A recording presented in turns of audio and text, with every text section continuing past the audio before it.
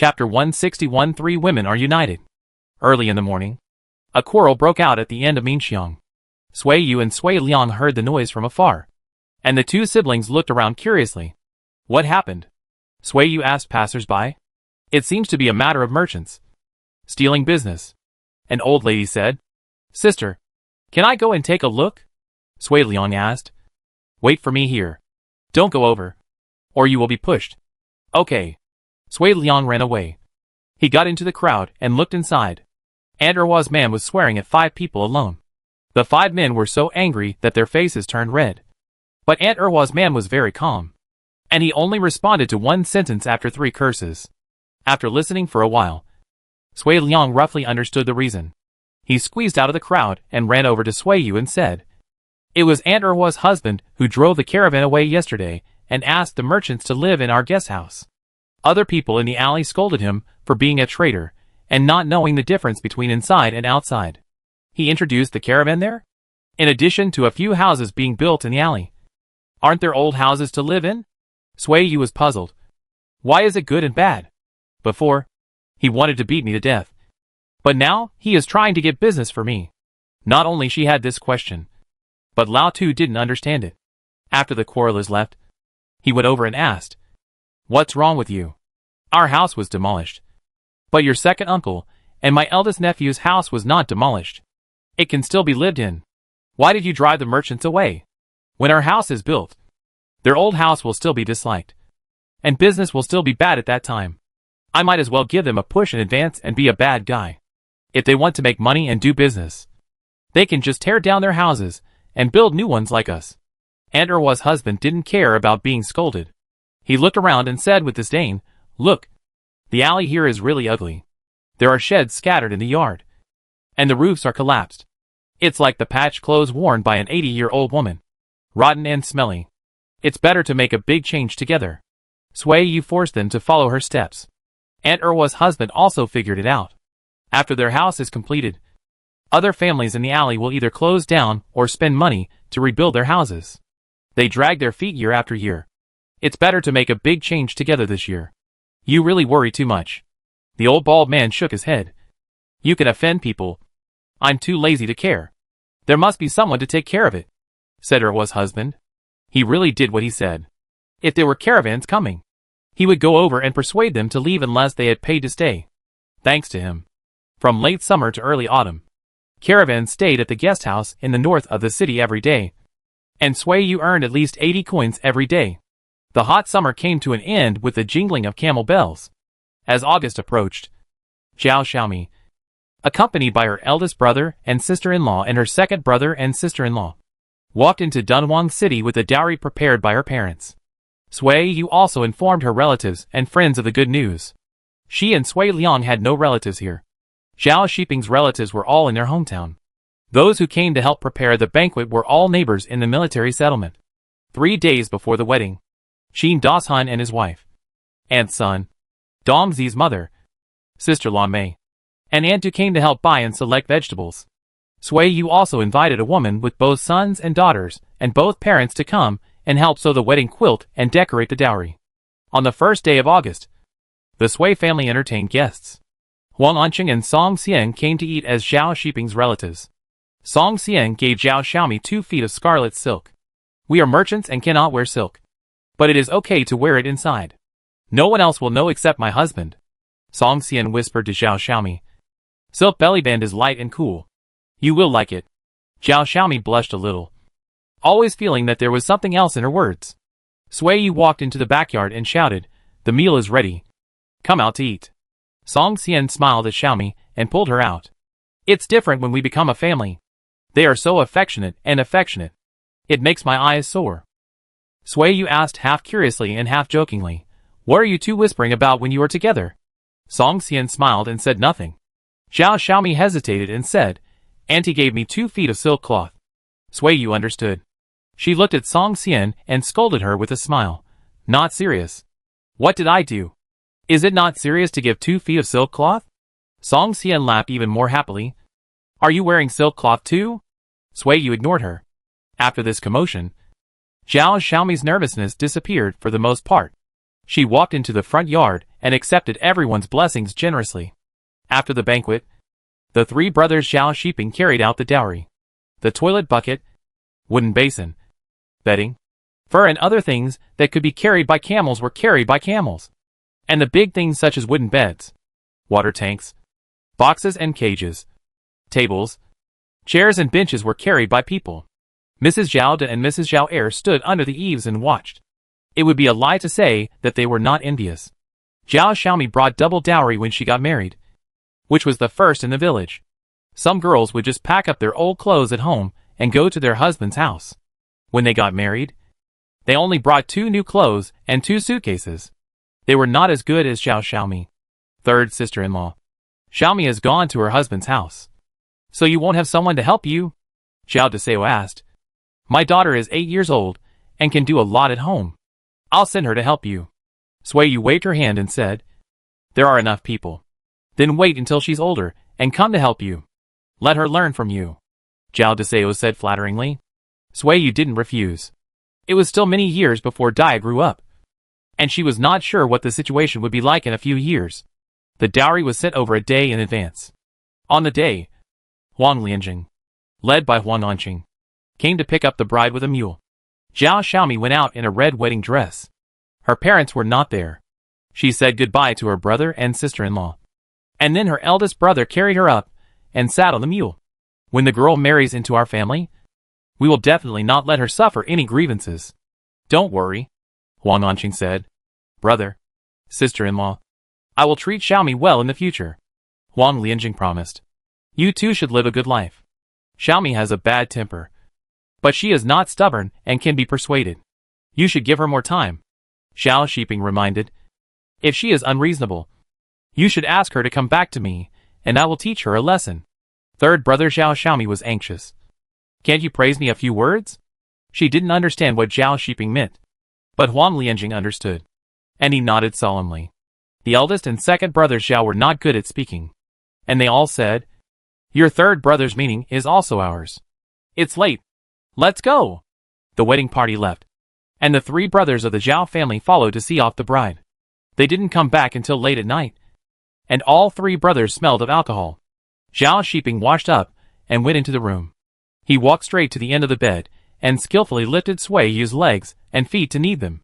The baby in her belly was older, and she often woke up at night because of leg cramps. Sui Yu woke up, holding her belly and turning over. She said vaguely, are you back? Yes, just back. Zhao Shiping paused and asked, do you want to pee? Sui Yu nodded, but lay still. Zhao Shiping understood what he meant, and he continued to massage her legs. Big brother said that they will go back after Xiaomi returns home. It's almost autumn harvest. Sui Yu thought for a while and said, when the time comes, ask the caravan out of the city to take them, so that there will be someone to take care of them on the road. Is this strength okay? Yes. Sui Yu wanted to sleep again. She pulled back her right leg and switched to her left leg, and when she was almost done massaging, she turned over and got out of bed to go to the toilet. Zhao Shiping held the oil lamp for her to light up, and supported her with one hand. The 2 couples sleeping in the wing room were already asleep, snoring one after another. After coming out of the toilet, Sui Yu washed her hands with water, and she asked seriously, when you are older, will you snore? Zhao Shiping was silent. Sui Yu stepped on him and walked past him into the house. Zhao Shiping followed him, and after lying on the bed, he habitually stuck to Sui Yu's belly. Slept. Sui Yu pushed him away. The baby is asleep. I want to sleep too. You sleep. I won't talk. Zhao Shiping stuck to him again. I didn't talk to him tonight. He must be unhappy? Sui Yu. Today your sister-in-law is getting married.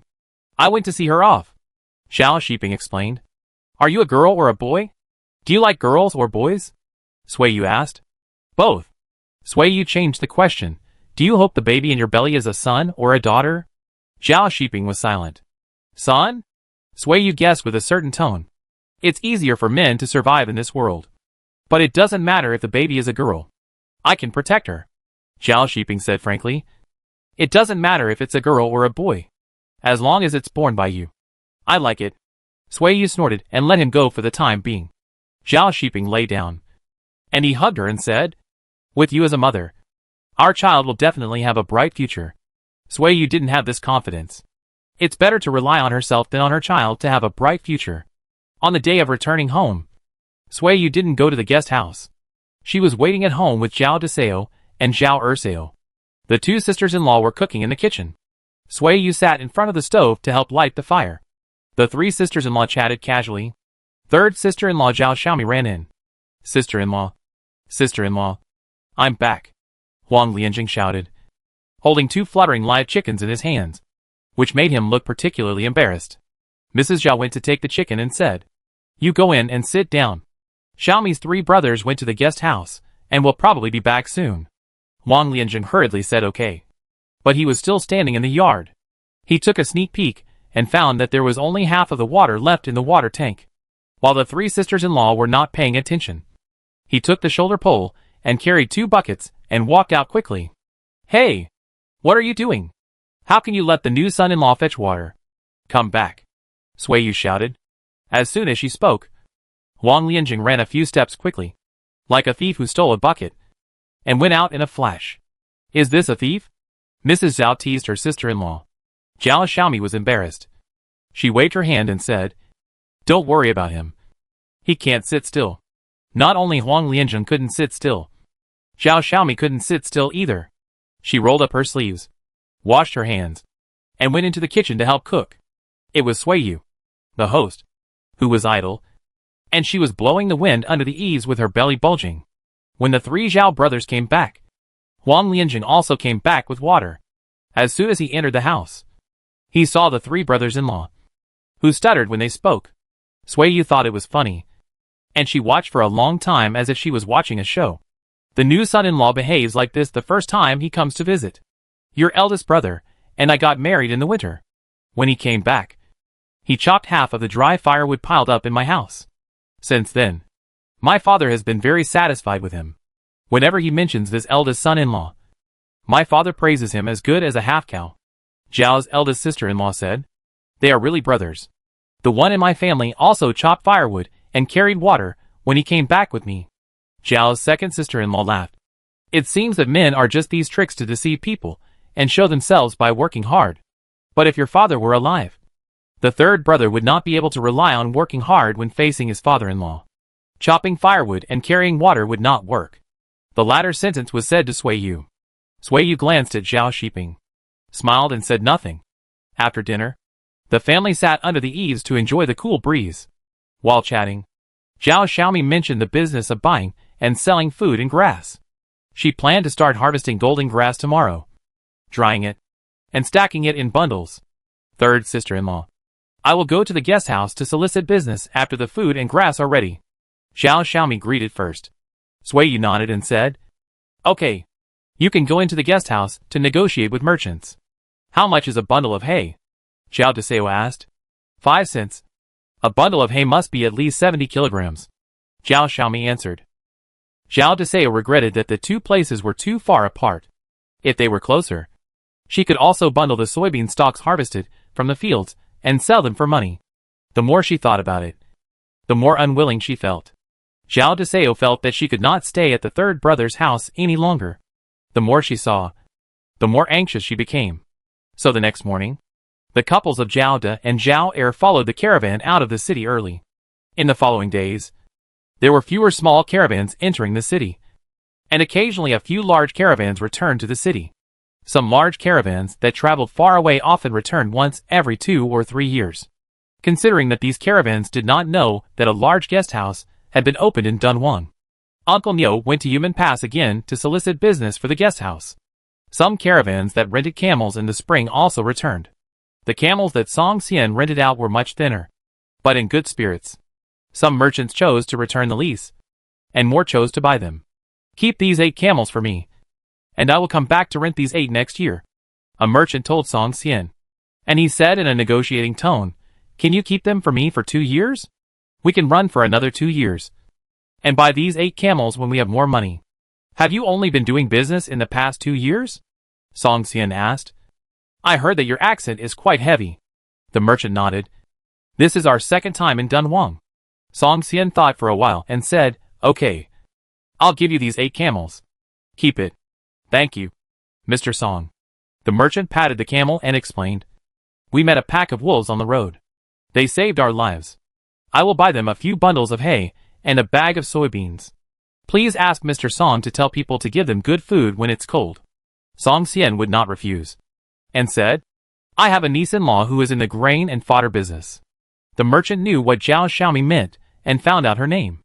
The next day, he bought 30 coins of grain and fodder from her. Chapter 162 Buying a Private Slave. In September, it was busy with the autumn harvest. In order to finish the farm work as soon as possible and return to the guest house to work for the reward, the two brothers told Zhao Shiping and rolled up their bedding to sleep in the fields. They slept when they were tired and continued to cut wheat when they woke up. Day and night without stopping.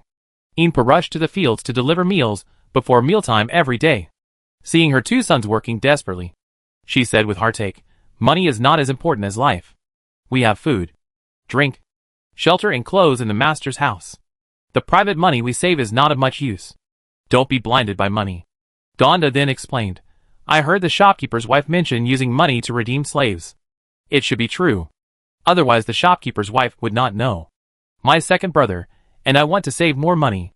If there is a chance in the future, we will spend money to redeem slaves and become good citizens. Inpa choked up and asked Sui Yu how much it would cost to redeem slaves after returning. There may not be such a decree at present. I don't know. Sui Yu looked at her inquiringly and asked, do you want to redeem your slavery? Mrs. Yin rubbed her hands and said, we have been good citizens and don't want to be slaves for generations. It's good to have a thought. Madam, do you think that in another 20 or 30 years, the court will allow us to redeem our slavery with money? Sui Yu nodded affirmatively. Today's slaves are more inclined to slave attributes. With a change of dynasties, the attributes of slaves will definitely gradually weaken. It's okay if they can. Mrs. Yin's eyes lit up. She smiled at Sui Yu a little embarrassedly and said, we work more and save more money. This was the first time that the master and servant mentioned money. Sui Yu opened her mouth to talk about wages. But thinking about the subsequent plans, she swallowed the words on her lips. By the way, when you go to deliver food in the evening, tell Gonda and Gon Air to dry the wheat in the field after harvesting it, and then bundle it. Don't rush to transport it to the grain field. I will borrow a group of camels from Song Dongjia and transport the wheat bundles in one trip. Sui Yu explained, and added, no need to transport grain. It will delay a lot of things. Mother Yin nodded in agreement. Seeing that Sui Yu had nothing to explain, she went into the house to get busy. It took 5 days to harvest 10 acres of wheat. After harvesting wheat, millet was harvested. When the crops on the 20 acres of land were almost harvested, Zhao Shiping took a day off. He went to Song Xian to get 50 camels, plus his own 8 big camels, and transported 10 acres of wheat bundles in one trip. In less than a day, all the wheat, millet, and sorghum planted in the 20 acres of land were transported to the grain field. Official slaves were driving cattle to crush wheat in the grain field. Zhao Shiping found the grain official and talked to him for a few words. After explaining his identity, he effortlessly carried away 100 bundles of wheat straw with camels. Taking advantage of the night, Zhao Shiping took slaves and helpers to unload the wheat bundles carried by the camels and piled them on the ground. That night, he gave the camels, which had worked hard all day, a snack and sent them back to the desert early the next morning. Crossbars were put on the narrow part of the river, and 100 bundles of wheat were thrown into the river. Gonda and Gon Air were harvesting soybeans in Sui Liang's field, and Zhao Shiping had to do the work of washing wheat straw. He walked into the river in his pants, first picked up the straw ropes that bound the wheat straw, and then pressed the wheat straw into the water with a long pole. The flowing river water took away the floating dust, insects, ants and grass residue on the wheat straw. The scattered wheat straw accumulated a thick layer on the river.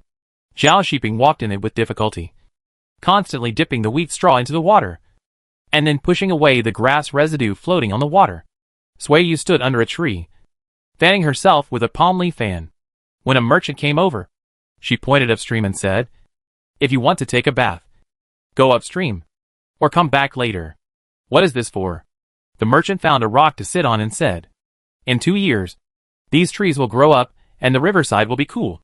The trees planted by the river were dug from the mountains in the spring. The soil on the mountain was poor and the seedlings grew weak. After they were transplanted, they were fertilized with manure. The soil was fertilized and the trees grew energetic. What are you washing the straw for? The merchant asked again. Wash away the insects and grass residues. Then pick them up and spread them on the table to dry. After they are dried, replace the hay on the mud couch. Swayu explained. So meticulous? The merchant was surprised. I don't change the hay on my bed so often. You guys who make a lot of money still sleep on straw beds? Swayu asked with a smile. The straw bed is comfortable to sleep on. Soft and warm. It's a good thing. The merchant explained. Swayu took the opportunity to ask. You have seen a kind of white flower outside the Great Wall. It is green when it is not in bloom, like an unripe peach. After blooming, it is white and soft like reed flowers. The merchant listened to her description and speculated. It can be used for heating? Swayu nodded. Have you seen it? No. The merchant shook his head. What kind of flower is that? Where have you seen it? I have seen this description on bamboo slips before, but the record is not clear. I don't know what kind of flower it is. I only know that it is something outside the Great Wall, and I don't know where it grows. Swayu explained and said, please keep an eye out for me. If you really find this flower, bring some back to me. If you stay in the guest house in the future, I won't charge you for room and food. The merchant laughed and said, okay. This deal is done. You merchants outside the Great Wall also take tasks. Right? For example, help someone find something or someone. Swayu asked. Yes. We will take it if someone pays. The merchant took off his shoes, walked into the water, and said, Captain Zhao, I'm here to help you. Don't stare at me with your eyes bulging. Your wife is beautiful, but I don't have any idea about her. Zhao Shiping was a little embarrassed, and he explained guiltily, you misunderstood? I'm listening to what you are talking about. The merchant smiled, but didn't say whether he believed it or not. After washing the wheat straw for a day, when the merchants had finished their meal in the evening, the servants and helpers moved the dining table and benches out, and the men went down to the river to carry the wheat straw. The wet wheat straw was spread on the dining table and benches to drain the water. The merchants who ate in the west kitchen these 2 days made do with it. The dining table and benches were used to turn and dry the wheat straw, and everyone could only stand or squat to eat. After the wheat straw was dried, the hay that was spread on the mud couch last year was pulled off one after another to burn as firewood, and the clean wheat straw was spread on the mud couch. Autumn was coming to an end. Gonda and Gon Air had harvested the crops of their master's family and pulled back all the soybean stalks in the field, just as they had time to go to the guest house to work. It started to rain. The government issued an urgent order, and all the slaves who were digging canals in various places went to the fields to harvest the crops. Zhao Shiping also got busy. He took the officers and soldiers who had nothing to do to work in the fields, and Gonda and Gon Air were also taken away by him. The merchants on the road urged their camels to enter the city, and the caravans had to stop. The camel caravans that walked out of the city gate considered several times and chose to continue to return east. However, after only 3 days, the caravans that left Dunhuang returned again, only because the temperature dropped sharply after the rain, and even snowed without any signs. It got cold early this year. It snowed before October. The merchant drank hot noodle soup and complained, looking at this horrible weather. I dare not go east this year. The snow on the mountains is thick. What if it snows for a few days, and then clears for a few days? The snow will melt and freeze. People and camels will fall to death if they walk on it. The others nodded when they heard this, and they also thought about changing their schedule. Thank goodness you built a big guest house here. Otherwise, there would be no place for so many of us to stay. Someone said. Swayu smiled and said, not only here, but also the house over in Minxiang has been rebuilt, and it can accommodate many people. You guys have done a good job here, and we are all willing to stay in Dunhuang. This year we slaughtered the New Year pig, and everyone will get together to have fun during the new year. Swayu said. Last year we also roasted a lamb, and there were escorts fighting and wrestling each other, which was quite lively. When will the baby in your belly be born? Someone asked. Before the new year. Maybe in December. Then we will be busy, and you can only watch with envy. Swayu smiled and nodded. Just as she was about to speak, she saw 4 or 5 ragged people flashing outside the door. The man holding the whip turned back when he heard the voice. He was wearing a black sheepskin and asked through the door, Is this the guest house in the north of the city? Yes. Sui Liang put down the wooden board for practicing calligraphy and walked out, saying, Sister, I will go to greet them. Don't come out. There is snow outside. However, Within a moment, he walked in again with trepidation and said, "Sister, they are slave sellers. Can we let them live in?" Sui Yu asked Inpa to help her. She walked out cautiously. What she saw was a group of emaciated slaves. While the slave traders looked plump, her eyes moved to the group of shivering slaves again, and she remembered her past experience. "Have you registered with the government?" Sui Yu asked. "It's registered. The slaves I have are not stolen," the slave trader explained. "Can they live here? Just give me a straight answer. If not, we will find another place." "Yes." Sui Yu asked Sui Liang to lead them to the last guest house, saying, "There are 12 guest rooms and 12 warehouses in the guest house. The guest rooms, warehouses and livestock pens are 100 coins per night. Rent a yard." The slave trader was not short of money. He paid half a month's rent directly, took the copper lock and key, and drove the slaves into the house. Zhao Shiping came back and saw the scene. He jumped off the camel and asked, "What's going on?" The slave trader came from nowhere and brought a group of private slaves. He said they had been registered with the government. Sui Yu moved her eyes back and asked, "Have you harvested the crops in the field?" "It's harvested. We have rushed back." Zhao Shiping helped her into the house and said, "Eat something here. We will go back when the snow stops. Don't come over for the next few days." "Okay." Sui Yu stayed at home for 7 days. When the snow stopped and the sky cleared, and the snow on the road dried, she went to the guest house again. On the way, she met several slave traders driving a group of slaves. Sui Yu found that the slaves who had been wearing thin clothes before were now wearing padded jackets and shoes. They were treated much better than when she was exiled. "Are you leaving?" Sui Yu said. "No. There are several families in the city who want to buy private slaves. I will take people to let the masters choose." "How are they sold? How much is the price?" Sui Yu was tempted. The slave trader heard it and said, 2,000 coins for male slaves and 2,500 coins for female slaves. "What are your requirements? Do you want them to serve people or farm?" Sui Yu hesitated again. She looked at the private slaves in front of her and was speechless for a while. "How about this? I will talk to the shopkeeper in detail when we come back." The slave trader looked at the sky and did not dare to delay any longer. He said, "It's okay if you don't like this batch. As long as you want to buy, I can send it here for you. I want to discuss it with my man." Sui Yu revealed the secret. "Okay. We should discuss it. Buying a private slave is also a big expense." The slave trader shook the sheepskin on his shoulders, looked at the sun and continued to walk into the city, cursing, "What a damn weather. If these families didn't want to buy a lot of private slaves, I wouldn't want to make this trip." Sui Yu understood that this sentence was meant for her, and urged her to make a decision quickly. Chapter 163. Do you like me more? The sudden heavy snow made Zhao Shiping extremely busy. He was the youngest and least experienced of the 10,000 households, so the transportation of food and grass and patrols outside the city fell on him, and he was often busy until dark before returning home. This day was no exception. Thinking that Sui Yu was still in the guest house, he hurried back to the guest house on horseback just before night fell. Sui Yu walked out and passed by the slave trader.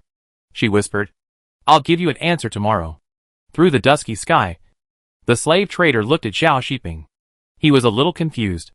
In his opinion, Sui Yu's ability to make money was far superior to Zhao Shiping's. Why should he look at his face to buy a few slaves? "Back?" Zhao Shiping supported Sui Yu. "Have you eaten?" "Not yet. Let's go back to eat." Sui Yu looked around and said to Gonda, "Wait until this place is cleaned up. You can send Sui Liang back." "Hey." Gonda nodded. "Don't worry, shopkeeper. The military horses will also stay here and be fed with fodder first. When you send Sui Liang back, take the horses back as well," Zhao Shiping said. Gonda nodded. He was about to get a torch when he saw Gon Erji bringing it with a tactful look. Zhao Shiping held a torch in one hand and supported Sui Yu with the other as they walked into the city. It had snowed a few days ago, and the wind was very cold at night. He walked on the west side to block the wind a little, and talked about the new things he saw during the day. Sui Yu used to listen carefully, but today she was a little perfunctory. Zhao Shiping noticed it, and when he returned home to cook, he asked, "Are you worried about something?" "Well, I want to buy a few private slaves," Sui Yu said frankly. "Buy private slaves? There are not enough people in the guest house," Zhao Shiping asked. How about hiring a helper? Or do you have another use for it? Another use. Then buy it.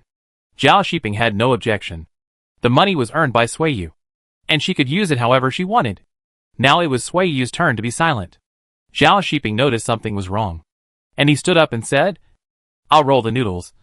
You go back to your room and rest. I'll call you when the meal is ready. Okay. Returning to her room alone, Suiyu let out a long sigh. She leaned against the head of the bed and thought secretly, wondering whether to be honest with Zhao Shiping, or to find an excuse to fool him, and then tell him everything when she made her own decision in the future. There were footsteps outside the door, and Zhao Shiping came over to get the wooden basin. He leaned over and asked, Do you want to go to the toilet first? I'll scoop water for you to soak your feet later. Yes. Zhao Shiping put down the wooden basin, came in, and took the oil lamp to light her up. Just after coming out of the toilet, there was the sound of horse hooves outside the door. Zhao Shiping went to open the door. It was Sui Liang who came back on horseback, with the money box in his arms. Sir, the people have been sent back. I'm going over, Gonda said. Okay. No torch. Go slowly on the road. Okay. Brother-in-law. Take it. Sui Liang handed the money box to Zhao Shiping, and he jumped off the horse's back. Brother-in-law. Is my sister asleep? Sui Liang led the horse into the door and said, It feels really good to ride a horse. Brother-in-law.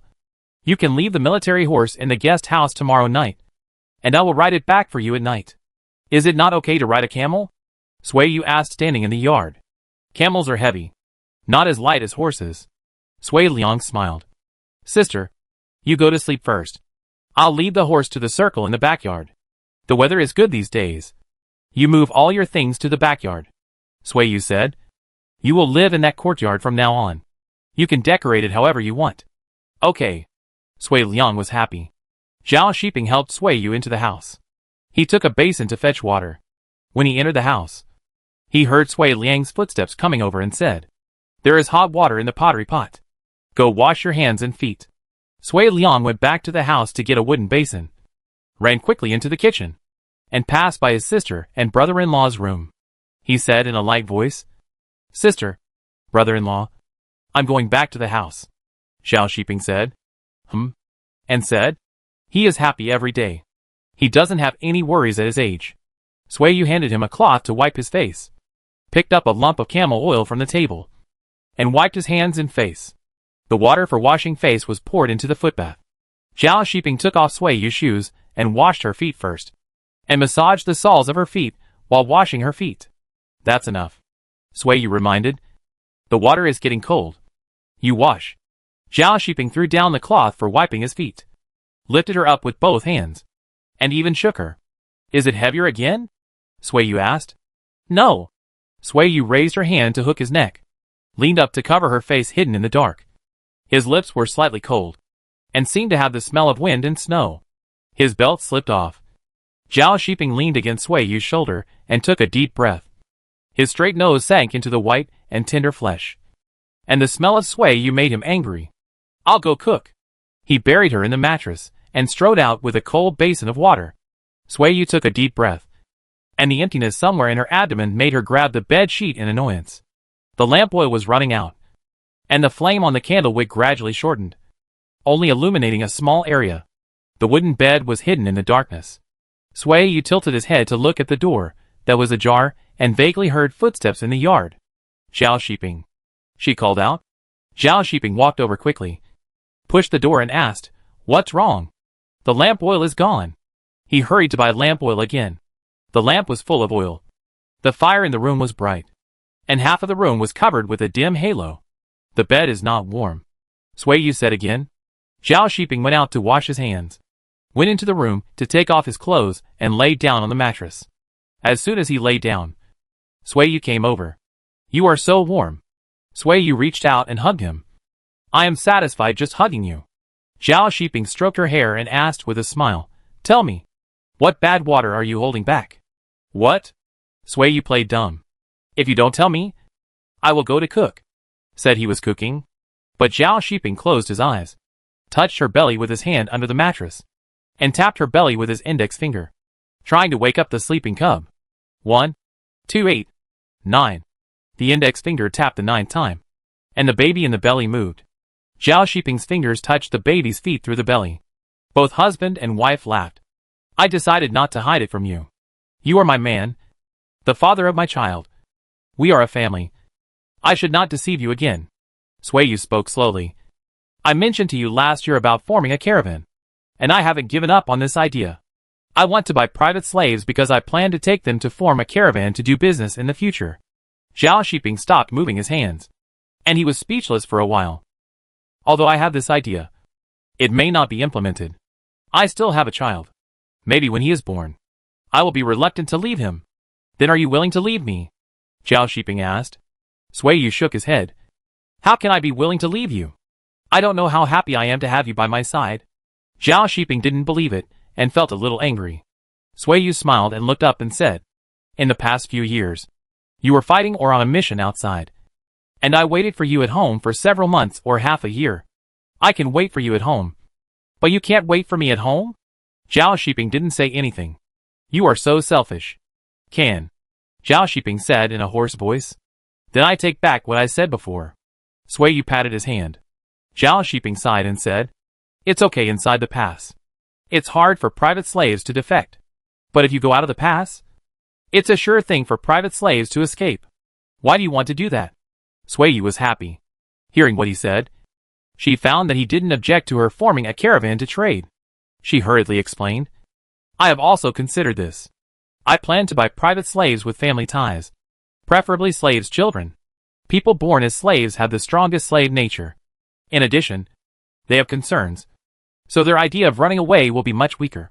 Another thing is that I promise them wages and share the profits. They can make money. And the possibility of running away privately is reduced again. When a woman goes outside the pass, she is no longer bound by slavery.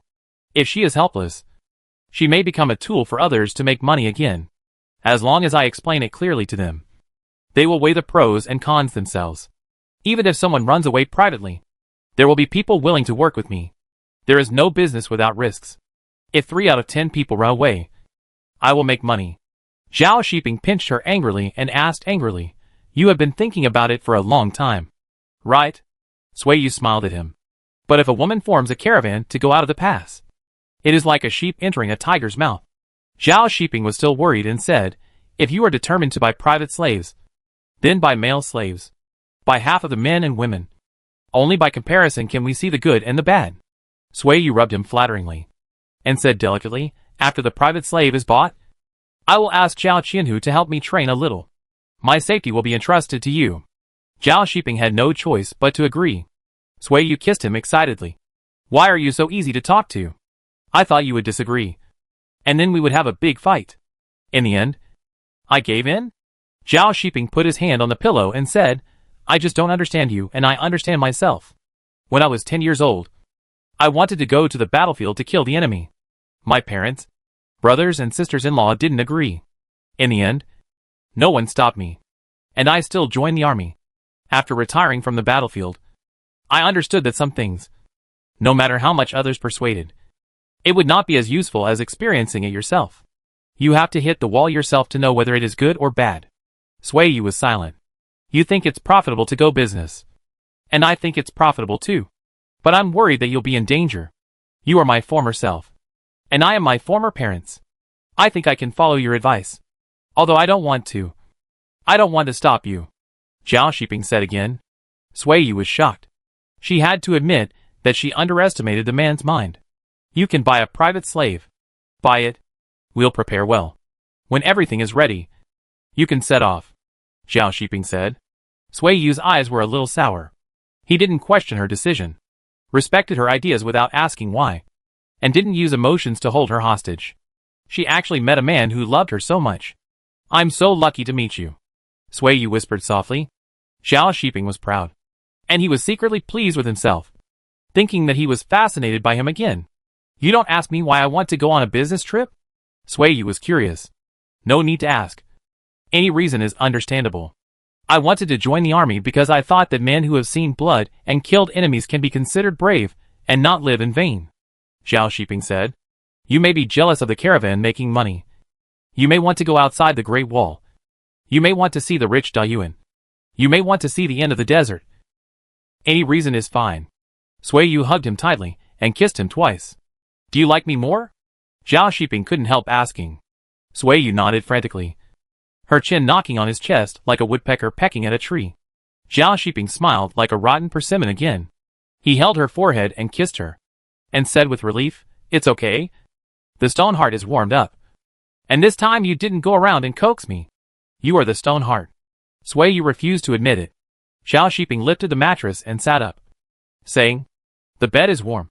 You can sleep for a while I go to make noodles. Do you want eggs? I'll cook 2 for you." Okay. Chapter 164 Righteousness is more important than money.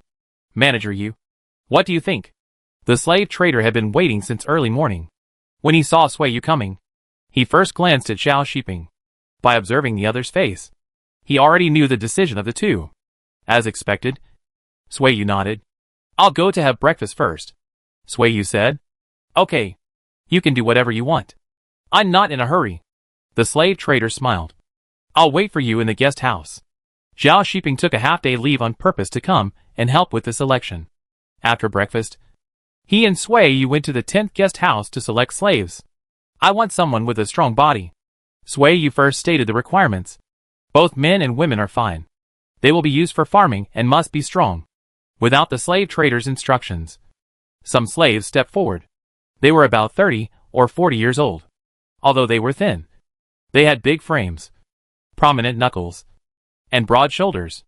Zhao Shiping glanced back and forth and eliminated those with short legs and arms first. "How old are you?" Sui Yu asked. "I don't want anyone over 40. The 3 middle-aged women took 2 steps back in silence. "Where did you buy these people from?" Zhao Shiping asked.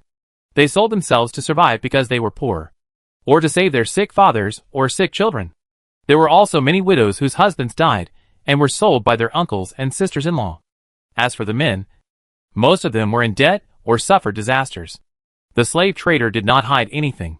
Considering Zhao Shiping's identity, he pointed out 3 men and asked them to leave, explaining, "These 3 are in debt and ruin their families. They are not honest and have dirty hands and feet. The others are innocent. You can continue to choose." "Are there any slave-born children?" Sui Yu asked. The slave trader squatting under the eaves chewing willow branches made a gesture, and someone else went to lead people over. This group of people was relatively young, mostly 15 or 16 years old, and some were around 10 years old. The master's family was defeated, and they were sold to me again, the slave trader explained. Sui Yu noticed a mother and daughter. The girl was already well-proportioned, about 15 or 16 years old, and her mother was only 30 years old. The mother and daughter snuggled together and looked at her with trepidation. "These 2, Sui Yu said. "Come here. What's your name?" "Lu Yair," the girl whispered. "My mother can't speak. Her name is Meng Ma." Sui Yu didn't say anything and looked at the others. Zhao Shiping had already selected 5 people, 3 women and 2 men, all of whom looked honest. "Master, please buy me. I'm strong." A half-grown girl with a thin face spoke up. She looked at Sui Yu with hope and said, "My name is Xiao Chunhong. When I was a child, I helped my mother sell straw sandals. I can entertain guests and work in the guest house. I can also work in the fields during the busy farming season." During the days she lived in the guest house, Xiao Chunhong accidentally learned that Gonda and Gonair, who came to boil water every day, were slaves of the master's family.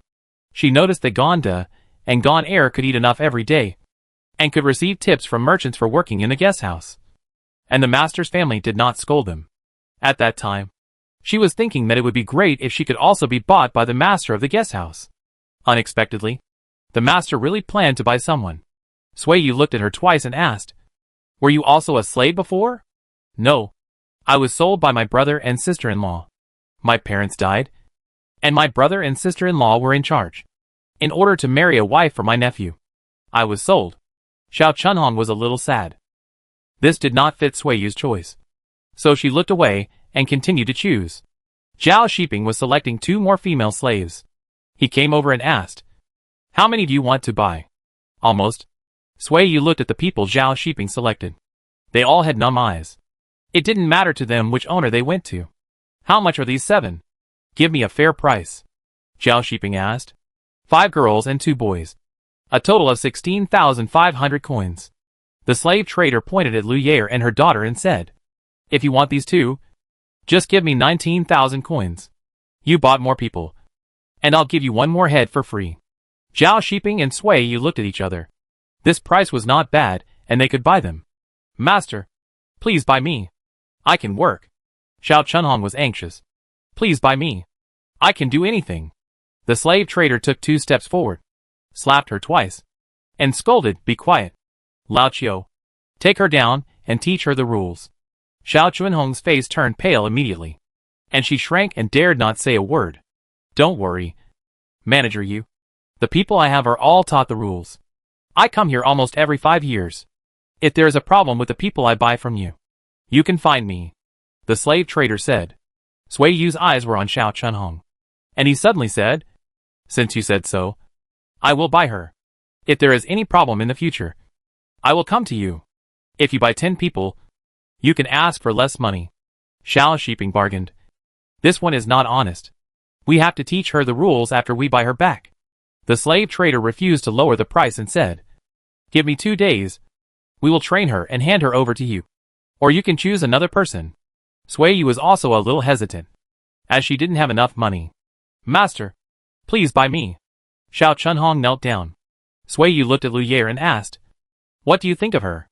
Lu Yair didn't react for a moment, and when she reacted, she looked at her mother helplessly. She didn't know why she asked her. Mingma couldn't give any advice either. Along the way, they had a hard time taking care of themselves. So how could they notice whether others were good or bad? Based on the reactions of the mother and daughter, Sui Yu decided to buy Xiao Chunhong. These servants were too honest and dull, and they needed a flexible and thoughtful leader. 20,000 coins for these 10 people, Sui Yu said. The slave trader shook his head, pointed at an old man with gray beard, and said, "If you want to buy this, 20,000 coins will do." 21,000 coins, Zhao Shiping said. "She came to me on her own. Sell it at a lower price. Add another 200 coins. The slave trader softened his offer and said, "If you buy this and raise it for 2 years, you can add more people. Selling it to you for 2,200 coins is really a loss. If you didn't buy so much, I really wouldn't want to sell it to you." "Okay." Sui Yu stopped bargaining and said, "I will send the money to you in the evening. I will give you the person after receiving the money, and go to the government to exchange the deed tomorrow," the slave trader said. Sui Yu had no objection. In the afternoon, Sui Yu went to Dinghu Lane and went to borrow 5,000 coins from Song Xian. "I can pay you back by May next year at the latest," Sui Yu promised. Song Xian was not worried that Sui Yu would not be able to pay back the money. Sui Yu could help sell or rent 100 camels, and the 5,000 yuan would be earned. "Why did you buy so many slaves? Do you want to expand the guest house?" Song Xian asked. Sui Yu hesitated for a moment and chose to tell the truth, to prepare for future business. "I have no reliable relatives or friends, so I can only choose to train slaves." "Are you serious?" Song Xian was shocked. "Are you really planning to go business?" "I have this idea, but I am not sure whether I can take this step in the end." Sui Yu smiled. "What does your Zhao Qianhu say?" Song Xian asked. "Will he agree?" "He agrees." Sui Yu nodded proudly. "Zhao Shiping is her confidence. He is willing to wait for me to come back at home." Song Xian felt indescribable, envious and bitter. She lowered her eyes, not daring to look at the expression on Sui Yu's face. The light was too bright, making her dizzy. She felt like a poor gray clown. "Do you want to come with me?" Sui Yu couldn't help asking. Song Xian felt an impulse in her heart, but she couldn't let go of the mess at home, so she could only refuse silently. For boxes of copper coins were tied to the camel's back, and Song Xian led the camel to accompany Sui Yu for a walk. "By the way, next year, if the merchants living in my place buy or rent camels from you again, I won't take a commission," Sui Yu said. "I just gave you an idea. I have made a lot of money from it this year." Song Xian shook her head firmly. Righteousness is more important than money. If she crosses the river and burns the bridge, her business will stop here. The plan is worth 1,000 gold, and it is still fulfilled according to the conditions promised at the beginning. I will give you as much as I should, as long as you introduced it. I will give you a commission after receiving the money. After that, Song Xian shook the reins of the camel and said, "I will leave you a batch of good camels. When you go on business, I will lend you these camels for free." Thank you for your support. Swayu smiled. She stroked her belly and said, It's still early. At least I have to wait until he can eat before I can leave home with peace of mind. You're Zhao Qian, who is really good and willing to support you. Song Xian sighed with envy. Swayu smiled and said nothing. She remembered that Huang Lanqing had specially advised Zhao Shiping to go out less and not hang around outside because of her beauty. From this, we can see that Huang Lanqing is a cautious and conservative person, which is very different from Song Xian's personality. After sending Swayu to Zhao Shiping, Song Xian went home empty-handed, sat for a while at home, and then went out for a stroll.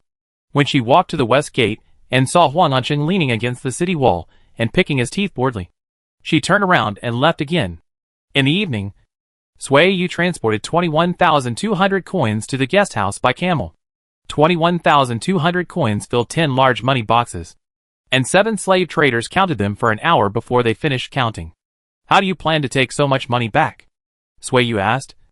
I saw that you only brought 7 camels when you checked in. If the camels are carrying goods, they can't carry people. Change them into silk, which is easy to carry. The slave trader pushed out 10 people and said, Take what you picked this morning. Go to the government office to exchange the contract at 7 a.m. tomorrow morning. Swayu nodded, and she asked one more question. Are you going to buy camels? These people really had this plan. Silk is in high demand outside the Great Wall, and camels are even more popular inside the Great Wall, driving slaves thousands of miles to the northwest, and then bringing the camels from the northwest back to the Great Wall. They can make money both ways. Seeing this, Swayu hurriedly sent someone to send a message to Song Xian.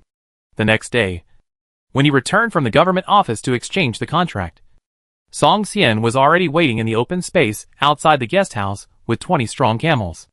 The more than 20,000 yuan that Swayu gave out the night before went back into Song Xian's pocket. The slave trader took away 10 female camels and 1 male camel that had given birth. 550 yuan. Here, for you. Song Xian gave Swayu a commission and said, You know, I don't need money. You don't need to pay back the money you borrowed. When you have enough, give it to me. Okay.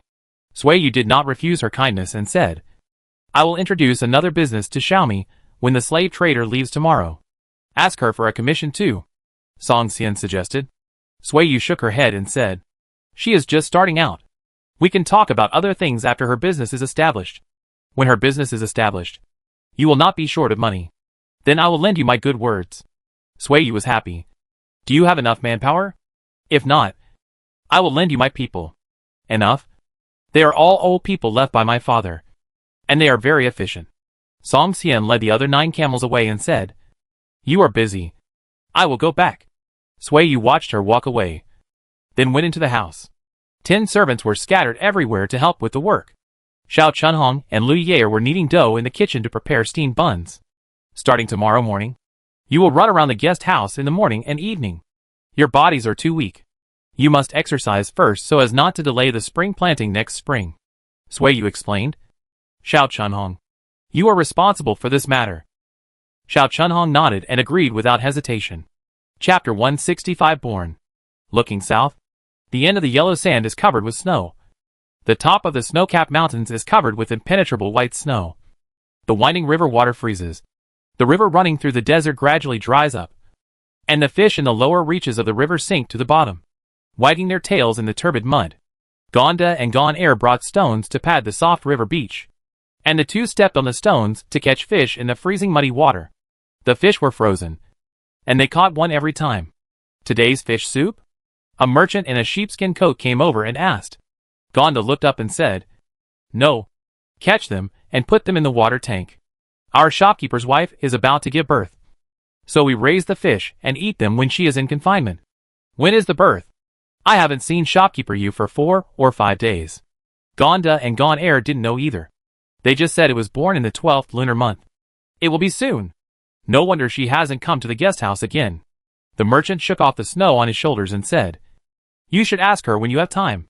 When will she slaughter the pigs? I think the pigs in the pig pen are quite big. This Gonda really knew, and said, The shopkeeper's wife said that she will slaughter a pig in the 12th lunar month, and slaughter one every 10 days. It won't be long. Okay. I know. The merchant rubbed his hands and strode away from the river. Near noon, Zhao Shiping came over on a camel. He came to say hello to Uncle Lan Yo and asked about the situation of the guest house. After confirming that there was no problem, he went to find Sui Liang. "Is my sister home alone?" Sui Liang handed him the cash box and said, "This is the meal money collected yesterday. Brother-in-law, you take it back first. Your sister has Xiaomi to accompany her.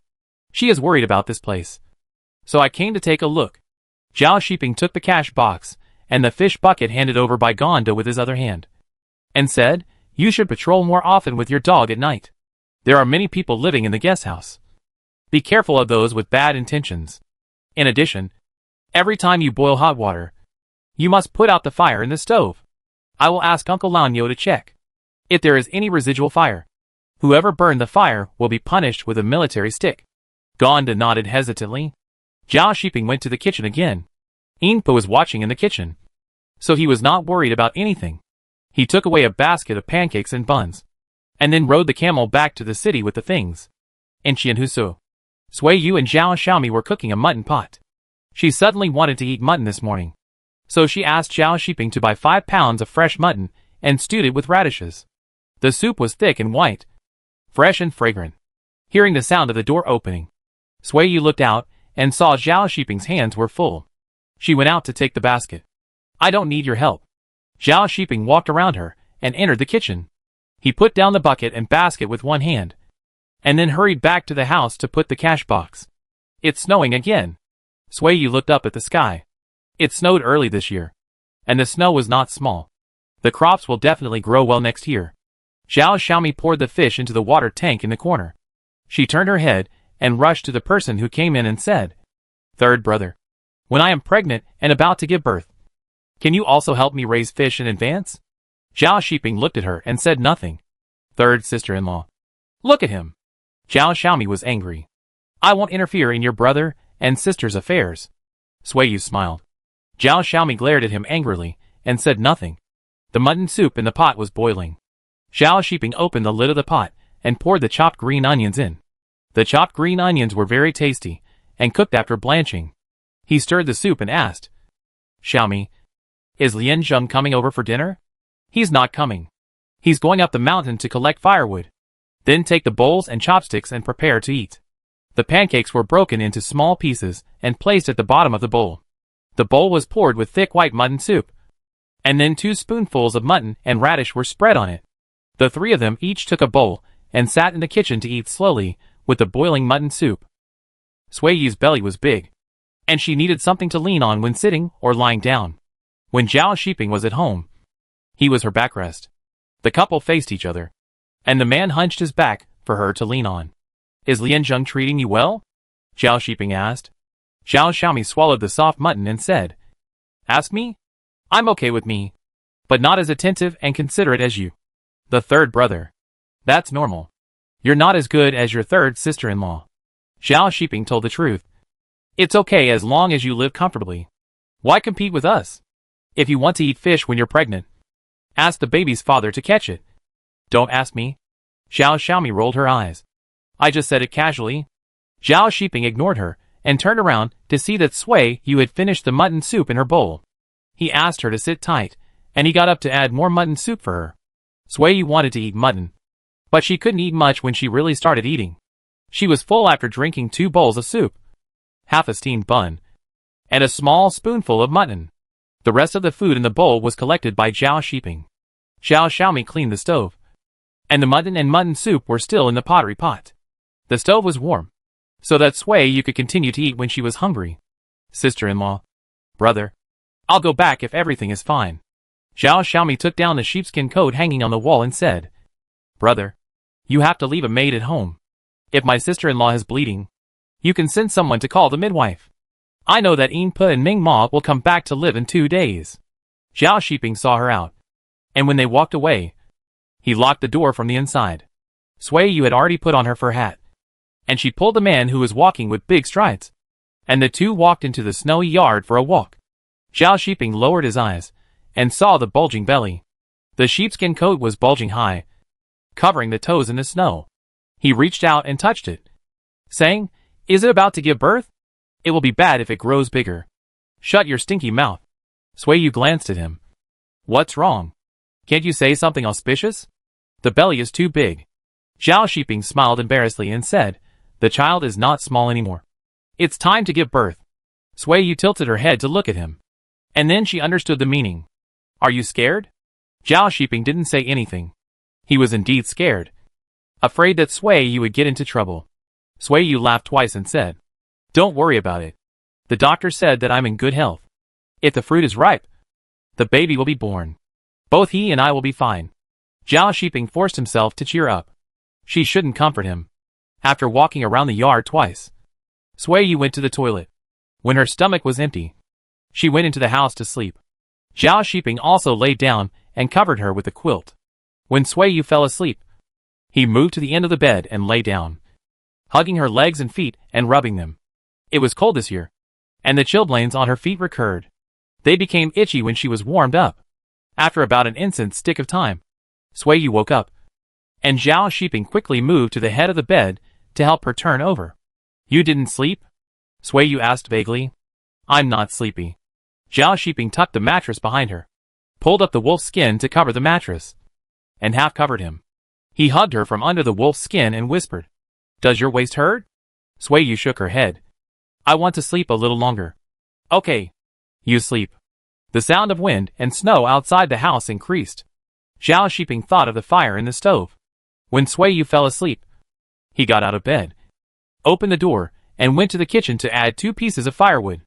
The light in the room was dim. Yu woke up again and found a warm water bag stuffed at her feet. There was no one in the room, and there was the sound of shoveling snow outside the door. She changed her position and lay flat for a while. When her stomach growled, she shouted loudly, Captain Zhao, I'm hungry. I'm coming. Zhao Shiping first brought in a basin of boiling water and said, wake up your face first. The mutton soup in the pot is still hot. I'll serve it to you. Do you want to eat it? Yes. I also want to eat hot cakes. Baked with fire. With burnt shells. Yu said. Okay. I'll make you whatever you want to eat.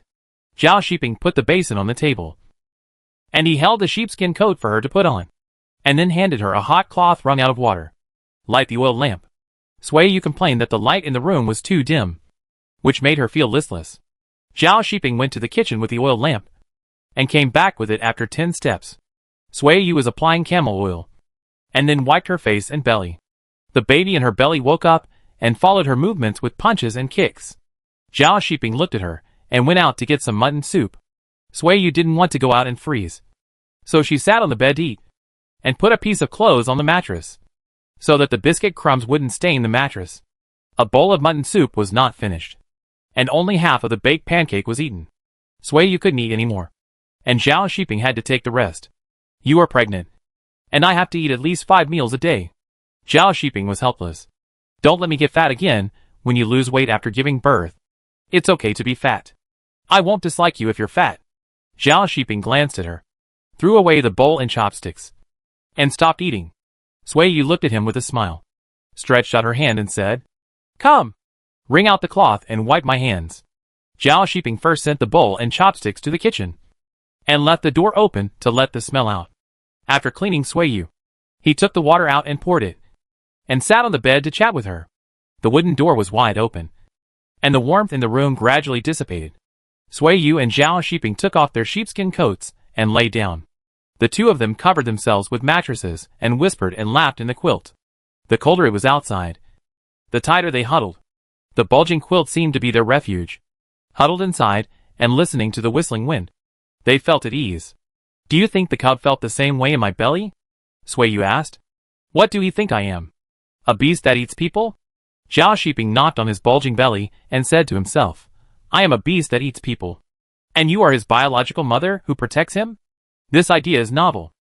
Yu lifted the mattress to take a breath and said, It may not be this view. The little cub can hear me talking to you day and night, and he must know that you know us. Zhao Shiping bent over and kissed the bulging belly, and emphasized seriously, I am your father. Yu smiled and watched. If she didn't pay attention, her leg would cramp again. She cried out, and Zhao Shiping sat up and massaged her leg. It was dark outside the house at this time, and half a day had passed before she knew it.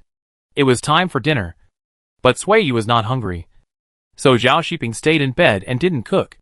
It was late at night, and the whole city was quiet, and the couple dressed up and went to the kitchen to light a fire and cook. The two of them lived a life of day and night reversal, eating when hungry and sleeping when tired. Zhao Shiping asked for leave from Captain Hu early. He stayed at home and followed Sui Yu's schedule, serving her happily day by day. On the first day of the 12th lunar month, the guest house slaughtered the New Year pig. That afternoon, Yinpa and Meng Ma carried more than 10 pounds of pork back to the city. The two stayed in the Qianhusua to take care of Sui Yu's food and drink. The second day of the 12th lunar month was a good day. Sui Yu directed Zhao Shiping to take out the child's clothes and swaddling clothes and hang them on the clothesline to dry.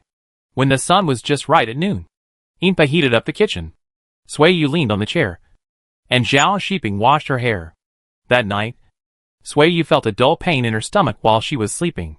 As soon as she stood up, she felt hot under her body. Do you want to turn over? Zhao Shiping sat up. He seemed to have not slept. He suddenly woke up, and there was no sleepiness in his voice. Sui Yu lifted the mattress, and there was indeed a dark water stain on the blue bed sheet. I'm about to give birth. You go find the midwife, Sui Yu said calmly. Ask Yinpa to cook me a bowl of sugar water eggs. I'm a little hungry. Zhao Shiping's heart was in turmoil for a moment. He jumped off the bed and was stunned for a moment. Then he clenched his hands tightly and opened the door to walk out. Put on sheepskin pants. It's cold outside, Sui Yu reminded. Zhao Shiping seemed not to hear. He woke up Yinpa and Meng Ma first, then came back to put on his pants. I'll go call the midwife. You wait for me at home. Zhao Shiping hugged Sui Yu, tilted his head, and kissed her forehead. Sui Yu felt his lips trembling. She pointed at him and laughed, and when she saw him almost stumbled when he went out. She laughed even more. Yinpa heard it in the kitchen, and the string in her heart loosened. This mistress was really amazing. She was not afraid of giving birth for the first time, as if she didn't know fear. After one stick of incense, Zhao Shiping called the midwife. The midwife washed her hands and went into the room. She checked and said, It's fast. It will probably be born at dawn. Let's make a bet. Guess whether it's a boy or a girl. Sui Yu still had the mind to joke. I won't guess. I'll listen to you. Zhao Shiping took the sugar water egg handed by Yinpa and said, Are you hungry? Eat something quickly. I'll feed you. Don't. You're shaking so much. I'm afraid you'll poke my nostrils with the chopsticks. Sui Yu laughed to death. Seeing him nervous, she was no longer nervous. Sui Yu's forehead was swaying before she finished a bowl of sugar water eggs. She hurriedly drank the sugar water, stuffed the bowl to Zhao Shiping, and said, Get out. I'm going to give birth. Zhao Shiping didn't move. He stayed by the bed. The bowl in his hand gradually lost its temperature. The eggs were cold and fishy, mixed with a strong smell of blood. This fishy smell calmed him down. He fetched hot water, poured out blood, helped the midwife, wiped Sui Yu's sweat, and covered her with a quilt. When Sui Yu was in the mood to talk, he sat by her side to accompany her. When it was getting light outside, a baby's cry was heard inside. Zhao Shiping took the wet child from the midwife and immediately showed it to Sui Yu. It's a boy. He looks like you. Sui Yu looked away and said, I think he looks like you. He looked ugly. Chapter 166 Cats and Dogs Come to Visit. The sun rises. Zhao Shiping pushes the door open and comes out. The crying in the house has stopped. There is a faint hawking sound in the distance. On the road outside the wall, the wheels of the car roll on the ground, and the solid clatter brings the dazed person back to his senses. Zhao Shiping remembered that the day after Shui was born, Uncle Lao Niu came to the door with joy to announce the good news. He was excited and couldn't wait to tell his relatives and friends the good news of having a child. Sir, the house is cleaned up, and the mother and child are asleep. I will be back soon. The midwife ate her fill and prepared to leave. Zhao Shiping said, Wait a moment. He went back to the house quietly to get 100 coins for her, and said, I will take you out. You are polite. Sir. The midwife smiled and accepted the money. She had paid the money when she came to the door before, and giving another 100 coins at this time was not a small amount of money. After sending the midwife away, Zhao Shiping knocked on the door of the neighboring Gu family. Captain Gu heard the noise last night. Seeing Zhao Shiping coming with a happy face, he congratulated, There is another person in the family. Yes. It's a boy. Our two families are close. I came to tell you the good news first. I will go to have a meal when the full moon comes. Okay. I will definitely go then. Captain Gu asked him if he had eaten. If not, why don't you eat at my house? No. I still have to go to my younger sister's house. Zhao Shiping said goodbye and didn't delay him any more. He left the Qianhu office and went west. On the way, he met Huang Lanqing, who was about to go on duty. Zhao Shiping stopped him to tell him the good news, and then went to Zhao Xiaomi's in-laws' house. When Zhao Xiaomi learned about it, she immediately tied up the 2 old hens at home, picked up a basket of eggs bought 2 days ago, called Huang Lianjing, and the 2 hurried out. At this time, Zhao Shiping had walked out of the city and headed north. Before he approached, the big black dog heard the sound and came to meet him.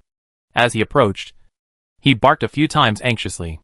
Sui Liang heard the noise and ran out. Seeing that it was his brother-in-law, he scolded, "Big Black, are you stupid? Why are you barking nonsense?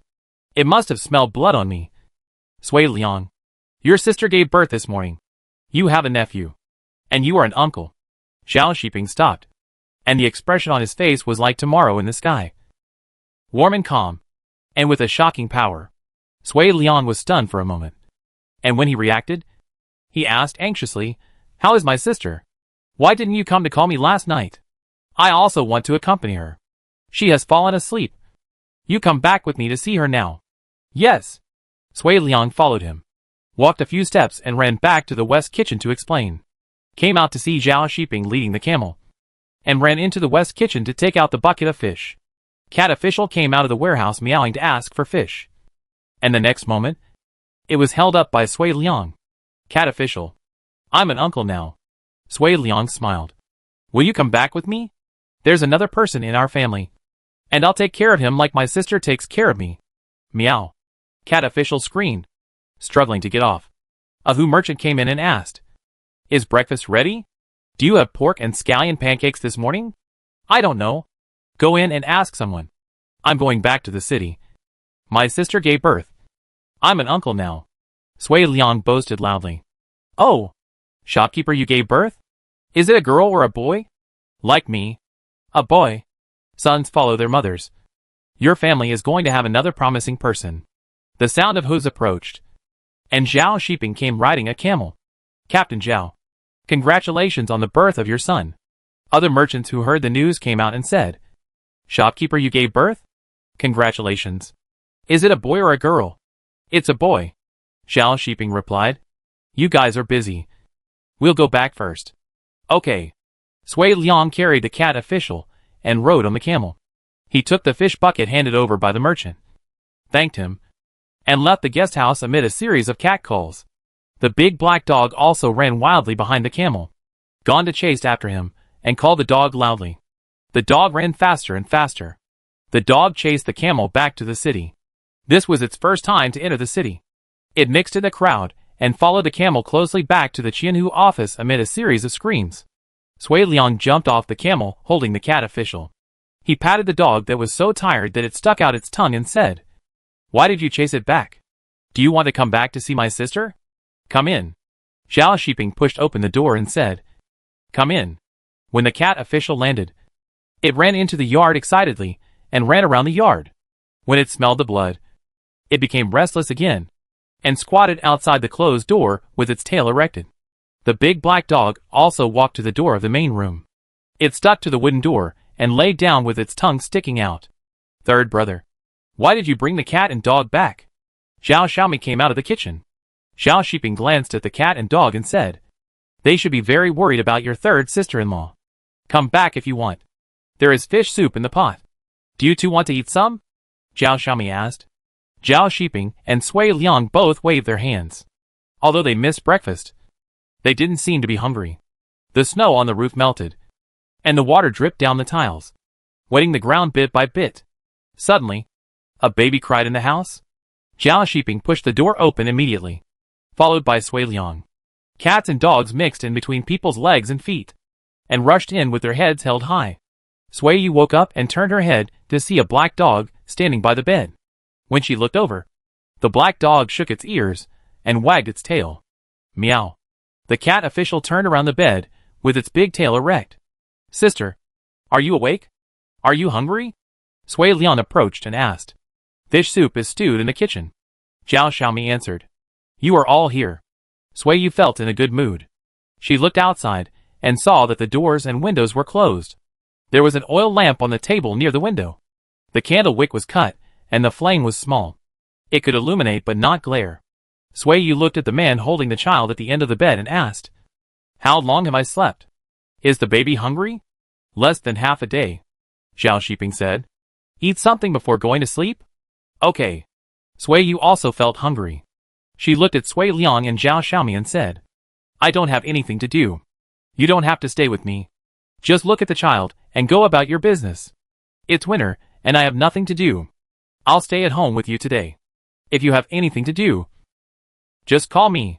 Zhao Xiaomi walked out. I'll go get you some fish soup. Sui Liang also said he had nothing to do. He walked to Zhao Shiping and said, Brother-in-law, let me see him. Zhao Shiping looked at Sui Yu, and he bent down to show Sui Liang the red monkey in the cradle. As expected, the smile on Sui Liang's face became forced, and his mouth moved, but he couldn't find any words to praise him. Meow. The cat official jumped onto the bed. Hey, you're so dirty. You're not allowed to get on the bed. Sui Liang took the cat away and interrupted. Let's go. Let's go out.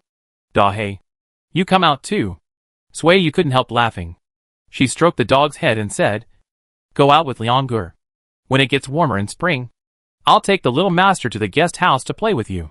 The cat and dog followed Sui Liang away, and the door was closed. Zhao Shiping came over with a whimpering cub in his arms, saying, You two are really siblings. Sui Yu smiled then. She looked down at the child next to her. Red and wrinkled, thin and small, with a pointed head. I have a headache. She didn't want to look anymore, so she spread her arms and legs and lay on the bed, saying hopelessly, Did we get the wrong baby? Zhao Shiping didn't bother to pay attention to her. He half carried her to let her sit up, and hurriedly brought her a sheepskin coat for her to wear. No.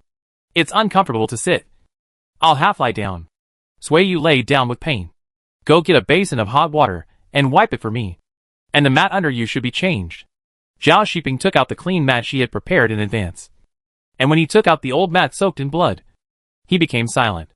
Sui Yu half lay on the bed, lifted up her jacket, and fed the child awkwardly.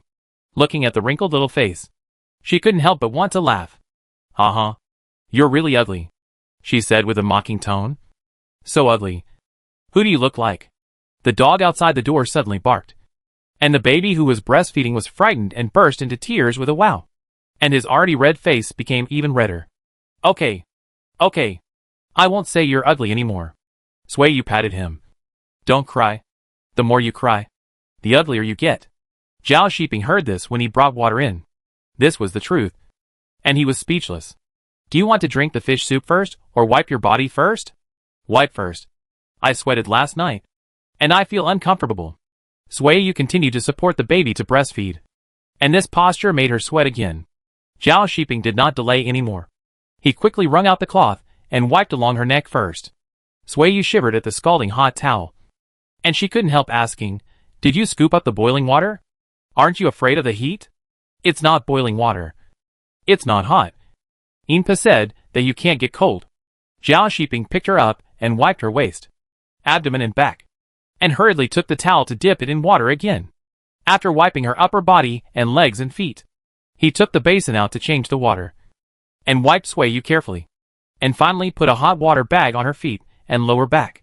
Just after serving the big one, the little one had diarrhea again. Zhao Shiping went out to get water again, and came in to wash the little one. Sui Yu pinched her nose in disgust. It stinks. This is nonsense. But the mother dislikes her son, and others can't find fault. So Zhao Shiping can only remain silent. Sui Yu was lying on the bed watching him clean up, and said, This kid is also lucky. He will have milk after giving birth. Not only is it a good thing, but it is a great blessing to be born in your belly. Zhao Shiping spoke. He said it seriously, and Sui Yu laughed heartily. Zhao Xiaomi and Sui Liang were standing in the yard and heard it. She winked at Sui Liang and said, You can't tell. My third brother is quite good at coaxing people. Sui Liang squatted down. He held his face and watched the big black dog raise its legs to bite, and didn't respond. Xiaomi, Bring the fish soup. Zhao Shiping opened the door and came out, saying, Don't wait. Eat and walk. I'll stay at home. I don't need your help. Then I'll go back to the guest house to eat. I'll go tell my sister. Sui Liang stood up. After entering the room, Sui Liang quickly closed the door. He walked over slowly, stood by the bed, and looked at the ugly child carefully, and said honestly, Sister, I will recognize him even if he is ugly. Sui Yu laughed. Then I thank you. His uncle. On his behalf. Sui Liang realized that he had said the wrong thing. He scratched his head with red ears, looked at him again, and said, I like him even if he is ugly. I will beat anyone who bullies him in the future. Okay. I will rely on you to support the place in the future. Sui Yu laughed so hard that her chest hurt, and hurriedly drove him away. You stay in the guest house these days, and help me keep an eye on him. Don't send money home alone. Your brother-in-law will go there every 2 days. Okay. Sui Liang reached out, and gently touched the kid's face. Seeing the child looking at him, he could see that he was cute and couldn't help but whispered, Uncle is going to make money. You grow up quickly. The uglier the child is when he is born, the more beautiful he will be when he grows up. Zhao Xiaomi came in with fish soup and egg soup pancakes, and said, Based on the looks of your sister and my third brother, this child can't be ugly. If you don't believe me, just wait until the full moon. Chapter 167. A peaceful and happy life. Sui Yu was full and sleepy.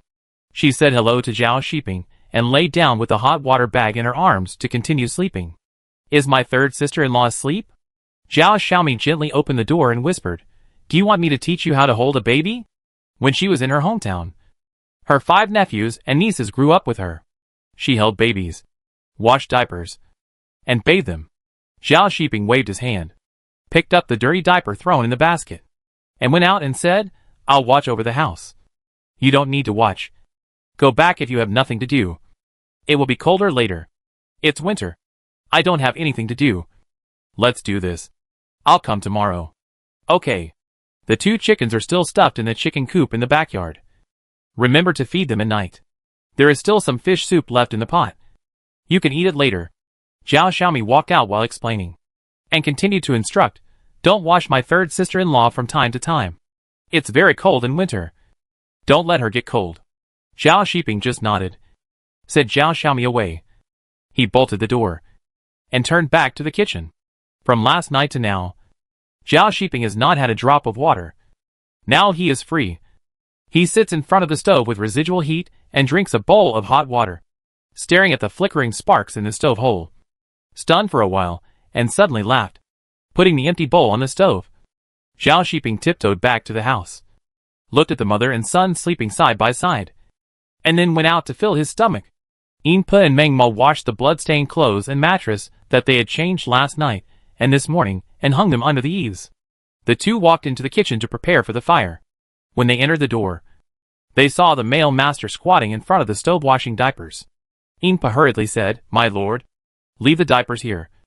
We will wash them. You 2 just need to prepare 3 meals a day. At other times, don't enter our house unless you are called. Zhao Shiping instructed. He wrung out the diaper, took the basin out to pour water, and said, Keep the hot water boiling. Don't stop the stove. Okay. Yinpa added some firewood to the stove and said, Then I'll go kill a chicken? Make chicken soup for my wife in the evening? Wait a minute. I'll ask her when she wakes up. Zhao Shiping rinsed the diaper again, put it under the eaves, and hurried back to the house. The room was quiet. Zhao Shiping moved a chair to sit by the bed and looked quietly. Sui Yu's breathing was not steady. Even when she fell asleep, her brows were slightly wrinkled, and she looked uncomfortable. After looking again and again, Zhao Shiping moved a chair to sit at the end of the bed. He put his hands on his stomach to warm them up, and then reached into the quilt to hold Sui Yu's feet and rub them. The sky outside was getting darker, and the wind was stronger. It was going to change again. The sound of a child suddenly groaning in the room, where you could hear a pin drop. Before he cried, Zhao Shiping picked up the baby in the swaddle, and subconsciously reached for his crotch. The diaper was wet again, and the woolen trousers were also soaked.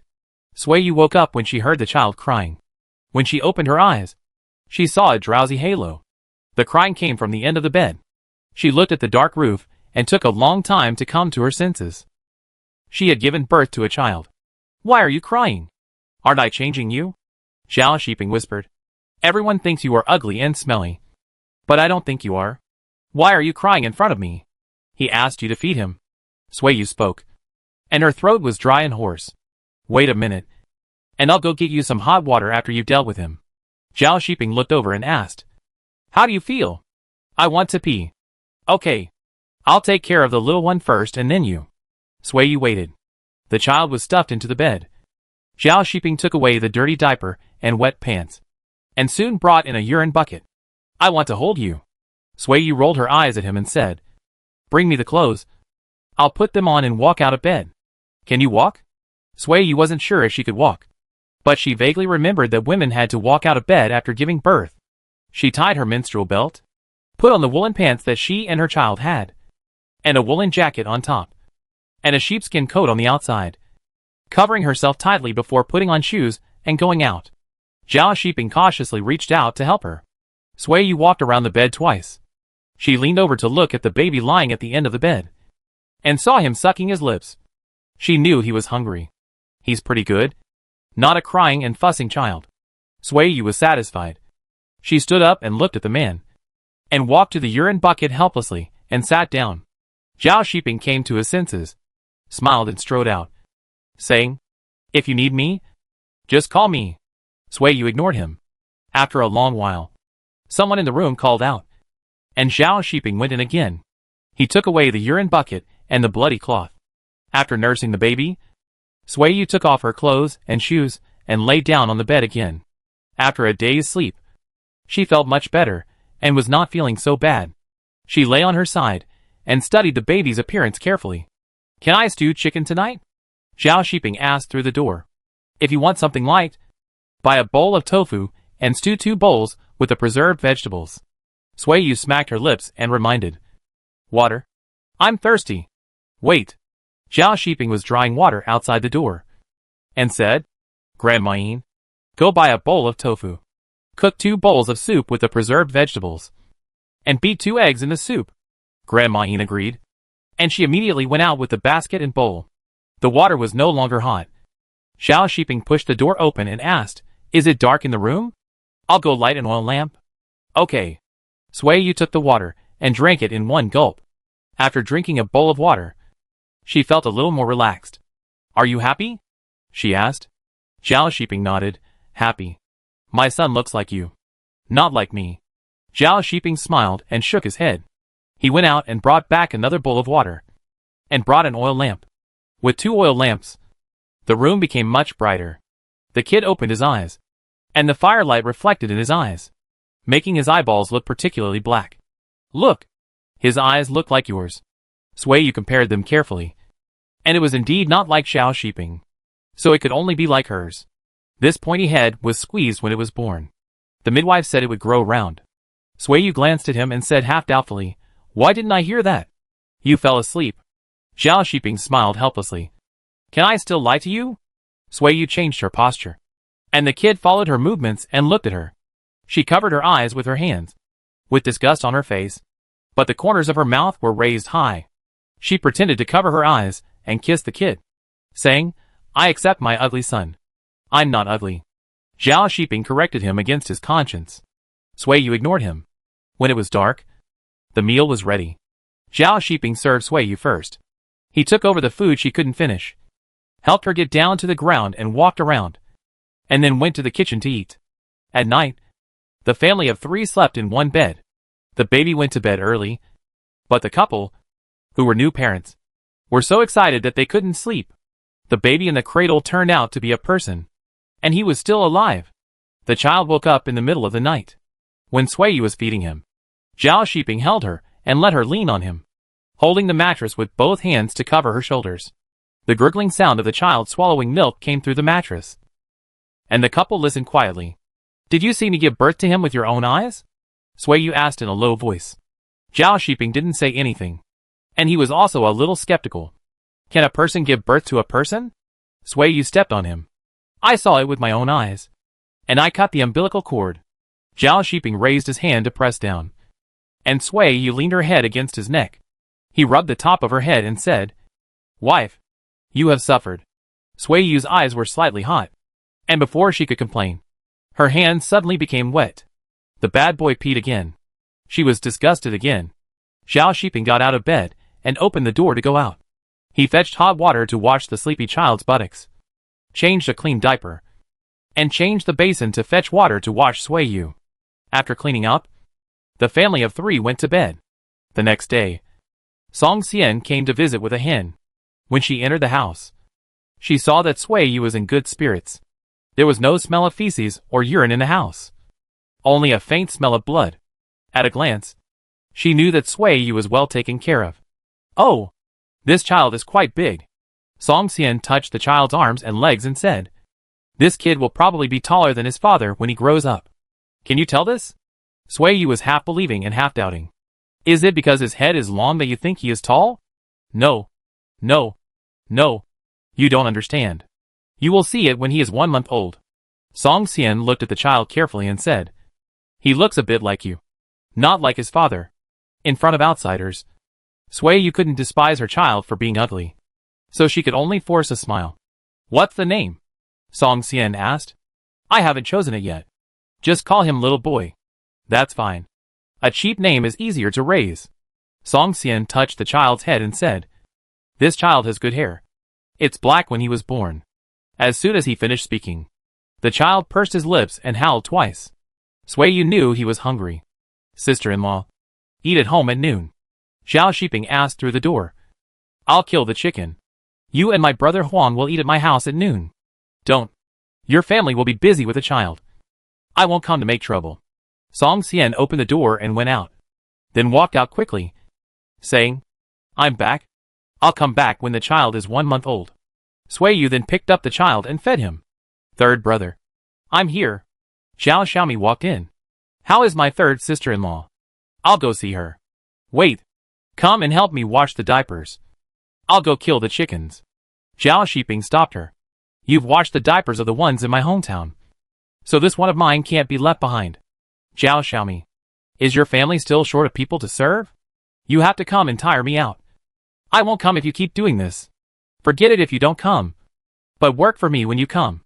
Zhao Shiping took out a knife, went to the backyard to catch chickens, slaughtered them, and brought them to the front yard to perm the feathers, and even asked Zhao Xiaomi to pluck the chickens. Zhao Xiaomi saw that he was not polite at all, and she came for 3 consecutive days to see that Sui Yu really didn't need her. So she stopped coming to her house, so as not to let her third brother use her like a maid, while the real servants sat in the kitchen and warmed themselves by the fire. In the cold winter, the days spent at home passed quickly. The child seemed to have grown rounder overnight. His wrinkled skin was stretched open, his pointy head grew round, and the vernix caseosa on his body faded, revealing a fair and tender complexion. Now no one thought he was ugly, and he was loved by his mother and uncle every day. As the year was coming to an end, 2 more pigs were slaughtered at the guest house. When the pig dishes were ready, Sui Lianxian brought a basin back and shouted as soon as he entered the door, "Little boy, Uncle is back." The big black dog shook his fur, wagged his head and tail and ran to the eaves. He first went to the kitchen to take a turn, wagging his tail affectionately at Inpa while paying attention to the movements outside. As soon as the door of the main room opened, he rushed in at lightning speed. "Ah! Dahe is back too." Sui Yu squatted down holding the baby in the cradle and said, "Your big brother He is back to see you again. Let him take a look and see if you have gained some weight." "Sister, let me hold you." Sui Liang took off his sheepskin coat that smelled of meat, clapped his hands and said, "Mingguang, Uncle will hold you." Sui Yu and Zhao Shiping were perfunctory about the child's name, but Sui Liang was serious. He named the cub Mingguang, born at the junction of the sun and the moon. When the morning light first appeared, he was named Zhao Mingguang, and his nickname was Shuzai. Chapter 168. There is nothing to be reluctant about. On New Year's Eve, after the New Year's Eve dinner, Zhao Shiping and Sui Liang each carried 2 torches and went out. Sui Yu had not yet finished her confinement, so she could only listen to the magnificent drums and exciting laughter at home, and sit at the end of the bed to amuse the lively little cub. "My wife, I'll be watching in the kitchen. Call me if my son has a bowel movement or a urination," Grandma Yin said as she walked to the door. "Didn't I ask you to go out and play?" Sui Yu tilted her head to look outside and said, "I don't need anyone here. His father will be back soon." You and Mingma go out to have some fun. And then go to the guest house to eat some barbecue. It only happens once a year. We are old. We can't eat meat at night. And we don't like to have fun. It's a headache to have noise. Inpa rubbed her hands and said, It's cold at night. It's more comfortable for us to warm ourselves by the fire at home. There is water boiling on the stove. Madam, if you want to drink or use it, just call me. Suiyu didn't force it anymore and said, Then you can roast 2 more diapers while you are warming yourself by the fire. He eats a lot and pees a lot every day. And the weather is not good. So there are not enough diapers to change. At the end of the year, other people's eaves are hung with either bacon or dried vegetables. While Suiyu's eaves are hung with either diapers or children's clothes. Diapers freeze when they are hung. And they are hard.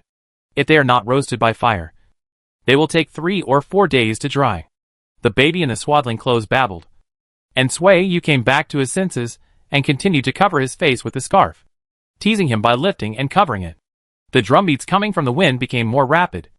And the baby opened his eyes wide and was stunned, looking curious. Do you understand? What can a little kid with the size of a stick understand? Suiyu tilted her head to meet his eyes. She happily picked up the child and said, This time next year, your father and I will take you out to dance the Nuo dance. Hey, you are a kid. You have already celebrated the new year before you are a month old. There was a knock on the door outside the house. Suiyu heard Inpa standing in the yard asking who it was. In a moment, the door opened and Zhao Xiaomi and Song Xian came in. My aunt and I met outside the city. So I thought of coming to see you. Zhao Xiaomi took off her sheepskin coat with the smell of firewood smoke and hung it outside the door. And then she entered the door in a flash.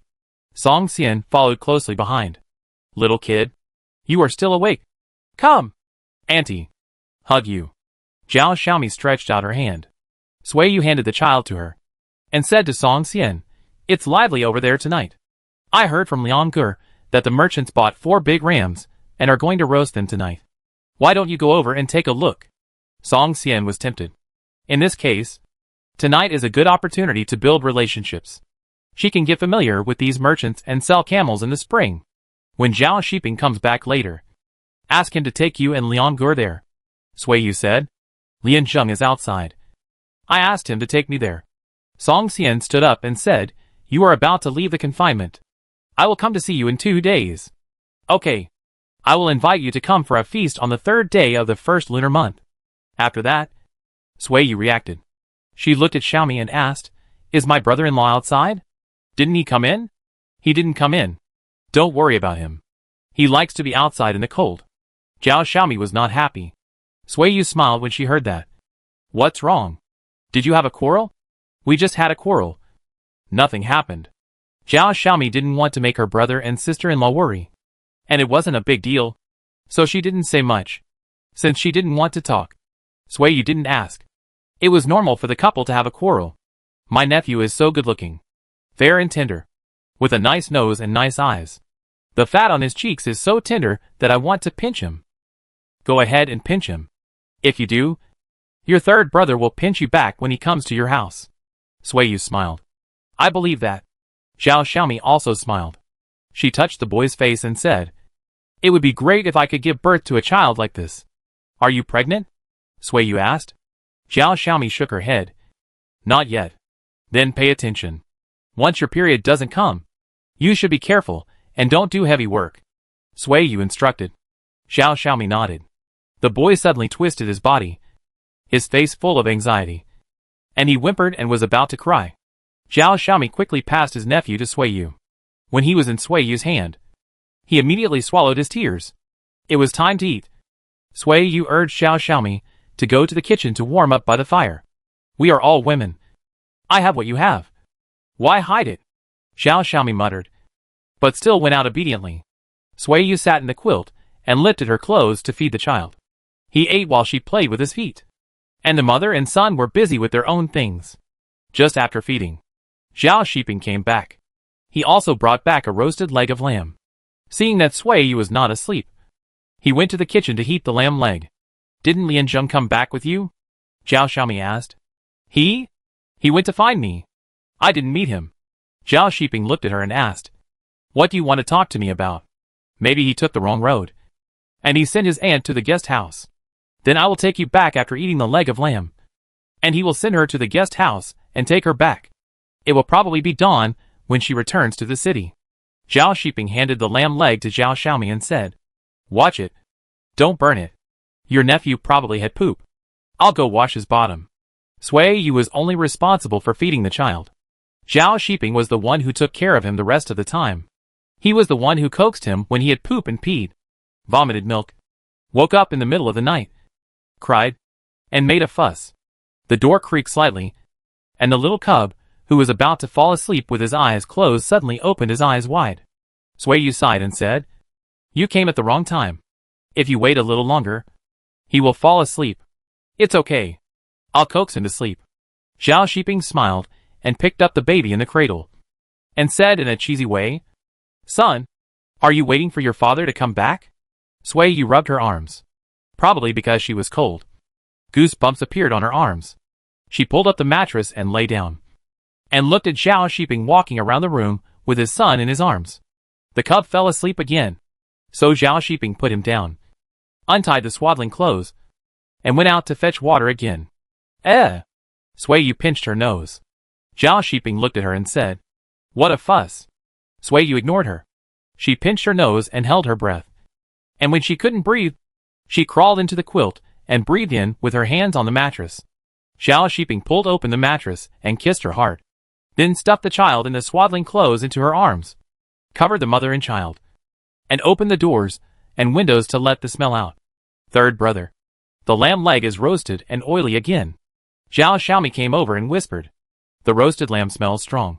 Don't bring it into the house. I'll go to the kitchen to eat it." Sui Yu lifted the mattress and said, "Hey!" Zhao Shiping hurriedly wanted to close the doors and windows. "There's wind coming in. Get into bed quickly. It's only 3 days away from the full moon. It won't affect anything." Sui Yu felt that her body had recovered and was no different from a normal person.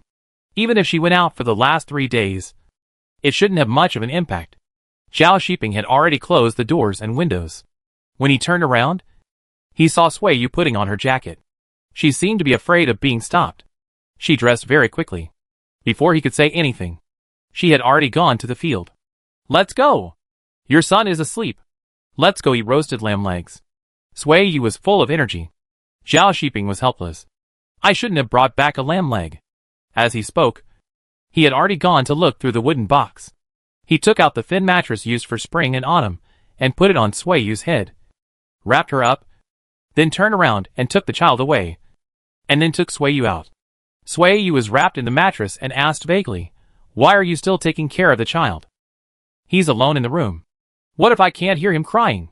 You are really the next Uncle Nyo." Sui Yu shook her head. The lamb leg meat had been sliced, and Zhao Xiaomi was baking pancakes. The sesame pancakes were especially fragrant when they were hot. They were fragrant and crispy when you took a bite. Sui Yu chewed the sesame pancake. She used a pair of chopsticks to wrap the mutton in the sesame pancake. The meat and pancake filled her mouth full.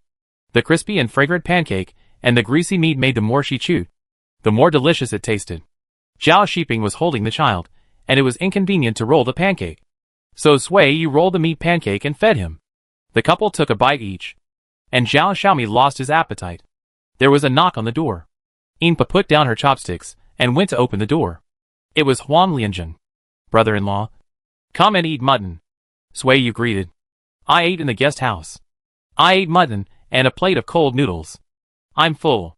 Huang Lianzhen came in and said, "I'm here to take Xiaomi back." "Are you all eating cold noodles?" Zhao Shiping asked.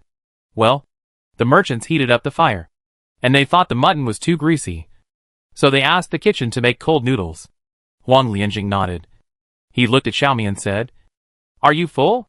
Zhao Xiaomi put down his chopsticks and said, "Third sister-in-law. Third brother. I will come again on the 3rd day of the new year." "Okay. I won't see you off." Sui Yu stood up, but didn't go out. "No need to see you off.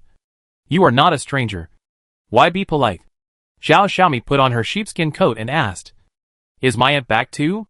"Not yet. My second uncle will come over, and I will come back to pick you up," Huang Lianjing said. The young couple left, and Sui Yu and Zhao Shiping continued to eat. The 5 of them only ate half of the lamb leg.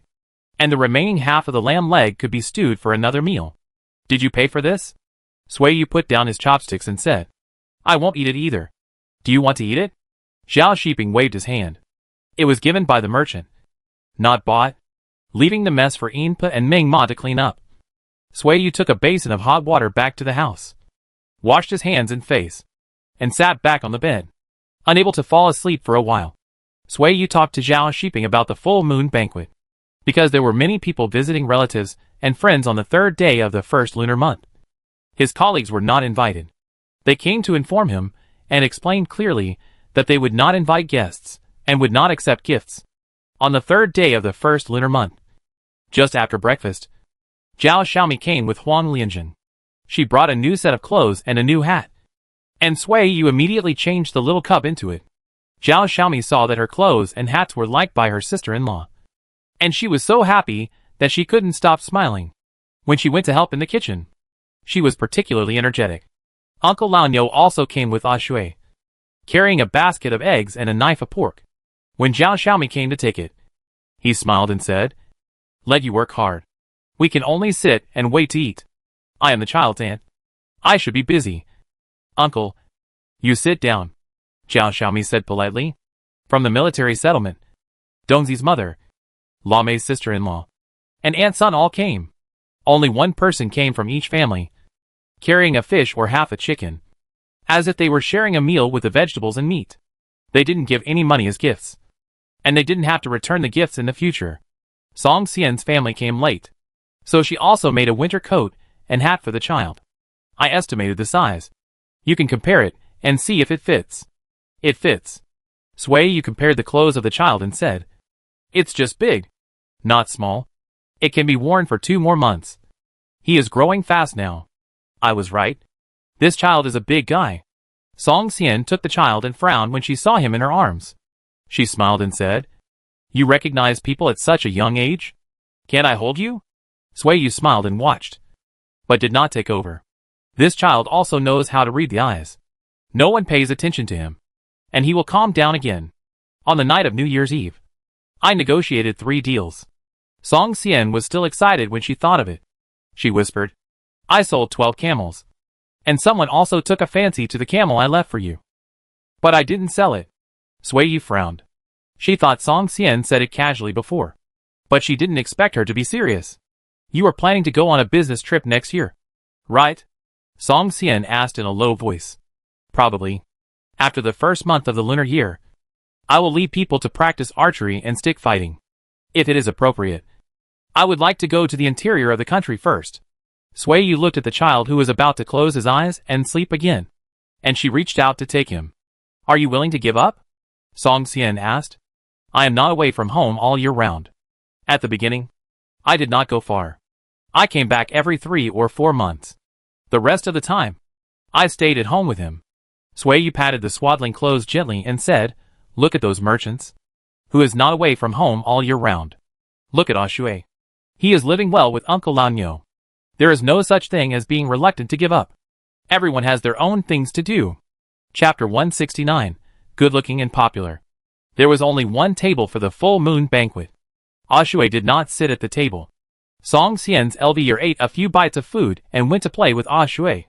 The remaining 12 people sat at a full table, which was not too crowded. When talking about the guest house at the dinner table, Aunt Sun said, Don't worry about it. As long as someone lives there, you will make money. Sui Yu sneered and said, What money can you make? The money you invested has not been earned back. It's still a loss. Haven't you made back the money yet? Dongzi's mother was a little unconvinced. No. Sui Yu shook her head. Now I still owe Mr. Song 5,000 yuan. Song Xian nodded. It will be paid back sooner or later. Sister-in-law Lamei said. That's true. Sui Yu took a sip of water and asked back, You made a lot of money, didn't you? This could not be denied. Auntie Sun nodded. Yes, I made some money. Uncle Lanyo. Auntie Du said that you refused to rent the house to her because she thought the chickens would dirty the house. Then rent it to me, and I will store the food. Dongzi's mother changed the subject, fearing that Sui Yu would ask her how much money she made. Uncle Lanyo waved his hand and said, No. I will keep the house for my son Shui in the future. Only people can live in it. You are very particular. Auntie's son took over. After the topic was changed, everyone continued to eat. Auntie's son had guests at home, so she left after dinner. Dong Zi's mother and sister-in-law Mei did not stay for long. Sui Yu's family had moved out of the military settlement for a long time, and the friendship in the past was maintained by business dealings. When they met again, there was nothing extra to talk about except playing greetings. The table was cleared away, and Ning Ma brought over a few bowls of brewed oil tea. Song Xian smelled the aroma and asked, "Do you have butter?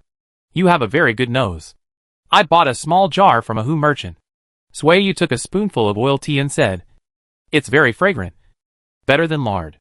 Buy me a can if you see it again." Song Xian said, "Okay." The oil tea was finished, and it was snowing outside again.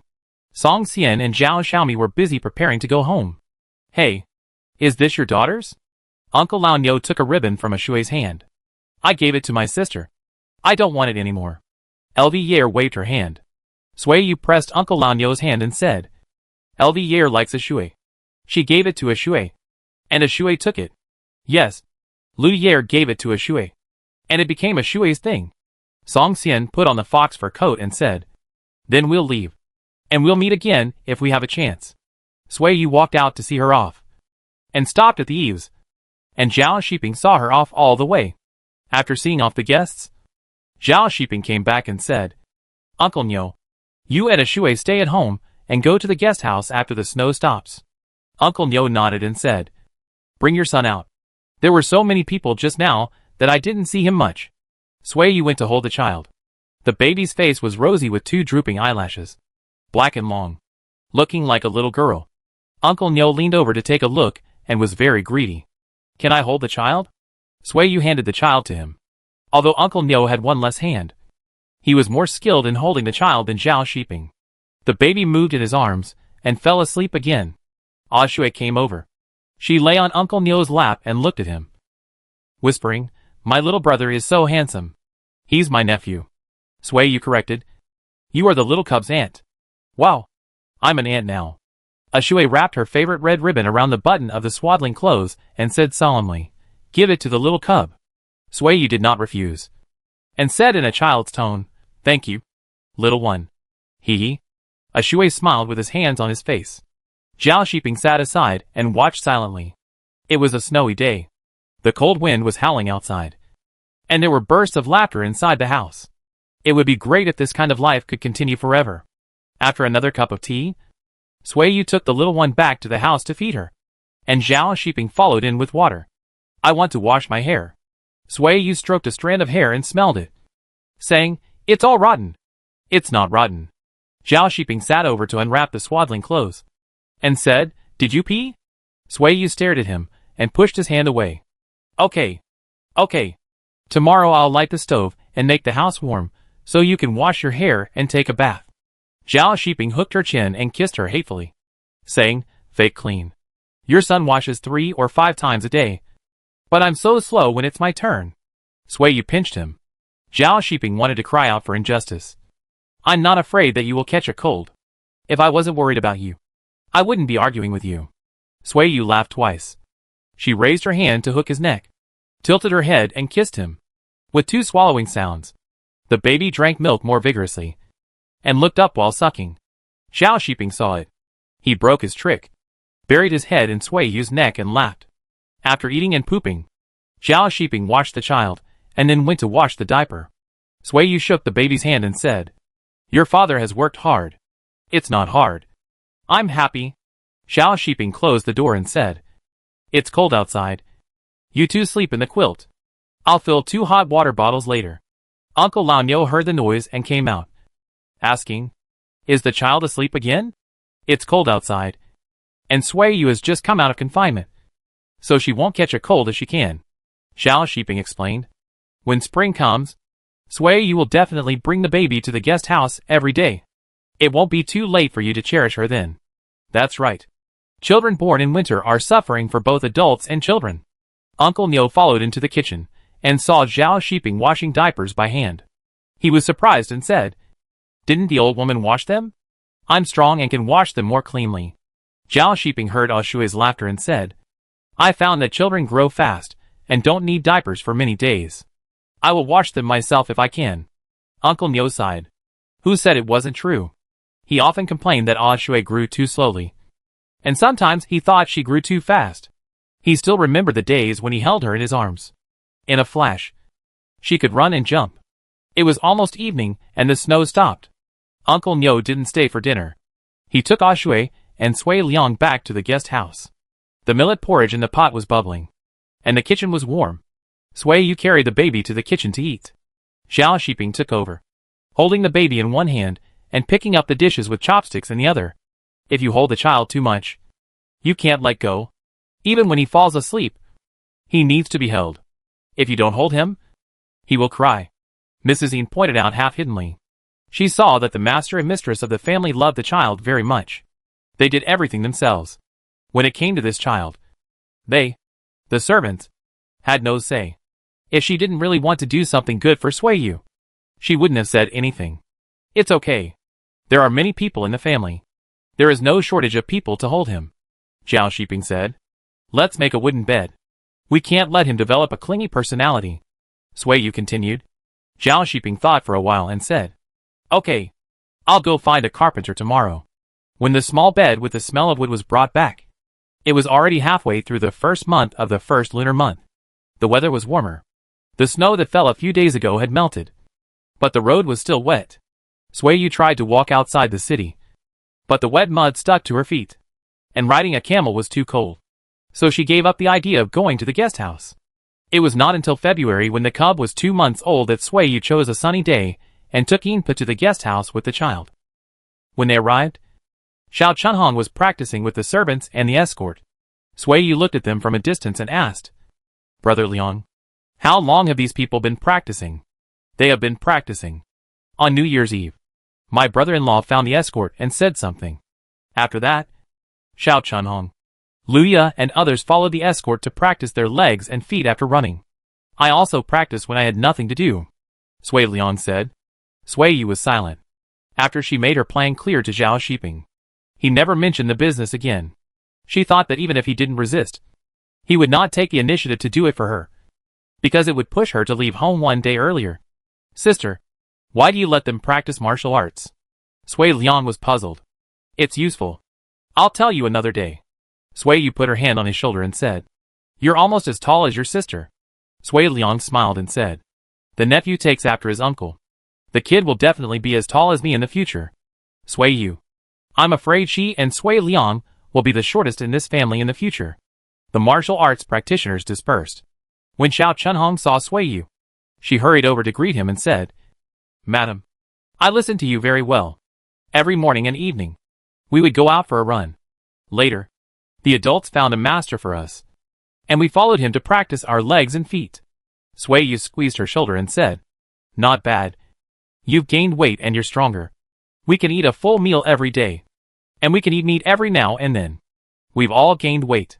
Lu Yair spoke, and she cleverly flattered, Thanks to my wife, we don't have to suffer anymore.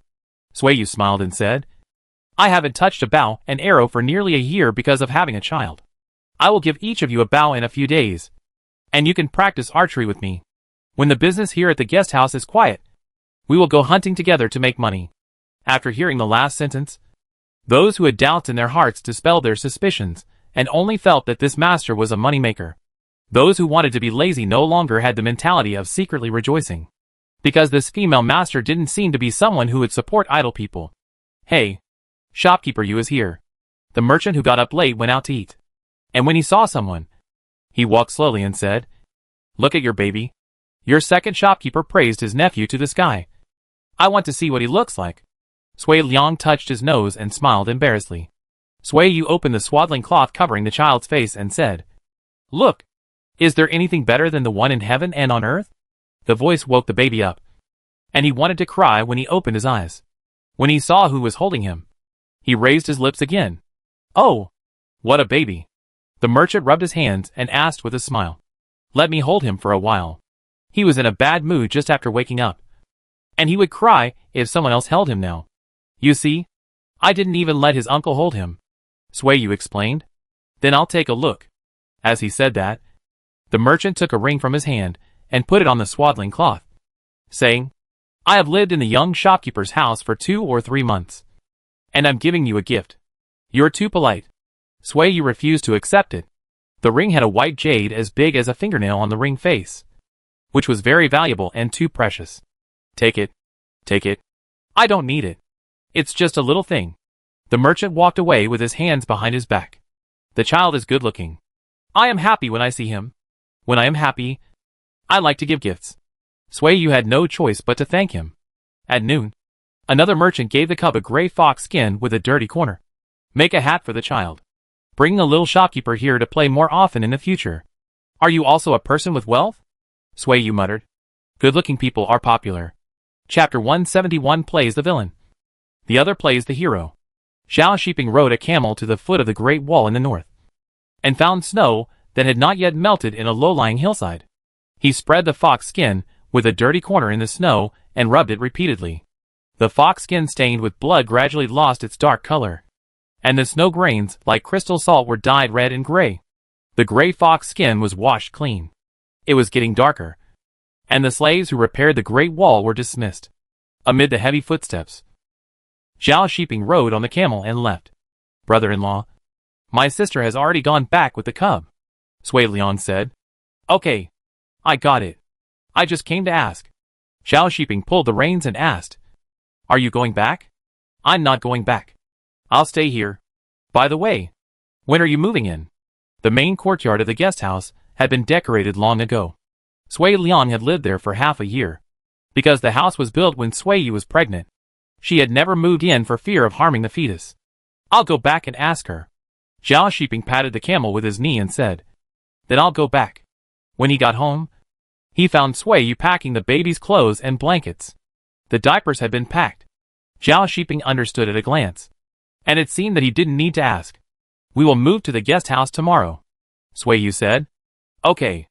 Zhao Shiping walked to the bedside and found the baby wrapped in swaddling clothes with his big eyes tilted to look at the oil lamp on the box.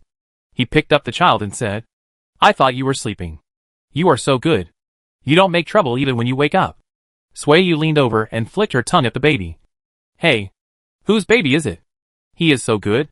The kid balanced his legs happily. You haven't eaten yet? Zhao Shiping asked. I ate, but I was hungry when I got home. Meng Ma cooked me dumplings, but didn't wait for you. Go to the kitchen and tell Meng Ma to boil water and cook 2 bowls for you.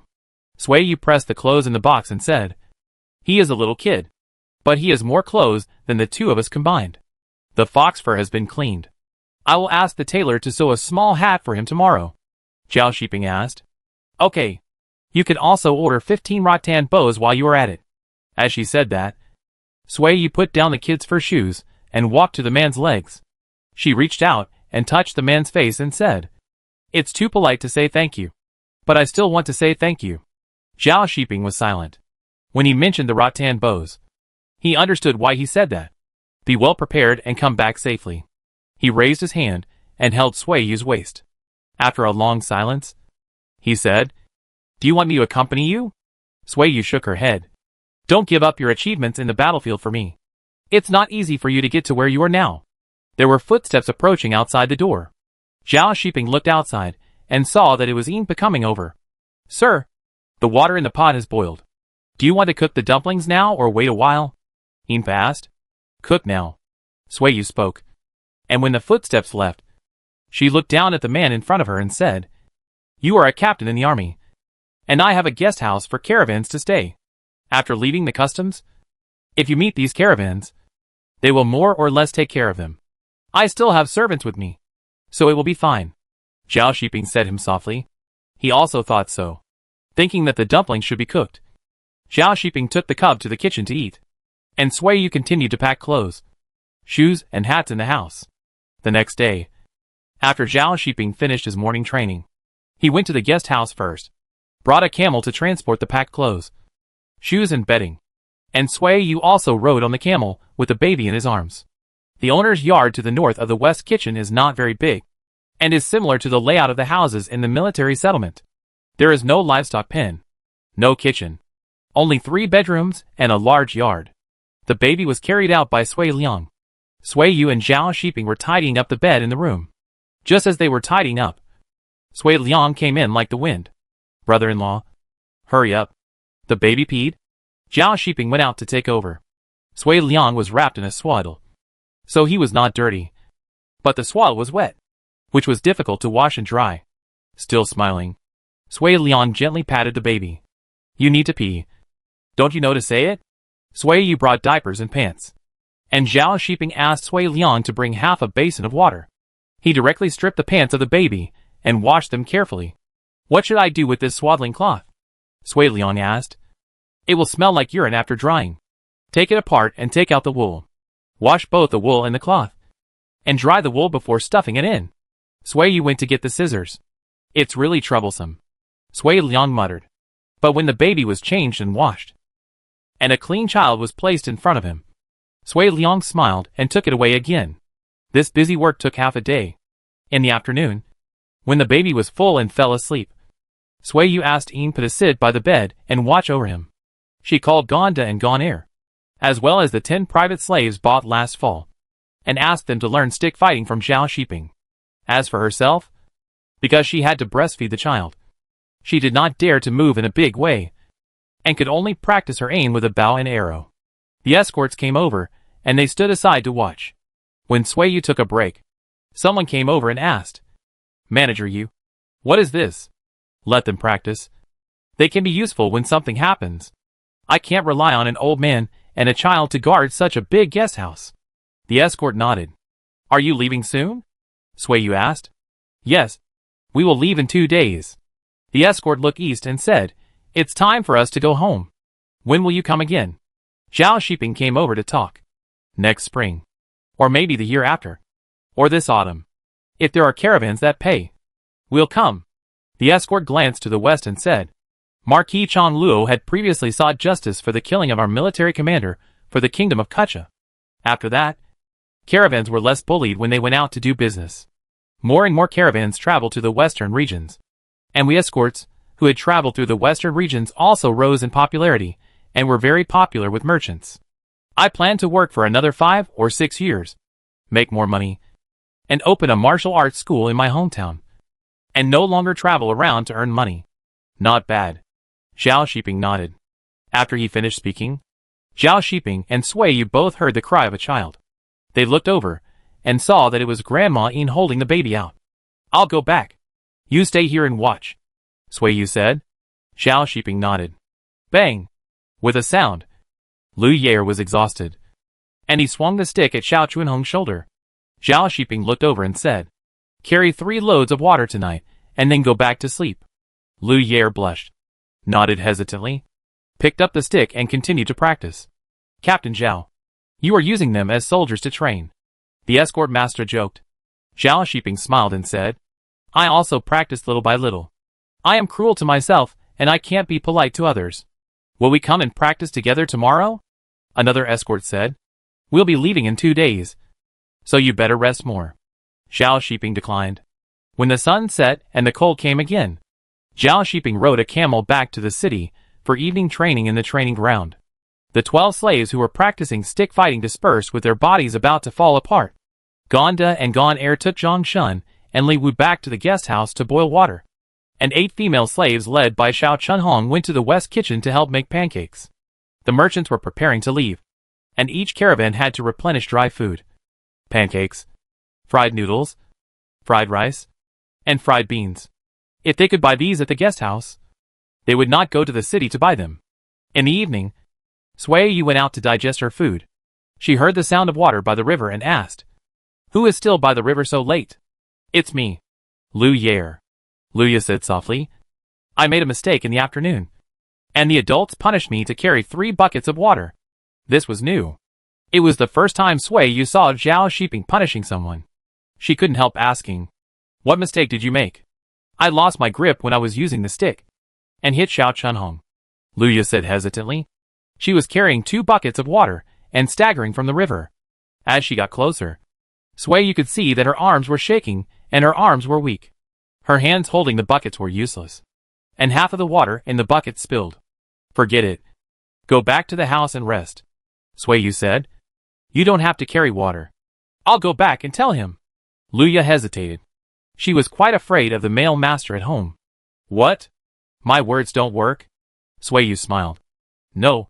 No. Luya hurriedly shook her head. I'll carry this load of water back. And I won't carry it again. Yes. Sueyu stood there and watched her leave.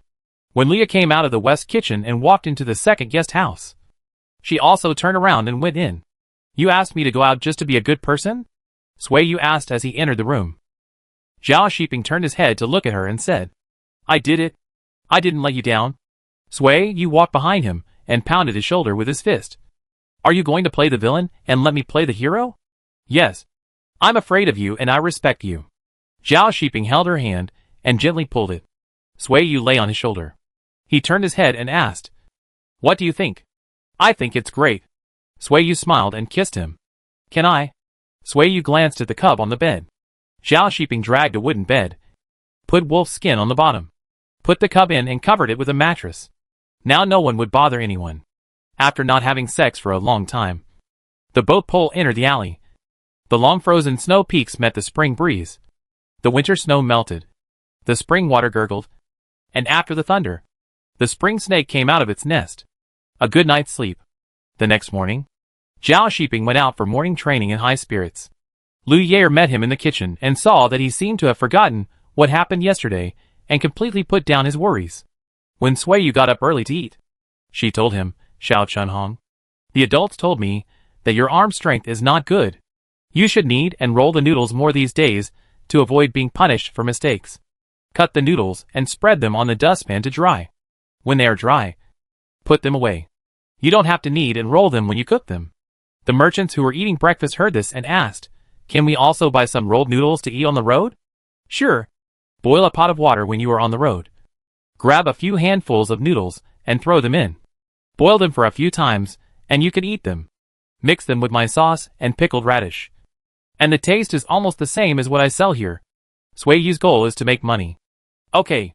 Prepare 10 kilograms of noodles for me. Also prepare 10 kilograms of noodles. 2 cans of sauce, and 20 kilograms of pickled radish for me. Another merchant said. Sueyu called Sui Liang and asked him to use the wooden board to keep accounts. Chapter 171 Sui Gong is a good boy. Before the merchant set off, Xiao Xiaomi borrowed 30 camels from Song Xian to transport 60 bundles of food and grass, and 20 bundles of dry firewood. Han merchants had no shortage of firewood when they left the city and headed east. But Hu merchants had no firewood to burn when they went out of the border and entered the desert. So these dry firewood were sold to Hu merchants. In addition to Zhao Xiaomi, several other food and grass merchants also brought food and grass and dry firewood to sell, including neatly bundled golden flower grass, chopped bean stalks, neatly stacked sorghum ears, and damaged and shriveled soybeans. Farmers selling soybean paste came to set up stalls with jars of soybean paste. And there were also farmers selling dried camel meat or cured fish and chicken. And barbers also came with wooden boxes. Sueyu did not stop these small vendors from coming to the door. Nor would he drive them away, as long as they did not enter the guest house, and did not affect the movement of people in the guest house. Sueyu did not care if they set up stalls by the river or under the wall to sell. At noon, Song Xian drove the camels over. She greeted Sueyu and asked her son to go into the guest house to find someone. Sueyu walked over with the baby in her arms and asked, Has your camel given birth again? Song Xian nodded. How about yours? It's estimated to be half a month away. If you plan to? Song Xian gave her a look, but didn't explain, and continued. You'd better castrate all the male camels to prevent them from causing trouble on the road. The 2 new camels added in the spring of last year were both female. I don't know if there will be a male this time. If there is a male camel, I will find someone to castrate it, Sueyu said. Mother Song Songzu shouted. Mr. Tu said he doesn't plan to buy camels this year. Old one came here a few days ago, Sueyu reminded.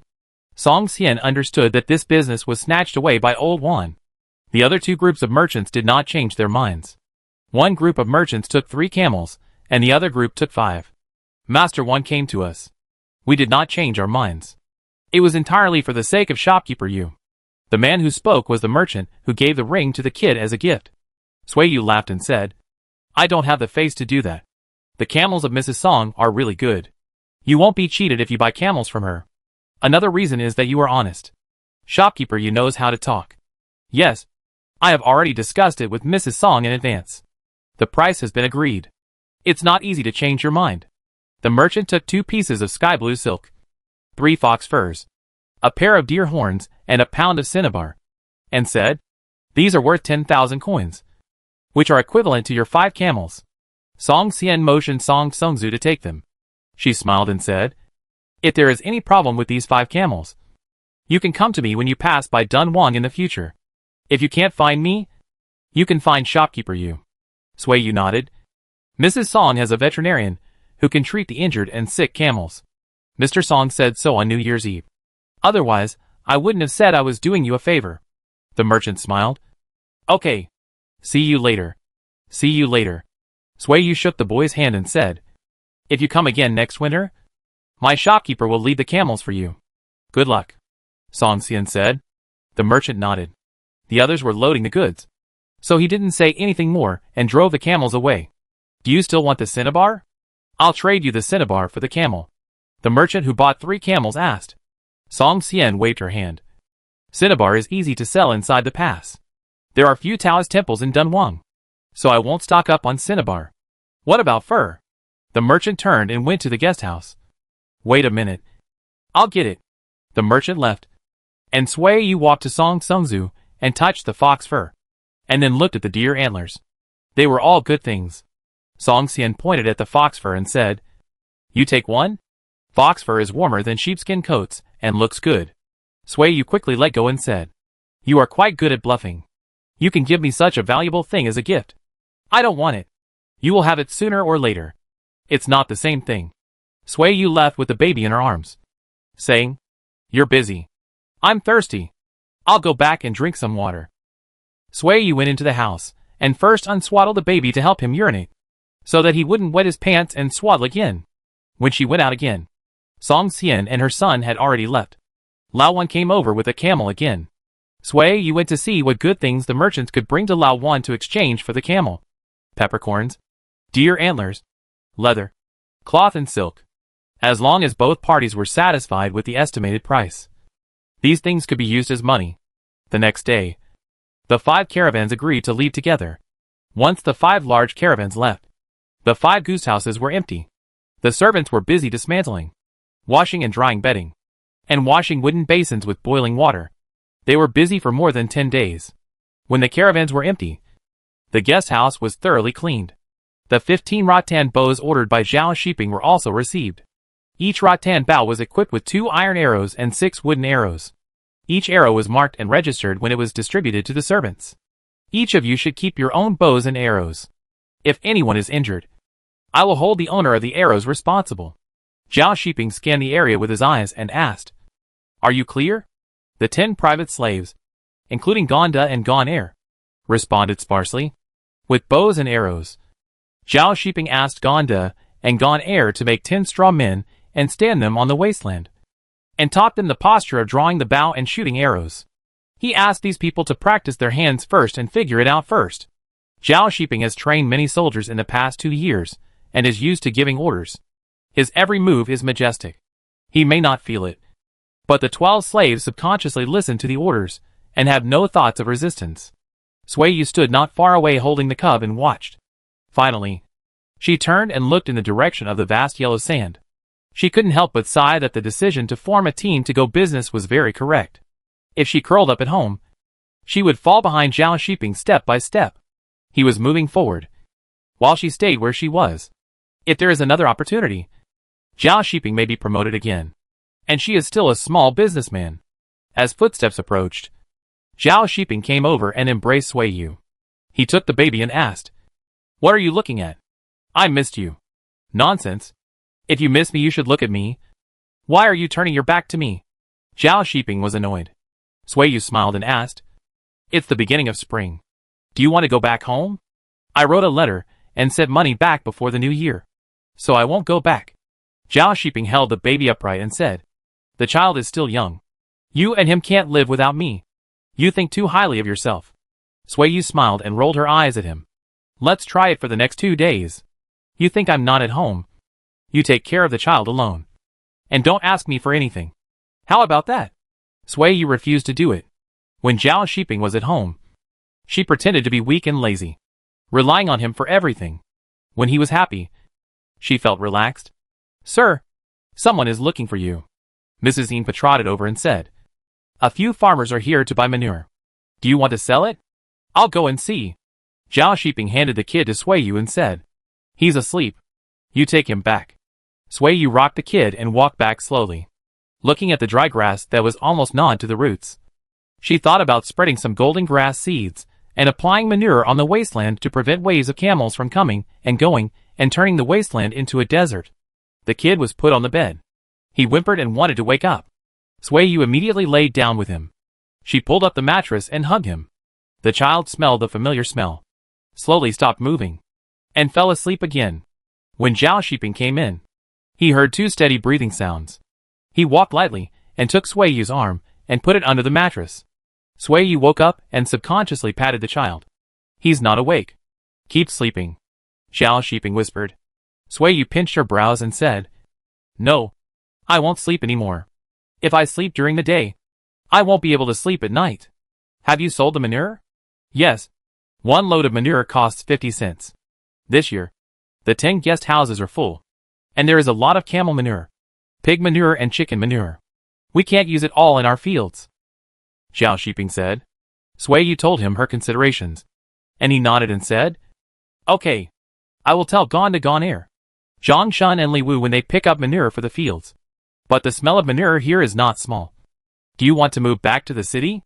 Sui Yu shook her head. She liked living here. There was a vast wilderness outside the door, a river to the west, a majestic great wall to the north, and open terrain to the east. It was more comfortable than living in the city. There were footsteps in the yard again. Zhao Shiping identified people by the sound. He opened the door and went out and said, the kid is asleep. You two can come back later. Shui held a green grasshopper in her hand. She stood on tiptoe and looked into the house, saying, then I'll wait until the kid wakes up before I come back. I'll go in and take a look. Sui Liang squeezed into the house with a smile. Let me see. The kid is sleeping well. Sister, come down. I'll hold him to sleep. I'll hold him to sleep with you at night. Where did you go to play? Sui Yu asked. I went to help Sister Xiaomi plant golden flowers. She bought 2 pieces of wasteland and used them all to plant golden flowers. Sui Liang reached out and touched his nephew's face, saying, sister, remember what you said? Let Ming Wang sleep with me at night. Okay. Okay. Sui Yu drove him out. Don't wake the child up. Get out now. Go away if you want to. Sui Liang returned to his room and took out the mattress and cushion to dry in the sun. As soon as it got dark, Sui Liang came to pick up his nephew to sleep with him. Zhao Shiping calmly watched him take the child away. He smiled as he listened to the sound of teasing the child in the side room. After only an hour, Sui Liang panicked and shouted, sister, brother-in-law. Zhao Mingguang wet the bed. Come here quickly. Zhao Mingguang was so frightened that he burst into tears. Sui Liang felt guilty again. He didn't care about the wet mat and wet pants. He went out and said, little boy, don't cry. Uncle is not scolding you. Do you still want this troublemaker to sleep with you? Zhao Shiping asked with a smile. Hearing that he was not angry, Sui Liang was no longer nervous. He shook his wet pants and said with a smile, when the little boy doesn't wet the bed, I will take him to sleep. Just like you and my sister take me to sleep. Sui Yu took the baby, and Zhao Shiping went out to get hot water. He heard some movement in the livestock pen. After changing the baby, he went to take a look. It was a female camel giving birth to a baby camel. Chapter 172 Shameless Captain Hu. When he woke up in the morning and heard the sound of rain, Zhao Shiping went out to take a look. It was estimated that the rain had only started at dawn, and the ground was not completely wet. It's raining? Sui Yu asked. Well, it's not heavy, but it's getting cold again. Zhao Shiping closed the door and said, you continue to sleep. Remember to wear something thicker when you get up. Sui Yu watched him put on clothes, yawned and asked, you're still going to morning training when it's raining? It's not a heavy rain. It won't rain much and will stop soon. Zhao Shiping bent down to put on his shoes and said, shall I bring you the meal? No. I'll get up by myself later. Sui Yu stretched and lay straight again. Zhao Shiping cleaned himself up, took the baby out of the quilt to help him pee, and quickly put him back into the quilt. I'm leaving, he said. Sui nodded, and Zhao Shiping smiled and leaned over to kiss her. Let's go. Sui pushed him. Put on your straw hat when you go out. Zhao Shiping kissed the baby again, and then ran out. After he left, Sui hugged the baby and fed him. Sister? Sui Liang also got up. It's raining today, so you can't dry the mattress on your bed. Sui pulled up the mattress to cover her upper body and said, Go to the guest house and get a mattress to use first. When the weather clears up, ask Meng Ma to take down the wet mattress and wash it. I know. Is the baby awake? Wait a minute. Sui Liang agreed, and he stood outside the door and waited until Sui asked him to come in. And then he pushed the door open. The baby had already put on a thick jacket and trousers, and a fox fur hat on his head. Sui handed the child to Sui Liang, and then she got up and tidied herself. Little boy, do you still recognize your uncle? Sui Liang held his nephew and walked around the house, pointing at things in the house and telling the little boy. When Sui was combing her hair, he held the child over to make trouble. The 2.5-month-old child could already grab things. Sui Liang held his hand and grabbed Sui's hair. Sui raised her hand and pretended to hit someone. Before the slap landed, Sui Liang cried out in pain, making the little boy giggle, laughing like a little chicken. Cluck cluck cluck. Sui imitated the chick. The little boy didn't understand what she was saying, and he giggled like a little chicken. He hiccuped while laughing. Sui quickly reached out and took it, saying, Let's go. Don't tease him. He's a little fool. The brother and sister took the child out of the house. It was still drizzling outside, and the wind was blowing so hard that people couldn't open their eyes. Sui hugged the child and ran to the west kitchen. As soon as she entered the door, the dog and cat came to greet her. Ah Shui followed closely and surrounded Sui. I'll hold the baby for you for a while. You go eat. Uncle Lanyo stretched out his hand. Sui looked at the baby. He was in good spirits at the moment, staring at people curiously with his big eyes. Uncle Lanyo stretched out his hand to hold him, and he raised his arm to pass it over. Ha. I'll hold it. You go and do your own thing. Uncle Lanyo took the child with a smile and said, This child is brave and not afraid of me. Why should he be afraid of you? In his eyes, you are probably the same as him, both with open mouths and no teeth. Sui laughed and saw Gonda coming in. She asked seriously, Have you put up wooden boards in the camel pen? I mean the female camel that gave birth last night. Yes, we put up wooden boards as soon as it rained. And we also spread hay in the pen. The female camel and the baby camel are lying in it, Gonda said. Sui was relieved. She went into the kitchen to scoop water to wash. And then she and Sui Liang took a bowl of broad bean porridge to the dining hall to eat. Xiao Chunhong was waiting outside. When she heard the sound of putting down the chopsticks, she walked in and asked, Madam, are you still practicing archery in the rain? Sui shook her head and said, You can take a break on rainy days, or go to the city for a walk. Thank you, Madam. Xiao Chunhong suppressed her excitement, turned around and walked quickly into the rain. They have been working in the guest house for the past few months, and have received more or less tips from merchants. The host allowed them to keep the tips privately, so they can go to the city and buy some things when they are free. Uncle Nyo looked at Sui for a few times and said, You spent a lot of money to buy them back, and you let them hide the money privately? Sui wiped her mouth and said nothing. She looked at the cub and said, I'll go to the camel pen to take a look. You help me coax him. Okay. You do your thing. Uncle Nyo wished he could hold this baby all day long. Sui walked into the rain wearing a straw hat. The ground was already wet, and the wind was carrying the smell of earth. When she got close to the livestock pen, there was a more fishy smell in the wind. After the camel was caught in the rain, the fur would smell fishy, which was a bit unpleasant. Eggshell. Sui saw the half-grown camel, and she reached out to touch it. The camel was hot, and the raindrops fell on it. The steaming white mist slowly rose into the air. They were like big walking steamers. Sui walked into the camel pen with wooden boards. The mother camel lying inside raised her head, but she just looked at it and did not protect her cub. Sui did not touch it. She came here to confirm the condition of the little camel and to make herself familiar with it so that the camels would not be confused about who was the master. After watching, Sui went to the warehouse to scoop a bowl of soybean meal to feed the female camel. While it was eating, she quickly lifted the hind hoof of the baby camel. It was a male camel. Suddenly, a camel's heavy breathing sounded in the next pen. Sui Yu stood up and looked over. The female camel was about to give birth. The baby camel's hoof had already slipped out. Li Muda came over with hot water and said, "It started to move at dawn. I guess another female camel will give birth in the next few days." Sui Yu noticed something was wrong. So she motioned to Li Muda to go and see. "Is it the hind hooves and tail that came out first? Is the fetus in an abnormal position? Ride the camel to the Song family in Dinghu Lane and ask the Song family's veterinarian to come and take a look." Li Muda put down the hot water bucket and said, "Let me try. Don't call a veterinarian first." The sound of camel hooves came from a distance. It was Zhao Shiping who came back. He came to take a look. After understanding the situation, he took a rope and put it into the camel's reins. Then he and Li Muda worked together to wrap the rope around the camel's hind hooves. One person restrained the camel outside the circle, and the other entered the circle and walked behind the female camel's buttocks. Li Muda is a person who often feeds camels. The camels are not afraid of him. He just tied the rope to make it anxious. But it can't stand the baby camel in its belly, so it can only give up the struggle. Li Muda seized the opportunity and grabbed the camel's hind legs and pulled it out. The mother camel screamed in pain, and the baby camel was born. Li Muda hurried out, and Zhao Shiping also loosened the rope.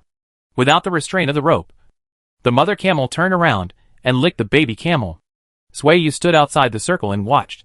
She was relieved when she saw the baby camel struggle several times and stand up tremblingly. "Thanks to you. You were also brave enough to do it yourself." Sui Yu talked to Li Muda. "I'll ask Yinpa to kill a chicken and stew it for lunch. You can eat more." Li Muda rubbed his hands and said embarrassedly, "Can I take 2 chicken legs back? My wife is also nursing the baby. She is greedy and wants to eat meat." "That's a coincidence." "Okay. I'll ask Yinpa to cut half a chicken for you. You can take it back with the pot after stewing it," Sui Yu said. Li Muda was happy. Half a chicken was worth 5 or 6 coins. "Can you castrate a male camel?" Sui Yu asked. "Was it a male camel?" Zhao Shiping took over. "The little camel that was born last night was a male. Aren't they going to keep the seeds?" Li Muda asked. "I can't castrate a camel, but I've seen people castrate pigs.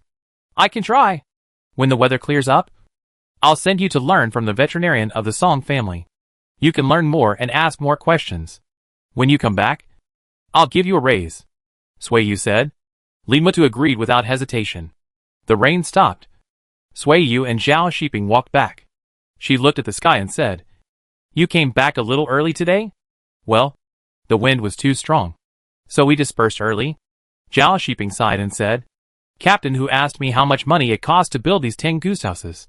From what he said, it seems that he also wants to buy land and build one. It is probably because the goose houses were full last winter, and we made a lot of money that made people jealous." Sui Yu knew that others could calculate how many people lived in the guest house, and how much money we could make in a month. "Then what did you say?" she asked. "I told him honestly that we spent more than 30,000 yuan on buying land, building houses, hiring helpers, and buying slaves, and we are still in debt. If you say that, he will probably be more tempted. People who don't make money can't afford more than 30,000 yuan. Sui Yu brushed her hair and said, "Forget it. Don't worry about him. Last year, the house in Minxiang was not occupied by many people. This spring, we can attract merchants to move in. Then we can take some of our business. Captain who may change his mind. He is really shameless." Zhao Shiping scolded. "If he wants to make money again, it will be shameful for his superior to compete with his subordinates for business. Sister-in-law, come back soon. The kid is crying because of hunger." Ashui ran out and shouted, "Go! Go! Go! Your son is crying." Sui Yu ran. In the west kitchen, Sui Liang held his nephew and patted him gently. At this time, the kid only wanted him to hold him. When Uncle Neo and Ashui touched him, he screamed and had a bad temper. This made Sui Liang very happy. The kid knew who was his family. He was really a smart child. Sui Yu leaned in, showed her face, and walked out again, saying, "I'm wet. I'm going to change clothes. Liang brother, you hold the child here. I'll wash my hands and hold the child." Zhao Shiping said, "No, no, no. I'll hold the child." Sui Liang followed Sui Yu with his crying nephew in his arms. "Sister, when the baby cries, He will cry even harder if I hold him instead of others. Sui Liang boasted. Well, he knows you are his uncle. Sui Liang laughed. Sui Yu went into the house and took off her wet clothes, wiping her hands with them. She took the baby and sent Sui Liang away. Go tell Aunt Yin to kill a chicken and stew it in half. We will eat half of it. And let Li Mu take the other half back. Okay. Sui Liang held the baby's feet and said, Uncle will come to hold you later. The door was closed, and Sui Yu leaned against the bedside to feed the baby. Zhao Shiping came in.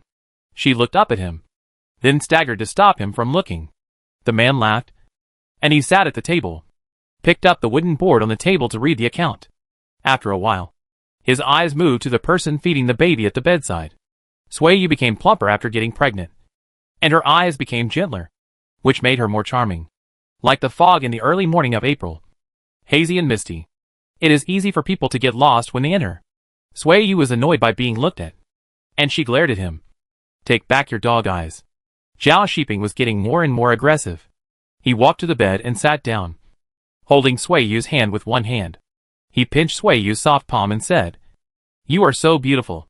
Sui Yu ignored him. Zhao Shiping's eyes turned, and he changed his words and said, I like you. Sui Yu couldn't help laughing. She remembered that she used to chase him and ask if he liked her. Life was so hard at that time.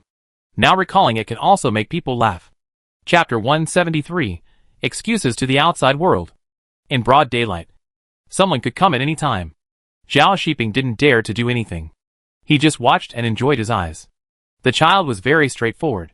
He would poop after eating. Zhao Shiping estimated that it was almost time, so he took a basin and went out to get hot water. Almost as soon as the child was full, Sui Liang came on time. Sui Yu handed over the child happily. She was not afraid of someone holding it, but she was afraid that no one would hold it. She was very happy to have someone to coax the child for her. On rainy days, everyone had nothing to do. There was a circle of people watching when she washed the child's buttocks. Sui Yu simply didn't go out. She stayed in bed and slept until the meal was ready. Li Mu took away a can of chicken soup and stewed half a chicken with dried vegetables in half a pot. The master took half, and the remaining half was for the servants. When the weather clears up, Inpa, you go buy another 300 chicks. Sui Yu explained. Inpa nodded in agreement. Sister, now that the weather is clear, let's go out of town to hunt and see if we can bring back another yellow sheep. Sui Liang said. Sui Yu certainly couldn't go far away. She had a baby at home. She estimated that she would have to rush back after leaving the city gate, and this situation would continue until the child was weaned. You and your brother-in-law go out of town to hunt, and take Xiao Chunhong and the others with you. And Gonda and Gon Air will go with you. Sui Yu said. Can we go out of the city gate? Zhang Shun asked Gonda. Yes, we can go out of the city with the master. Gonda spit out the chewed chicken bones to the dog, and he took a bite of rice and said, One year we went out of town with the adults to pick reed flowers in the desert. With the adults taking us, the city guards didn't stop us. Pick reed flowers? Do the adults have to pick reed flowers themselves? Zhang Shun was surprised. Inpa knocked on the bowl, reminding Gonda to talk less while eating, and not to tell others about the master's family. Gonda smiled and stopped talking. Except for Ming Ma, none of the 10 newly bought private slaves had ever been to Qinhusua, so they naturally didn't know the master's past. Only Inpa and her son knew that the female master had been a criminal slave. Inpa had already explained this, and didn't allow them to talk nonsense. Seeing this, the others stopped asking. After dinner, Gonda and Gon Air took Zhang Shun and Li Wu to carry manure to the land while the rain stopped. The smell of the wind was strong, so Sui Yu simply carried the child and went back to the city with Zhao Shiping. Sui Liang and Ashui also followed. Halfway through, the big black dog caught up, walking back all the way. Sui Yu took a group of people and thought about going to Zhao Xiaomi's mother-in-law's house first. But when he went there, he found nothing. He heard from the neighbors that the whole family, young and old, had gone to the fields. Afterwards, Sui Yu dragged a bunch of tales to Minxiang. The houses in this lane were brand new, arranged neatly, and the road was widened. Following the smell of meat, Sui Yu saw Lao Tu sitting under the eaves making dumplings. My son opened a food store, and I am not as free as before. Now you don't have to spend money on food, and you probably won't eat as deliciously as before. Sui Yu joked. Oh! The distinguished guest is here. Lao Tu took the opportunity to throw away the noodles and shouted to the house. Big red lady. There are guests at home. You take these things in and make dumplings. You do your thing. We will leave after standing for a while. Zhao Shiping said. It's a rare occasion to come here. Sit down and have a sip of water. Lao Tu led people into the house and went out to get a kettle and a bowl. Today, Lao Tu was a generous and polite person. Not only did people have hot water to moisten their mouths, but even the big black dog lying at the door was given half a bowl of water. Is this your child? When was it born? Is it a boy or a girl? The old bald man sat down and asked. He's almost 3 months old. A boy. Zhao Shiping held the baby in his other hand and said, You guys are doing pretty well. The old bald man smiled and said modestly, I can't compare to you guys. Your location is good, Zhao Shiping said. The old bald man touched his bald head and chuckled. From this year on, your business will be good. Sui Yu followed with a compliment. With me paving the way, your son's food store will also make money. Right? The old bald man waved his hands. No. No. Sui Yu snorted. If you don't make money, you won't give us a good face. The old bald man's face was a little hot. Now thinking about it, it was really embarrassing to make that face last year. The flatbreads are steaming on the stove. I'll bring a plate for the 2 children. The old bald man slipped away with an excuse, and soon brought a plate of steaming flatbreads. He asked Sui Liang and Ah Shui to eat with their hands. Both children have grown up. The old bald man looked at Sui Liang and said to Sui Yu, In 2 or 3 years, your brothers will be able to support you. Sui Yu looked at Zhao Shiping and thought that Sui Liang might not have that chance. Why did you come here on such a windy day? Is there something wrong? The old bald man asked about the business. The livestock pen in the guest house is digging manure, and the smell is quite strong. We came out to hide. Sui Yu was quite honest. It's just a good opportunity to see how you are doing here, so I can have a better idea. When it comes to stealing business, you can't steal it from me. The old bald man smiled confidently. It's just that we can't accommodate the guests here, so the merchants go to your place. If it were a year ago, Sui Yu would agree with this statement. After last year's development, her place also has its own unique advantages. The place is vast. Camels can run freely. Escorts can get up early to practice martial arts. Merchants can hang out their goods at will. And Zhao Shiping is there to protect them. So no petty thieves or ruffians dare to cause trouble. Captain who probably wants to build another guest house. What do you think? Sui Yu revealed the secret. The old bald man's face fell instantly. He pointed at Sui Yu and said, No good will come from seeing you. This is you who caused it again. Zhao Shiping's face changed.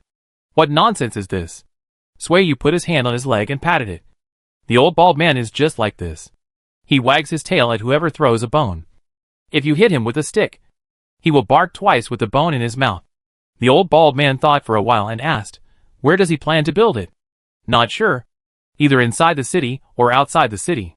Sui Yu said. The land price in the city is high. Lao Bald estimated that it should be built in the wilderness outside the city. He suggested, Don't stop him. Let him build it. The earliest the guest house will be completed is this winter. There are only a few merchants passing by. We will share the profits. He will get a little bit of soup. He may not be able to make back his investment in 3 years. He will lose a lot of money. We can't stop him even if we want to. Sui Yu spread his hands. Lao Bald looked at Zhao Shiping and said, It's Zhao Qian who can get promoted again. Manager, you will be able to walk sideways in Dunhuang City. Zhao Shiping seemed to be thinking about something. The kid woke up and hummed a few times. Zhao Shiping carried him out to pee. It's getting dark. You have to be busy here. Let's go. Sui Yu pinched a dumpling and fed it to his mouth. Then stood up and said, Thank you for the hospitality. Come back when you have time. Lao Bald stood up to see him off. After leaving Ningxiang, Sui Yu and Zhao Shiping went back to Qianhusuo. Sui Yu went back to feed the child, and Zhao Shiping went to the training ground for evening training. Sui Liang chased him out and said, Brother-in-law, my sister said you will come back to Dinghu Lane to pick us up in the evening. My sister will take us to Sister Song's house for dinner. Okay. After the evening training, Zhao Shiping walked back with Huang Anqing. On the way, he thought again and asked, Brother, are you going to seek justice for the fact that captain who took your military merit? Huang Anqing stopped and shivered in the whistling cold wind. His words seemed to tremble. How do you seek justice? Zhao Shiping didn't say anything. There seemed to be no better way for him to explain to Captain Chu. The centurion of the year has died. And the battle has been over for more than 10 years. Apart from you and me, there is no other witness. Forget it. Let's not talk about it. My life is still happy. And I don't want to cause any more trouble. Huang Anchen was discouraged first. Why? Captain, who is bothering you? No. Zhao Shiping denied it. He was eager to do something before he said it. But he realized the difficulty after he said it. Unless Captain Chu had a grudge against Captain Hu. Captain Chu would not offend anyone for seeking justice for an unknown person, even if he knew that Captain Hu had taken credit. If he didn't offend you, why did you mess with him? Don't say that you have a deep brotherly relationship with me. Huang Anqing sneered, punched Zhao Shiping, and said, take your wife and children and get out. Zhao Shiping took a punch. He smiled, and the matter was over. It rained for 2 days, but the coldness shrouded the northwest for half a month. It was not until March that the weather turned warm. At this time, new green appeared on the withered yellow soil, and ground vegetables were growing on the wilderness piled with manure. Xiao Chunhong, Lu Yair and others carried baskets to pick ground vegetables under the roots of the dead grass. If you wash them clean and mix them with lard or oil residue to make dumplings, they are all delicious. At this time, caravans had entered the city. The caravans that had stayed in the North City guest house before went straight to the North City guest house. However, some caravans that missed the old friendship turned to Minxiang under the urging of Lao Tu and others. Sui Liang squatted at the city gate and counted. The goose houses inside and outside the city almost divided these caravans equally. Not only him, but also the housekeeper in Hudui's mansion squatted at the city gate and watched. He watched for half a month and reported back to the mansion. There are more caravans going to the North City guest house. I inquired that when the caravans from the interior crossed the snow-capped mountains and crossed the river, some of the goods got damp. They need a larger place to dry the goods. There are also escort teams. The escorts prefer to live outside the city. Hu Dui rubbed the ring on his thumb and asked, do you think I can make money if I invest more money to build a guest house? The housekeeper didn't dare to say anything. How could he guarantee this? Forget it. I'll go find the lady. Hu Dui got up and left. Mrs. Hu naturally agreed. She gave this job to her brother from her mother's family. Building a house can make a lot of money. At the end of March, Zhao Shiping came back from morning training and met an official who was measuring the land. He asked a few questions and gave him 100 coins, asking the official to stay away from his house when measuring the land. Relying on the river, Captain Hu's brother-in-law planned to buy land near the city. But the land there had been reclaimed as farmland. If it went further north, it would almost border Sui Yu's guest house. The official lied that most of the land here had been bought by Zhao Shiping. No way. Captain Hu's brother-in-law could only buy land and build a house on the other side of the river. What bad luck. Sui Yu spat twice. The passing merchants found this funny. This was not business. It was simply making enemies. Whose guest house is this? A merchant asked. Captain Hu's brother-in-law. Sui Yu said. The merchant shook his head. No wonder he is so domineering. But don't worry, shopkeeper Yu. With his character, we will suffer a loss if we live there. And everyone understands this principle. And your business will probably not be affected. Thank you for your comfort. Sui Yu forced a smile. He won't give us a way to live. And we can't beat him. So we can't make money. I can only leave the children behind and go out of the customs with you to do business. Sui Yu suddenly had an idea. She was worried that there was no legitimate reason to form a caravan. Women going out to do business would inevitably attract criticism. The merchant waved his hand. It's not easy to get along outside the customs. Don't be impulsive. On the other side, Zhao Shiping pretended to go to Captain Chu to ask for a task. After Captain Chu knew about the guest house, he called Captain Hu over and scolded him. Captain Hu was a dead pig that was not afraid of boiling water. After being scolded, he still did his own thing. Chapter 174 Childishness. When the foundation was being laid on the other side of the river, Sui Yu went to the city to order a plaque. Before, there was only her guest house in the north of the city, so she didn't bother to name it. What words are you going to engrave? The craftsman asked. Chongwei guest house. Sui Yu took out a thumb-long piece of wood and said, I've already written it. Can you write? The craftsman rummaged through the woodpile and pulled out a wooden board, saying, Since you can write it. Draw the outline on the board. and then I'll carve it according to the mark. Sui Yu rolled up her sleeves, picked up a piece of charcoal and walked over, saying, I wrote the words myself, so you can ask for less money. The craftsman had no objection, and he walked to the side and continued to hammer and hammer. Sui Yu remembered that the words she could write were all taught by the original owner's aunt. She didn't know many words, and after practicing for so many years, she could barely write them. She calculated the spacing, held the charcoal head, held the wrist of her right hand with her left hand, and tried to write the 4 words steadily. It's done. Sui Yu showed the wooden board to the carpenter and asked, Can it be painted? I want to paint the words on the plaque black. Yes. The money for the words is equivalent to the money for the paint. Come and get it in 2 days. Words are really valuable. 4 words are worth 1 penny. Back to the guest house. Sui Yu saw Sui Liang. She walked over and asked, Can you write the words I taught you before? Yes. But the little boy can't write it yet. Sui Yu thought about it. And then she sat in the room for 3 days. Collected the words she could write in her mind. Wrote them all on the wooden board. And let Sui Liang practice. Xiao Shiping saw it. And he asked Sui Yu to write another version for him. I'll practice first. And when the little boy grows up, I'll teach him to write. He made an excuse. You are quite studious. Sui Yu glanced at him. It's all for the children, Xiao Shiping said righteously. Sui Yu laughed. I can't write many words. Maybe I have some missing limbs. Xiao Shiping thought it was quite a lot. At least he saw Sui Yu never encountered a word he couldn't write. The next day, Sui Yu found another piece of wood and copied the words he had written to Sui Liang again. When he handed it to Xiao Shiping, he took a look and found that the words on this version were more difficult. That's it? Any more? He asked. No more. After saying that, Sui Yu came to her senses. She remembered the words she had written in her diary and said, You mean the words I wrote when I was keeping accounts? I wrote them randomly. Just make sure you can understand them. Xiao Shiping was silent. Did he learn a lot of words she created? Sui Yu saw that his face was not right and asked, What's wrong? Nothing. The man secretly sighed and thought, If I have a chance in the future, I will buy 2 bamboo slips back. Whatever you want. Sui Yu took off her shoes and lay on the bed. She looked at the halo cast on the wall and suddenly thought that as she left the border, wouldn't she be unable to speak the language or the written language? Hey, how did you talk to the locals on your way to Wuhan? People outside the border don't speak Chinese, right? Sui Yu asked sideways. No. But there are people who can speak Chinese in the local area. Xiao Shiping put down the wooden board, walked to the bed and lay down. Shh. Don't mention this disappointing thing. While Sui Liang took the kid away, Xiao Shiping pulled up the mattress to cover the 2 of them, and the couple had a good discussion in the quilt.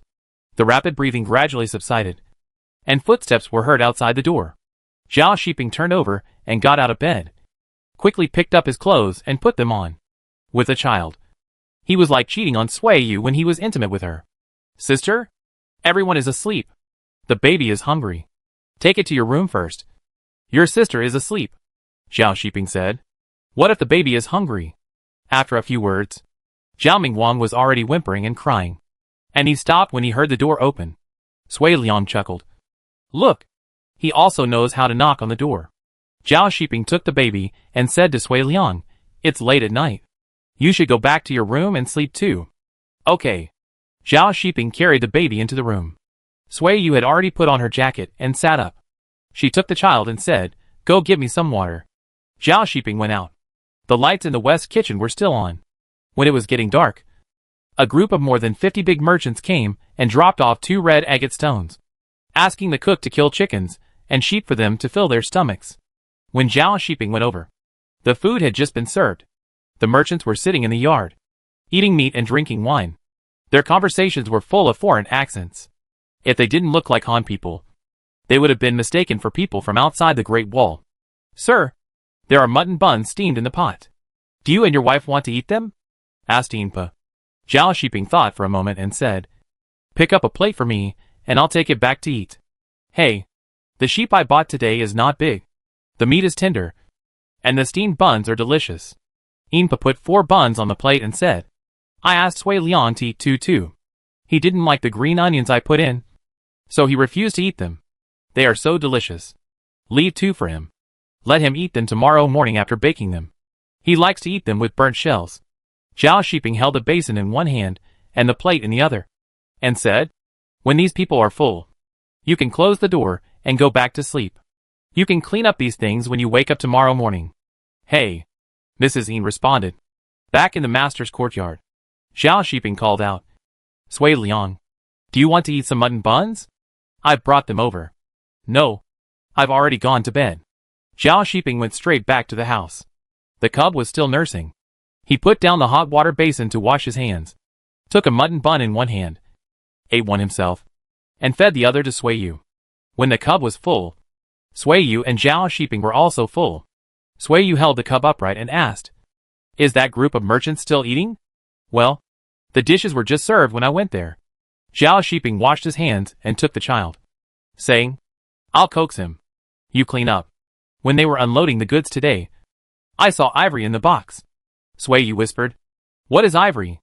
Zhao Shiping had never heard of it, let alone seen it. He told him, "Stay away from these people. They have probably been wandering outside the Great Wall for many years. They are very bandit-like and very vigilant. They must have killed many people." Sui Yu also discovered that these people could no longer be called merchants. They carried treasures on their bodies. In their eyes, everyone was a thief. It was normal for them to talk to each other in the last moment and kill people with knives in the next moment. When the West Kitchen was quiet, Sui Yu and Zhao Shiping also hugged the child to rest. The next day, the sound of digging on the other side of the river woke people up, and Zhao Shiping left the guest house and went back to the city for morning training. After he left, Sui Liang came to take the cub away, and Sui Yu covered the mattress and slept for a while before getting up. In April, the weather turned warmer. Sui Yu washed her face by the river in the morning. She squatted by the river and looked at the people digging the foundation on the other side. The slaves came to work before dawn, and the soldiers who were paid to work came now. It was not until the sun was high in the sky that Captain Hu's brother-in-law came over slowly. Sui Yu was originally practicing archery with Xiao Chunhong. When she heard the quarrel, she ran over with her bow and arrow to watch the fun. It has been less than 10 days since the start of the work, and he has delayed paying the wages. These soldiers are asking for money, the helper Zhang Sa said excitedly. She was washing the sheets and did not stop talking. "I heard someone say that we pay 1 day for building houses here, and they asked Chui to pay 1 day as well." Captain Hu's brother-in-law glared at them and walked away angrily with a dark face. Sui Yu waited until he was far away, and then raised her voice and asked, "Hey, what did he say? Will he pay you?" "He went back to get the money," a soldier said loudly. "My cousin's brother-in-law is a thug in a gambling den. I heard that Chui took the money given by his brother-in-law and lent it out at interest. So he is delaying our wages. I will quit after working for 10 to 20 days, in case he can't pay us later." "Sui Yu, you really know how to make money." "Madam, do you think the guest house opposite can be built?" Mrs. Zhang asked. Sui Yu nodded. "If it can be built, Mr. Chui will definitely let his brother-in-law see the house after getting the money." "That's right. If you can't hire someone to build the house, you can still use slaves." Mrs. Zhang sighed. "These slaves are so unlucky. They come before dawn and are not released until dark. The food they eat is not as good as the pigs we raise. They are not treated as human beings at all." Sui Yu sighed and lost the mood to watch the fun. She left the river with her bow and arrow, and was about to look for the kid when she heard the sound of a piano from the first guest house. The side door of the guest house was closed, and she couldn't see what was going on inside. Sui Yu stood there for a while, thinking that the sound of the piano was quite nice. And just after walking a few steps, she heard the sound of drums. "Sister, I'll give the kid back to you." Sui Liang came out from nowhere, stuffed the kid to Sui Yu, and ran east around the corner. Sui Yu and the kid stared at each other. She took out her bow and arrow, and chased Sui Liang with the child in her arms. As she guessed, there was a haystack between the east side of the guest house and the livestock pen. Sui Liang, a Shui, and the big black dog all climbed up, stood on the top of the haystack and looked inside the wall. "Can you see it?" Sui Yu asked. "You can only see a little bit. There are Huji dancing," Sui Liang said. "The courtyard of the guest house seems to be covered with blankets." "Sister, this caravan is really generous. The previous caravans used cloth to cover the blankets and put them on racks to dry them, for fear of dust and fading." "Let me see." Ah Shui supported Sui Liang. She was short and could only see the top of the wall even when riding on the dog. Ah! The kid shouted at Sui Liang. Sui Yu looked down at him. And when he glanced away, the two children on the haystack screamed and rolled down. And the big black dog stood on the top of the haystack and looked at him innocently. What's going on? Sui Yu smiled. Get up quickly. Are you okay? The south door of the guest house opened, and a man with eagle eyes walked out. Sui Yu looked over and said apologetically, Did I disturb you? We'll leave now. Sui Liang and Ah Shui climbed up with hay on their heads, hugged the fallen grass and fed the camels in the pen. The man said nothing and went back in. But he didn't close the door. The drums and piano music in the yard didn't stop. Sister, does he mean we can go over and take a look? Sui Liang asked. Sui Yu picked the hay off his hair and said, You two should stay away. Don't take Dahe over there. Don't go in. And don't make any noise to disturb others. Sui Liang took Ah Shui and walked over quietly. When they were 3 feet away from the door, they stopped and saw the scene in the guest house clearly. There was a blanket on the road in the yard. 8 girls were dancing barefoot on the blanket. They had bells hanging on their bodies and small drums in their hands. They swung and swung, and the crisp bells and drums rang. The melodious sound of camel bells came from afar, and another group of merchants came to rest. Sui Liang's eyes moved away from the yard. His sister was taking care of the cub, and he was going to greet the guests. Ah Shui, let's go, he reminded softly. Ah Shui looked at her again, and she left reluctantly. The big black dog quickly caught up, and when passing by the door, it also glanced into the yard. There was no one outside the door, and a man holding a bowl of wine walked over and closed the door. Who lives in this courtyard? A new merchant passed by with a camel. It's also a group of merchants, coming back from outside the Great Wall, and they brought a huji. Sui Liang explained. The new merchant became excited, and the leader stuffed a handful of copper coins into Sui Liang's pocket, saying, Come over and call them when they come out to eat. Sui Liang shook his head, and he returned the money, saying, You'd better be careful. They are quite fierce and not easy to mess with. At noon, the merchant who lived in the first entrance opened the door and came out to eat. Sui Liang saw the man who left the door for him, and he walked over in small steps and said, The new merchant wants to meet you today. Do you need me to pass on a message? The man waved his hand. Then I'll tell them not to disturb you. Sui Liang laughed twice and ran away, saying quickly before leaving, You are so nice. The man was stunned for a moment, then laughed, and the people who were traveling with him also smiled. Does the guest house need to be cleaned up? Sui Yu took the opportunity to come over and ask. No need. No one can enter our yard before we leave. Okay. I got it. Sui Yu left. Chapter 175 Fighting for Food with Pigs. The new merchants came to the door. After hearing Sui Liang's words, they looked at him from a distance. The group's momentum was indeed not easy to provoke, so they gave up the idea of going up to talk to him. Shopkeeper Yu, prepare 20 kilograms of fried rice and 20 kilograms of fried noodles for us, and prepare 300 pancakes and 50 kilograms of dried vegetables. We will come to get them tomorrow morning. Sui Yu responded and asked, Do you need to replenish food and grass for the camels? I'll send someone to help you call someone. Do you need a camel for transportation? You can rent or buy it. I'll introduce you to a reliable dealer. Rent a camel? The eagle-eyed man said. We have only been out of the customs for 6 years, and there have been quite a lot of changes in the customs. Only rent out the caravans that have been out of the customs. The rent is 500 coins for half a year. If there is a death, the compensation is based on the price of the dead camel. Sui Yu explained. And she asked one more question. Do you want to buy a camel? The man waved his hand. If they were short of camels, they would go to the desert to catch them directly. Brother, how many places have you been in the past 6 years? Another merchant chimed in. I can't count them. I only came back when I was almost at the seaside. The seaside? Which direction? Another person asked. Nan, you don't need to ask. You can't go there. If you go, you'll die. The others were silent now. This was true. Sui Yu brought a basket of steamed dumplings. She asked, You have traveled far. Have you seen something that blooms white flowers in summer? The flowers are soft, like reed flowers. They can probably keep out the cold. I've seen it on bamboo slips. The merchants looked at each other. One of them, a man as strong as a black bear, said in a rough voice, I seem to have an impression. But I forgot where I saw it. Sui Yu said, and put down the steamed dumplings without asking any more questions. Everyone, take your time. Do you want to eat mutton tonight? I'll send someone to buy a sheep. Another sheep is fine.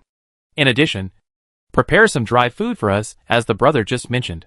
You can prepare it according to your estimation. The eagle-eyed man spoke. Sui Yu responded that the caravans heading east did not need to prepare food and grass. The further east they went, the less grass and water they had on the road. She would not solicit business for Zhao Xiaomi. Sister, the kid is crying. Sui Liang waved. You go and comfort him. I'll take care of him here. The merchants who were eating looked at Sui Yu and Sui Liang. This desolate and poor place was quite nourishing. After noon, Zhao Shiping came back. After confronting Captain Hu, he was assigned a lot of work, and was often so busy that he came back after dinner. Sui Yu handed the child who refused to sleep to him. She went to arrange for someone to buy sheep, and then went to pass the message to Zhao Xiaomi. Sister-in-law, another caravan is coming. Ah Shui shouted from a distance. Two groups of Hu merchants came one after the other. Hu merchants enter the city later every year, and they mostly move together. When Hu merchants enter the city, there will be Hu merchants staying in the next few days. Manager Yu, we meet again. You have become much plumper. The Hu merchant riding on the camel teased. Sui Yu smiled and said, You are more beautiful than before. Right? Yes, I am. The Hu merchant stroked his beard and smiled. I gave birth to a cub last year, and I have gained weight. Sui Yu led people to the guest house in the north and said, How many days will you stay this time? 2 nights. Leave the day after tomorrow. You two caravans live in the same yard? Okay. There will be a lot of people coming here in the next few days. So let's squeeze in so that you don't have enough room here. The merchant saw the people digging the foundation on the other side of the river and asked, Are you going to build a house again? It seems that business was good last year. Yes. We made money. But it also made people jealous. Look. Others are coming to steal our business. Sui Yu opened the door and said, In the future, you should come to take care of the business more often. Otherwise I will go out and steal your business. Hu Sham didn't take her words seriously and asked, Which big Buddha is lying behind the guest house? Captain Hu. Hu Shang pulled the corner of his mouth and said disdainfully, He is a domineering person. Where is your child? Bring him out so that we can see who he looks like. Another Hu Shang asked. It looks like me. Now it's asleep. So I won't hold it for you to see. Sui Yu was afraid that these merchants would give gifts again. So she gave them the copper lock and key and said, You unload the goods first. I'll go to the kitchen and ask someone to prepare food for you. Gan De Gan Air and Zhang Shan Li Wu came to help. After unloading the goods on the camel, they led the tired camel to the river to drink water and brush its fur. Hu Shang packed up and came out to eat.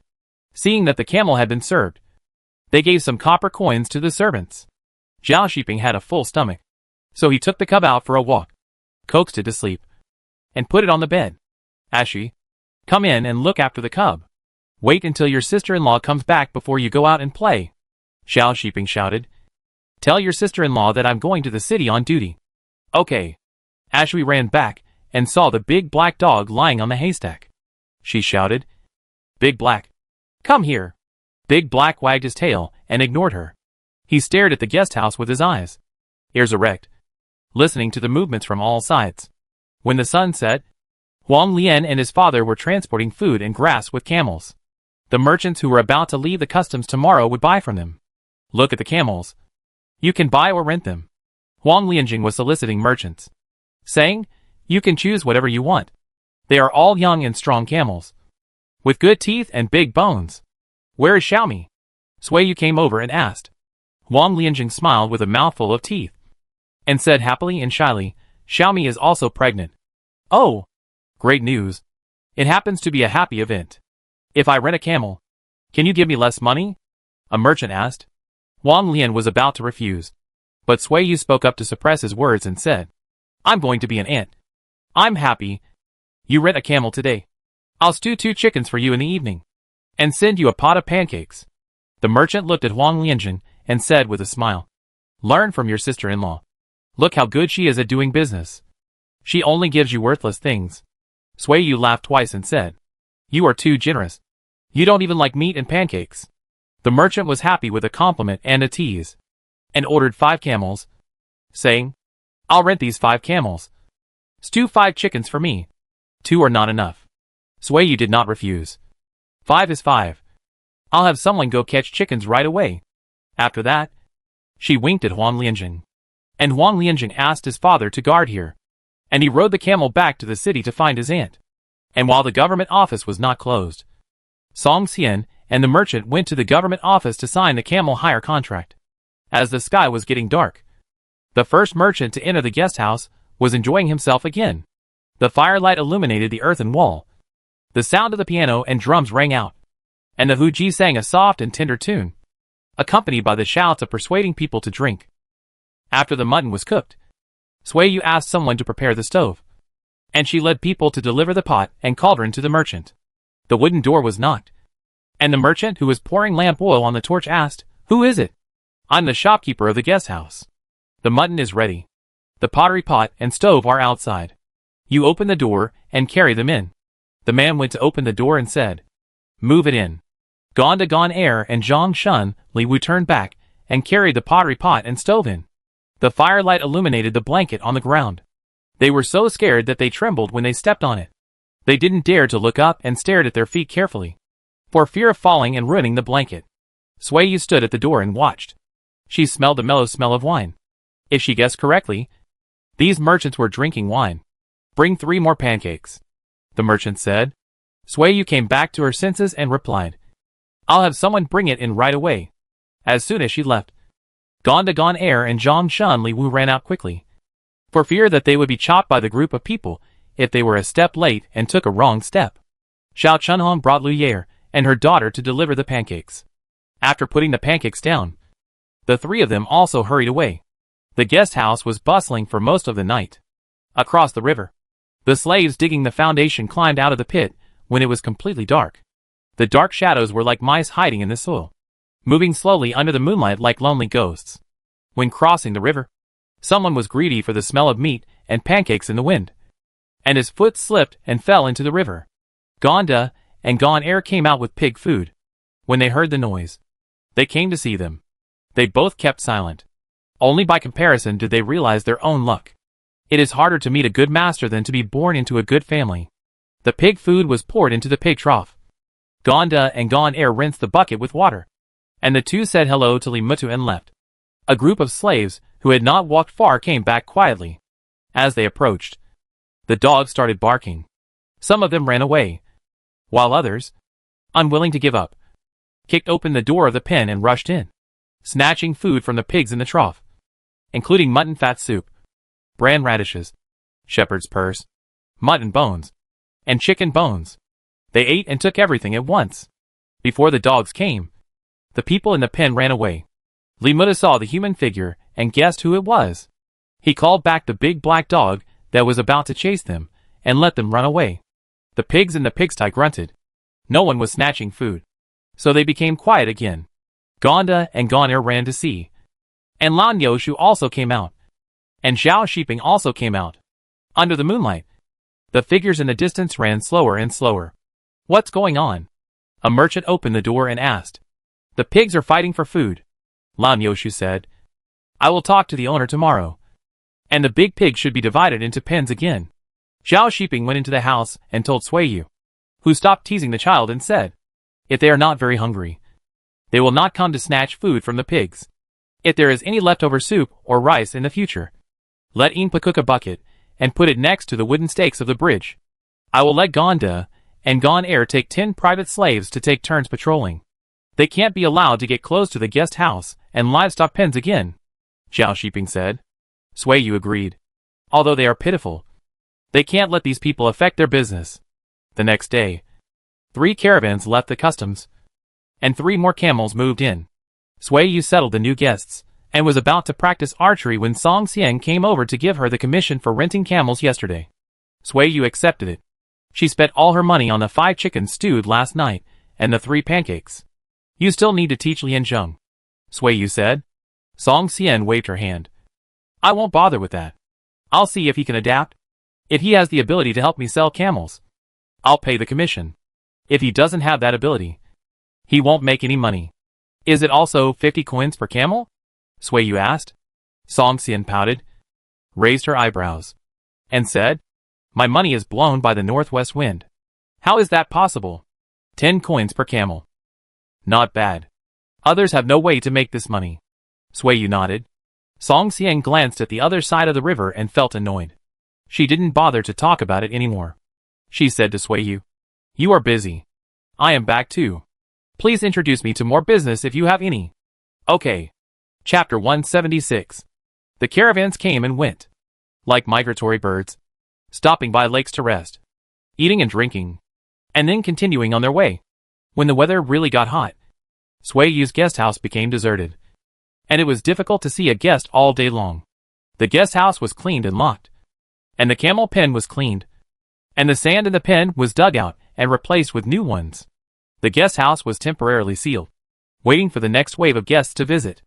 In the wilderness in the distance, palm-high golden flower grass grew, and a dozen camels walked leisurely in it. With a whoosh, the iron arrow flew out, and the gray-haired rabbit hidden in the grass bounced a few times and stopped moving. The big black dog ran quickly, holding the rabbit and dragging the arrow back. Suiyu wiped his sweat. The June sun almost burned people. It was too hot. Xiao Chunhong shot an arrow to the west, and the man squatting by the river drinking water fell into the river with a bang, and disappeared immediately. She was so scared that she threw away her bow and arrow and ran to the river. "Did you shoot someone?" Lu Yer was shocked. "No. He fell down by himself." Xiao Chunhong turned pale with fear. Suiyu also ran to the river when he heard the noise. When they ran to the river, there was no one in the water. Xiao Chunhong picked up the wooden arrow stuck in the grass and explained, "I didn't shoot him. The arrow didn't even touch him. Where is he? Did he see a ghost?" Gonda went into the water. The surface of the river was calm, but the flow rate under the water was quite fast. He could hardly stand. Look downstream. It is estimated that he was washed away by the water. Suiyu ordered. Zhang Shun, Li Wu, you two take 2 sticks and go to the downstream of the river to salvage. Gonda, go to the other side of the river and shout that their people fell into the river and were washed away. The noise here has alarmed the people who are building the wall on the other side. Most of the soldiers have left long ago. Only 7 or 8 soldiers, who want to leave a good impression in front of Captain, who are still holding on. They squat behind the lush wall to avoid the shade. And more than 20 slaves are still silently tamping the earth under the scorching sun, without a person in charge. Even if they find something wrong, no one will come out to make a decision. Your people fell into the river, and were washed away by the water. I guess they were dizzy from the heat. But we didn't shoot them. Gonda climbed out of the river wet and shouted. An older soldier stood up and said, "It was the private slave of the captain's mansion. I'll go back and find the manager of the mansion. Let's salvage it first." Suiyu said, "The river downstream is wide. You guys come with us to salvage it." No one moved. It was the flood season in summer, and there were pits dug by dredging at the bottom of the river. People who can't swim would probably not be able to climb out if they stepped into them. Suiyu looked at the slaves with numb faces, and she called Shang Ganda to run downstream. Bang! The thick wood used to ram the earth fell to the ground, and a skinny slave followed by another slave carrying the thick wood. The remaining slaves looked at each other, and 7 or 8 people chased after him, while the others moved their feet and stood still. Zhao Shiping rode back and saw a group of people gathered by the river from a distance, all holding sticks and poking in the water. He asked Sui Liang, "What happened? Where is your sister?" A slave fainted from the heat, fell into the river while drinking water, and was washed away by the water. "My sister is leading people to salvage him," Sui Liang said. "It's been a while. Bring the rope from the woodshed," Zhao Shiping ordered. Yinpa and Meng Ma hurried into the house, and soon brought 3 ropes. Zhao Shiping did not dismount, but rushed over with the ropes. When he got close, he dismounted without waiting for the horse to stop. Then, tie the rope around your waist. He threw the rope to Gonda, Zhang Shun and Li Wu, who were walking in the water with long poles. "I don't know where they went." Suiyu came over. "It's a long distance, and we ran to the river and disappeared. The water in the river flows fast in summer." Zhao Shiping took off his short shirt and gave it to her. He also walked into the river, pulled a rope with Gonda, and the 4 stood in a row to salvage in the river. Xiao Chunhong, Lu Yer and 7 other female slaves were picking with sticks in the water grass on the east side of the river, and 10 other gray male slaves were standing in the shallow water on the west side of the river to salvage. The sun rose higher and higher, and there was no one in the water. Inpa, Mingma, and Lan Yoshu also came over. It's dangerous. It's too late to salvage it. Uncle Nyo shook his head. After a while, a man came from a distance. It was the young steward of the Chui family. He had a round face and a smiling face. He came to thank Xiao Shiping and Sui Yu first. It's been so long. I think the person is dead. Thank you for your trouble. Sir and madam. You two can work hard for a lowly slave like him. His life is not in vain. I will arrange people to patrol along the river later. If the body floats up, please salvage it to avoid polluting the river water. The young steward smiled. Xiao Shiping walked out of the river. Seeing this, others also walked to the river. Sui Yu looked at this kind-hearted but vicious lackey and felt powerless. The master had to express regret for the chicken drowning in the river. But this man fainted from exhaustion and fell into the river and drowned, leaving only a curse. Let's go! Xiao Shiping pushed Sui Yu and said, I'll talk to Captain Hu during the evening training. The slaves get up early and come back late every day to do heavy work.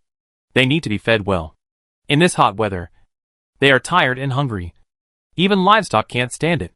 The little steward's face changed, and he hurriedly chased after him and said, It's my negligence. I'll send someone to deliver food later. Sir, don't bother the captain for such a small matter. The captain has to worry about too many things every day. Xiao Shiping didn't say anything. Sui Yu tilted his head to look at the male slaves who fell behind. They were covered with a piece of cloth covering their crotch, and the bones under the skin were clearly visible. They were just a few black grasshoppers standing up and walking. How about this? You give me 5 cents a day, and I'll have someone deliver food to them. Sui Yu said. This place is too far from the city. It's too much trouble to run a trip just to deliver a few buckets of food. I'm closer, and business is slow recently. Why don't you let me make some money? The steward cursed Sui Yu in his heart for being mean. 5 cents could buy 3 dough of millet, which 20 slaves couldn't finish in 3 days. But on the surface, he could only thank him profusely and agree, so that Xiao Shiping wouldn't really tell Captain Hu about this. Just after lunch, the steward delivered 10 days' worth of food, and specially asked someone to carry 4 buckets of thick millet porridge and show them in front of Sui Yu. After he left, Uncle Nyo reminded him, These slaves built houses to steal your business. No, unless Captain Hu used his power to oppress others. He doesn't have much business.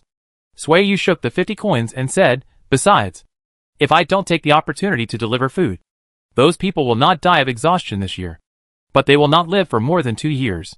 He also bought the slaves at a high price. How could he bear to torture them to death?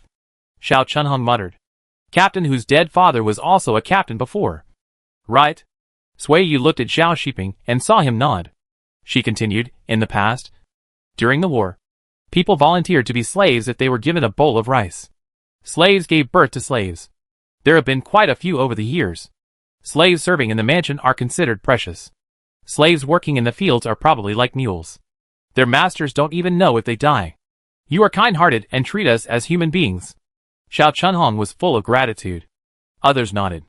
Sui Yu smiled and said, I am kind to you for something.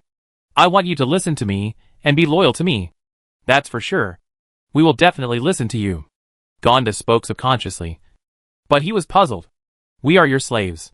If we don't listen to the master, who else should we listen to? Then I will take you out of the customs to do business next year. Sui Yu said in a joking tone. She glanced at everyone's faces and said, Let's form a caravan to do business and make more money. I will share the profits with you. You save more money. If one day, the court allows slaves to redeem themselves, you can redeem your freedom. Divide the land and house. Start a family. Raise children. And no longer let the next generation be slaves. Gonda and Gon Air were excited. They had no second thoughts and trusted Sui Yu completely. The 2 brothers immediately knelt down and kowtowed. Gonda said, Madam, please take us brothers with you. Xiao Chunhong's face also flushed. She asked in a trembling voice, Can I still redeem myself? I don't want to be a slave. I'm scared to death. Meng Ma pushed Lu Yer, and Li Yer said loudly, Madam, take me with you. I will definitely practice martial arts well. Zhang Shun and Li Wu suddenly realized it. After thinking for a while, they solemnly expressed their intentions. They were both willing to fight for their descendants. The other 5 private slaves were born of slaves. They were slaves and they didn't think much and had no opinions. Sui observed that basically, as soon as she finished speaking, these 5 people nodded blankly. I just said it casually. I have this idea but I don't dare to implement it yet. Sui took back her words and said, you practice first. One day when I think you can protect me, I will take you to fight. Uncle Neo realized that she was serious. He looked at Sui with a complicated expression. These people from big families, both men and women, were bold and wild. Don't dare to provoke. Don't dare to provoke. Uncle Neo suddenly sighed. Sui looked at him inexplicably. And she said to the others, it's hot now. You go back to the house and rest. If you can't sleep, go north along the river. If anyone floats up, salvage them, and dig a deep pit to bury them. Gonda and Gon Air carried shovels, and took Zhang Shun and Li Wu away. Xiao Chunhong thought about it. She called Lu Yair and took the other 5 female slaves to follow. Let's see the dead to grow courage. Sui secretly breathed a sigh of relief. She planned to go back to the house to sleep. Before leaving, she told Inpa, remember to prepare dinner for the people on the other side of the river at night. Just follow the standard of cooking for the soldiers in the past 2 years. Okay. Inpa agreed with full energy. Sui smiled at her and left. When she woke up, the sun had set, and the cub was sleeping on her waist with drool. Chapter 177 Sent to the desert for training. The cub is 6 months old, and can roll over, sit, and roll over. He is tall and big-boned, and can crawl a few times when he rolls over occasionally. Sui saw him lying on her waist, and knew that he had climbed up by himself. He was probably put on the bed after falling asleep. He woke up and played on the bed for a while, and fell asleep again when he was tired. Cub, wake up. Sui gently woke the child up, wiped his saliva with one hand, and said, are you hungry? I'll go wash your face first. What delicious food are you dreaming about? The cub opened his eyes, and he looked at her quietly. When Sui reached out his hand, he jumped and threw himself into her arms. Sui pretended to say ouch twice, and the cub giggled happily, revealing a white tip at his lower front teeth. The golden light covered the ground, and the scorching heat had mostly dissipated. When she opened the door and went out, the hot wind with the smell of dust hit her face. Sui stroked her hair, and saw a few people walking in the wilderness in the north. The smoke from the kitchen rose again. Xiao Chunhong and Lu Yair were squatting under the eaves to peel broad beans. Meng Ma and 2 female slaves were chopping radishes in the yard. The other 3 female slaves were actually chopping wood. Madam, are you awake? Xiao Chunhong saw people first. Yes. Scoop me 2 buckets of water. Sui walked to the eaves and sat down, and asked the woodcutter, Xiao Shi, why are you chopping wood? Where are Zhang Shun and Li Wu? The drowned person has been found, and they are digging a pit to bury him. Xiao Shi's face was a little ugly, and she whispered, the person floated up after swelling, and we didn't dare to look at it for too long. So we came back. We are weak, so we thought of chopping wood to practice our strength. Another female slave named San Chao said. Xiao Chunhong came out to fetch water. She observed Sui's face. Seeing that her master didn't seem to be disgusted, she said, guess what, my lady? The drowned man floated up at the bend of the river. If it weren't for the rocks at the bend, he would have been able to go further. The kid was grabbing Sui's clothes. Sui squatted down and wiped his face with water. She said, don't mention this anymore. Let Zhang Shun and Li Wu deliver food to the people on the other side of the river. Don't go over there. Also, patrols during the day and night cannot be neglected. Slaves on the other side of the river cannot be allowed to approach the guest house. The companion who worked with her died. If she didn't shout, those people would have watched indifferently. From that moment on, Sui felt the horror of this group of people. When the chickens were killed, they jumped around in panic. However, before the blood was drained, the chickens had calmed down and were busy pecking at water, insects, playing, and crowing. Even when people finished eating the chicken and left the chicken bones, they would still scramble to eat the broken meat on the bones. These poor people who had suffered so much were mostly similar to the chickens. Their human thoughts had been erased. They lived day by day just to fill their stomachs. In this case, in order to eat well and without fear, they could do anything. Sui took the cub back to the house to feed him. He hadn't eaten for a long time and was very hungry. He was so tired from feeding that sweat broke out on his forehead. There were footsteps in the yard. The cub's eyes moved. Sui looked up and asked, Is it the cub's father who came back? Awake? Zhao Shiping didn't go into the house. He took off his dirty pants, pulled out clean pants from the clothesline and put them on. He said, I'm going to the parade ground. I'll be back for dinner in the evening. Okay. I shot a rabbit this morning and stewed it in the evening for you to come back. Don't go out after dark. You can't go to the other side of the river, Zhao Shiping explained. I've told Gonda and Gon Air that they will be responsible for delivering the food. I'll arrange for Zhang Shun and Li Wu to deliver the food, Sui Yu said. Zhao Shiping was relieved now. She just knew to be on guard. It's up to you. You arrange it. I'm leaving. The footsteps went out. Sui Yu vaguely heard Sui Liang's voice again, as if asking if the kid was awake. When the kid was full, Sui Yu carried him out. Sure enough, Sui Liang was waiting outside. As soon as they met, he reached out to take the kid. Wow. The kid smiled at him. Call me uncle. Sui Liang teased him. I'll open your mouth. Let me see your teeth. The kid opened his mouth wide. He was now as smart as the big black dog and could understand some words. When he heard open mouth and teeth, he opened his mouth to show off. Baby is awesome. Sui Liang loved his little appearance so much that he kissed him twice and then held him in his arms and turned around. Sui Yu did not disturb the uncle and nephew.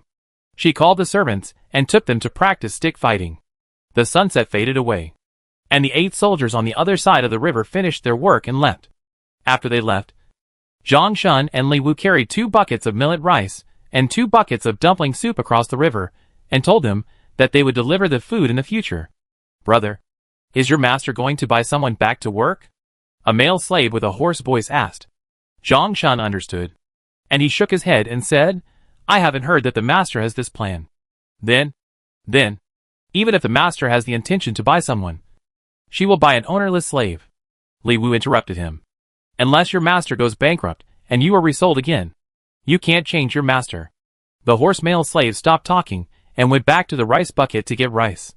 Zhang Shun counted the heads and said, Tomorrow we will bring 23 bowls. What did you use to eat before? No bowls and chopsticks? Li Wu asked. A male slave with hair covering his face shook his head. When they were working in the fields, they used wooden stakes to pick up bowls. Later, when they came here, they suddenly couldn't find the wooden bowls. They didn't know whether they were kicked into the river or buried in the soil. They didn't dare to ask. The 4 buckets of rice were empty. The group of slaves burped. Zhang Shun and Li Wu took the buckets and walked across the river quickly. When the last ray of sunlight disappeared, the rabbit meat was out of the pot. The rabbit meat was stewed with broad beans. The broad beans were stewed until soft and absorbed the soup. The part at the bottom of the pot still had a burnt smell, which was better than the rabbit meat.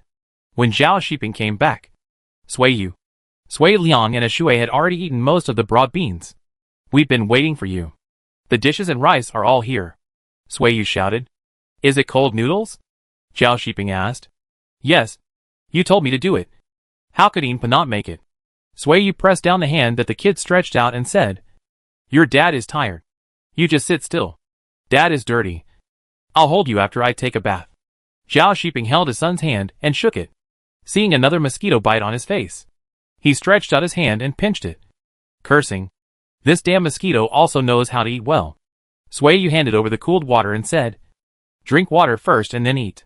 Eat more meat. You are the busiest and most tired person in the family now. There are fewer caravans in the city, fewer people fighting and making trouble. And Zhao Shiping doesn't have to patrol the city all day long. Compared with spring, he has much more free time. After dinner, Zhao Shiping went to the river to take a bath. Sui Yu held the baby and stood not far away waiting for him.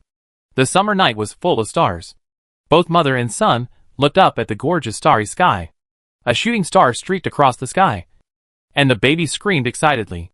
Make a wish quickly. Sui Yu held his hand, wrapped her big hand around his small hand and bowed. She smiled and said, Make a wish that mosquitoes will not bite us again. There are few mosquitoes in the house. Go back to the house and sit down. Zhao Shiping came over with dirty clothes. It's time to eat meat. You accompany me to walk around to help digest the food. Sui Yu handed the baby over. Go to your stinky father's arms quickly. Zhao Shiping threw away the dirty clothes. He pinched the child's armpit and lifted him up high. The baby giggled with joy. Sui Yu picked up the clothes and left. Zhao Shiping held the baby and chased after him. You can't catch up with me, Sui Yu ran in small steps. Come and catch me. Zhao Shiping only ran with the child in his arms. And he couldn't talk in the child's tone like Sui Yu. When the cub laughed, he also laughed silently. The boundless night sky quietly looked down at the earth. As the stars moved, the children grew up and the crops grew. Plains, mountains, grasslands, deserts, snow-capped mountains, and the changing winds and clouds. Each stage the same and different stories. The hot summer gradually came to an end in dripping sweat. In the wilderness far away from the city, a dozen tan people strode among them, shooting arrows with bows, racing with camels, fighting with martial arts sticks, or sneaking freely in the cool river. Voluntary training can produce more obvious results than forced training. Excluding Gonda and Gone Air, these 10 private slaves have been bought for nearly a year. Compared with last year, these people seem to have changed their bodies. They are taller, stronger, and more powerful. You can even see fighting spirit in them. And there is a fierceness in their eyes that is eager to try. Before the caravan enters the pass, you can stay in the desert for 10 days. Zhao Shiping suddenly suggested, I will send you out of the city. There is Yumen Pass in the northwest and Yangguan Pass in the southwest. Apart from these two cities, most of Dunhuang is desert. You can stay in the desert for 10 days before coming back. Sui Yu also agreed. I will prepare dry food for you. Each of you will be given 3 large water bags. You can raise the rest by yourselves. The 12 slaves did not show fear on their faces, and they nodded in agreement. Zhao Shiping gave them 1 day to prepare. On the 10th day of August, he took the household deed and led the 12 slaves out of the west gate of Dunhuang City. The slaves sent them out of the city, and he immediately went back into the city. What are you doing? Huang Anqing called out to them. All these servants are carrying heavy bags and bows and arrows. Why are they going out of town? Why aren't you following them? Zhao Shiping suddenly realized that Song Xian had not told him that Sui Yu was planning to go out to do business. It was difficult to explain at this time, so he did not say much. He made an excuse. I asked them to go out of town to find wild camels in the desert. Come to my house for dinner some other day. We haven't been together for a long time, Huang Anqing said. Zhao Shiping nodded. He thought that he hadn't seen Zhao Xiaomi for a while. He turned his footsteps and went to see Zhao Xiaomi's in-laws. Zhao Xiaomi was nearly 5 months pregnant. Her belly was already showing. She had gained weight and was in good spirits. The yard was full of golden flowers drying in the sun. She was still turning the grass with her belly bulging. Are you home alone? Zhao Shiping asked as he entered the door. Third brother. You're here? Zhao Xiaomi thrust the fork into his hand and said, You're here just in time. Help me turn the grass. Zhao Shiping had no choice but to help her turn the grass. My parents-in-law and Lianzheng have gone to the fields to cut grass. Uncle Lao Nio's 20 acres of land has grown a lot of grass. They went to cut it and brought it back. They dried it and piled it up and sold it for a lot of money. Zhao Xiaomi said, Pull my camel over to carry grass. Zhao Xiaomi waved his hand. His aunt lent us a camel. And your camel is a little short. Zhao Shiping. Why did you come alone? My third sister-in-law and the kid didn't come? Zhao Xiaomi asked. No. Your third sister-in-law is at the guest house. After turning over the grass in the yard, Zhao Shiping put down the pitchfork and said, You stay at home. I'm leaving. Do you need eggs? I'll bring you a basket in the evening. Okay. You bring it to me. Zhao Xiaomi walked out to see him off and asked, Are your parents coming over this year? Or are you going back? Zhao Shiping hadn't decided yet. Chapter 178 Slaves begged their master. On the way back to the guest house, Zhao Shiping met Captain Hu. One was walking in front, and the other was walking behind.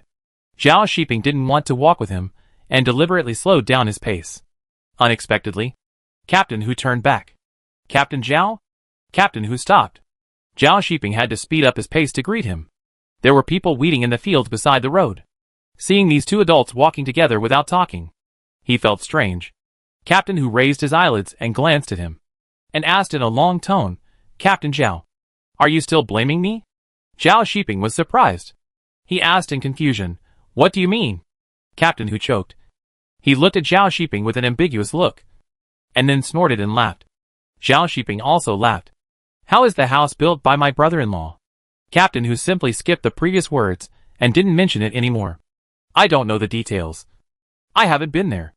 Zhao Shiping took a deep breath, looked into the distance, and put on a face that didn't want to be bothered. Captain Hu stopped talking when he saw this. He had a sour face. And the more he thought about it, the angrier he got. He felt that Zhao Shiping was not tactful. Seeing Zhao Shiping walking calmly, he felt more and more that today's impulsive trip was a wrong decision. Forget it. Captain Hu suddenly stopped. Walking is too tiring. Let the Japanese officer ride a horse and come back. The guest house is indeed a bit far from the city. Zhao Shiping agreed. Then you go back? Yes. Captain Hu waved his sleeves and turned around, and went back along the way he came. Zhao Shiping watched him for a while, and made a gesture of seeing him off. When the distance between the two widened, he continued to walk back. When he returned to the guest house, it was already noon. Zhao Shiping stood by the river and looked at the house opposite that had not yet been built. It might be that he had enough money after collecting the interest. Or it might be that Captain Hu's brother-in-law was anxious and hired 20 more soldiers 2 days ago, with more people building the house. The speed of building the wall caught up. Captain Zhao. The soldier carrying water greeted Zhao Shiping. Zhao Shiping nodded. Brother-in-law? Sui Lian came out holding the baby. You're back? My sister was still wondering why she hadn't seen you for so long. What did you eat for lunch? Anything is fine. Zhao Shiping walked over quickly, took his chubby son, threw him up and caught him and threw him up again. He was the only one in the family who had the strength and courage to throw the baby up. The little guy knew that he could throw him up high when he saw his father. Every day. He grinned when he saw Zhao Shiping. Sui Yu heard a silver bell-like laughter in the kitchen. She wiped her hands and walked out. Standing under the eaves, she asked, Why are you back so late? I went to see Xiaomi. Zhao Shiping carried his fat son into the house. She asked me whether I would invite my parents to come over for the new year or go back alone to pay New Year's greetings. Don't ask me. I don't care. Sui Yu doesn't take on tasks. Sui Lian looked around and he ran away. Zhao Shiping picked up a chair and sat down.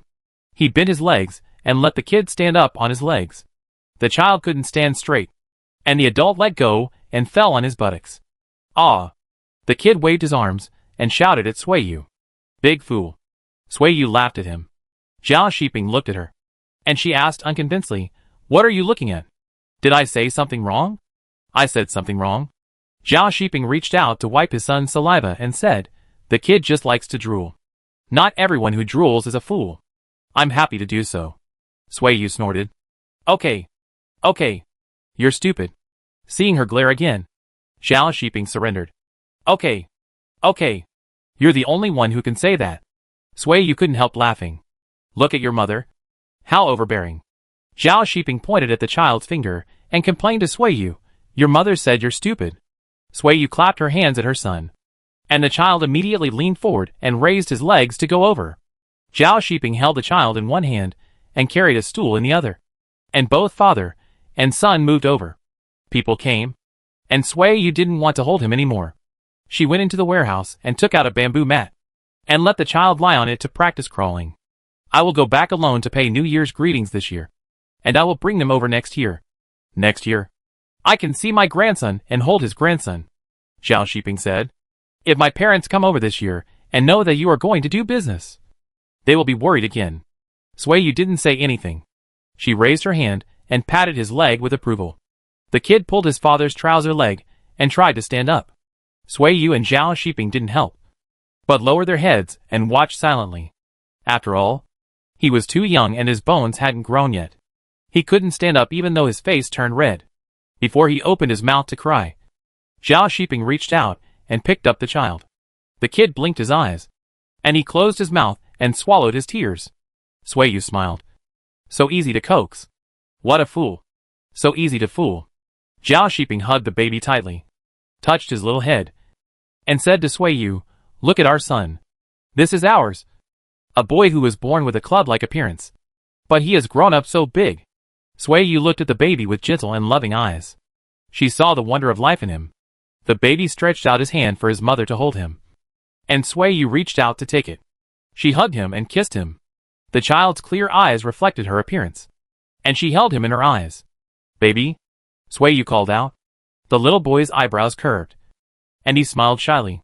Sui Yu loved him so much, and called out again, Baby. The little boy smiled and hid in her arms. Sui Yu held the child and laughed out loud. Her smile was like a berry dripping with honey.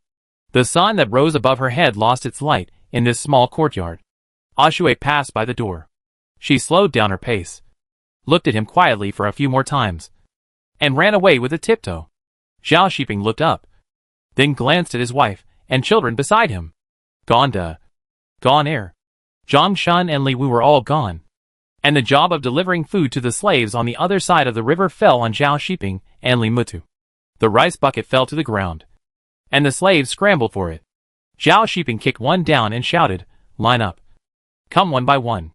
With a shock, the group of slaves suppressed their restless hands and feet, lined up one by one, stretched their necks and stared at the people in front, fearing that there was no rice in the bucket. Last month, 2 slaves were exhausted to death. The remaining 21 slaves had to share 4 buckets of rice before the soldiers' meals were delivered. "Captain Zhao, we will eat at your place too." The soldier who was carrying water by the river spoke up. "You go and talk to the steward and ask him to pay." Zhao Shiping looked at the slaves who were sitting on the ground and eating voraciously. They were like toothless babies.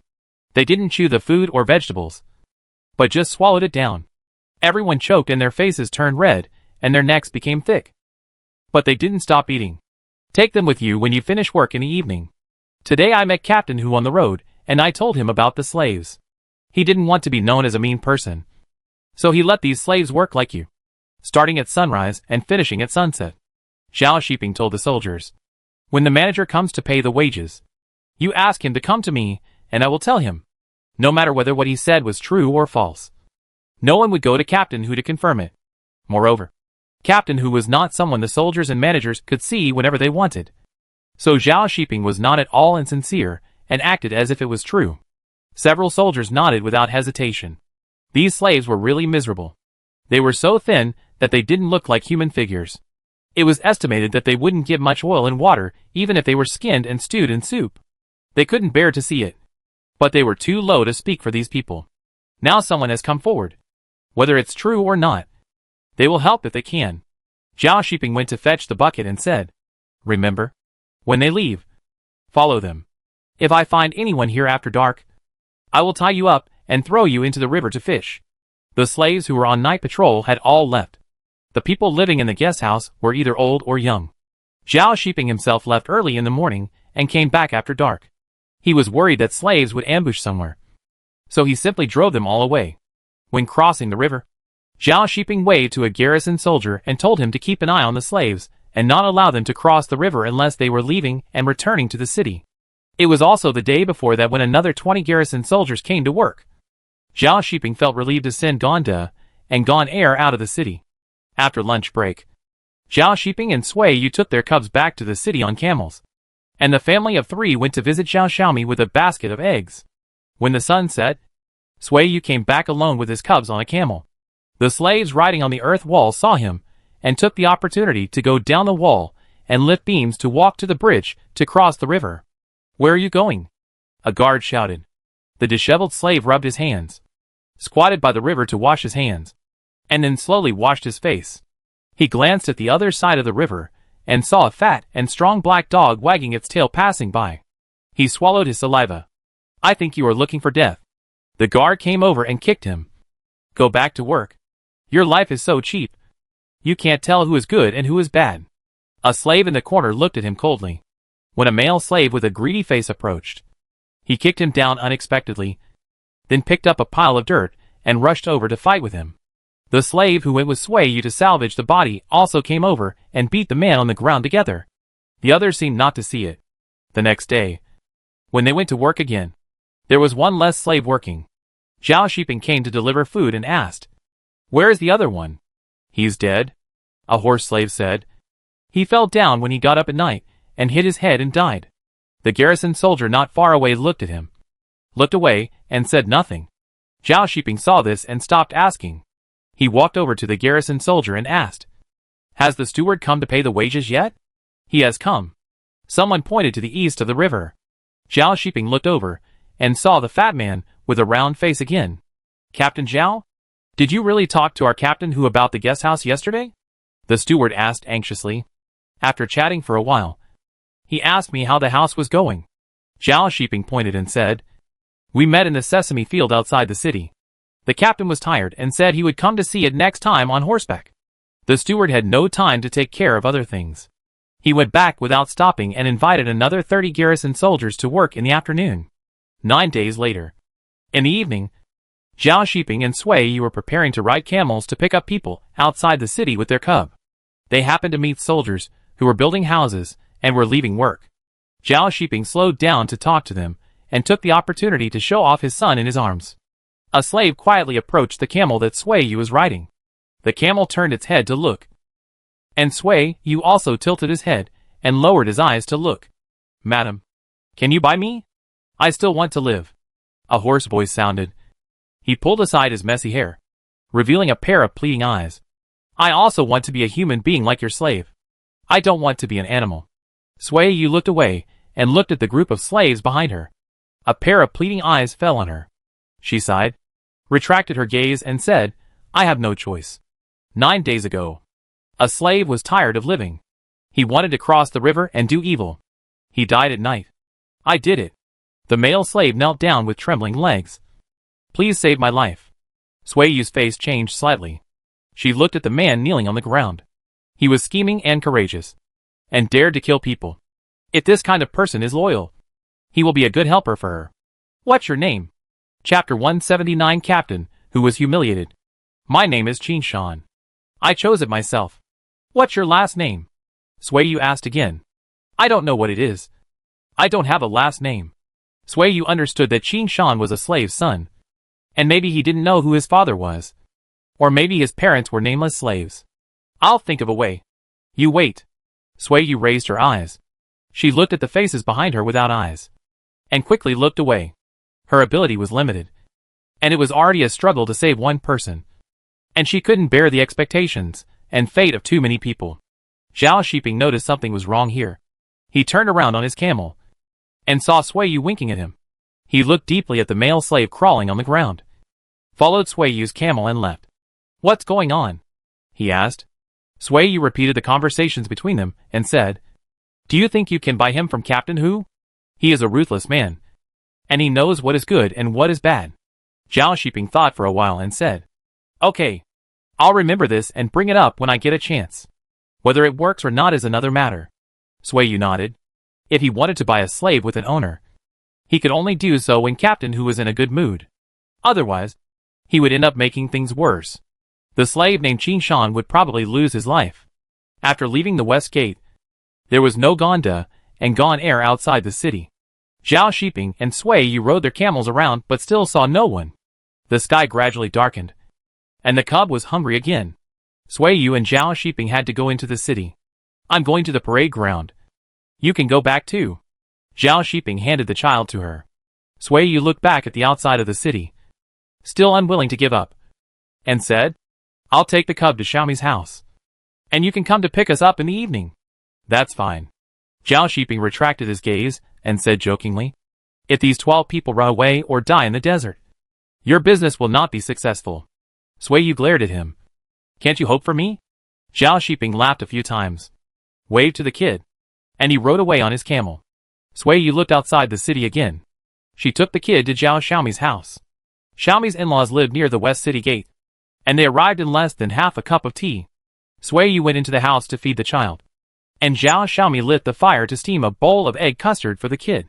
The kid ate the milk until he was half full, and then continued to eat the egg custard. After the kid was full, Sui Yu took him on a camel out of the city, and she didn't go back into the city until the sunset faded. The sky darkened, and the city gate was about to close. "Who are you waiting for?" "Your servant?" Huang Anqing asked. "Yes." Sui Yu nodded. "Escaped?" Huang Anqing asked. "They have no household registration. If they don't leave Yumen Pass and Yangwan Pass, and avoid the patrolling guards, they can escape by bypassing the city gate in the desert and heading west or south. However, they will die of exhaustion or starvation. It shouldn't happen. Even if someone wants to, it's impossible for everyone to escape." Sui Yu still has this confidence. She changed her hand to hold the child and said with energy, "They should be on their way back. I'll come back tomorrow." "Are you alone? Going back to the guest house or the Qianhu office?" Huang Anqin was worried about her carrying a fairy-like child on the road at night. But it was not easy to send her back. So he had to say, "I'll stay here with you until Brother Zhao comes to pick you up. I'm going to the child's aunt's house and have dinner at her house," Sui Yu said, watching her go away.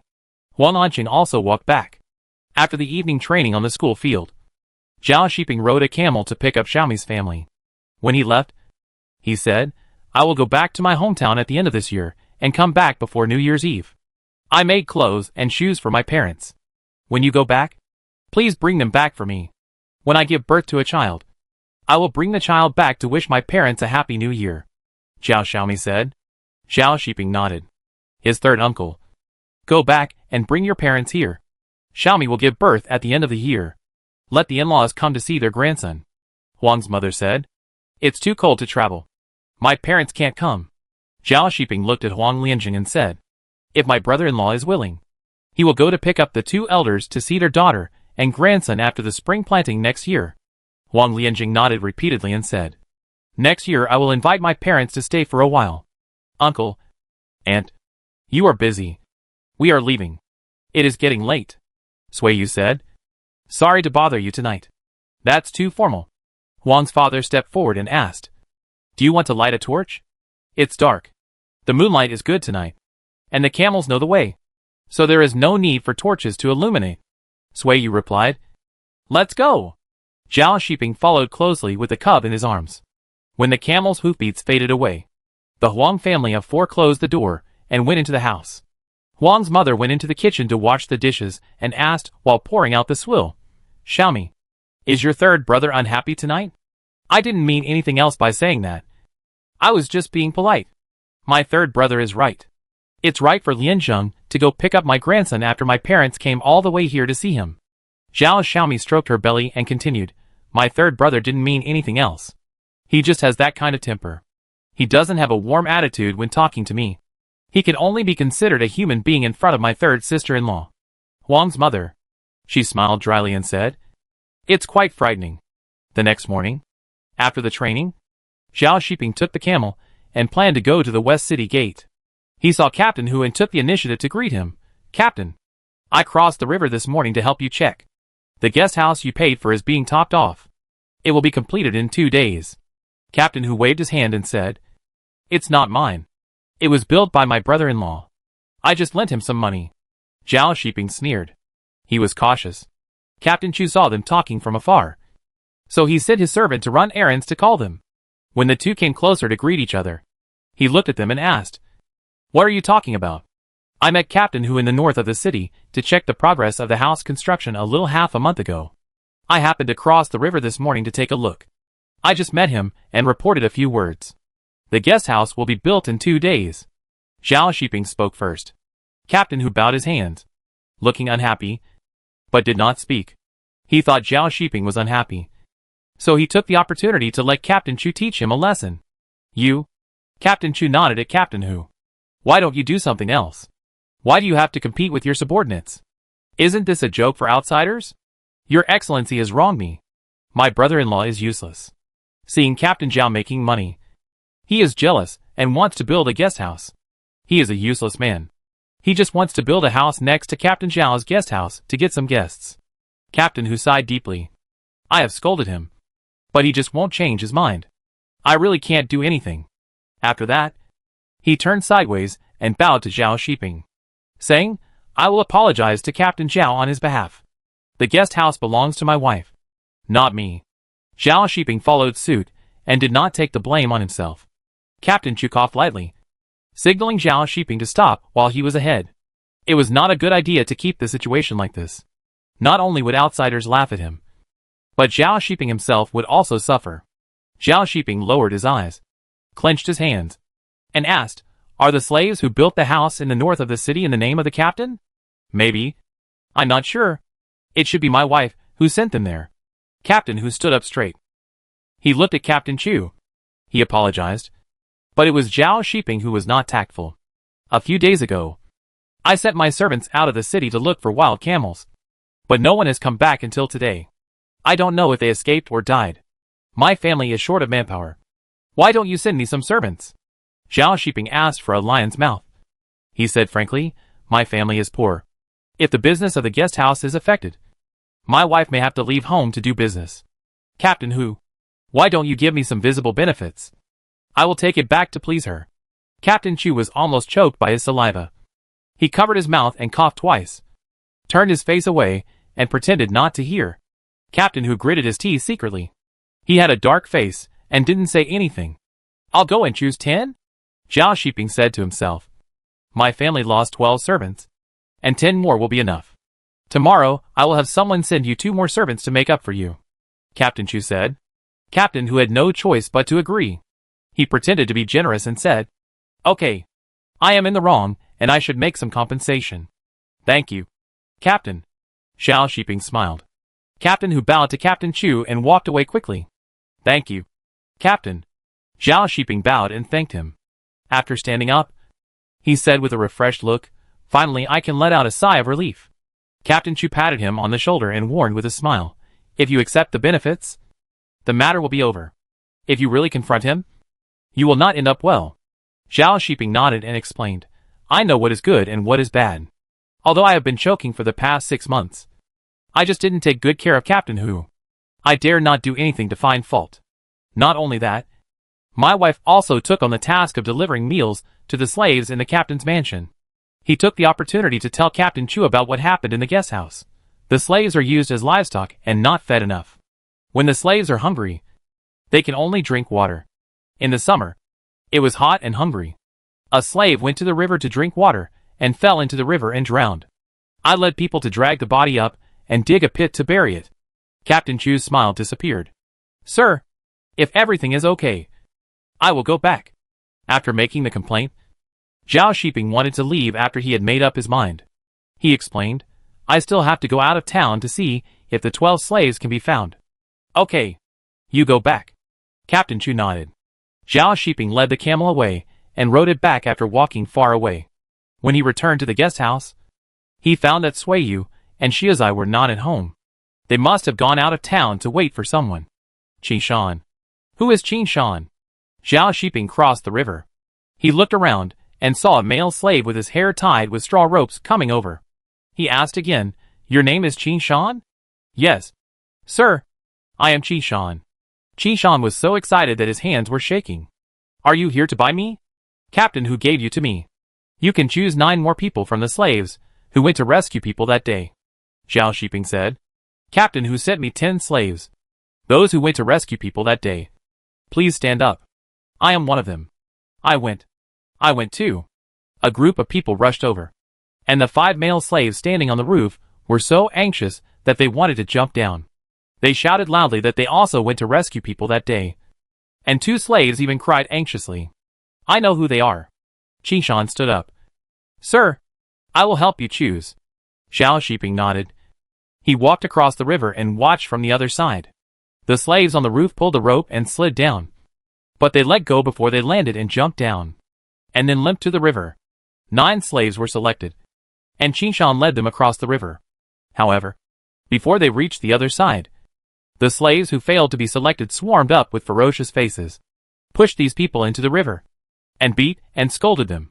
These people were stuck in the mud themselves, and they couldn't bear to see their companions climb up. Chapter 180. Another herd of wild camels. Near noon, Sui Yu came back with the cub. When she approached the inn, she found a puddle of water on the road and mottled wet footprints. She looked across the river and pulled the reins to slow down. Langur? Ah Shui? Zhao Shiping? She called out loudly. Uncle Lao Niu? Sister-in-law.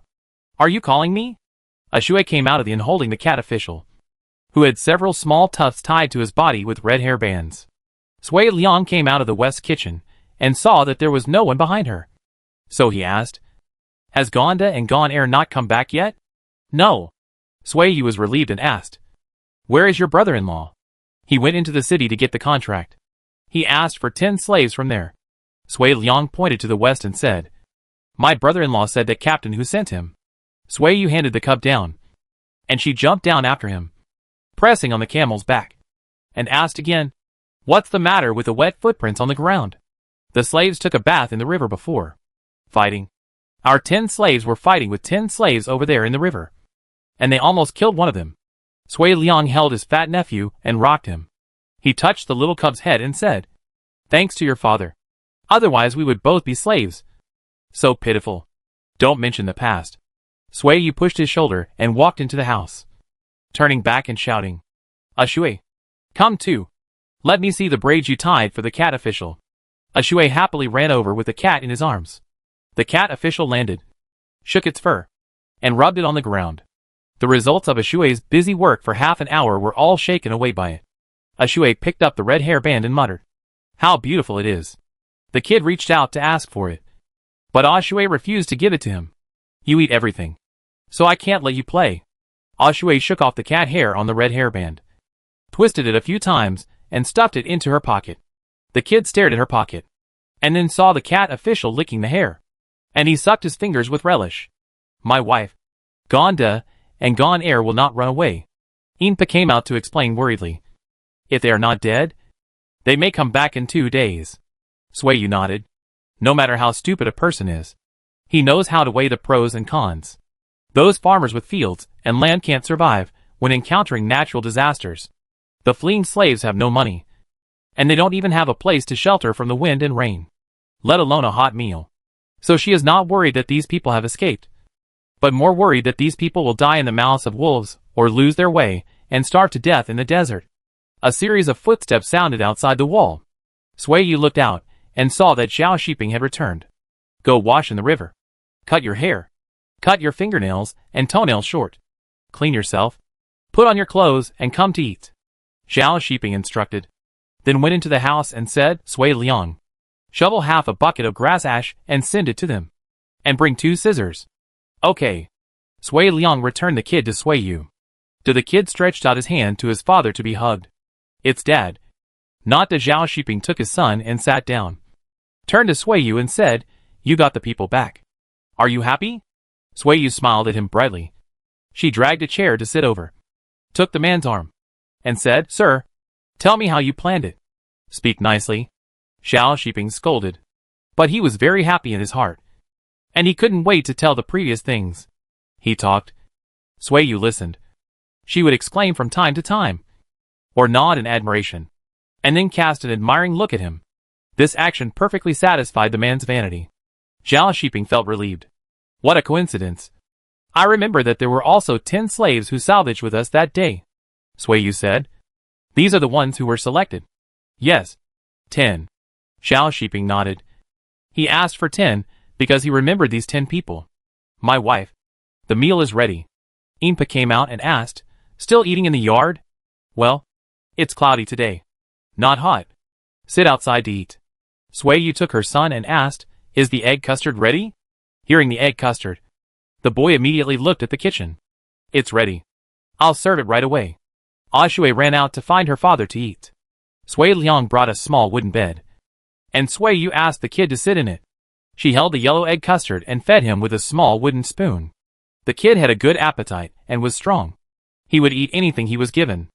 After feeding him half a bowl of egg custard, Sui Yu wiped his mouth and asked Xiao Shiping to collect the rest. She sat down and started to eat. Scrambled eggs with leeks, stewed taro with meat slices, and bean sprouts and tofu in vegetable soup. The meal was millet rice, which was the master's meal. The meals for the slaves and helpers were millet rice and fried bean sprouts with leeks, and camel oil fried taro. Although there was no meat or eggs, it was oily, and the quantity was large enough to fill you up. In the days when there was no business, the master and the servants lived a simple life, no longer eating steamed buns, pancakes, braised noodles, and cold noodles at will. The people in the courtyard had just finished their meal when 10 bareheaded male servants came in with empty clothes. The clothes were old clothes or patched clothes that others had pawned for money. Each of these people was given a set. The straw sandals on his feet were new, but they didn't fit him well. It didn't matter. He could just string a straw rope around his ankles, and they would be fine. Go to the kitchen to get your own food. You must follow the rules of my house when you enter. You can't snatch or rob. You can't eat less and eat too much. You can't be so full that you burp or spit.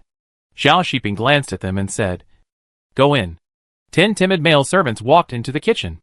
Xiao Shiping stood in the yard and watched. He was slightly satisfied to see that they were restrained and didn't snatch food like before. Uncle Lao Niu motioned to Sui Yu to look. He pointed at Zhao Shiping and whispered, "Look! He is so amazing now. He looks quite intimidating." Zhao Shiping turned around and saw Sui Yu smiling. He also raised the corner of his mouth. 10 male servants served the food, and Zhao Shiping asked them to sit over. "The remaining dishes on the table are all yours. They will be served at every meal from now on. Eat slowly and chew them thoroughly before swallowing. If I find anyone swallowing without chewing, you will be hungry." Qishan responded, and he picked up the chopsticks to pick up the dishes. The soft and slippery taro fell in the air. He subconsciously wanted to pick it up with his hand, but his hand stopped in the air and picked it up again with chopsticks. Lao Niu, Li Mutu, and Inpa stood aside and watched. These people wanted to swallow the food in a hurry after they had something in their mouths. But with Zhao Shiping's warning, they had to restrain their instincts. Chew quickly, and stare at the dishes on the table. When there were only 5 pieces of taro left in the bowl, 2 more people took 2 pieces. At this time, the remaining 8 people stretched out their chopsticks at the same time. Qishan grabbed the largest piece. Under the gaze of others, he quickly swallowed the taro. Halfway through swallowing, he remembered the words of the male master, and he pinched his neck to hold it back. Zhao Shiping frowned. Qishan didn't dare to look at him. He held a taro in his mouth and wiped away the tears with one hand. The cub babbled, and Zhao Shiping carried him out. Sui Yu waved to the others, and they dispersed. Some cooked pig food, some cleaned up the dishes, and those who had nothing to do went out for a walk. In a moment, there were only 10 male servants holding bowls in the kitchen yard. No one supervised them, and they didn't eat their meals in a hurry. A gust of wind blew from the north, and the dark clouds in the sky were blown away, and the golden sunlight sprinkled on the earth. "Fly!" Zhao Shiping ran with the cub. "Slow down. He just finished his meal." Sui Yu chased after him. "Don't run." The child's laughter echoed under the sky. The slaves who tried to change their animal nature looked up at the wall in front of them. This was the first time they felt that millet was sweet when chewed. Grandma Yin came out to pick up the pig feed bucket, stepped out and then retracted her foot, and turned to go into the house. "What's wrong?" Sister Cui asked. "They are crying." Grandma Yin pointed out sadly. "They are crying. Wait a minute." After saying that, she thought of her 2 missing sons, and the bitterness in her heart surged to her eyes, and she was worried and cried. After the 10 male servants finished their meal, they each took their own bowls and chopsticks to the river to wash them, and then sent them to the kitchen after washing them. "You don't have to wash the bowls. Just bring them in after dinner." Sister Cui opened the lid of the pot, threw the bowls and chopsticks into the boiling water, and said, "My wife has instructed that the used bowls and chopsticks must be boiled in boiling water for 1 instant stick of time. So don't leave your used bowls and chopsticks randomly." The 10 male servants nodded reluctantly. After leaving the kitchen, the 10 people who had a rare leisure time felt uncomfortable all over. Someone pushed Qishan and said, "Let's go ask the adults what they want us to do." "Okay. There's nothing to do. You can take a rest and take care of your meat first. If someone asks you for help, you can go and help. If no one asks you, you can sleep or bask in the sun," Zhao Shiping said. "In half a month, there will be more merchants coming to the city. I will arrange things for you when I'm busy." Qishan felt uneasy after leaving. Lying on the couch in the daytime was even more frightening. He dared not close his eyes. "Let's go get firewood." Ariai sat up. "How about we go weed the fields?" Others got up one after another. This time they didn't go to Zhao Shiping, but to Uncle Niu, asking him to arrange some work for them. Uncle Niu thought about it, and he led these people to weed his 20-mu soybean field. However, when he went over, he found that the grass in the soybean field had been cut. The soybeans in the field were growing well this year. "Hey, who is so diligent?" Uncle Niu was puzzled. Come on.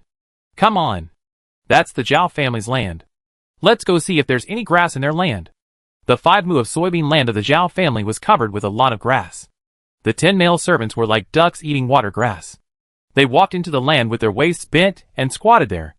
After a while, the weeds in the land became shorter. At dusk, when they finished work, the 10 male servants bundled the weeds they pulled up and carried them away. This was good stuff. It could feed camels and burn firewood.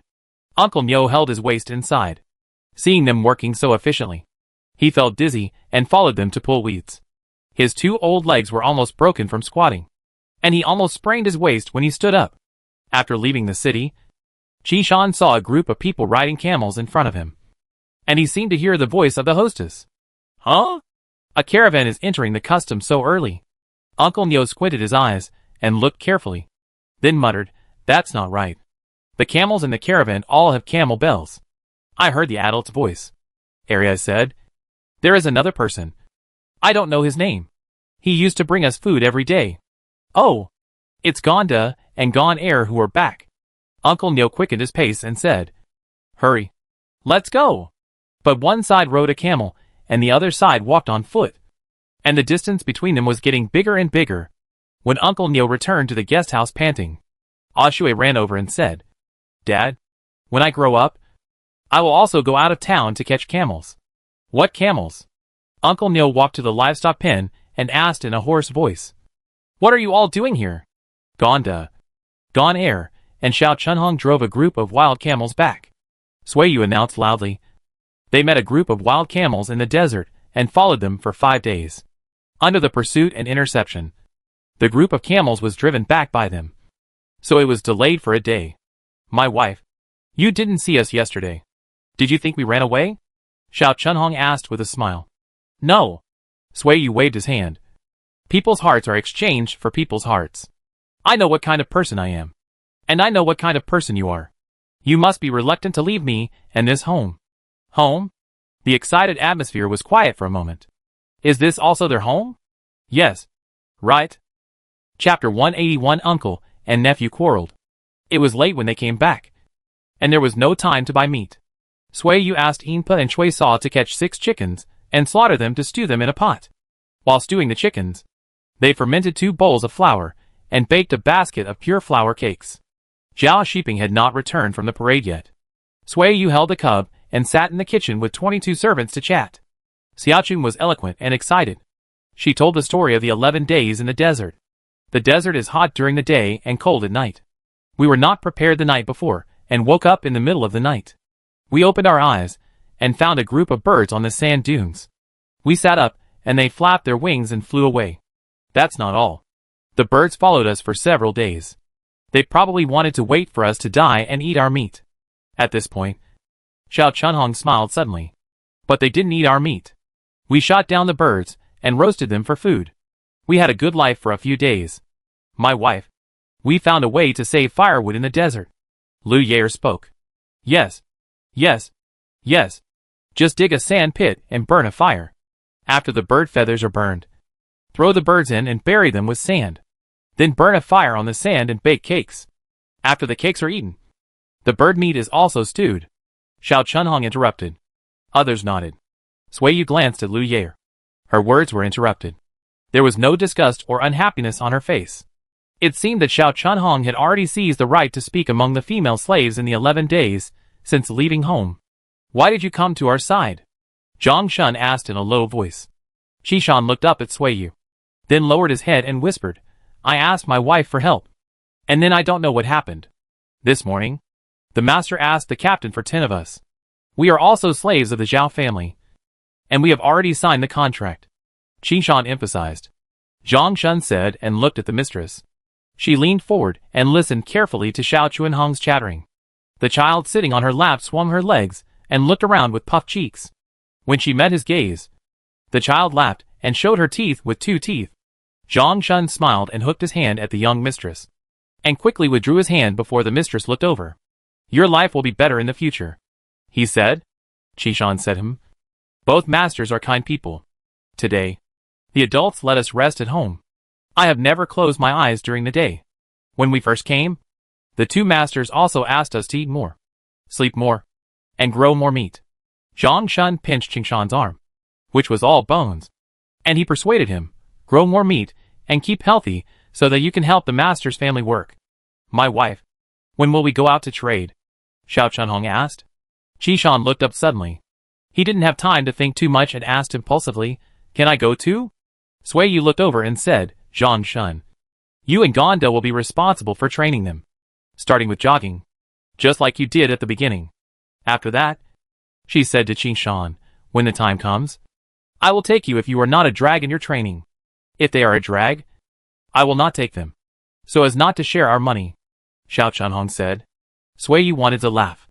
This girl was too much to her heart. It was like she had paid someone to help her.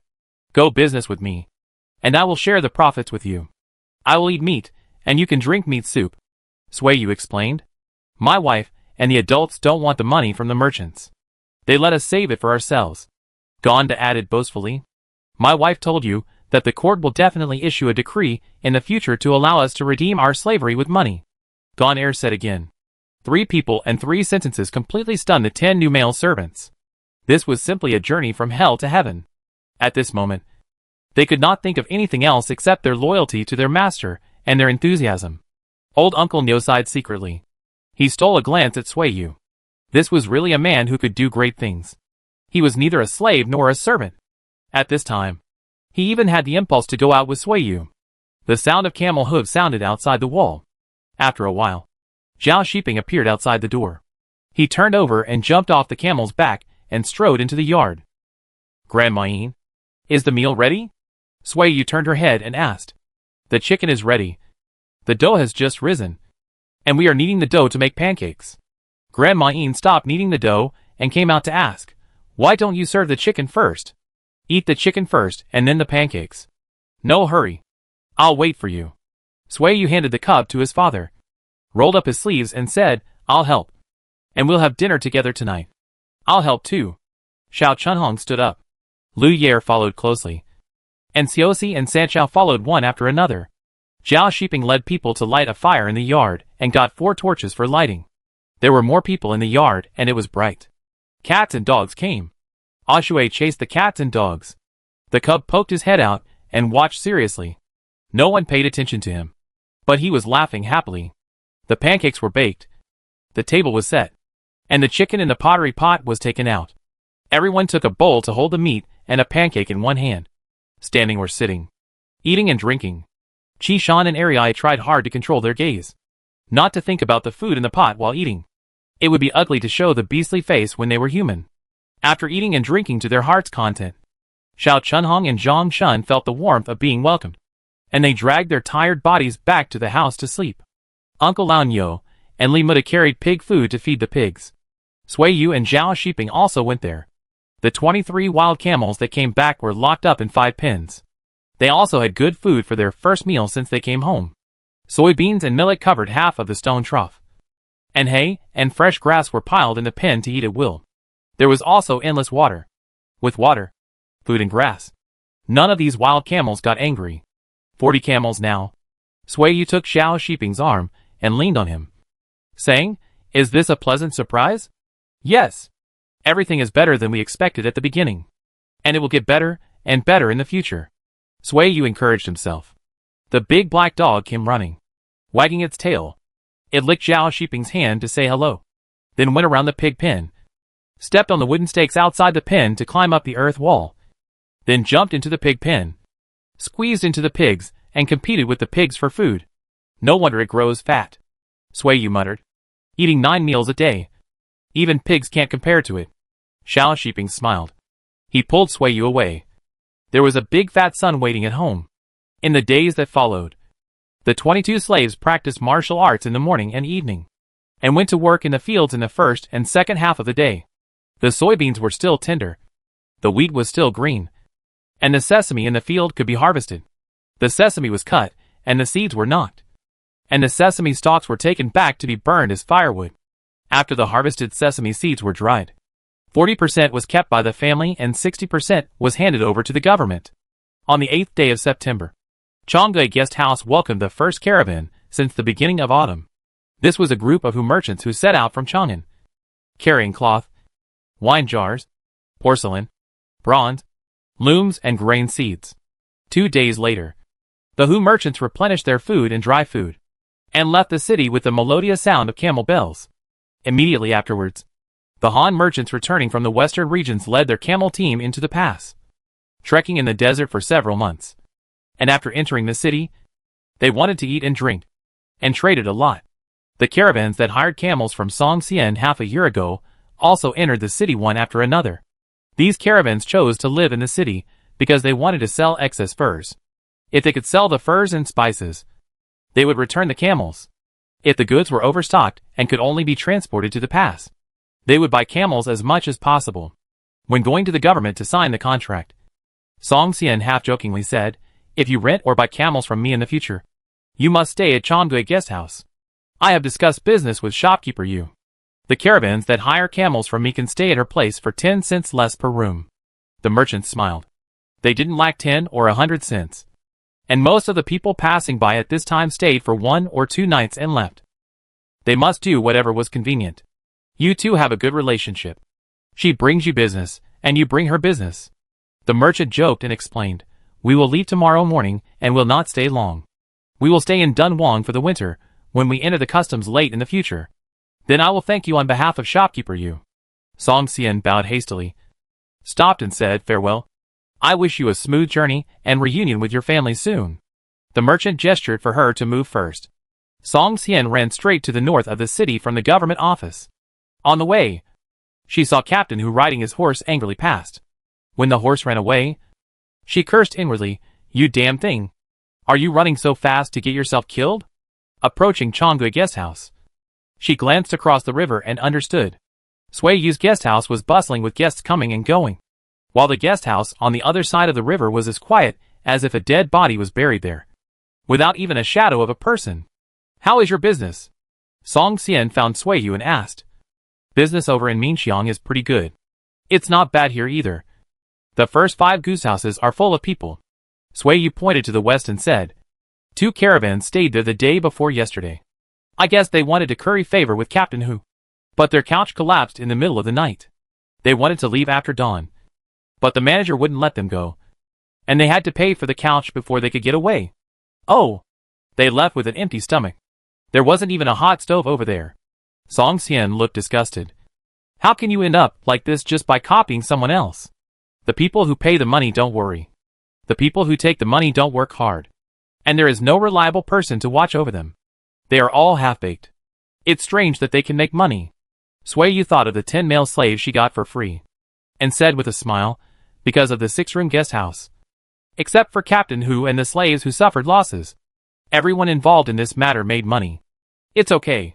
Captain Hu has a big family and a big business. It's not a loss." Song Xian gloated. As she was talking, Sui Liang and a Shui came over with a kid. "Are you carrying a piglet?" Song Xian joked. "I can't hold it anymore, so I can only ask a Shui to help me carry it." Sui Liang's face turned red with fatigue.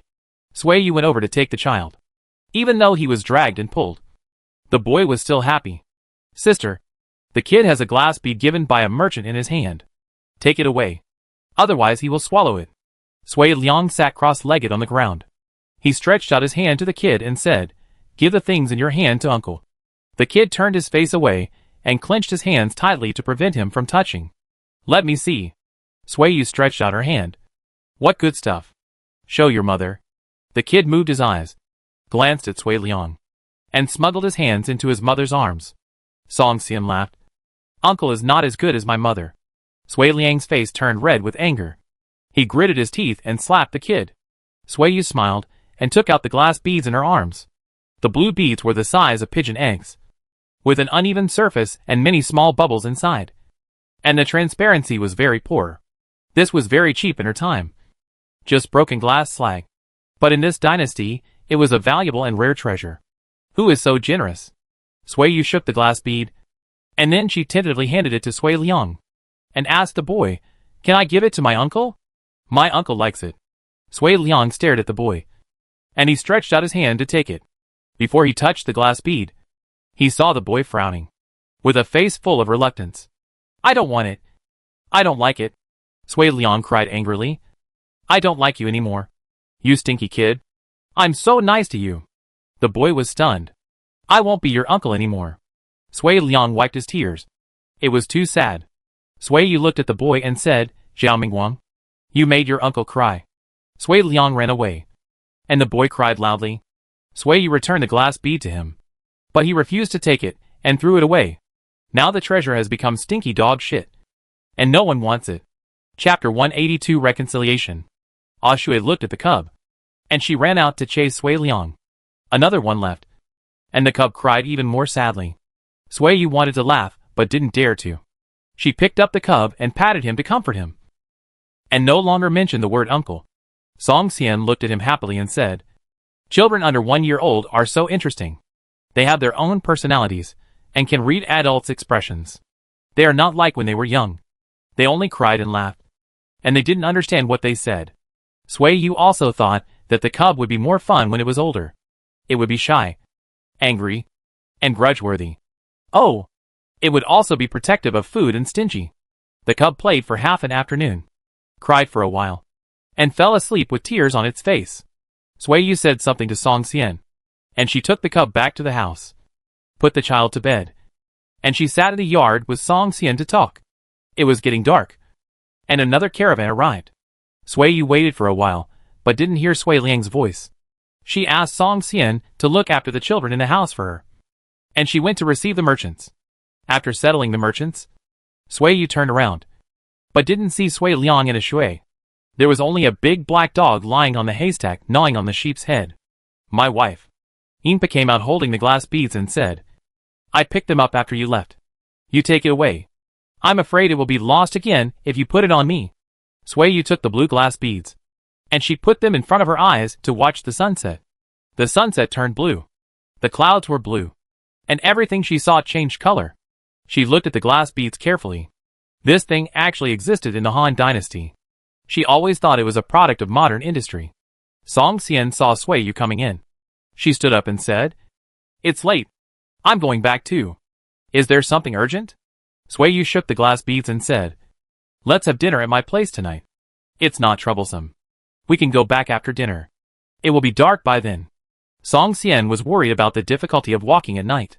"I'll have someone take you back. Xiao Chunhong and Luya have been trained. They can walk at night without worrying about thieves," Sui Yu said. "More than half a month ago, Zhao Shiping sent them to the desert for training.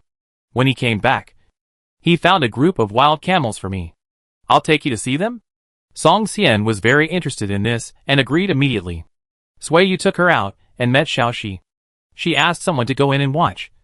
"If the kid wakes up, you can help him pee to prevent him from wetting the bed." Song Xian looked at the girl carefully and said, "She looks like someone who has practiced martial arts. She is straighter and more pleasing to the eye." Xiao Shi smiled shyly and ran away in a hurry. Sui Yu took Song Xian to see camels. Song Xian liked a big male camel and wanted to exchange it for a stud. "Give me this camel, and I'll give you a castrated male camel, and give you another 100 coins," Song Xian said. Sui Yu waved her hand. "No need to pay. I called you to see this for this purpose. This male camel is good. You can take it back to change the breed of your camel herd. So consider it."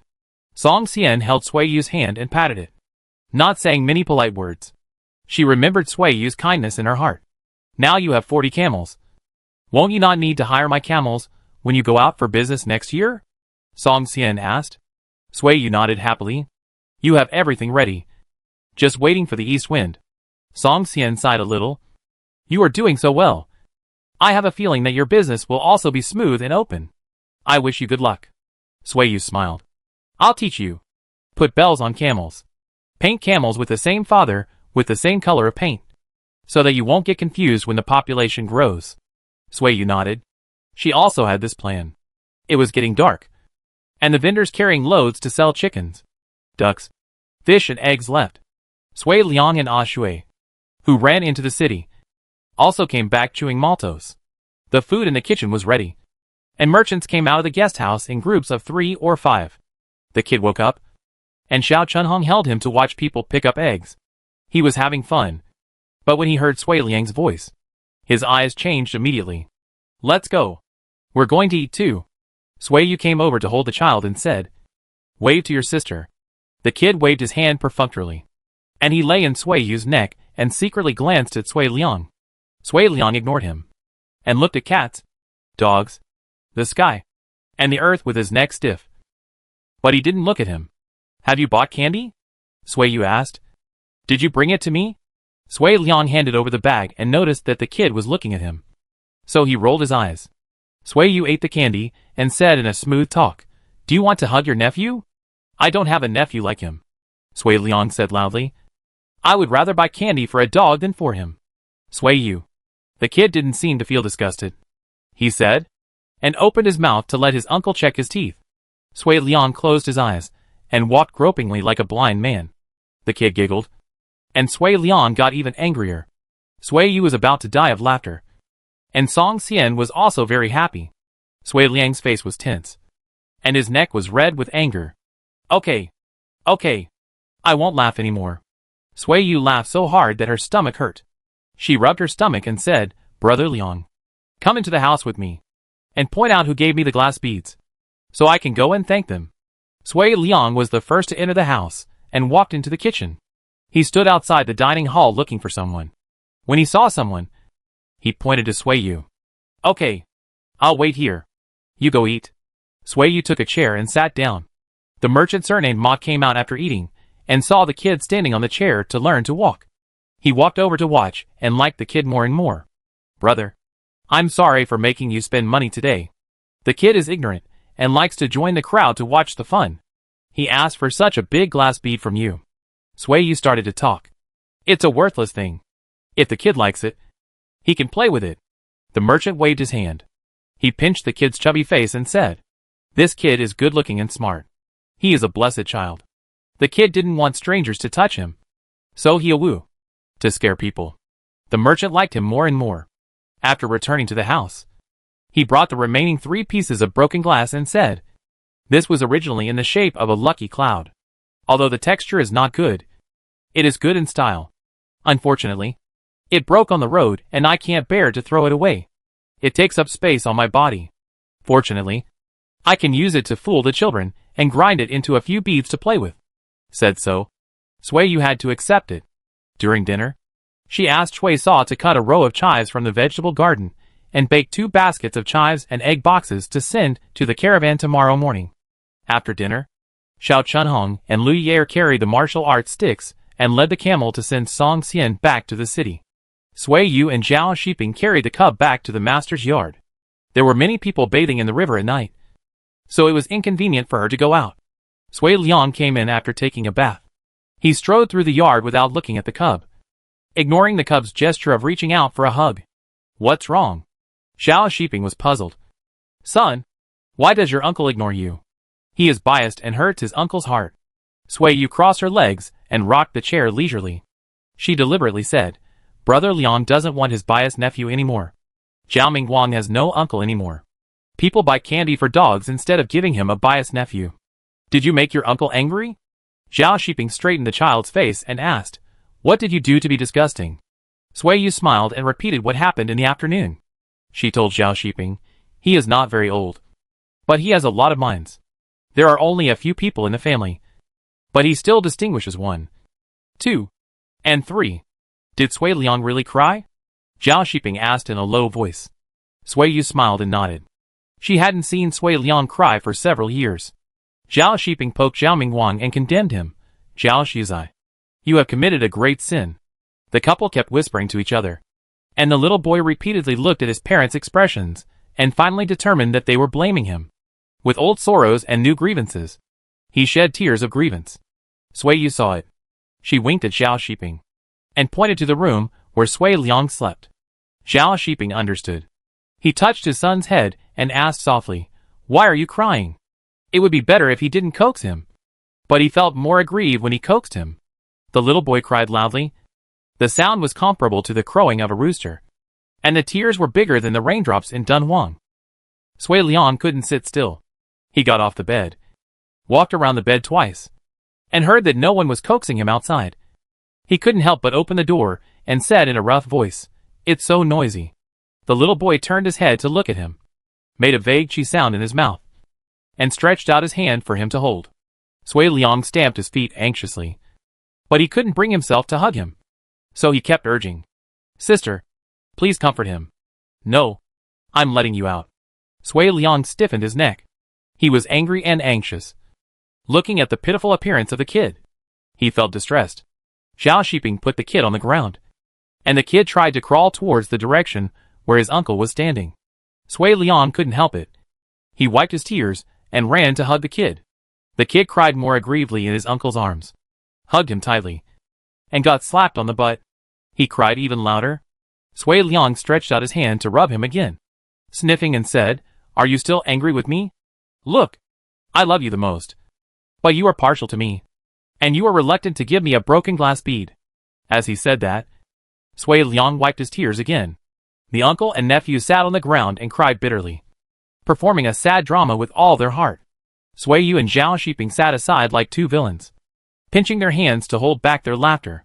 Sui Yu accidentally laughed out loud, and Sui Liang heard it. He picked up the kid angrily, glared at them, and said, "You sleep with your uncle tonight and ignore them. You are so cruel. Didn't you say you don't want to be his uncle anymore?" Sui Yu couldn't help but tease him. Sui Liang blushed, and he pretended not to hear. The door blocked the crying sound, and Sui Yu and Zhao Shiping both breathed a sigh of relief. Finally quiet. "I'll go get some water." Zhao Shiping stood up. "You go back to the room and wait for me." Sui Yu understood, and she walked into the room. Zhao Shiping brought 2 buckets of hot water, and he knocked on Sui Liang's door and told him, "Remember to wash his face, feet, and buttocks. Give him less water before going to bed, and remember to let him pee at night." Sui Liang didn't say anything, and waited until the footsteps outside the door disappeared before he opened the door to get water. Alas, it's a bit embarrassing. It's all this naughty kid's fault. But he can't bear to beat him or scold him, and he still has to help him wash his face, feet and butt. Swoosh. "Hey." Sui Liang wrung out the towel and said, "It's Uncle, not Swoosh. Come here. Uncle will wipe your face." The kid smiled at him, and Sui Liang kissed him happily. The kid kissed him back warmly. The uncle and nephew put aside their grudges and reconciled. When pouring water, Sui Liang found 4 petals of glass outside the door, and he didn't know when his brother-in-law came. "Come, kid. This is for you." Sui Liang stuffed the glass bead from the afternoon into the kid's hand, and then stretched out his hand to ask for it again. "For Uncle." Zhao Shuzai learned his lesson and gave the glass bead away happily. The uncle and nephew played with the 4 petals of glass until midnight, and finally fell asleep due to exhaustion. The glass beads were no longer rare, and they were thrown on the ground in pieces. When Zhao Shiping came to cover the 2 with a quilt, he picked it up and didn't want it. Chapter 183 Empathy. The sky was bright. Cocks crowed, and the hazy mist on the river gradually dissipated, covering the chickens that got up early to peck at insects. On the roof, the smoke curled up, reflecting the blue-gray clouds. The fire in the stove was bright, mixed with busy figures, all falling on the earthen wall with oil fragrance. "My lord is going out soon. Are the pancakes ready?" asked Yinpa. Meng Ma made a gesture, and the leek and egg boxes were already wrapped, and they could be put into the pan to make pancakes immediately. The wooden door was gently pushed open, and Zhao Shiping walked into the dim room. He walked to the bedside, picked up the cub, covered Sui Liang with a quilt, and walked out again. "Are you still asleep?" Sui Yu asked, leaning against the head of the bed. "I played until late last night before going to bed. I need to sleep a little longer today." Having said that, Zhao Shiping stretched out his hand to wake up his son and forced him to pee. The cub was dazed and didn't sleep well. He wanted to cry as soon as he opened his eyes. "Where is this? Who did you sleep with last night?" Sui Yu interrupted his crying and asked, "Are you hungry?" After urinating, Zhao Shiping handed the child to her and said, "Then I'm leaving." "Well, go on your way. Don't delay things." Sui Yu held the baby and fed him milk, and pulled up the mattress to cover him. It was still a little cold in the morning. After eating, the baby was energetic again. Sui Yu put on a thin coat for him, and let him roll and climb on the bed. "Sister? Are you awake? The baby is here with you?" Swoosh. The baby immediately became excited when he heard his uncle's voice. "Awake. Come in and take him away," Sui Yu said. "Ha, baby. Hee. Sui Liang pushed the door and jumped in. He stood by the bed and said, "Come on. Uncle will carry you out to play." The kid crawled over. Sui Yu helped him, and Sui Liang carried his fat nephew out. The servants running by cast their eyes on him, and Sui Liang felt a little embarrassed. He carried his nephew to find the big black dog, and then went to wake Shui up. Sui Yu got up and went to the kitchen to check the food. There was porridge, noodles, steamed dumplings, pancakes, buns, and braised eggs. The escorts who got up early had already come to eat. "Why did your little shopkeeper cry last night?" an escort asked. Swayu smiled and said, I did something wrong and I'm crying and repenting. Nonsense. The bearded escort didn't believe it. Did you two beat him? I didn't touch him at all. Swayu didn't want to say more. So he changed the subject and asked, When are you leaving?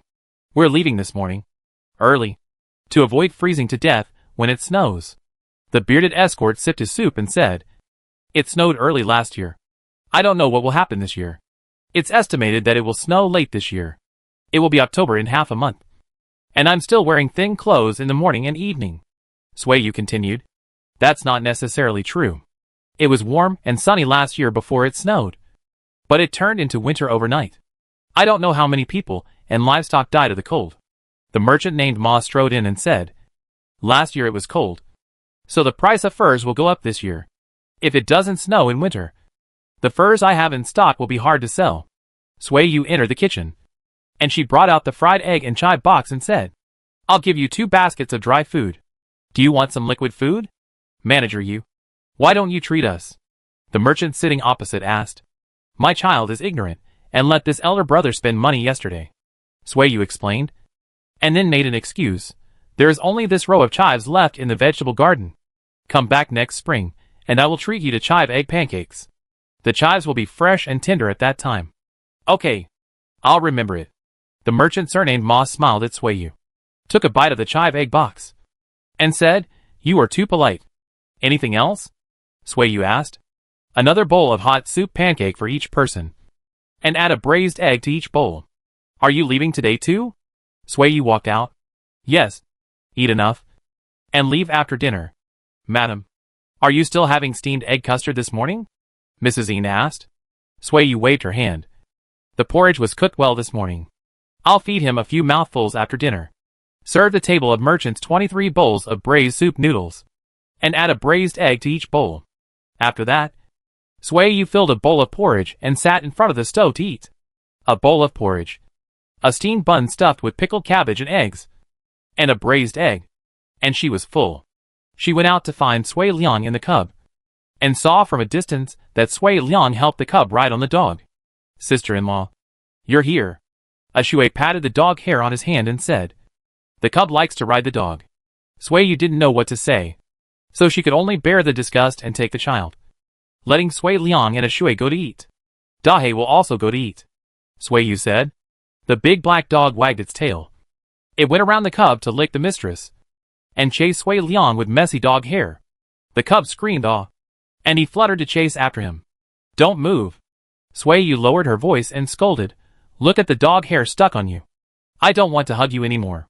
The cub stared at her face, grinned flatteringly, and leaned over to give her a kiss affectionately. Swayu glanced at him. Who did you learn this from? You're quite good at coaxing people. A bird flew over, and the cub's attention wandered away. He stared at the bird flapping its wings with wide eyes. Swayu barely cleaned the black dog hair on his clothes. She held him to see the camels grazing. The merchant's camels were released at dawn, and they were scattered in groups in the wilderness. The slaves who had finished training went to a breakfast. After eating and drinking, both men and women took sickles to cut wheat in the fields. On the way, they met Zhao Shiping riding back on horseback and greeted him. I have to go out of the city on patrol to prevent people from outside the city from bypassing the desert and entering the city wall. Zhao Shiping hurried back just for this matter. It may take 10 days or half a month to come back. If there is any problem at home, you go to Huang Anqing. If he can't solve it, you go to Gu Qianhu. I have told him.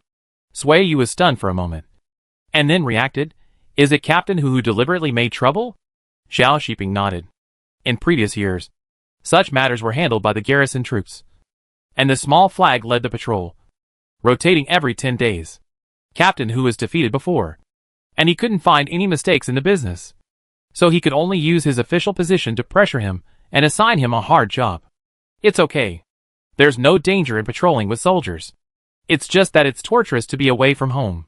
Zhao Shiping hugged Swayu into his arms and said, Don't think too much. Swayu nodded. I'll help you pack your clothes. Take your sheepskin pants and sheepskin coat.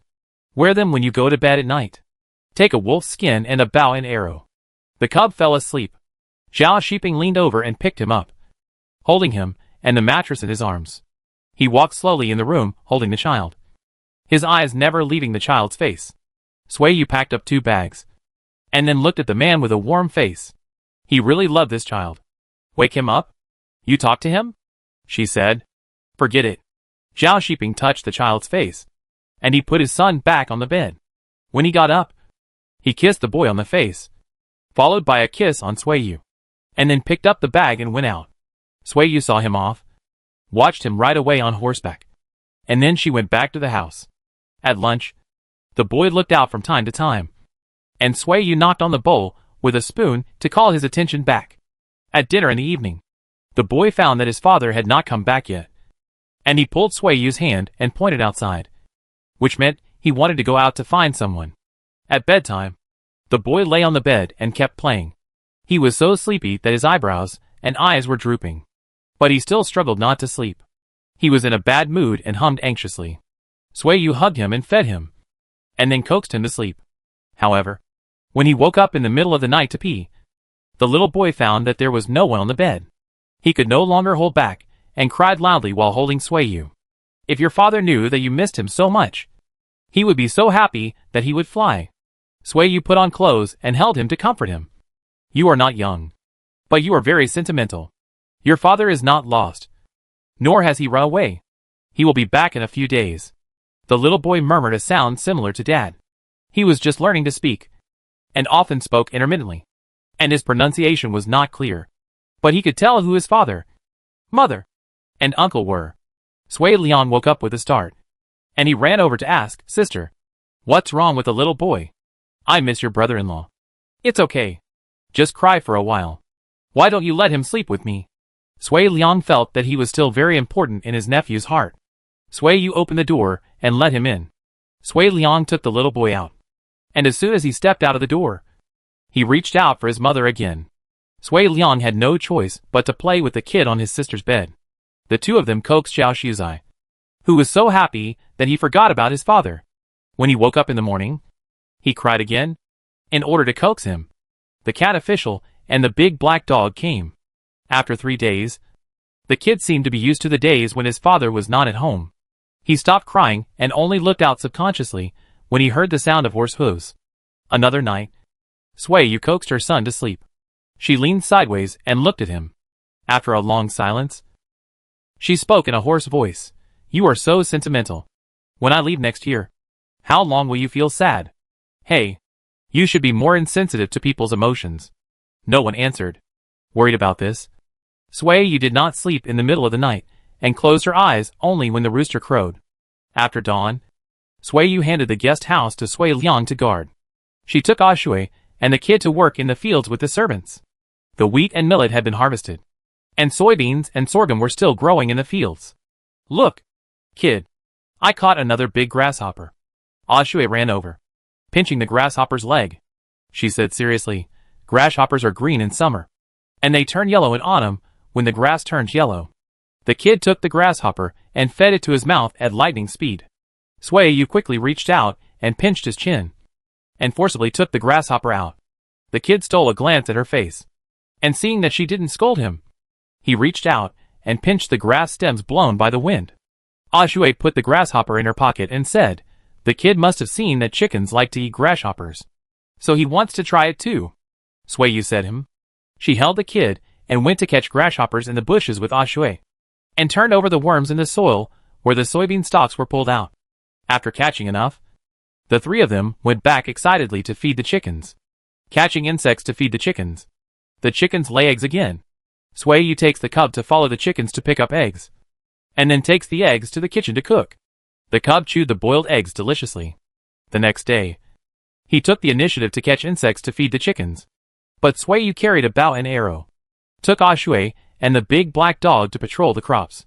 There were rabbits in the wheat field dragging wheat ears back to the hole, and the big black dog smelled the smell and chased them, forcing the rabbit into the hole. It returned disappointed, and the cub was also depressed when Sui shot down the pheasant flying in the air with an arrow. The child and the dog were excited. In the evening, the chicken was stewed. People ate the meat, and the dog ate the bones. The cub sat on the wooden bed and drooled. When the weather turned cold and the river dried up, it was the fishing season of the year. Sui Liang took out a palm-sized fish from the mud and threw it on the shore. The kid leaned over to take a look. But the fish suddenly swung its tail and bounced up. He shuddered in shock. Sui Liang pointed at him and laughed. Sui Yu also laughed. Shui teased him for being timid. The kid looked at everyone and grinned stupidly. The sound of horse hooves came from a distance. Getting closer and closer. Sui Yu turned around, holding the kid and standing up, pointing at the man riding the horse and asking, "Little kid, is your father back?" Chapter 184. A night talk between husband and wife. As the horse approached, the man on horseback dismounted gracefully. He looked at Sui Yu, then at the boy with inquiring eyes, and asked, "Are you catching fish?" The boy's eyes moved.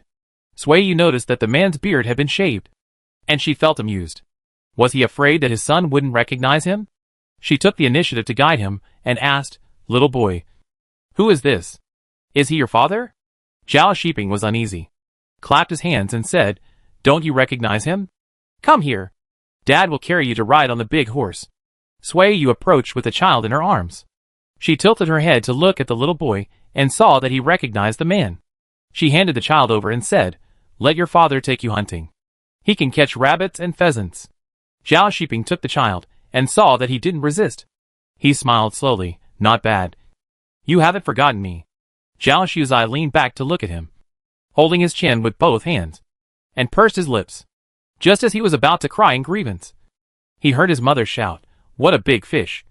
Little boy, let your father catch the fish." It was rare to catch a wild fish as long as an arm in the river. People nearby gathered around, and the chattering disrupted the little boy's thoughts. He turned his head to look over and forgot to cry. In order to coax his son, Zhao Shiping held the child in one hand and went down to the river, stepping on the mud to fish in the shallow water. The kid joined in. He was very focused, staring at the turbid water and screaming, clapping excitedly every time he caught a fish. From morning to afternoon, a dozen people walked back and forth downstream and caught 2 buckets of fish in total. "Send these fish to Xiaomi." Sui Yu came over with a bucket and said, "You ride over there. I'll give you a chance to please your son, and take him with you." Zhao Shuzai was also secretly looking at Zhao Shiping. When he saw him looking over, the child bit his hand stiffly. His hand loosened and he lost his balance. He fell on his butt and almost hit the frame of the wooden bed. "This wooden bed is a bit small. I will buy a bigger one tomorrow." Zhao Shiping strode over and picked up the child. He lifted the child with one hand and said, "Let's go. Ride the big horse, and we will go to send fish to your aunt." After watching the father and son leave, Sui Yu went into the house to scoop hot water to wash her hands. She didn't touch the fish much, and she smelled fishy. The 3 of them had to take a bath tonight. I thought the kid would cry when he saw his father, but he accepted it calmly and was not shy. He even remembered it. Uncle Nyo sighed. He looked at Shui and saw that she was not in the yard. He whispered, after Tong Huar left, Shui cried every day. Unless he fell asleep, he would cry as soon as he opened his eyes. He cried for more than half a month before he stopped. The little girl is more thoughtful. My child also cried for several days. Later, I took him out to catch insects and hunt every day, with new toys. He didn't care about his father. Sui Yu broke a biscuit and ate it, saying, "Take him out to play more often in the future, and make him a little rougher, so that he doesn't have to play with adults at home every day and learn to read people's expressions early." Uncle Nyo seemed to be thinking about something. This statement made some sense. Not to mention people. Even cats and dogs have more contact with people, and they know how to make eyes. Rats living in the same room with people are smarter than field mice in the field.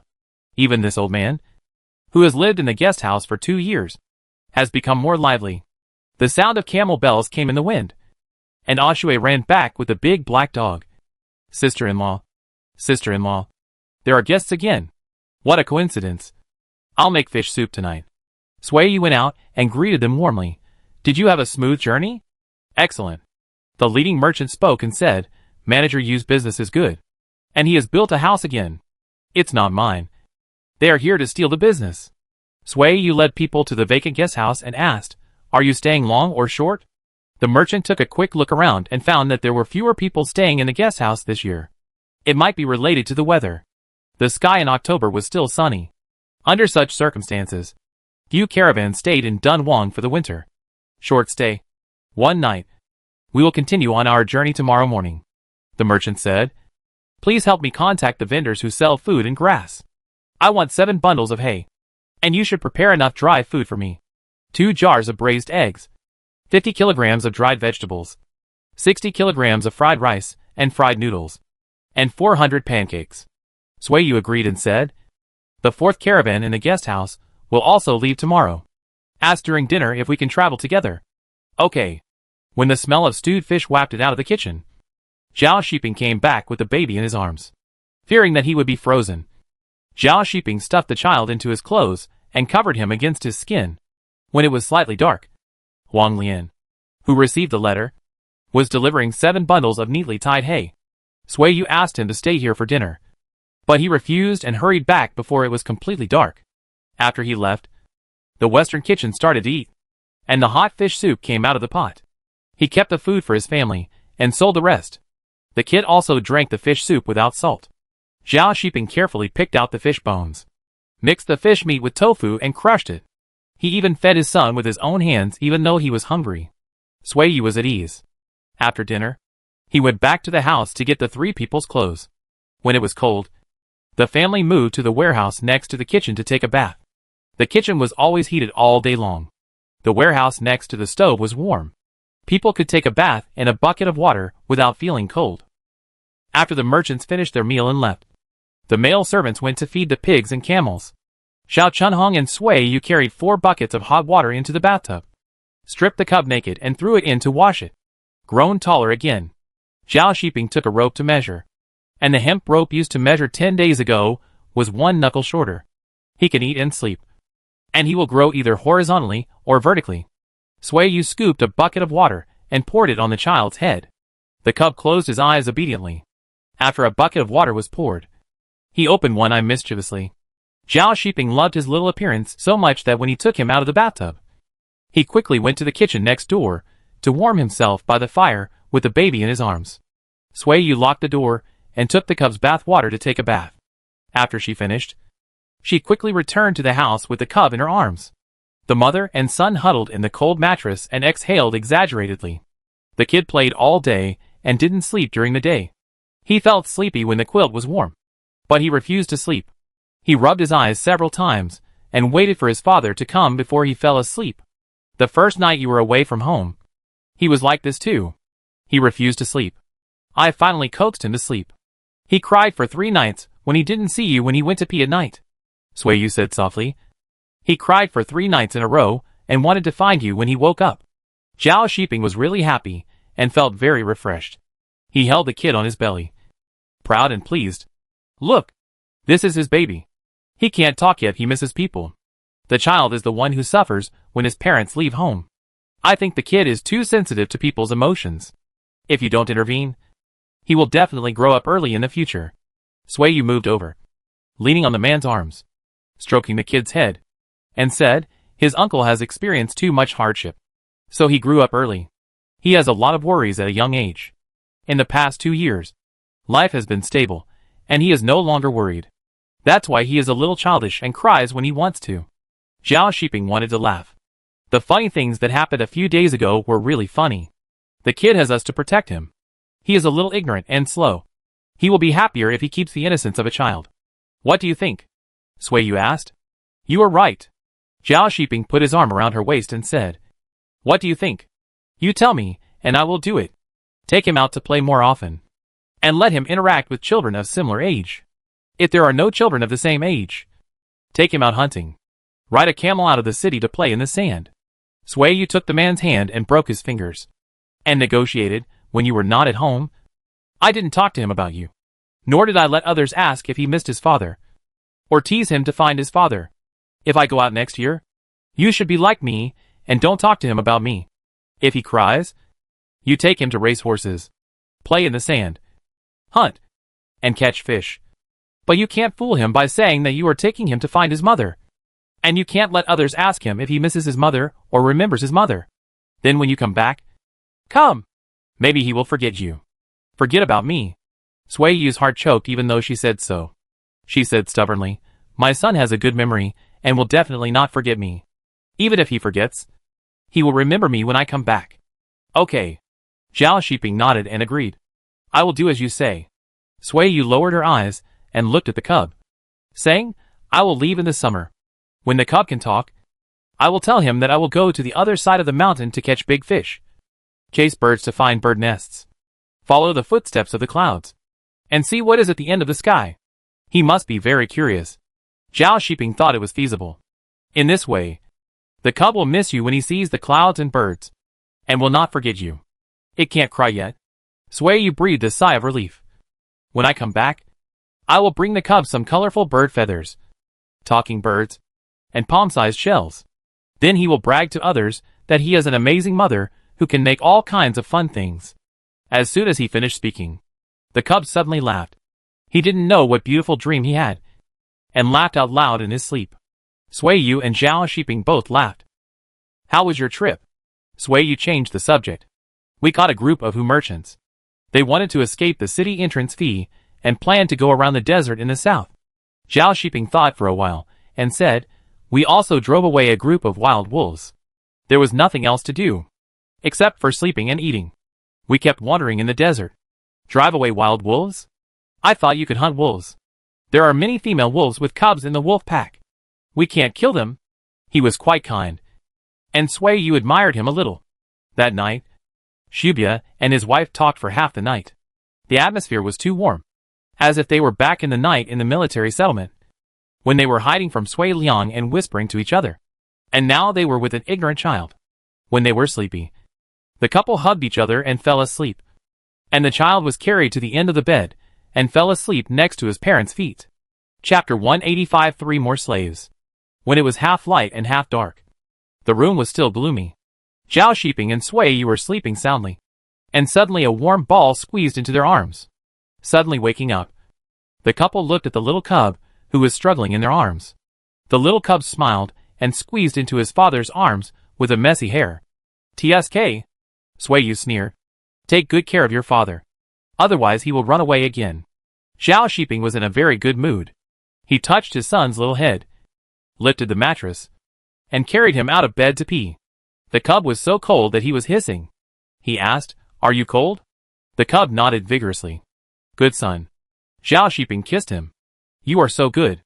Back in bed, the kid was so happy sleeping between his parents. He climbed up and down in the bed, mumbling Da and Liang, calling his father and mother again and again. Sui Yu and Zhao Shiping responded tirelessly, chatting occasionally. How many days can you stay at home this time? Sui Yu asked. 10 days. Why don't you go back to your hometown to visit your parents before it snows and the weather is not too cold? Sui Yu suggested. Wait until the 12th lunar month. It will be too cold when it snows. Duh hey. Zhao Shiping took the time to respond and said, Cover the mattress quickly. It's so cold. The kid rushed over and hugged his feet. Zhao Shiping lifted his feet and dragged the kid over. He was afraid that he would catch a cold, so he held him in his arms and didn't let him toss and turn. The kid was laughing happily, and choked and coughed twice. Zhao Shiping patted him on the back and said to Sui Yu, I just came back and left again. My son will cry again. It depends on how you tell him. Besides, if you don't leave tomorrow, you still have to leave in 10 days. After saying that, Sui Yu vaguely heard the sound of camel bells. She stood up and listened carefully. There really was a caravan coming. I'm up. You two can lie down for a while. Sui Yu lifted the mattress and sat up. She stuffed the boy's jacket and woolen trousers into the quilt and said, Wear it warm before putting it on him. The boy also wanted to get up. Zhao Shiping hugged him tightly and said, If you don't let you go, I will run away and sell you. If you dare to sell him, I will sell you. Sui Yu slapped him twice, leaned over and kissed the boy, and encouraged him. Beat your father. He is bad and wants to sell you. Zhao Shiping smiled at his son. The boy glanced at him and hid in his arms with curved eyebrows. I won't beat him. Sui Yu said in disdain. You are really his own son. Zhao Shiping was crazy with joy. The sound of camel bells was getting closer. Sui Yu smiled and opened the door to go out. The cold air outside hit her. She rubbed her shoulders and looked up at the sky and said, It's cold again. The weather is going to change. Sister, are you up? Sui Liang shouted in the house. I heard the camel bells. I know. I'll go out to greet them. Don't rush to get up. It was frosty this morning. Wear more clothes when you get up. Sui Yu explained as she walked and opened the door to go out. Xiao Chunhong and Gonda and Gon Air were already leading the team in training. In the gray wilderness, a group of merchants led camels through the mist and approached with jingling sounds. The camel caravan was getting closer, and Sui Yu went over to talk to them. Did you enter the city last night? Or has the city gate been opened? I entered the city last night. This is the guest house opened by the captain's brother-in-law? The smile on Sui Yu's face froze. She took a deep breath and pointed to the other side of the river and said, That's it. This is the Chongde guest house. I am the owner of the guest house. Known as the Jade Owner.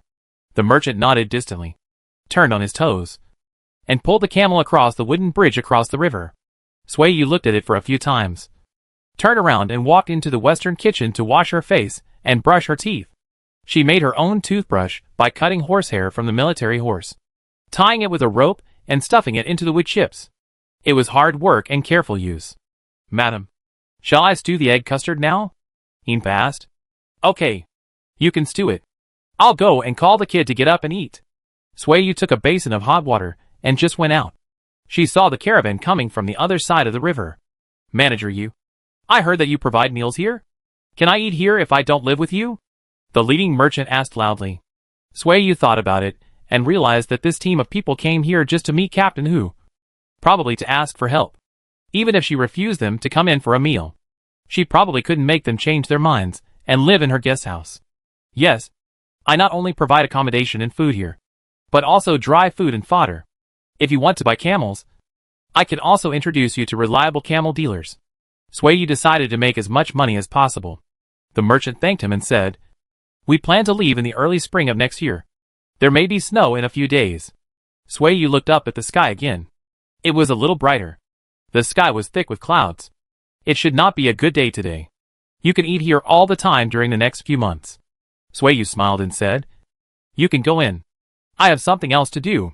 After Sui Yu left with the hot water basin, 20 or 30 merchants walked into the west kitchen. A wave of hot air hit them as they entered the door, and they felt relaxed. This shopkeeper is a good person. I thought she would not let us eat here. That would be troublesome. A young merchant sighed, and he walked briskly to the kitchen and said, You sit down. I'll see what food is available. Sui Yu walked into the bedroom. As soon as the door was closed, she could no longer hear the noise from the kitchen next door. She put down the basin and said, Get up. It's time to eat. Get up. Get up. Zhao Shiping put on a light and warm woolen jacket and woolen trousers for his cub to prevent him from peeing without calling for help, and stuffed a diaper into his cub's pocket. The weather is going to change. The merchant said there will be snow in a few days. Will you go back home? Sui Yu asked. Zhao Shiping glanced at the cub and nodded, saying, Yes. I have already discussed it with the cub. Sui Yu was surprised. She glanced at the cub and asked suspiciously, Did you really discuss it? What did you say? Zhao Shiping shook his head. This is a secret between us father and son. Don't ask. Sui Yu kicked him, and Zhao Shiping dodged quickly. He picked up the cub and hid at the door, taking the opportunity to wring a handkerchief to wash his face. Seeing Sui Yu approaching, Zhao Shizai watched carefully. Seeing his father being beaten again, he chuckled. Sui Liang heard the noise. He walked to the door and knocked, saying, I'm coming in. Come in. Sui Yu looked at him and said, You're wearing a thin coat. Haven't you put on your jacket yet? I'm not cold. And it's not snowing. Sui Liang rolled up his sleeves and used his nephew and brother-in-law's face wash to wash his face. In order to save trouble, he didn't mind getting dirty at all. After applying camel oil on the cub's hands and face, Sui Yu held his son and carried him out. With a father, a mother, and an uncle, the cub was excited and happy. He smiled when he saw anyone and was happy when anyone teased him. Zhao Shiping squatted under the eaves to eat, and the big black dog sat beside his legs. The dog's eyes stared at his mouth, and his ears were erect, listening to the movements of the little master. You can't feed him. He's still young. He can only eat egg custard. Zhao Shiping spoke. He gestured to the dog, threw a piece of cake out, and said, You can't feed the baby, but you can feed the dog. The merchant threw the boiled egg to the dog and said, Captain Zhao, your son is well raised. He is so cute. I want to take him away and raise him as my son. If you take him away, you can't leave Dunhuang City. Zhao Shiping said half seriously. If you like the cub, come and see it more often. But don't lose the big picture because of the small things. It won't be fun when you are in prison. That's right. With the captain's father, no one dares to steal this cub. The merchants teased him again and then dispersed. Zhao Shiping thought about it. And he called Ah Shui to let her play with the cub in the kitchen for a while he hid in the woodshed and looked out through the crack of the door. The merchants who were leaving went in and out to buy dry food. When they saw the cub, some reached out to touch it, some reached out to hold it, and some joked that they wanted to take it home. Where is your master? The newcomers asked Ah Shui. You are quite generous. You let the two children play in the yard. You are not afraid that someone will take them away. The tall and strong merchant lifted the wooden bed and moved it under the eaves. He touched the top of the child's head and shouted to the kitchen, Where is he? Your young master is playing in the yard. Someone come to watch over him. Shui Sa came out. She looked around and saw that she didn't see any of her family except Ah Shui. She thanked the merchant and called Yinpa. The two of them carried the wooden bed into the kitchen. After the merchant left, Zhao Shiping came out of the firewood room. He went into the kitchen to take the child away and took Ah Shui to watch Sui Yu practice stick fighting with the servants. Seeing him, Sui Yu slowed down her movements, wiped her sweat and walked over, saying, I feel much more relaxed after working up a sweat. Zhao Shiping told her what happened just now. I think we should arrange a servant to look after the cub. Should we buy a slave who is about the same age as Ah Shui? Sui Yu thought about it. She could keep an eye on the child when she was at home. She would not be at home next year. Zhao Shiping would have official duties, and could not keep an eye on the child all the time. It would be fine to buy a little slave.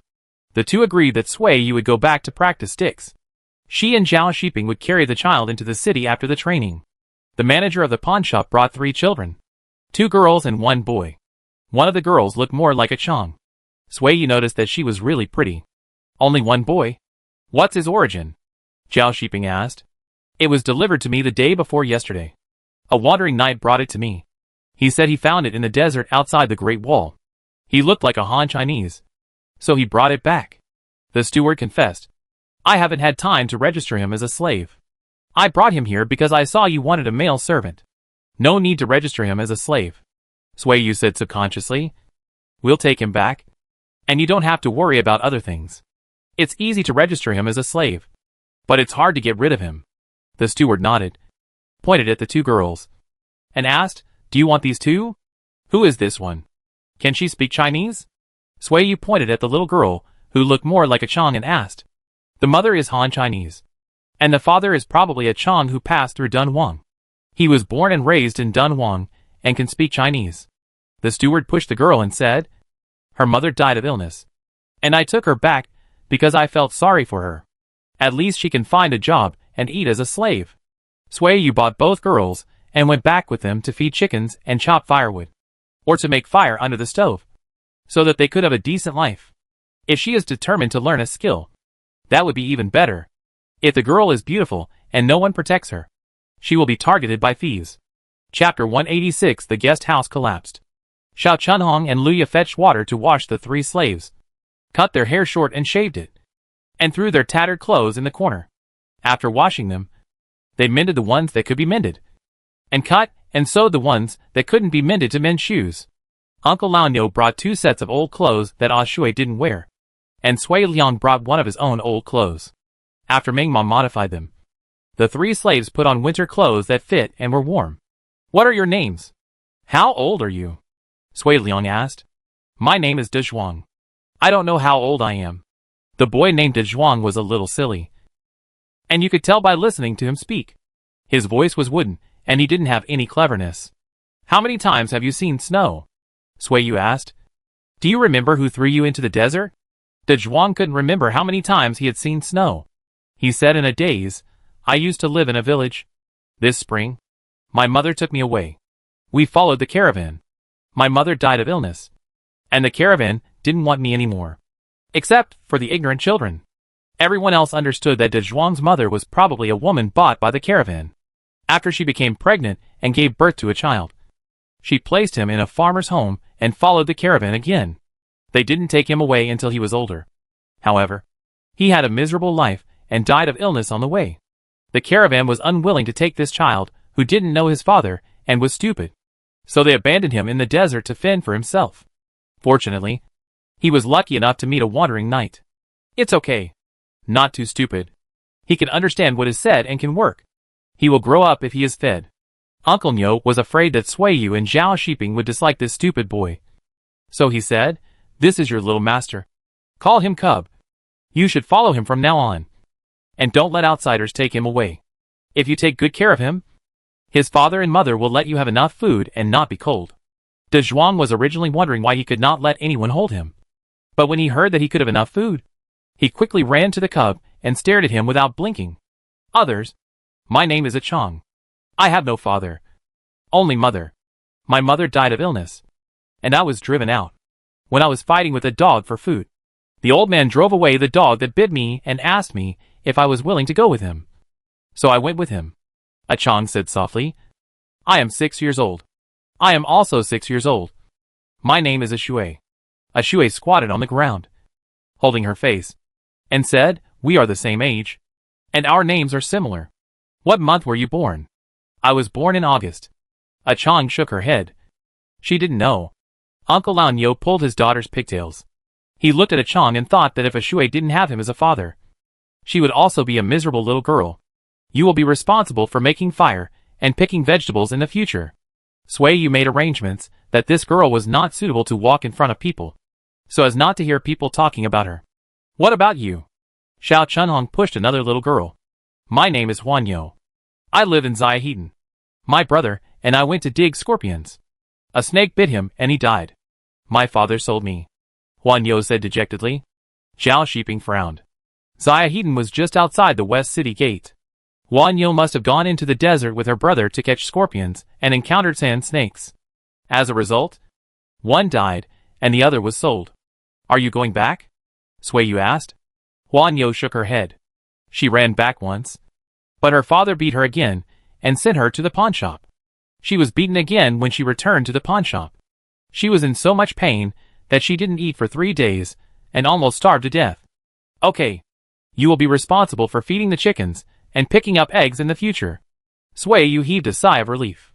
Everything was arranged. She said to Xiao Chunhong, "Go and arrange a place for them to stay. There is no need to clear out another guest house. Dunhuang can sleep on the mud couch where Gon De and Gon Air sleep. You can sleep with the 2 little girls." Xiao Chunhong nodded. "I am taking care of the guest house with my children, so I don't have the extra energy to discipline Ah Chong and the others. You can teach them while you are at it. And don't let the 2 girls grow up in the wrong way," Suiyu added. Xiao Chunhong and Luya nodded one after another. Lunch was ready, and the merchants came to eat. Luya and Xiao Chunhong took the 3 little sleighs away first, so that they would not stand in the yard and get in the way. Zhang Shun came back with firewood and met someone. He glanced at the 3 bald children and asked, "Where did the master buy another slave?" "This one is the slave bought for the young master. I guess the female master was soft-hearted and bought these 2.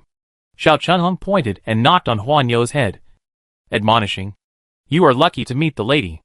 As long as you work hard and behave yourself, you will not be beaten or punished. Your parents sold you, so don't worry about it. You will be the home in the future." Huan Yo nodded repeatedly. "I know. My old man told me that if I become a slave, I will have no home." Zhang Shun looked at the kitchen yard and strode in with a bundle of firewood. After him, Qi Shan, Arai and 10 other male slaves also came back with a load of branches each. They went up the mountain to chop firewood for half a day, which was enough for the family to burn for a day. After lunch, the kid fell asleep. Zhao Shiping called Dunhuang to watch over him by the bed, and he sat outside the door to wash clothes. After washing a basin of clothes, they were hung in the yard to drain. The kid woke up. He opened his eyes and saw Dunhuang.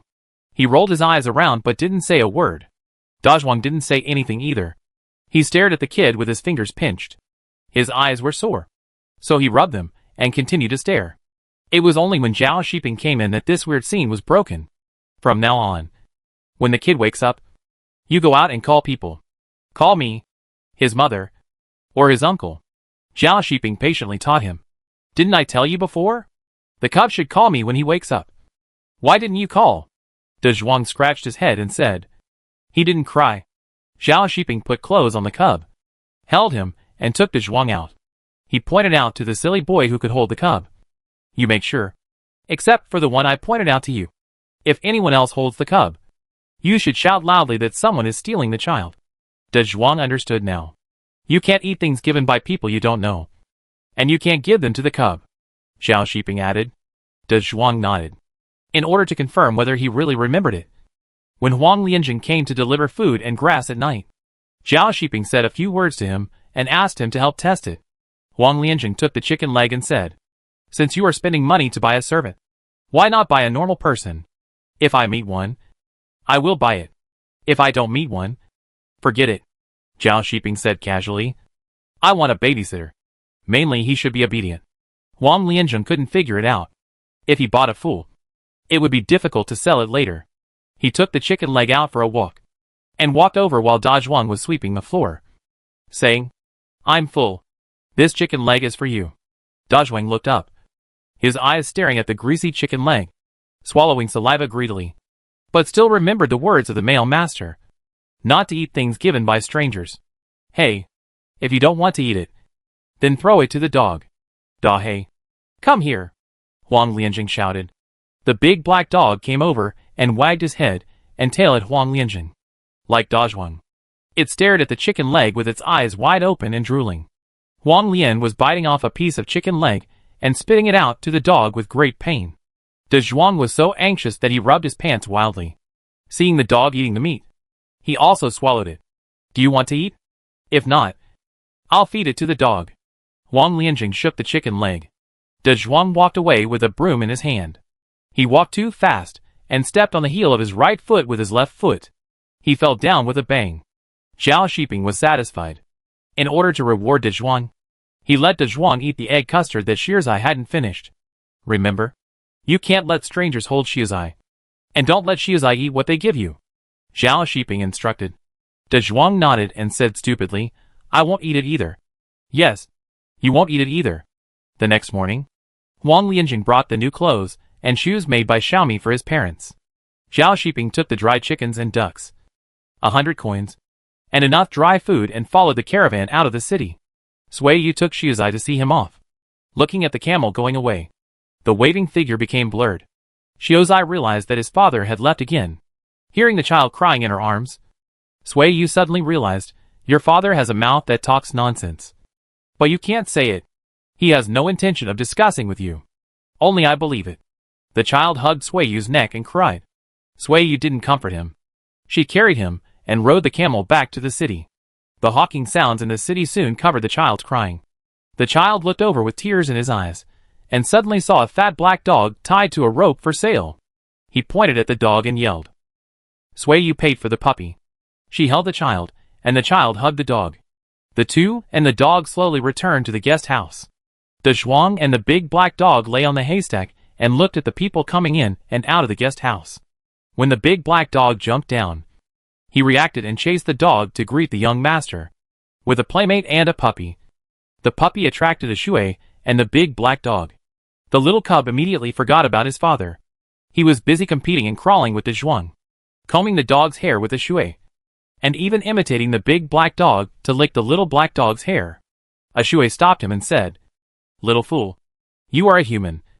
You can't lick dog hair. I'm stupid. The kid is not stupid. Dunhuang stepped forward. The kid is good looking. A Shui rolled his eyes. You are a big fool. The kid is a little fool. Stupidity is not good. No one likes it. Dunhuang waved his hand and insisted. I'm stupid. The kid is not stupid. A Shui stopped talking. She gave the small wooden comb to Dunhuang to play with. Sui Yu would brush off the dirty kid and pinch his ears in disgust when she saw him. Sui Liang would happily hold the kid up when he saw him. Lao No uncle would tease the kid when he saw him. Xiao Chunhong would mischievously call the kid little master when he saw the kid. And the merchants would call the kid little shopkeeper and tease him when they saw the kid. Dunhuang learned to carry the kid on his back to play, brush off the kid's dust, and stop him from eating things picked up from the ground. The cub became the happiest child, smiling when sleeping. Zhao Shiping's departure from home only made him feel lost for a moment when night fell. Late one night, snowflakes fell silently from the sky.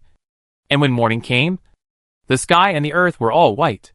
The caravans that didn't have time to leave stayed there, and the caravans that hadn't gone far hurried back.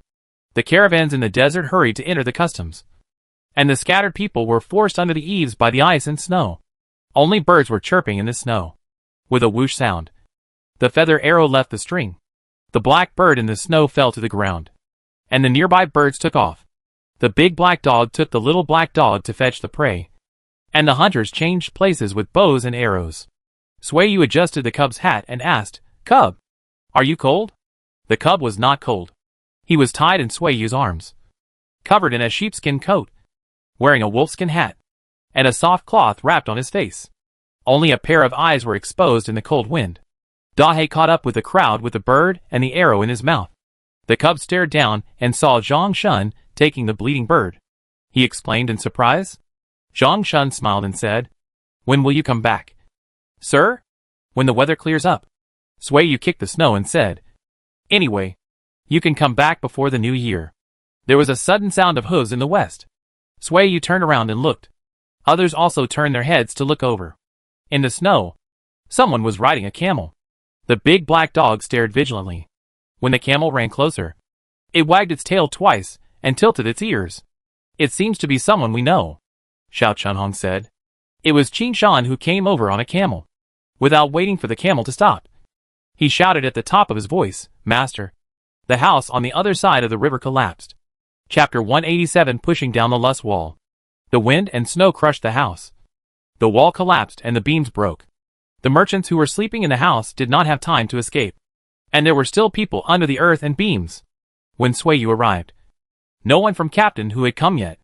The people who were moving the earth and wood were all merchants and escorts who lived in her area. Qi Shan and Zhang Shun also joined in when they saw this. "Madam, let's go and help too." Xiao Chunhong took off the bow and arrows she was carrying. Swayu nodded and said, "Be careful. Don't get close to that crooked wall. I suspect that wall will also fall down." As soon as the words fell, a beam rolled down, and without support, the crooked earth wall broke in half and fell to the ground. The merchants and escorts, who were moving the earth and wood, ran away. They stood quietly in the snow and looked up, waiting for the collapse to calm down. After watching for a while, they were busy saving people again. Swayu walked around the guest house and found that the two earthen walls were crooked. The wall close to the ground was still in a straight line. The higher it went, the more it tilted to the south, which resulted in a distorted space when the house was built. Another merchant came over. Swayu tilted his head to take a look and asked, "How many people are buried down there?" 5. These 5 merchants were heavy sleepers. They slept in the same room and didn't have time to run out when the wall collapsed. The older merchant looked in the direction of the city and asked, "Is this the guest house of Captain Hu?" "Officials are not allowed to do business," Swayu said implicitly. The merchant understood that if officials did not do business, this guest house would definitely not be under the name of Captain Hu. If the house collapsed today, it would kill someone, and he could push a scapegoat out to atone for his crime. "Save one person," someone shouted.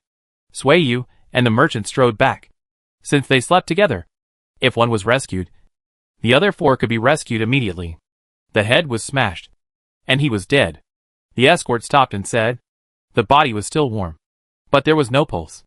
The merchant who was traveling with him cried bitterly. "Dig another one out." Zhang Shun carried a young merchant with half of his body bleeding and said, "This one is still alive, but his legs can't move.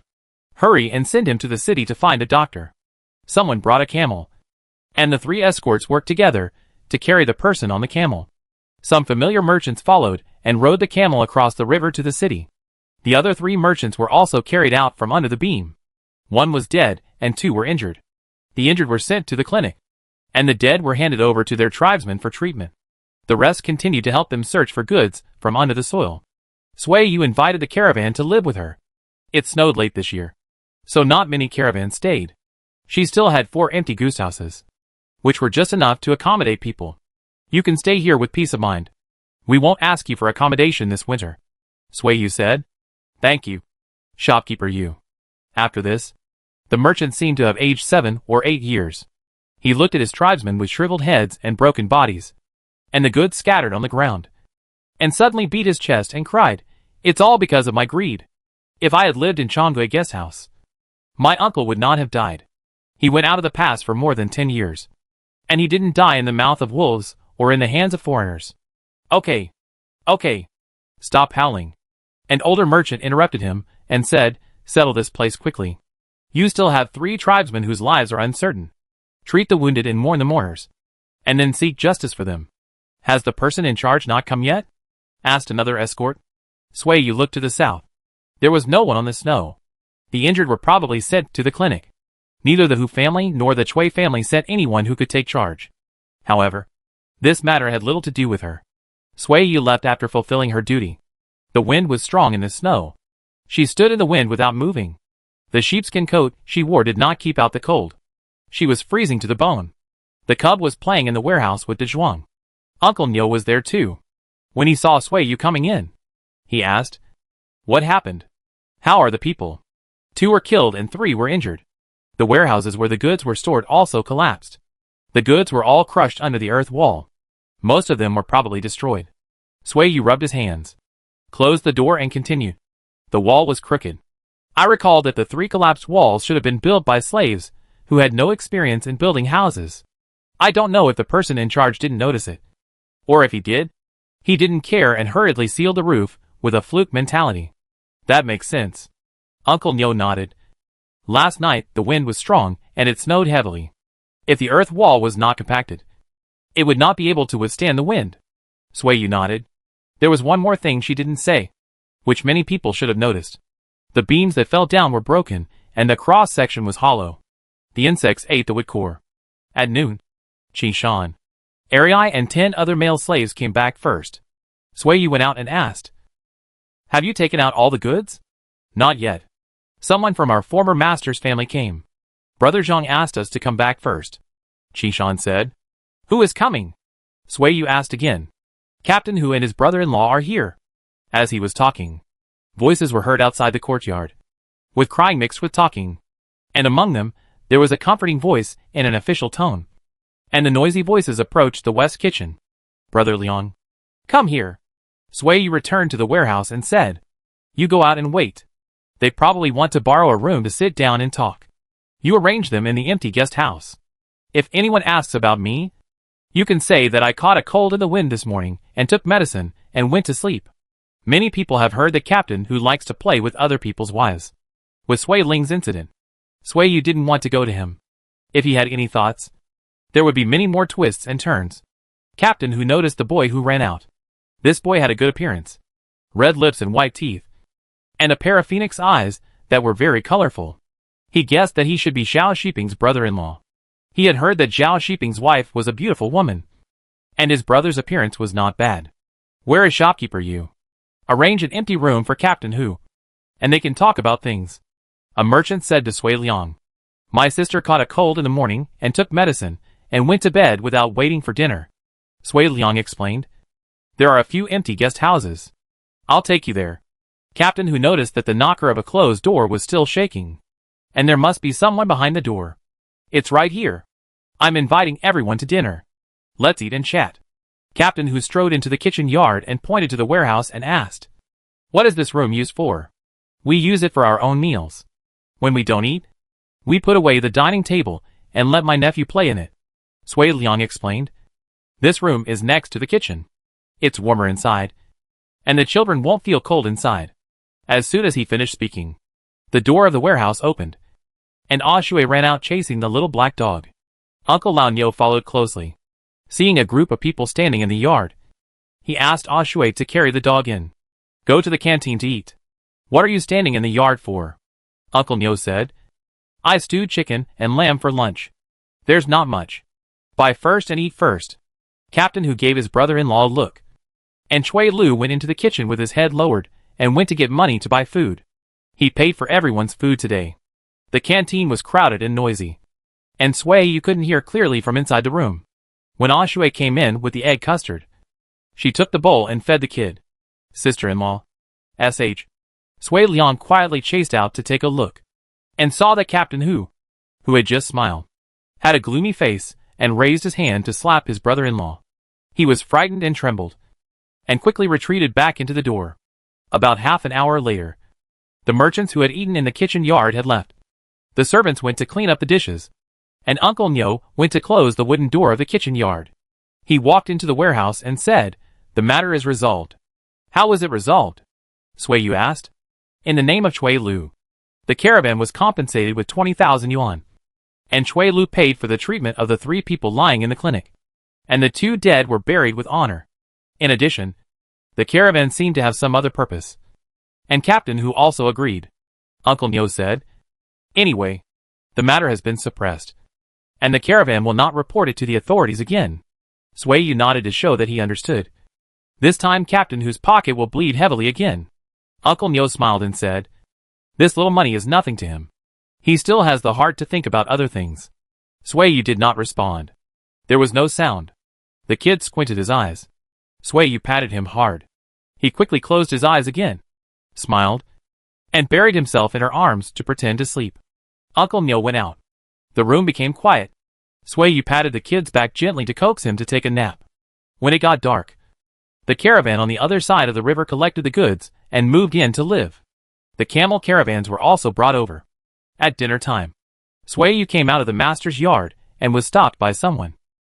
"Shopkeeper Yu, I'm here to pay the rent."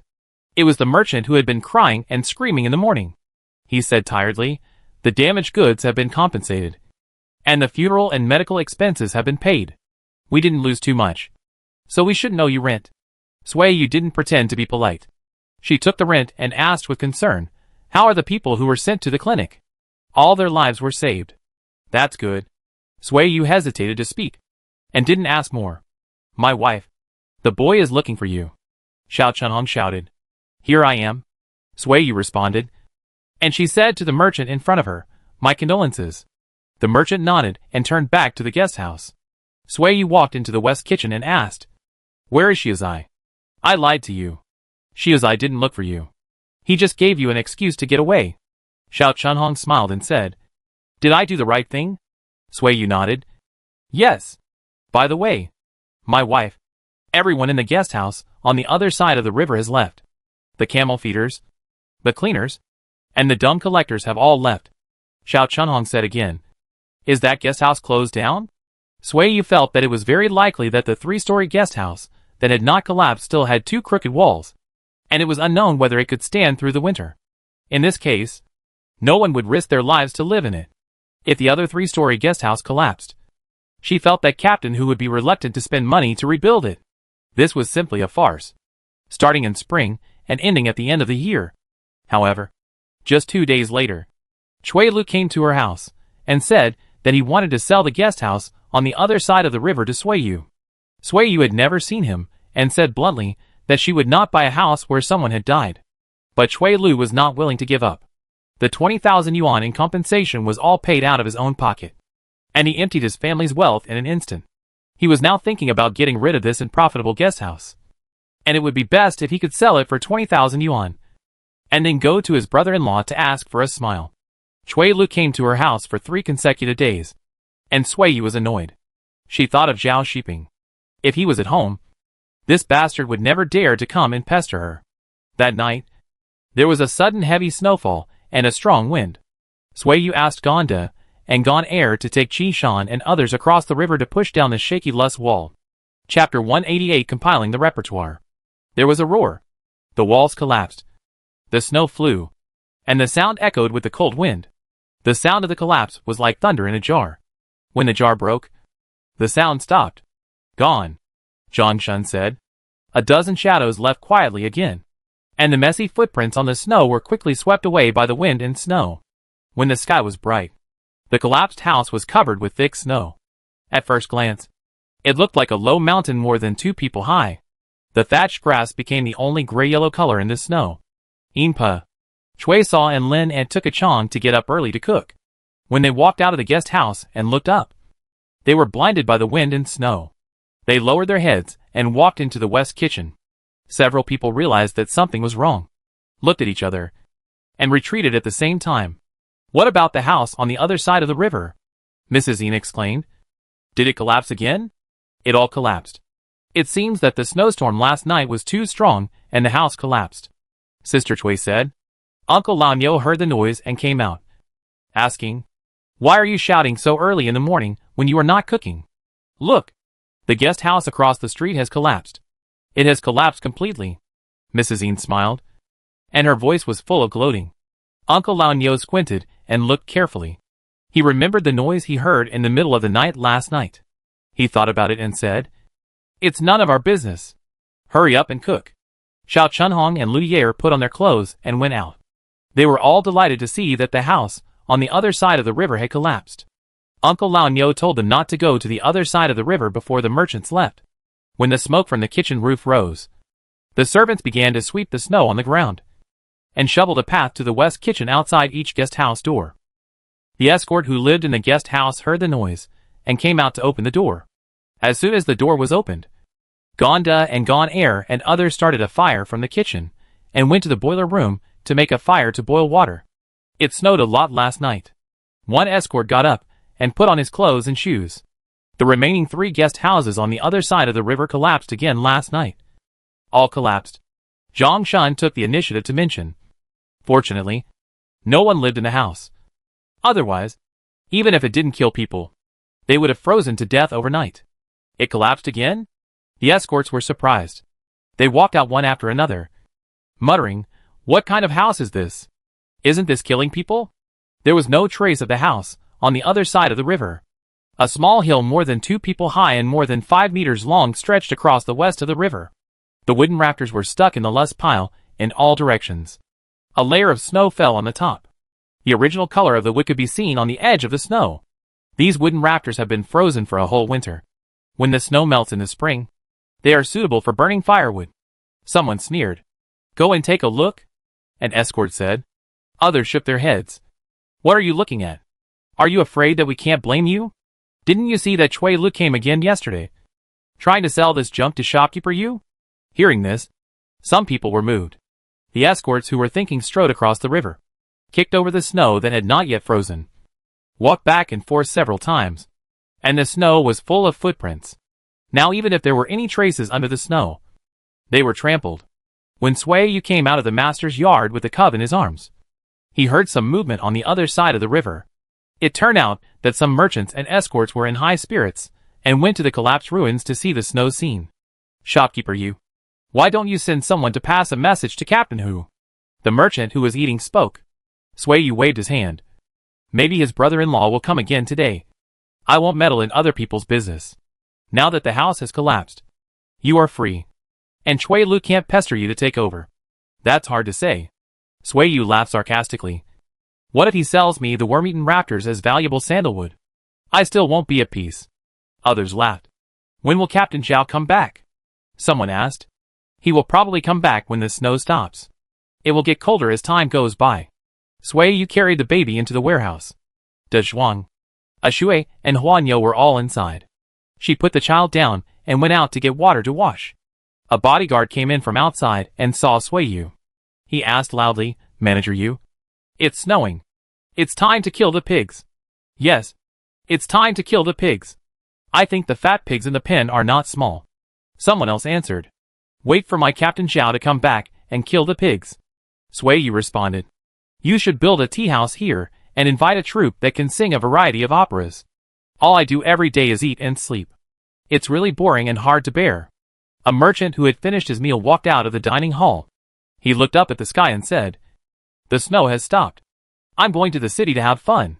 I can't stay here any longer." Sui Yu thought about it and said, "Okay. I'll arrange it next year." "That's right." The merchant clapped his hands. "You should build a troupe that can sing a variety of operas here. Business will definitely be good in the future. Where should we go to hire a variety show troupe? You have been to many places. Which place has the most exciting variety show?" Sui Yu asked. "Tell me about it. I will bring people to the border next year to hire people. I haven't seen any famous variety show troupes in Dunhuang.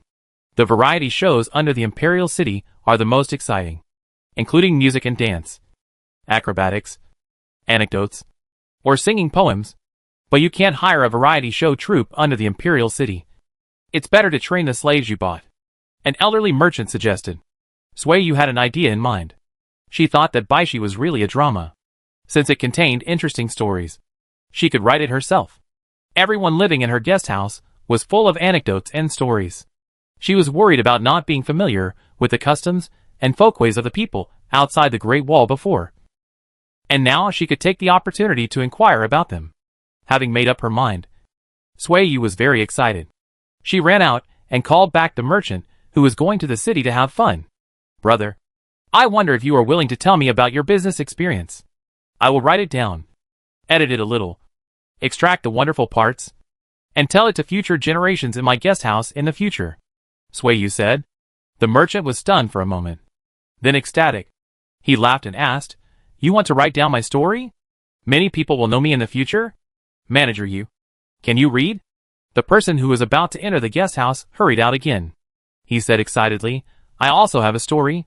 You can write it down and tell it in the tea house in the future." Sui Yu pointed to the plaque of the guest house and said, "I know a few words. I chose and wrote the name of the guest house myself." Okay. That's great. My name is Qin Wishan. I live outside Chang'an.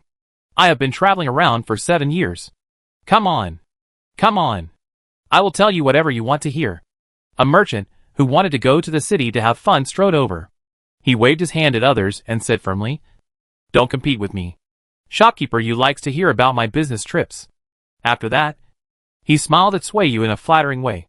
"Shopkeeper Yu, can you give me a copy after you finish writing it? I will take it back to my home and pass it on to my descendants." Sui Yu smiled bitterly and explained, "I don't know many words to write. Most of the time, when I encounter a word I can't write, I just make up a word I know. Let's do this. I will find an opportunity to learn more characters in the future and try my best to live up to your trust." The merchant agreed readily. "I haven't eaten yet. Think about it first and think about which experiences you think are worth promoting." Sui Yu invited someone to the warehouse. When she went out and saw Xiao Chunhong, she said, "Go find me some wooden boards. I need them to write." Just as she was eating, other merchants who heard the news came in groups of 3 or 5. There was no room in the warehouse, so they had to go to the dining hall. Sui Yu and Qin Wishan sat at the same table. Others stood or sat together, stretching their necks to watch Sui Yu scribble on the wooden boards. Qin Wishan told the story for 2 days. During this period, no one came to disturb him, perhaps because of the heavy wind and snow. Shui Lu did not come again. That afternoon, Sui Yu and Sui Liang lit the lamp to edit the story in the warehouse. The brother and sister were discussing lively. At this time, a scream suddenly came from outside the yard. It's Shui Lu who came. Sister Chui came in and reported. He saw the house collapsed, and he was screaming and shouting, saying that you, my lady, sent someone to push it down. Dozens of merchants living in the guest house came out one after another, without waiting for Sui Yu to show up to explain. They talked about the snowstorm that collapsed the house. I was the first to cross the river to see it. There were no footprints on the snow, so it was not pushed by people. The beams were eaten by insects, and the walls were crooked. It was strange that they could withstand the wind and snow. If shopkeeper Yu had bad intentions, the house on the other side of the river would not be built. He built it during the day and demolished it at night. Why did he wait until now to push the wall down? It is probably because Ma Fu's uncle and nephew were unwilling to die, so they did something in the middle of the night. Someone in the crowd shouted loudly. Shui Lu's face changed suddenly. The low snow mountain in front of him seemed to have become a grave mountain. He felt cold under his feet after looking at it for a while. "What nonsense!" he shouted. Just then, a gust of wind blew up the snow on the ruins and hit him in the face. Shui Lu screamed in fear and ran away in panic. The merchants laughed. Sui Liang came out and said loudly, "Master Shui, my sister said that if you have anything to do, wait for my brother-in-law to come back. When my brother-in-law comes back, let him come to your house to talk to you." Shui Lu dared not to. He dared to come to your house at this time because Zhao Shiping was not at home. He stood on the east side of the river and looked around. He cursed a few words, but he could not think of any way. He could only ride on the camel and leave again. Sui Liang turned around and bowed to the merchant who helped him. "How is the story editing going?" Qin Wishan was most concerned about this matter. "It's almost done. We should be able to rehearse in the next 2 days." Sui Liang grinned. He was also very curious about this matter. "My sister said she wanted to rehearse the casting. She is very concerned." Okay. Qin Wishan was so happy that he could only say okay. "I'm not in a hurry. Let her think about it carefully." Sui Liang said hey and ran into the kitchen. The next day, Sui Yu started casting. Among the 14 male servants, Zhang Shun and Qi Shan were the most daring. They were not afraid of the stage, and had no problem talking. She chose these two to take the lead. Xiao Chunhong was good at talking, and she acted as a joke to liven up the atmosphere. In the following days, Zhang Shun, Qi Shan, and Xiao Chunhong began to recite the script. Sui Yu and Sui Liang first repeated it to them twice, and explained the general plot. Just imagine that you are doing business in Luan and encounter a local bully. What does Luan look like? Imagine it as much as you can. Have a picture in your mind. What was the face of the bully who argued with you at that time? Who were there around you? And what was your expression? Sui Yu described them. It's mainly about emotions. You can't recite the words with a stiff face. You should be angry when you should be angry and excited when you should be excited. Qi Shan can understand better. He has experienced more suffering and painful memories. He used to be numb. But now, he has a good life, and his emotions fluctuate greatly.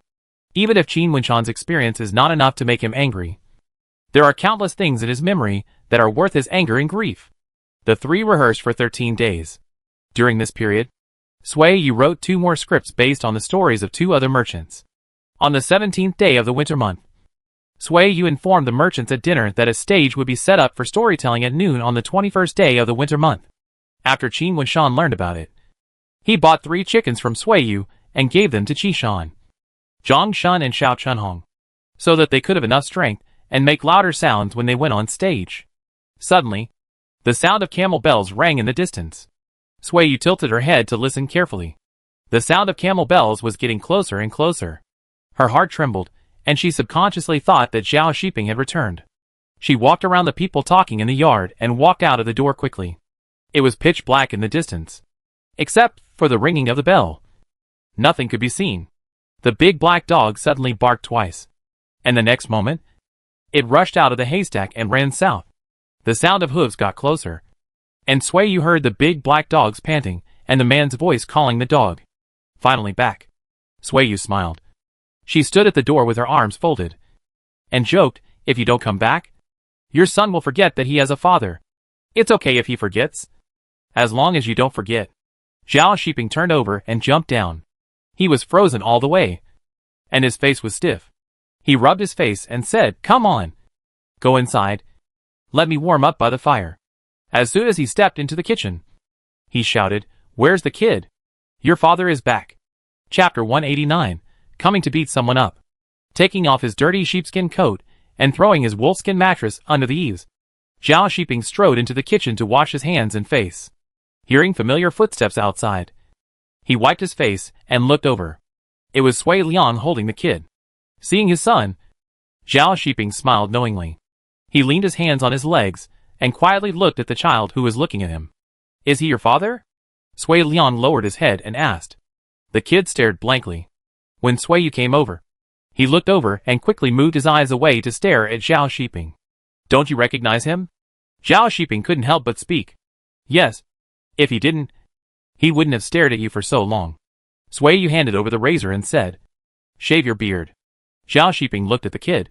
He washed his face with water, squatted on the ground, and compared the beard on his face with the water. Sui Liang walked over with the kid, and the uncle and nephew squatted and stood by. Dunhuang ran to the door and stood there. Sui Yu said, "Go back to sleep. Call Zhang Shun and ask him to take you home. Don't run around." Dunhuang responded blankly, looked at Zhao Shiping again, and then left. "I'll get some water. Do you want to take a bath first or eat first?" Sui Yu asked. "Wash your hair and take a bath first. It's just right to warm your hair while eating." Zhao Shiping also wanted to soak in hot water. He was cold to the bone. After shaving, Zhao Shiping took the basin out to pour water. When he came back, he stretched out his hand to the kid and said softly, "Little kid, come here." The kid stretched out his hand and took a step forward. As soon as he moved, Zhao Shiping took 2 quick steps and lifted his son up. Before leaving home, the child was affectionate to him. But now, he was as distant as a stranger, neither crying nor laughing, which really made Zhao Shiping feel sour. "He still forgot me," Zhao Shiping said to Sui Yu. "Has he become a little fool after playing with the zhuang for so long?" Sui Yu glared at him and ignored him. "My lord, Eat 2 buns first to fill your stomach. Inpa brought 2 buns and said, I'll roll noodles and cook soup cakes now. Zhao Shiping took the buns and took a big bite, then tentatively handed them to the kid. Seeing that he was about to eat, he smiled and took the buns to feed himself. Little kid, Uncle will hold you. Your father is going to take a bath. Sui Liang stretched out his hand and said, Come quickly. The kid refused, twisted his body, and hid in his father's arms. Zhao Shiping was immediately excited. This kid still remembered him. But he was very good at pretending. After a few bites of the 2 radish buns, the bath water was ready. Zhao Shiping handed the kid to Sui Yu and went into the warehouse to take a bath. Let's go. Let's get your dad some clothes to change. Sui Yu carried the kid out. Noticing that he was reluctant, she patted him twice and muttered, You just pretended not to know him. But now you want to stick to him? Walking out of the kitchen, the kid lay on Sui Yu's shoulder and called Dad vaguely. Yes, you will call him in front of your dad later and make him cry. Sui Yu smiled. After taking the clothes and shoes, Sui Yu pushed the door open to let the man in. She held the kid and stood at the door, pointing at the man in the bathtub, and asked, Little kid, is he your dad? Yes. The kid nodded heavily. Call him. Zhao Shiping looked over in surprise. Can you speak? Call him. Sui Yu said again. Is he your dad? Call him Dad. The kid leaned shyly on Sui Yu's neck. He stole a glance at the man with fiery eyes, and said obediently, Dad. Zhao Shiping's eyes were sore. He splashed water on his face, and said with mixed feelings, How long have I been away from home?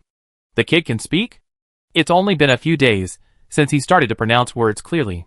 He can only call his parents and uncle, and he can't say other words clearly. Sui Yu smiled at the man and deliberately asked, Are you crying?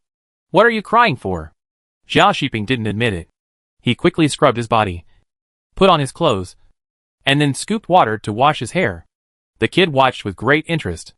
When Zhao Shiping came over, he took the initiative to reach out for a hug. Good boy. Zhao Shiping kissed the kid's face and said expectantly, Call me Dad again. The kid didn't speak. He smiled and staggered to prevent the dripping hair from touching him. Let's go eat first. You sit in front of the stove and warm yourself by the fire. Sui Yu opened the door and said, Run quickly. It's so cold outside. Zhao Shiping ran quickly with the kid in his arms. The kid laughed out loud. The candlelight in the kitchen reflected in his big eyes, clear as black gemstones. Sui Liang left. Only Inpa, Chui Saw and Aunt Lin were left in the kitchen to make noodles for tomorrow morning's breakfast. Did Achong also go back to the guest house? Sui Yu asked. Yes. Just now Uncle Nyo came and took Achong away, Inpa said. Sui Yu looked at the man who was eating noodles with the kid in his arms. The father and son were very affectionate. It seemed that they didn't need her much. She went out to the guest house to confirm whether the 3 children had returned to the house. The servants and Uncle Nyo slept in the second guest house.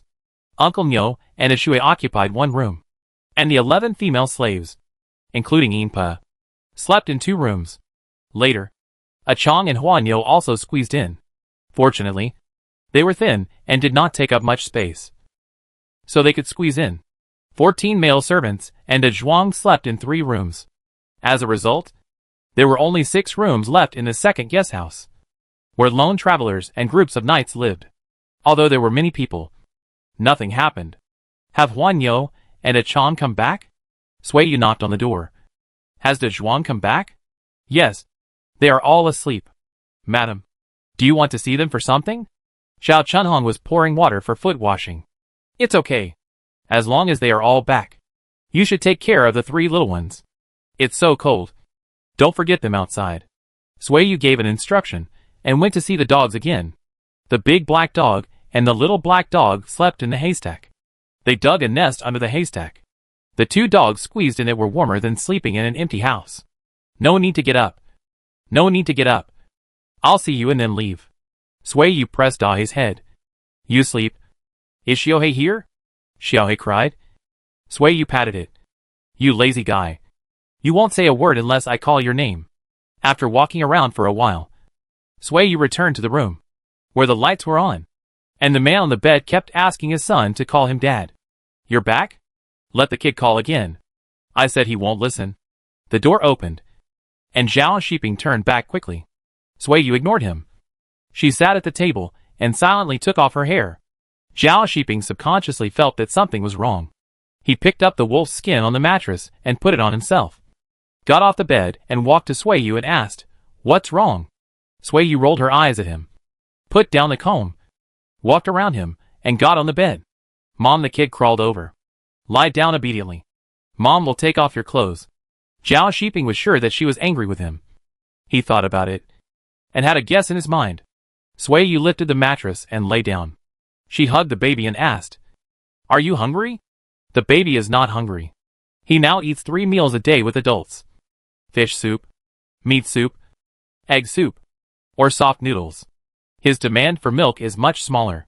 1 or 2 meals a day is enough. Zhao Shiping also lay down.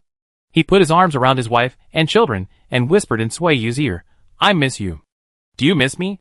"No. I'm very happy when you're not at home." "I don't believe it." "I don't believe you miss me either." Sui Yu snorted. She moved her hand across her waist and scolded, "Be honest and reflect on yourself." Zhao Shiping wanted to laugh.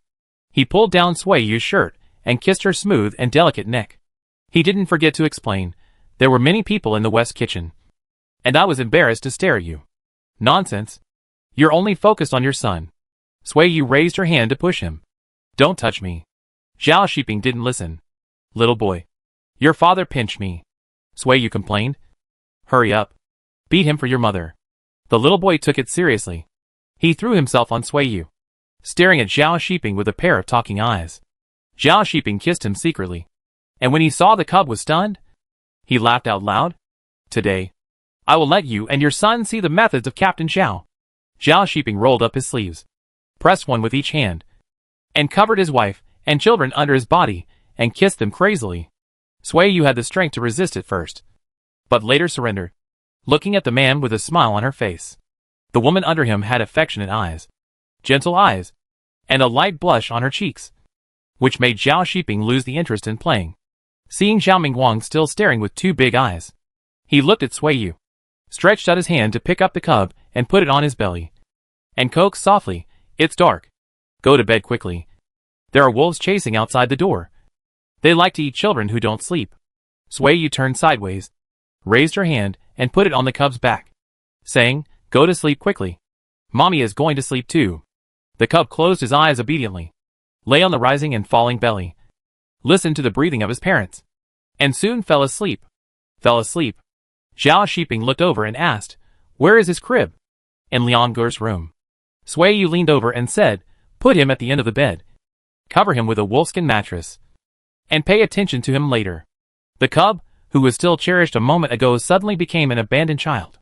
He lay at the end of the bed and moved his eyelids uneasily, and soon fell asleep again in the afterglow of the shaking. The milk and water blended. The springtide surged.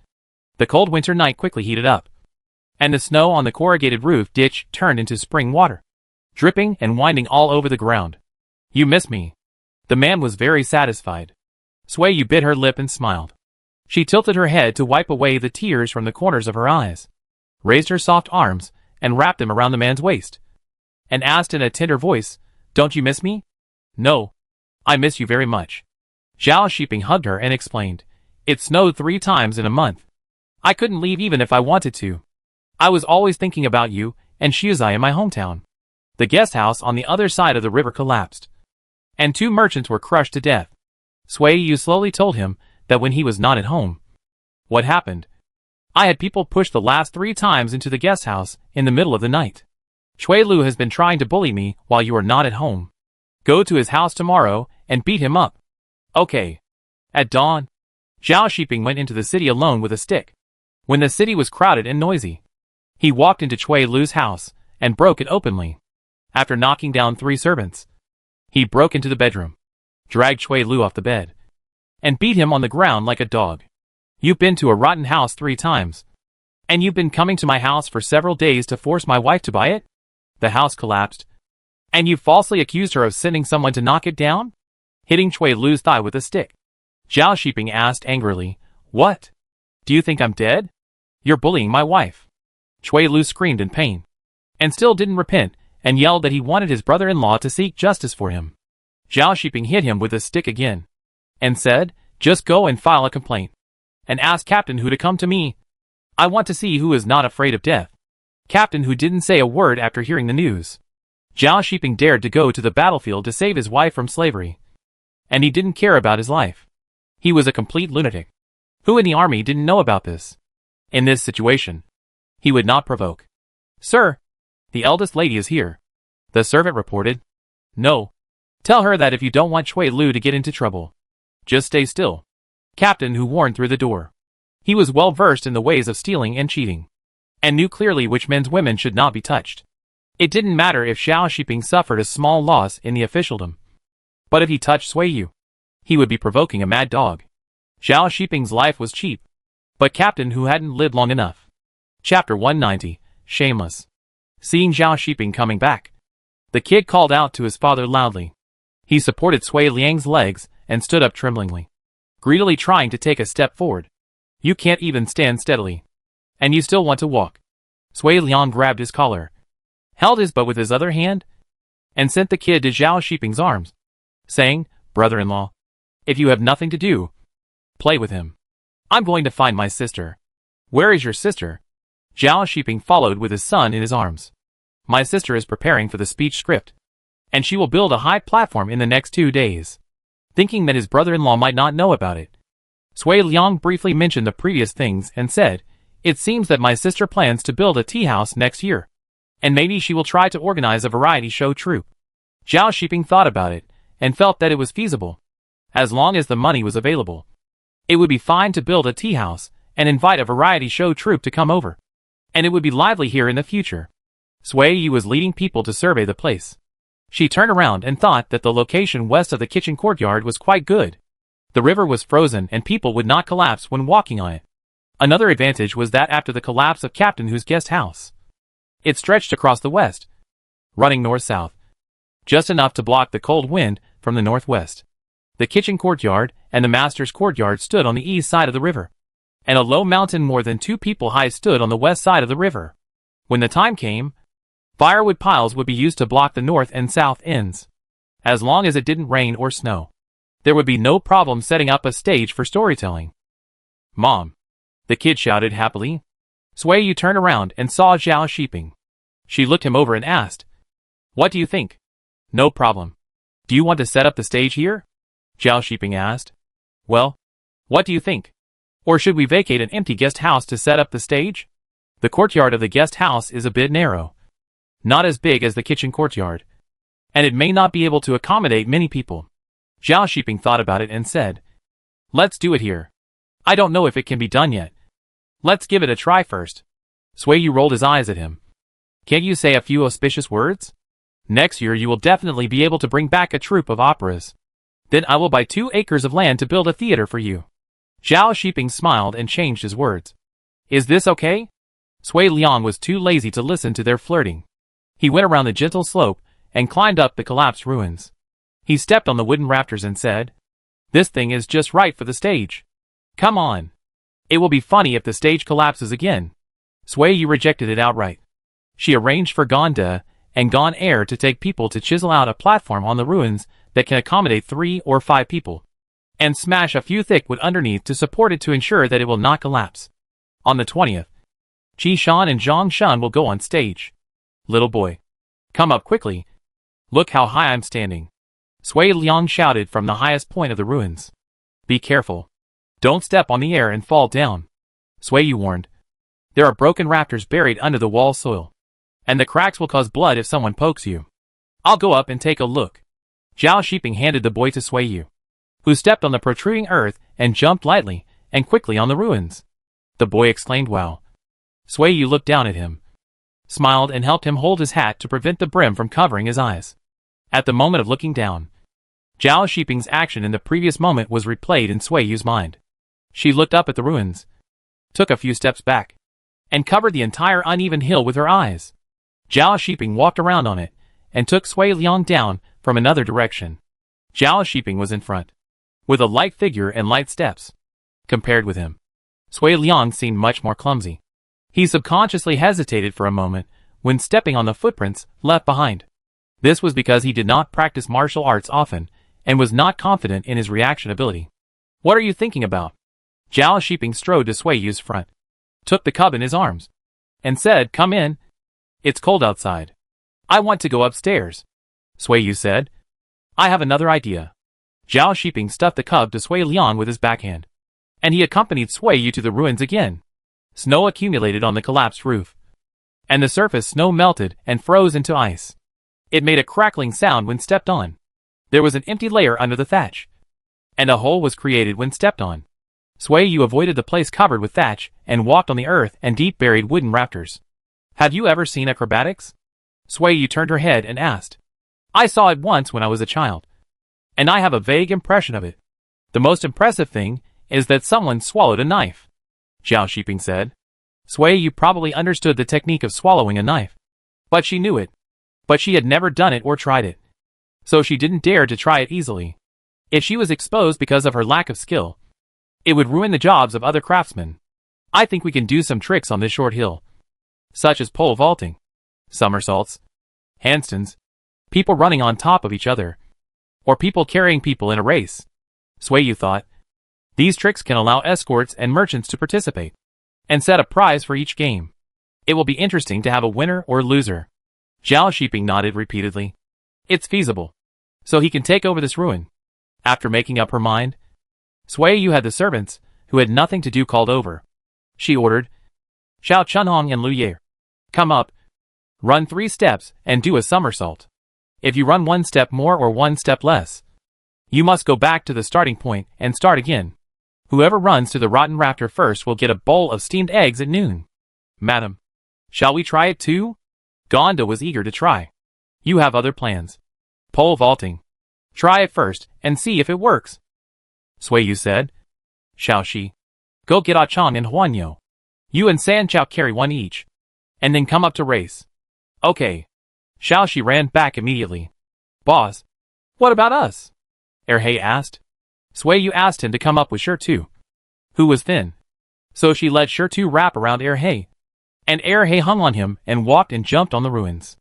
After making arrangements, Sui Yu and Zhao Shiping found a place to stand out of the way, and asked the others to take their positions. After a whistle, they moved separately. The merchants and escorts walking in the guest house heard the noise here, and sighed and annoyed. They put on fur coats, and walked over with curiosity. On the low hill, Gonda jumped up with a pole, and descended quickly against the biting cold wind. He squinted his eyes to find the landing place, bent down and landed lightly, pulled the pole with one hand, found the gap between the earthworks, and inserted the pole again to start running. "Good," the onlookers applauded. Gon Air tilted his head to take a look. He was unwilling to be left behind, and followed Gon Da's figure to run quickly. However, when he inserted the pole, he poked it into a snow pit, and the pole slipped, and he fell down in embarrassment. A burst of laughter sounded at the foot of the mountain. "Get out of the way," Xiao Chunhong shouted. There was a pole blocking the way, so she had to do somersaults in advance to avoid it. She ran 1 step less, and she was so angry that she punched Gon Air, and then ran back to the starting point and started again. "What does this mean?" a escort asked. "A somersault every 3 steps. If you take 1 more or 1 less step, you have to go back to the starting point and start again," Sui Liang explained, rubbing the kid's thighs. If he hadn't been holding the child, he would have wanted to compete. Arei also came into everyone's sight with a stone on his back. The stone was hung upside down on Arei's back. The 2 of them jumped across the beams. Arei shouted, and he jumped over and grabbed the beams. The stone swung and the 2 of them flipped in the air, winning a round of cheers. Sui Yu also applauded. This action was not specified by her. It was probably agreed upon by the 2 of them privately. It was really bold and interesting. Xiaoxi and San Chao stood at the starting point and rubbed their hands nervously. After Sui Yu blew the whistle, they each carried Aqiang and Huanyo on their backs, and took cautious and steady steps to run. Xiaoxi and San Chao were timid and honest. With Sui Yu's instructions, the 2 of them ran the whole course without any danger. After the trial run, Sui Yu and Zhao Shiping walked down the hill. She said to many merchants and escorts, "I will make arrangements in the next 2 days. On the 20th, these competitions will be officially held. Can we participate?" The escort was eager to try. Sui Yu hesitated for a moment and said, "I will go back and think about it. I will pay for the stage performance. You, We'll just organize it.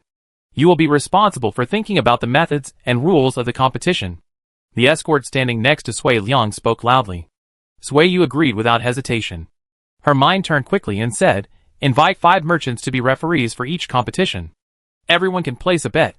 The bet can be the price of chicken, duck, fish, meat, or cakes, dumplings, soup and cakes. No more. It's feasible. The merchants agreed one after another. Then I will go back and think about it. This hill cannot be walked for the time being. Lest too many people go up and it collapses again. Sui Yu said. No one had any objections. And when Sui Yu left, the merchants and escorts also dispersed. After lunch, Sui Yu called the 4 members of her family together to discuss good strategies. Because she had a lot of experience. She had the most ideas. But they were not refined. So Sui Liang and Zhao Shiping needed to follow her ideas to supplement. As for the little boy who couldn't speak clearly, he took turns sitting in the arms of his parents and uncle, and mumbled like adults for an afternoon. On the 19th day of the winter month, the servants carried bundles of firewood and piled them on the north and south sides of the ruins. The firewood piles for burning and the hay for livestock were transported there. After a whole day of work, 2 straw walls as high as a person stood between the ruins and the kitchen yard. Sui Yu and Zhao Shiping walked back and forth on the low hill formed by the ruins for a long time, patting the unstable places, removing the sharp broken wood, and then setting up obstacles in the right places. Merchants and escorts kept coming back and forth to patrol, relying on the movement here to pass the time. After a long dark night, when the sky brightened, the crowing of cocks was followed by the sound of gongs, which were sponsored by a group of merchants. If they encountered wolves while traveling, they would use them to scare away the wolves. When the gong sounded, Zhang Shun and Qing Shan climbed onto the 3-foot stage. Zhang Shun carried the gong. He was dressed like a wandering wanderer, carrying a short stick, and introduced Qin Wenshan's life as a bystander. Qin Wenshan was from Longwan. He lived at the foot of Dajin Pass since he was a child. His father did business in troubled times and saved up a fortune. He was blessed by his ancestors and was willing to seek great benefits for his descendants.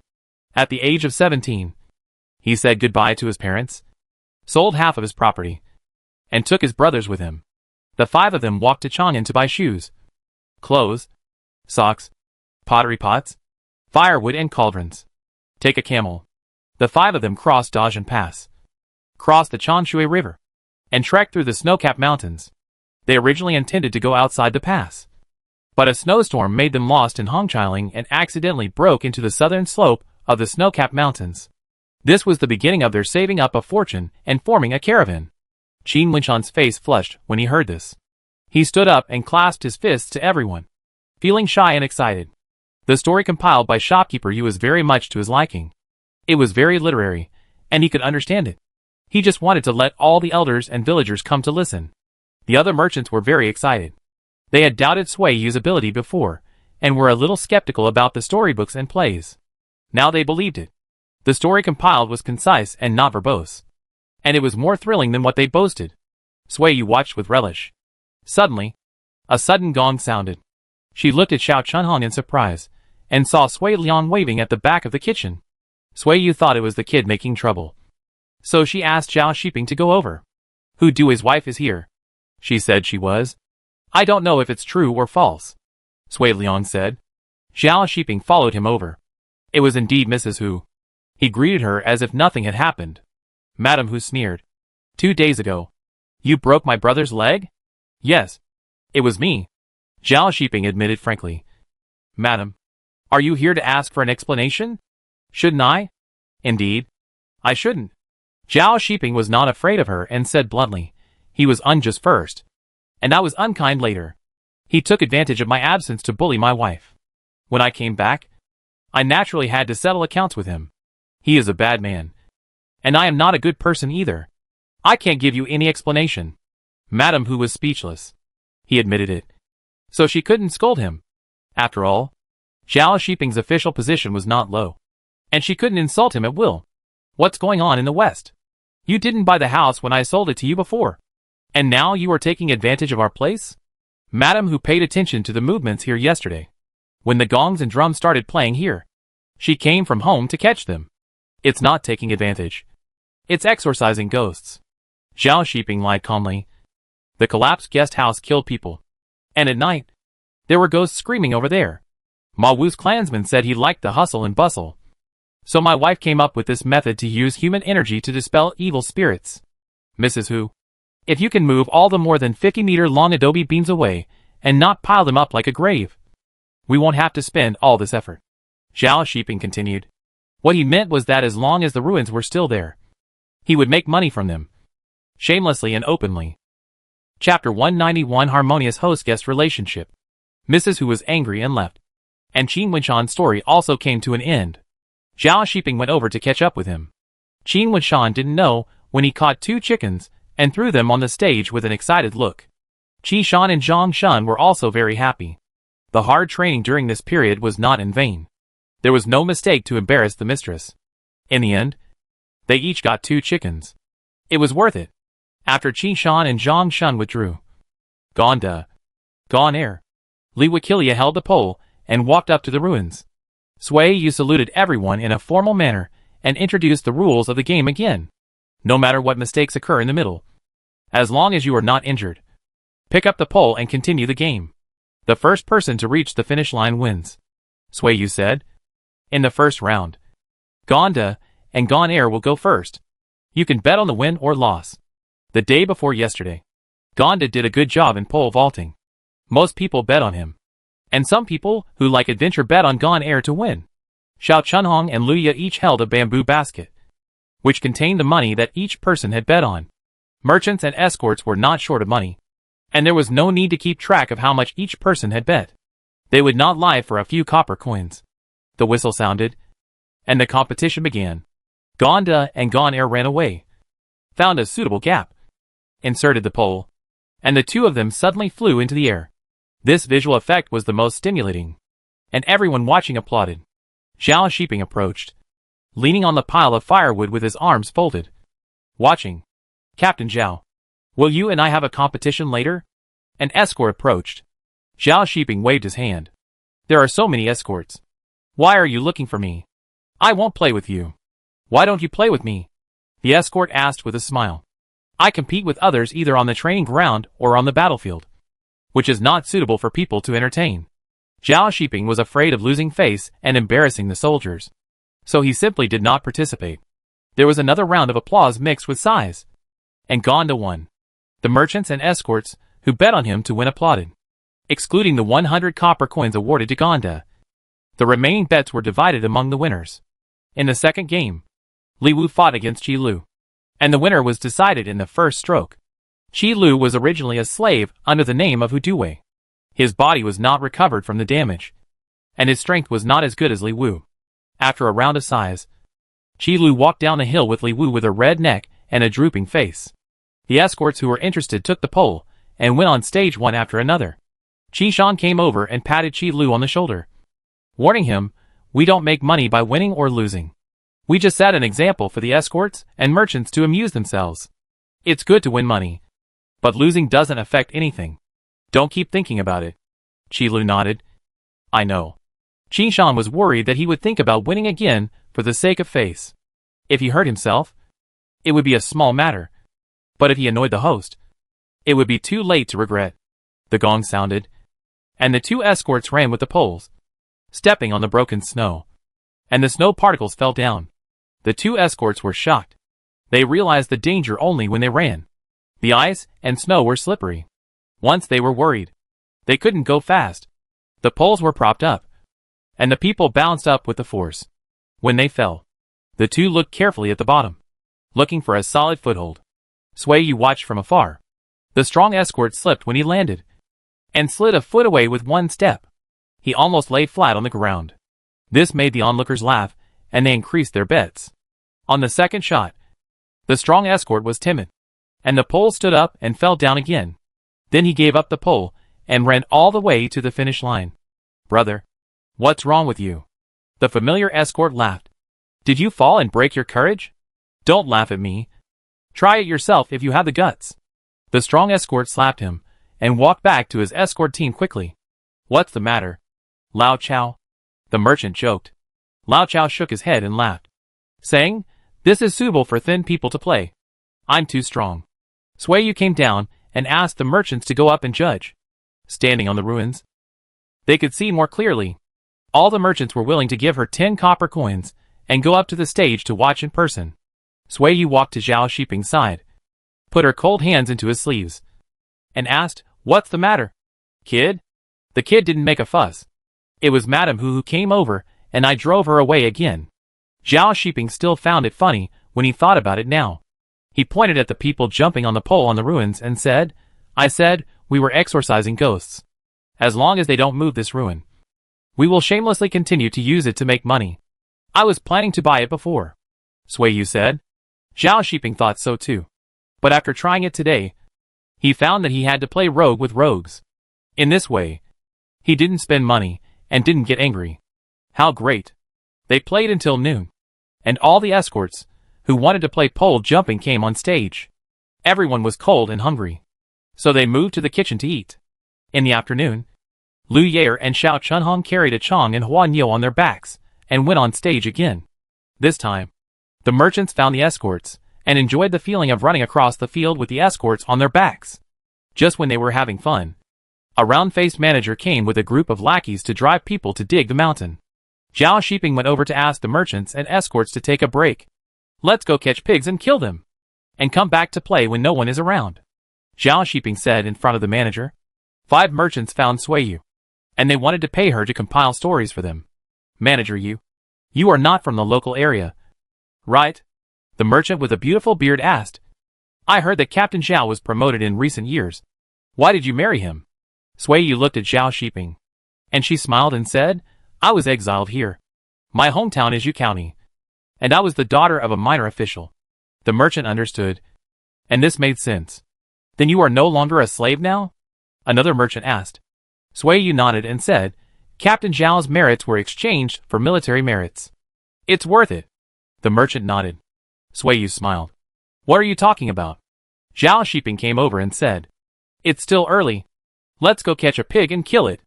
Besides, you're taking advantage of me by marrying me." Sui Yu held him and said, "Let's go kill the pig and have a pig-killing meal tonight. After the pig is killed, send 10 kilograms to Xiaomi first. She's about to give birth, and we can't ask her to eat the pig-killing meal at this time." Pigs howled in the pigpen, and water was boiled on a big fire in the kitchen. Gonda carried pig blood in. As he walked over, the heat of the pig blood had dissipated and had already solidified into blocks. "Grandma Yin, the master asked me to ask if the water is ready?" Xiao Chunhong ran in. "The water is almost boiling." "Okay. The pig will be brought in soon." The dead black pig was carried outside the kitchen yard, and Zhao Shiping took a wooden basin specially made for killing pigs. Put the pig in, and put all the parts except the hind legs and the pig head in. "This year's pig is heavier than last year's," Uncle Lanyo said. "The boiling water is here." Zhang Shun and Li Wu each carried 2 buckets of boiling hot water. The smell of boiling water scalding pig hair was unpleasant, so Sui Yu hid inside. She heard the sound of the cub in the warehouse, so she quietly approached, quietly pushed open the door, walked to the cub, and gently meowed. "Mom." The cub rushed over. "Hey, my cub." Sui Yu picked him up, weighed him hard, and said, "The cub is heavy again, and mother can't hold him anymore." When the cub heard her call him cub, he couldn't stop laughing, shy and happy, and threw himself into his mother's arms and acted like a spoiled child. Sui Yu held him and swayed him, and saw Dunhuang standing aside staring blankly. She pointed outside and said, "Pigs are being slaughtered outside. Do you want to go and see?" Dunhuang shook his head. "Have you ever seen a pig being slaughtered?" Sui Yu asked again. Dunhuang nodded. "They said they would kill me for meat." Although the words didn't make sense, Sui Yu understood that Dunhuang had lived in a farmer's house before, and the villagers were making fun of him and deliberately said that human flesh can't be eaten. "We won't kill you. They lied to you." Sui Yu took the lambskin coat on the back of the chair and put it on the kid, and then put a hat on him. She walked out with the kid in her arms, saying, "Dunhuang, follow me. I'll take you and the kid to watch the pig being slaughtered." The pig had been shaved, and when Sui Yu went out, Gonda was cutting the pig's belly with a machete. She subconsciously covered the kid's eyes, but he was a bold and ignorant person. He used his fat hands to pry open Sui Yu's fingers and secretly looked through his fingers. Zhao Shiping pulled out the pig's bladder and blew it, tied a hemp rope to a wooden stick, and he gave it to the kid to play with. The kid was still young and didn't know how to play, so the pig's bladder fell into Dunhuang's hands. Ah Shui saw it, and she brought Ah Chong and Huan Niu over, calling Dunhuang to beat the pig's bladder together, cut the rope short and let them kick it to play, so that they won't get smelly hands, and then smear it on their bodies. Sui Yu said. Xiao Chunhong ran over with scissors. She had only seen the rich families in the village blow pig bladders for their children to play with when she was a child, but she had never played with it. As soon as the pig bladder fell to the ground, she kicked it first. Ah! The kid also kicked his feet. He also wanted to play. Sui Yu pretended not to understand what he meant. Seeing Zhao Shiping carrying a knife of meat to lead the camel, she pointed to the kid and said, "Your father is going to give meat to your aunt. Your aunt is also going to give birth to a child." There were several bang sounds in the west. Sui Yu carried the kid over to see whether it was the servants of the Hu family or the Chui family who were lifting the wooden rafters on the top of the ruins. The pork was stewed in the pot. It was getting dark, and the people working in the west carried away 2 wooden rafters. After they left, an escort went up to see that the stage had been destroyed and the top of the ruins was even more uneven, which was more suitable for poles and running and jumping. "It's time to eat." A Chong ran out and shouted, "My wife, it's time to eat." When the merchant approached, he raised his hand and knocked down the gong hanging on the wall, shouting loudly, "It's time to eat. Run faster. If you run slower, you can only drink the broth." Sui Yu heard the voice and came out with the baby in her arms. She went into the kitchen and looked around but didn't see Zhao Shiping. She asked several servants, and they all said they had never seen him. When Li Muda came to eat, he said he hadn't come back yet. Sui Yu had a guess in her heart, guessing that Xiaomi was about to give birth. Fresh pork is delicious when fried with sauerkraut, and pork and sauerkraut dumpling soup tastes good too. But the baby can't eat it. When Sui Yu ate it, he was so greedy that his saliva dripped. "Go buy 2 pots of tofu tomorrow morning. Put the tofu outside to freeze it after buying it. Bring it in when it's frozen hard. Make pork, sauerkraut, and tofu soup tomorrow night. Steam a few pots of millet rice, and bake some pancakes." Sui Yu explained. Inpa agreed. After dinner, Zhao Shiping hadn't come back yet, so Sui Yu took the cub to wash and went to bed. The next day, when the rooster crowed, Zhao Shiping came back with dark circles under his eyes. "Did Xiaomi give birth?" Sui Yu asked when she saw him. "Yes, a boy." Zhao Shiping yawned and said, "We asked the midwife to come yesterday at noon, but the baby didn't give birth until dawn this morning. It was the 21st of the winter month, which is close to our cub's birthday." Sui Yu moved in and said, "You go to sleep and catch up on your sleep." When it was bright, Sui Yu got up, packed up the clothes, shoes and socks that the cub wore when he was born, left the cub in bed with his father, and went to the city to visit Xiaomi. When she came back at noon, before she got close, Sui Yu saw the figure of the escort pole vaulting on the ruins in the west. She went to take a look. The ruins, which were dug with pits in the east and west, were more suitable for pole vaulting and running on them than yesterday, and more interesting than running on flat ground. In the afternoon, the round-faced steward brought people over with a sullen face. When he came, the merchants and escorts retreated one after another. The days that followed were always like this. Everyone was like a cat chasing a mouse, hiding and spending time on the ruins when no one was around. Not only that, the escorts would also move the wooden rafters on the ruins to the kitchen, so that the cooks could light the fire while stewing meat. For pigs were killed one after another, and the end of the year was coming. First, they went to celebrate the full moon of Zhao Xiaomi's son, and then it was the Little New Year. After the Little New Year, the merchants were busy buying sheep to prepare for roasting sheep on New Year's Eve. After a busy year, the year came to an end. Sui Yu took her servants and camels to the government to pay the money. After paying the money, she went to Dinghu Lane again to return the 5,000 coins she had borrowed from Song's family. "Are you going to do business next year? If you do business, you need to buy goods. Cloth is not cheap. Do you have enough money?" Without waiting for Sui Yu to speak, Song Xian continued, "I don't lack money, and you don't have to rush to pay it back. You can use it to buy goods first." Chapter 192, recalling the bitter past and thinking of the sweet present. Sui Yu had enough money to buy goods. After buying the slaves, the family had no major expenses and had been making money. "I have enough money," So I'd better pay you back as soon as possible. I'll feel more comfortable if I don't owe you any debt. Sui Yu insisted on paying back the debt first. She pressed Song Xian's hand and said, "It's not difficult to borrow again if you have to pay back. If you don't have enough money in the future, I'll borrow from you again." Song Xian had to accept it. She told him, "If you don't have enough money, you must come to me to borrow. I've never seen a person like you. What's the matter? You bite your hand when you hold the money? You have to lend it to me." Sui Yu smiled. Song Xian also smiled. She was not willing to lend money to just anyone. She mainly lent it to Sui Yu. She felt like she was supporting her younger self. "Are you really determined to go into business?" Song Xian asked again. Sui Yu nodded. The approximate itinerary and the month of departure have been decided. In April, she will lead people to follow the last wave of merchants entering the customs to the east. In September, she will probably be able to bring back goods and enter Dunhuang city before November. Stay at home to spend the new year with her family, and leave the customs in the spring of the following year. Song Xian clenched her hands tightly. Her eyes showed longing, but her face was mixed with hesitation.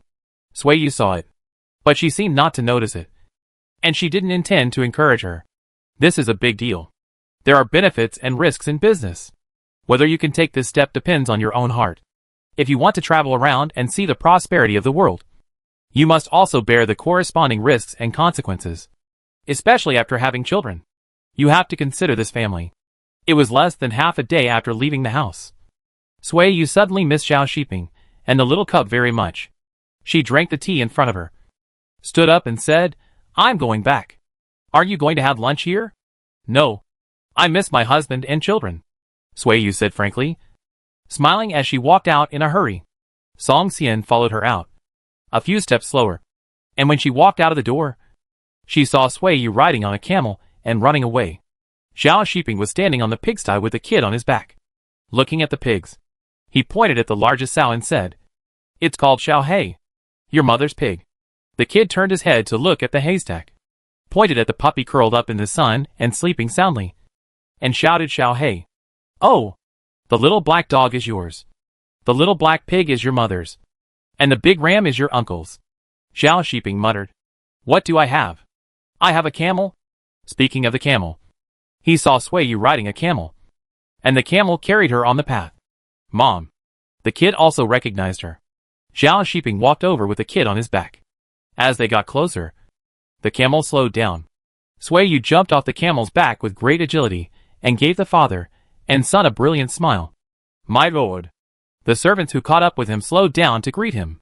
Xiao Shiping waved his hand, signaling them to continue walking. "I thought you were going to have lunch in the city."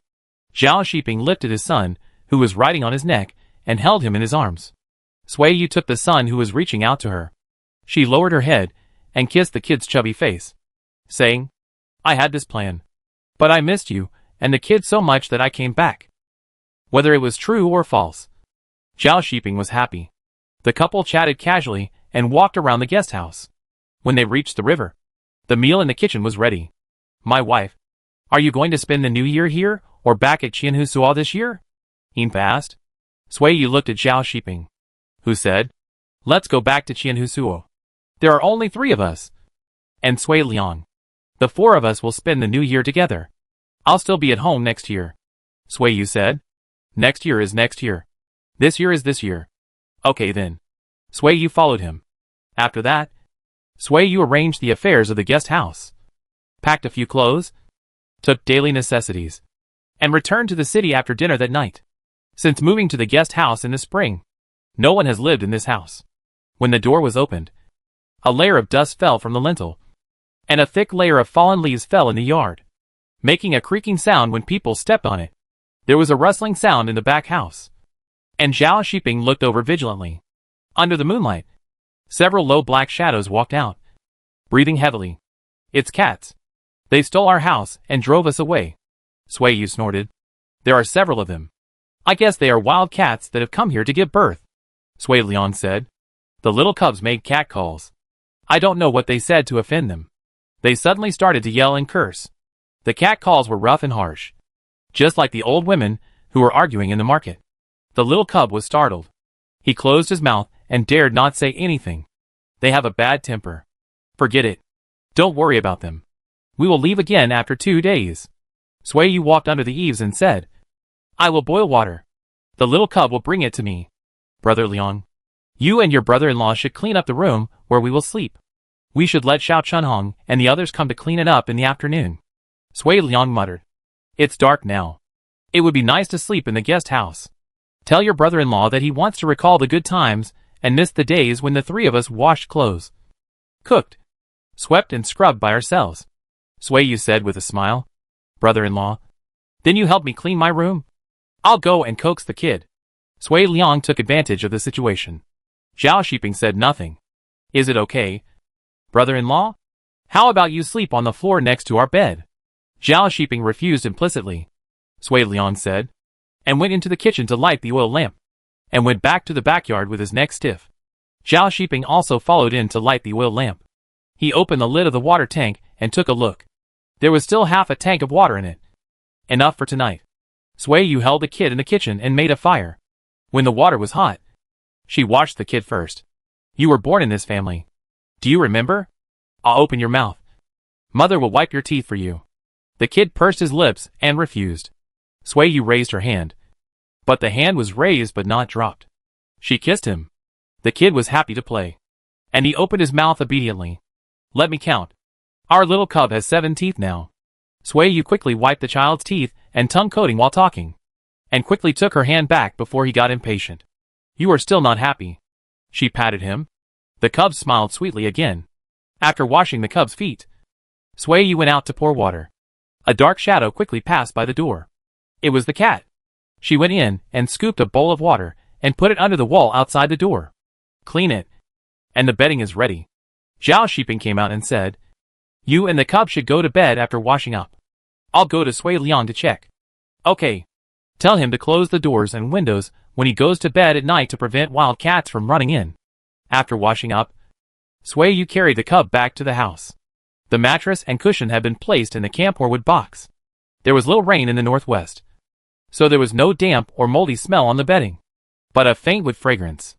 The mother and the child took off their clothes and lay down first. When they first arrived in a strange environment, the child slept closely to Sui Yu.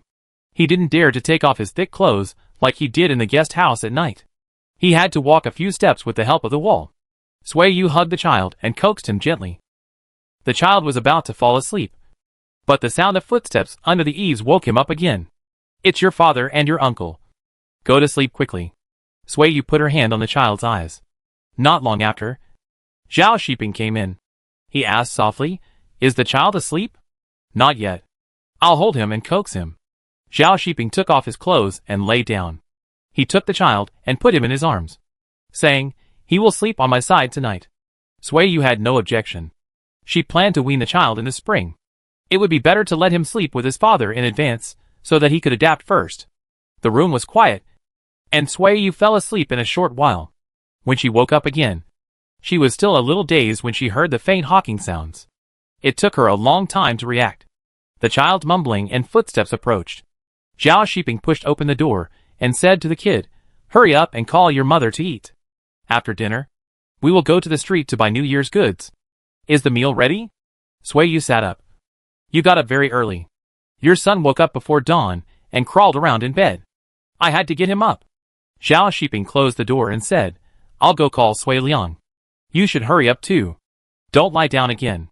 Sui Yu put on her clothes and shoes and opened the door to go out. A wild cat with a black back and white claws took off in a flash, jumped from the yard to the top of the wall, and stared at the extra people in the yard with its ears tilted. Sui Yu glanced at the bowl in the corner. There was only half of the water left in the bowl. She stretched and went into the kitchen. The stove had been cleaned. There was dumpling soup bubbling in the earthenware pot, with sauerkraut leaves and golden egg crumbs floating in the soup. The kid has eaten. I've eaten too. We've washed our bowls. It's just you two left. Zhao Shiping came in again, with his fat son in his arms. Sui Yu pointed a finger at him. This man is very capable. After breakfast, the leftovers were thrown out to feed the cat. And after cleaning up the pots and bowls, the family of 4 dressed up and went out to buy New Year's goods. This was the first time for the kid to go shopping, and he was particularly excited by the lively hawking, the bustling crowd, and the various New Year's goods. Give me a can of Tusa wine. Sui Yu took out money to buy wine. Sui Liang ran to buy maltose. And bought it per person. He bought 10. Gave 1 to the kid. And the other 9 were divided equally among the 3. Xiao Shiping took the maltose and let the kid lick it. This was also the first time he ate candy. When he tasted the sweetness, he was shocked and widened his eyes. Sui Yu laughed, but didn't let the kid eat more. She told him, just let him lick it a few more times. Don't let him eat the whole thing. Xiao Shiping agreed. He counted silently. After the kid licked 5 times, he ate the whole piece of maltose. The kid didn't agree and cried and reached out to pick his mouth. Finally, Sui Yu took the baby and asked Xiao Shiping to buy meat and fish. She and Sui Liang held the kid in the street to buy peach charms and peach branches. After the New Year's goods were bought, the family went back to prepare the New Year's Eve dinner. Sui Liang held the kid in the yard to play. And Sui Yu and Xiao Shiping cooked in the kitchen. These 2 fish have fish eggs in their stomachs. Stew them for the kid. Sui Yu reached out to check the temperature of the pot and said, I haven't cooked for a long time. I don't know if it will be bad. No. Xiao Shiping came in with a cleaned hen and said, there is an unshelled egg in the chicken's stomach. Keep it for the kid. By the way, did you buy the eggs and pickled cabbage on the street this morning? Sui Yu just remembered to ask. I borrowed them from next door. Xiao Shiping smiled. No one has lived here for a long time. So we are short of everything. Will you come back next year for the new year? Sui Yu asked with a smile. The man sat under the stove and made a fire. The firelight illuminated his face. He looked up at Sui Yu and said, I still have to come back.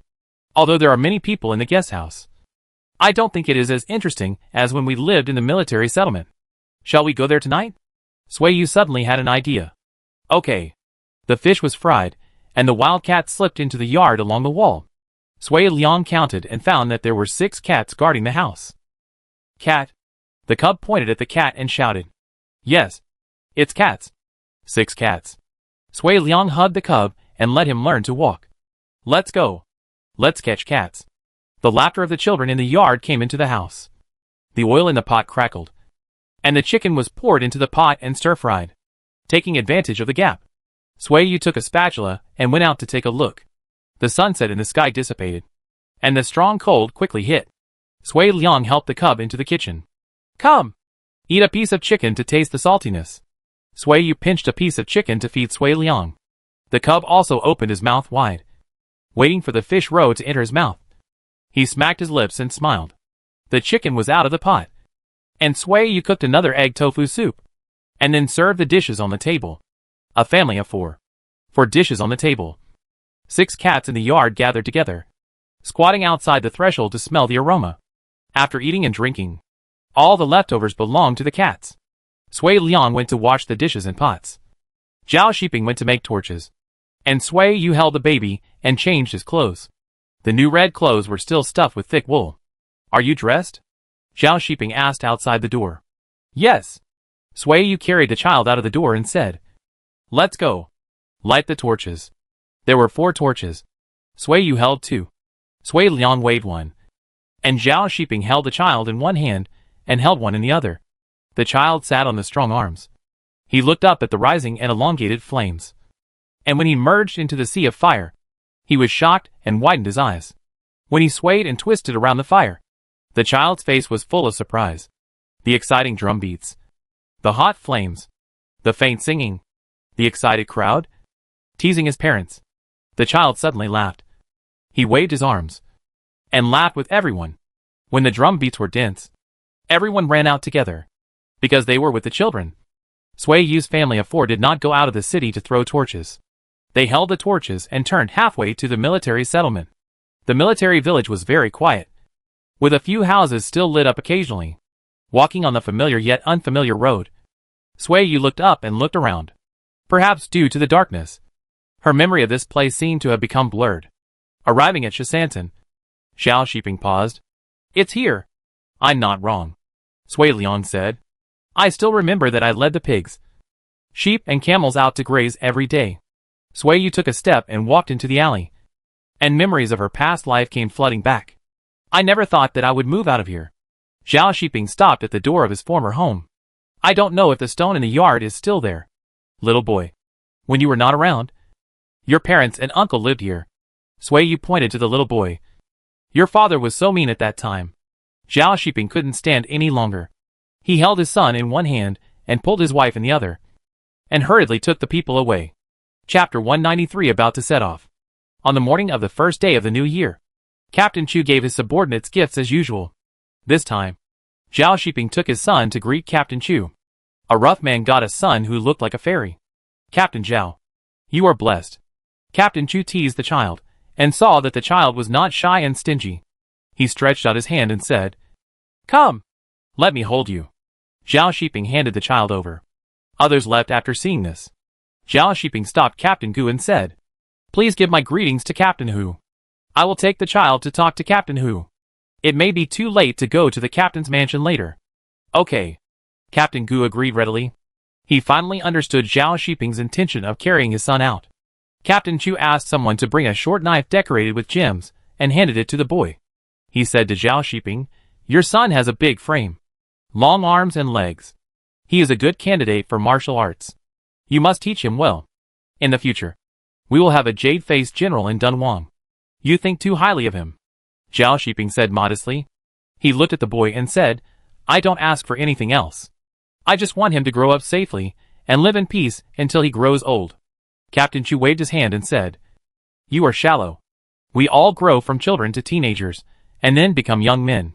When you were young, you were willing to farm and chop firewood, and then marry a woman you didn't know well, and give birth to a bunch of children. In the end, you put your legs into the ground? In the end, no one will remember you except your children and grandchildren. You are not. And your son will not be mediocre. Don't ask for nothing. Since you have the conditions, raise him well, and show him a clear path from an early age. Zhao Shiping lowered his eyes and thought, and said, What if he doesn't like to join the army when he grows up? With all his kung fu skills, are you still worried that he can't do other things? That's right. Zhao Shiping nodded. There are slaves practicing martial arts every day in his mother's guest house. Every winter, the escorts also come out early in the morning and late at night to practice their legs and feet. He grew up there and has seen a lot, so he doesn't worry about not having ideas. How many slaves? By the way, the slave you said went out of the city for something didn't come back. Have you found him? Captain Chu asked. They came back on their own, bringing a group of wild camels with them. Zhao Shiping answered, and continued, including the one given by Captain Hu. My family now has 23 private slaves and 5 official slaves. Speaking of this, Zhao Shiping remembered that Captain Chu had said before that he would give him 2 more official slaves, but he hadn't seen them until now. What are you going to do with 20 or 30 slaves practicing martial arts? Raise a team of elite soldiers? Captain Chu smiled. Zhao Shiping instantly understood that someone had come to complain about him. How could some slaves who had practiced superficial kung fu become elite soldiers? Obviously, Captain Chu didn't believe it either, and his words were just a warning. After the spring, my wife plans to take her slaves to the interior of the country. She wants to form a caravan to do business. Zhao Shiping told him calmly. Maybe she will go out of the country again later. I trained slaves for her to keep her safe. Captain Chu lowered his eyes, and saw that the child sitting on his lap was impatient and struggling. He returned the child to Zhao Shiping and said, Trading is indeed profitable. She wants to go outside the country to take a look. The child will stay at home with you. Zhao Shiping nodded. Captain Chu smiled. He was not surprised. A woman who could make a law-abiding man fight on the battlefield to earn military merits and escape slavery for her would definitely not be a person who was content with the status quo. Master, a guest has arrived. The servant came in to report. Zhao Shiping snatched the short knife from the boy's hand, stood up and said, Then I will take my leave and will not disturb you anymore. Lieutenant Chu nodded, and when he saw Zhao Shuzai turn around and waved at him, he smiled and waved at the child. This child is well grown and well raised. Zhao Shiping is indeed lucky. He picked up a wife and found a treasure.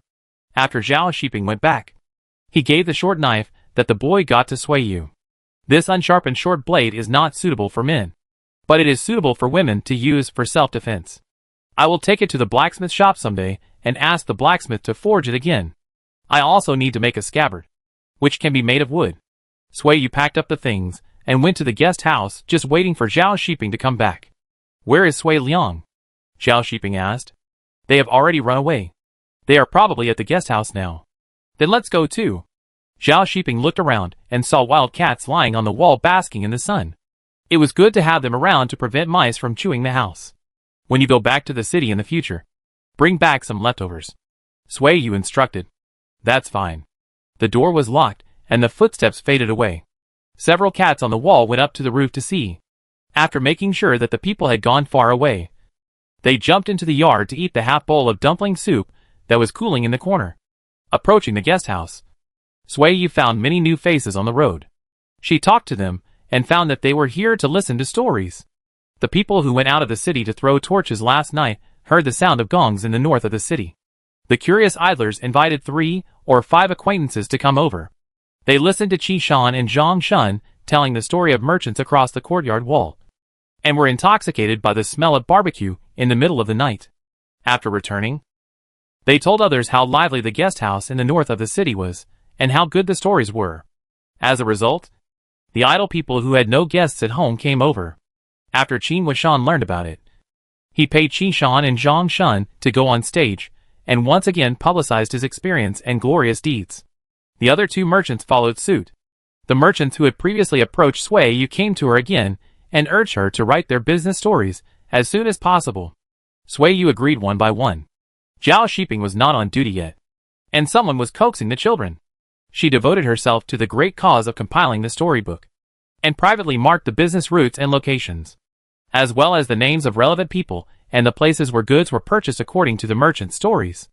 After the first month of the year, the temperature rose slightly, and Zhao Shiping began to go to the training ground early in the morning and evening again.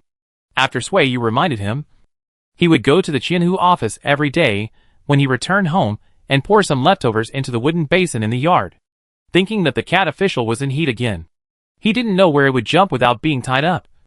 So he caught the cat official when he returned to the city in the afternoon. Go in. You will stay here temporarily. I will come to pick you up after the spring is over. Zhao Shiping opened the door to throw the cat, and then quickly closed and locked the door. What are you doing? Gu Qianhu asked outside. I am bringing some food to the cat. Zhao Shiping patted the cat hair on his clothes and explained, we don't come back often, and there are a few wild cats at home. It's good to have them guarding the house. And it's lively. Gu Qianhu nodded indifferently, and asked again, I heard that your guest house is rehearsing what kind of storybook? Yes. My wife wrote it based on the experience of the merchants, and then told it to other people. I think the business of the merchants is also very interesting. Zhao Shiping walked with Gu Qianhu while leading the camel, and continued, they walked outside the pass, and they saw and heard a lot, not to mention those related to people. There are many rumors about gods and ghosts. Just picking out one can attract people in the city to listen. Captain Gu also became interested. After the training on the training ground was over, he went back to the guest house with Zhao Shiping. The land had not yet thawed, so there was no farm work in the fields. After the first month of the lunar year, people in the city did not visit relatives and friends. Anyone who heard the news came here. The low hill formed by the ruins in Heshi was surrounded by people, and vendors were sitting around. Chonggui guest house was completely lively. Sui Yu also took the opportunity to do business. She asked Xiao Chunhong and Lu Yair to help in the kitchen, steaming buns and pancakes, rolling noodles, and cooking soup noodles. When it was time for dinner, she would invite people to come and eat. Sui Liang sat behind his house, with a stove in the sun and boiled braised eggs. The aroma of the braised eggs drifted out, and passers-by bought one for their children, and everyone bought one. As for the remaining servants, Siusi and Sanchao ran in different ways on the top of the ruins, and Sui Yu ran back and forth from time to time. After practicing like this, it would be easier to cross mountains and ridges in the future. The busy days lasted until mid-February. The snow melted, the river flowed, and the merchants turned over and dried their furs, packed their luggage and goods, replenished their dry food and left the city.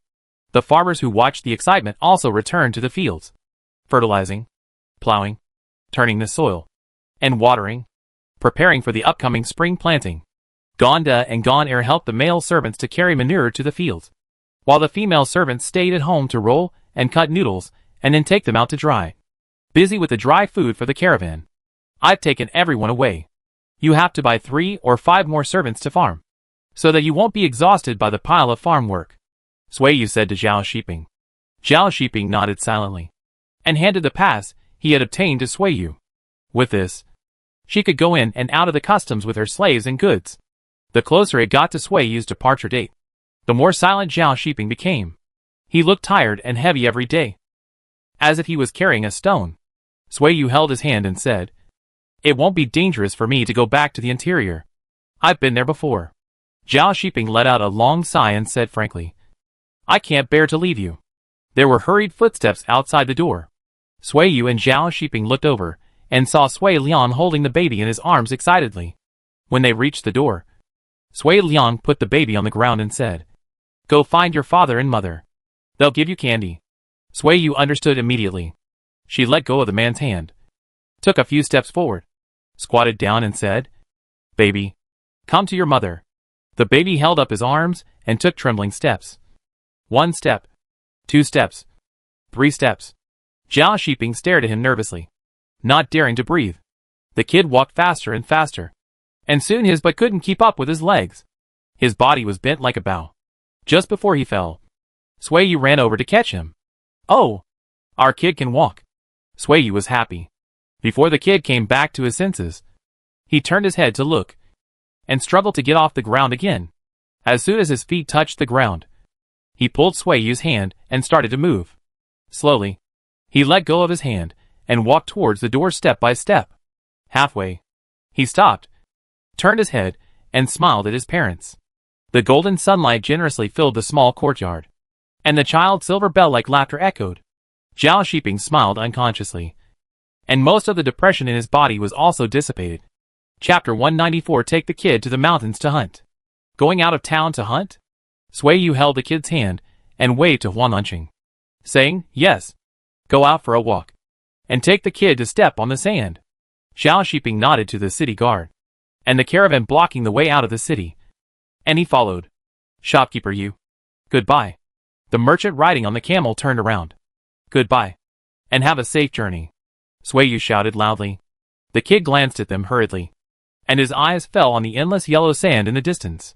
He patted the camel's hump, trying to drive the camel forward.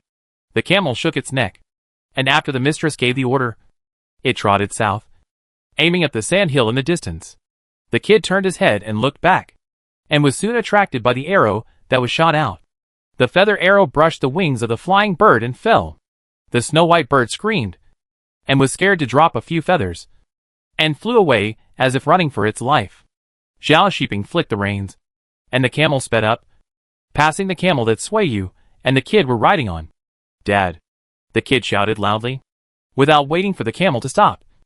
Zhao Shiping leaned back, stepped sideways, put his hands on the camel's back, and jumped down neatly and unrestrainedly. He picked up the arrow and spun it around in his hand, then turned around and raised his eyebrows at the mother and son who were following him. "What a bad behavior!" Sui Yu laughed. The kid was particularly enthusiastic, clapping his chubby hands, his clear eyes sparkling, and his smile revealed a few small teeth, which sparkled in the faint morning light. A flock of birds flew over from the west, and Sui Yu and Zhao Shiping looked up. She said, "You come and take the kid away." The kid was in his father's arms, and Sui Yu picked up the rattan bough hanging on the reins and pulled out a feather arrow from the quiver. She urged the camel to go west, and when the distance with the flock of birds was shortened, she put the arrow on the string. The little boy pursed his lips and looked nervously. The rattan bough was raised. A big black shadow fell on the withered and yellow wasteland. He looked down curiously. "Look!" Zhao Shiping held up his chin. The arrow had already left the string. The next moment, Sui Yu drew the bow again and shot the arrow in the direction immediately. The two flying birds were hit by arrows one after another. The sharp bird calls sounded almost at the same time. They struggled. The flying formation of the flock of birds was messed up for a moment. After a burst of chirping, the flock of birds suddenly rose high and dropped two black birds that were hit by feather arrows.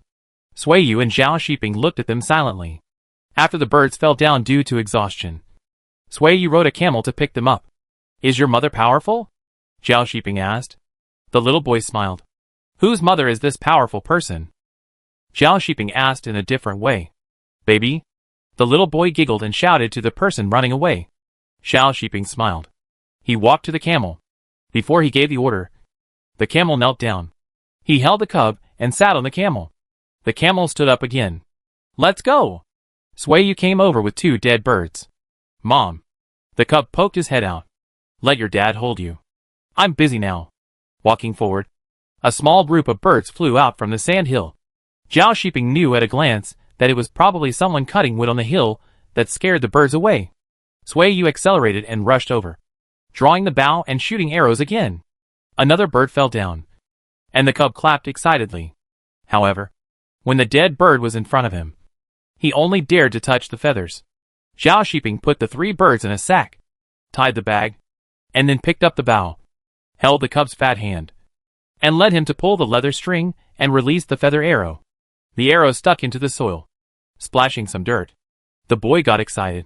He pointed at the bird flying in the sky, grabbed the leather string, called Daddy repeatedly, and tried to shoot the bird, running all the way to the foot of the sand hill. The father and son's quivers were empty twice, and they still didn't shoot a bird. But Swayu shot 2 more. Jumping off the camel, there was yellow sand under their feet. The cold spring breeze carried fine sand particles, slowing down as it approached the foot of the mountain. The sand particles fell and laid a layer of yellow sand blanket on the rough wasteland, layer by layer, slowly forming a long crescent-shaped sand dune. Zhao Shiping walked over with the cub in his arms, and when he put him on the sand dune, his legs and feet sank quickly. The cub felt the squeeze, and he screamed in fear, struggling to climb onto his father. And the more he struggled, the more he sank. Bite. The cub was about to cry. Something was eating his feet. Zhao Shiping picked him up with a smile and said, Who is biting? Look, your feet are still on your legs.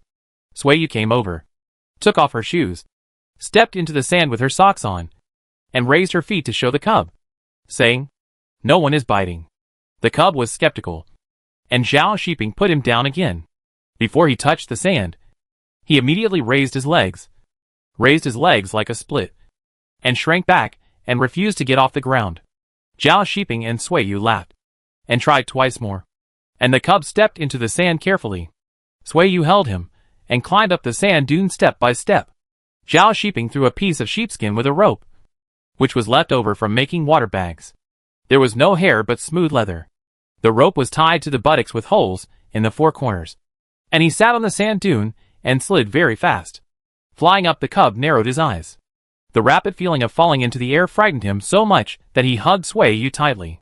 Before he could cry, he had already reached the bottom. Do you want to play? Swayu lowered her head and asked. The kid said nothing. Then let's go up the mountain to hunt birds. Zhao Shiping packed up his things, carried his son away, and Swayu carried 2 bows and arrows and a water bag and walked up the mountain. In mid-March, the trees began to turn green. Light green grass heads were hidden under the withered weeds, and green buds were dotted on the branches. Birds stood on the treetops, pecking through the buds with their sharp beaks and eating the fresh tender leaves. When someone went up the mountain, the birds in the lower places flew away, and the birds in the higher places tilted their heads to look down. The cubs looked up and mumbled to imitate the bird calls. Shoo! Zhao Shiping raised his hand to cover his mouth. There was a gray rabbit hiding on the side of a stone 5 steps away. If he hadn't been sharp-eyed, it would have fooled him. Swayu pulled out an arrow and put it on the leather string. She judged the angle of the messy branches. After aiming, she released the arrow. With a ding sound, the arrow hit the stone. The rabbit chewing the tender grass roots jumped around in panic. Swayu shot another arrow, but it was too late. The gray rabbit disappeared into the grass. The kid suddenly clapped his hands vigorously. Swayu and Zhao Shiping looked over in surprise. Was the kid celebrating the rabbit's escape? Why are you clapping? The rabbit ran away. Zhao Shiping patted him lightly. Where did you come from? Stupid boy. Swayu bent down and crawled under the tree to pick up the arrow. She accidentally saw a hole under the stone. She poked the arrow in and asked, Do you want to eat snake soup? This is probably a snake hole. Come here and hold the kid. I'll go over and dig. I'll dig. Swayu stepped back a few steps and turned around. She kicked off a dead branch and used the broken branch to dig the soil. Zhao Shiping walked over in a circle with the child in his arms. He held a thick wood in his hand to beat the snake in case it jumped out. Have you ever eaten snake meat? Zhao Shiping asked. No. But on the way to Exile, we dug up a hibernating snake. and the officer escorting us ate it. The hole was dug open. Sui Yu bent his body, tilted his head back slightly, and continued to dig. I have eaten it before. If we were not full during the war, we would catch snakes and dig rat holes. Zhao Shiping said. I will dig. I have experience. Okay. Sui Yu took the child. Zhao Shiping took the broken wood and continued to dig. He concentrated and calmed his breath, staring at the hole. At the moment when the snake poked its head out, he reacted very quickly and threw the broken wood at it. Once, twice, the snake tried its best to drill out. He stepped on it and stepped on the snake's head repeatedly. Sui Yu breathed a sigh of relief. She lowered her head to observe the cub's expression. He frowned nervously and stared at the twisting snake's tail without blinking. A faint smell of blood was wafting in the wind. Zhao Shiping used a piece of wood to press down the snake's tail. He moved his feet and saw that the snake was still alive and could still open its mouth to spit out its tongue. He used a piece of wood in his other hand to cut off the snake's head and crushed it into the soft sand. He then carried the snake's body away. This yellow-brown snake was 1 arm long and 2 fingers thick. It was not fat. It would probably take up a bowl of snake soup alone. It would be suitable for slaughtering a chicken and stewing it together. Zhao Shiping glanced at the kid and thought, he is not afraid of snakes. It's not that he is not afraid. He just doesn't know what a snake is.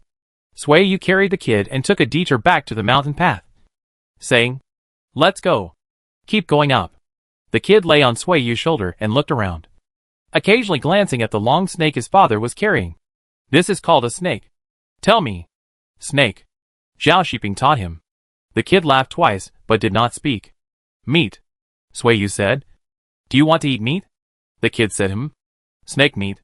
Snake. Zhao Shiping taught him again. The kid was willing to learn this time. Sui Yu was tired of holding the child, so she handed the child to Zhao Shiping and found a stone to sit down and rest. There was a sound of trees breaking not far away. Zhao Shiping looked over there holding the kid. It didn't sound like someone was chopping wood, but rather like some wild animal running around in the mountains, trampling down dead branches and broken wood. Sui Yu also heard it. She looked at Zhao Shiping, took the kid in her arms, and asked him to take a bow and arrow to go over and take a look. It was a yellow sheep that ran up the mountain to eat grass, and scratched itself like a pig. Wherever it passed, trees and branches were broken. Zhao Shiping stood on a high place and shot arrows. After shooting 3 arrows in a row, the yellow sheep fell to the ground and rolled down. I'll go pick up the sheep. Zhao Shiping shouted to Sui Yu. Okay.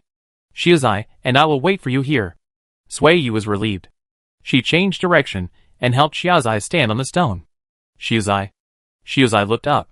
Sui Yu kissed his forehead gently, and he grinned. Xiuzai. Mom is going to go far away. You and your dad will stay at home. Sui Yu said slowly. You don't understand a lot of things now. When I come back, I will explain it to you. Okay? Xiuzai didn't understand. But every time his parents and uncle asked him if he was okay, and if he wanted to eat, he would nod subconsciously. And this time was no exception. So good. Sui Yu touched his little head, picked up the child and looked east, pointing to the city in the distance and the desert in the distance, saying, the territory of this dynasty is very large. In addition to Dunhuang, there are many cities outside. As for me, coming to this dynasty is an adventure. I want to see what God has arranged for me besides letting me meet your father and have you. And what else I can do. The little cub leaned on her shoulder affectionately. Sui Yu tilted her head and rubbed it. And the little cub giggled. And she also laughed. Cub, when you grow up, I support you in doing anything. And I won't restrict you. Sui Yu lifted him up with great effort, allowing him to see higher and farther over her head. This is not the era she was born in. There will be better times in the future, but neither she nor he can see them.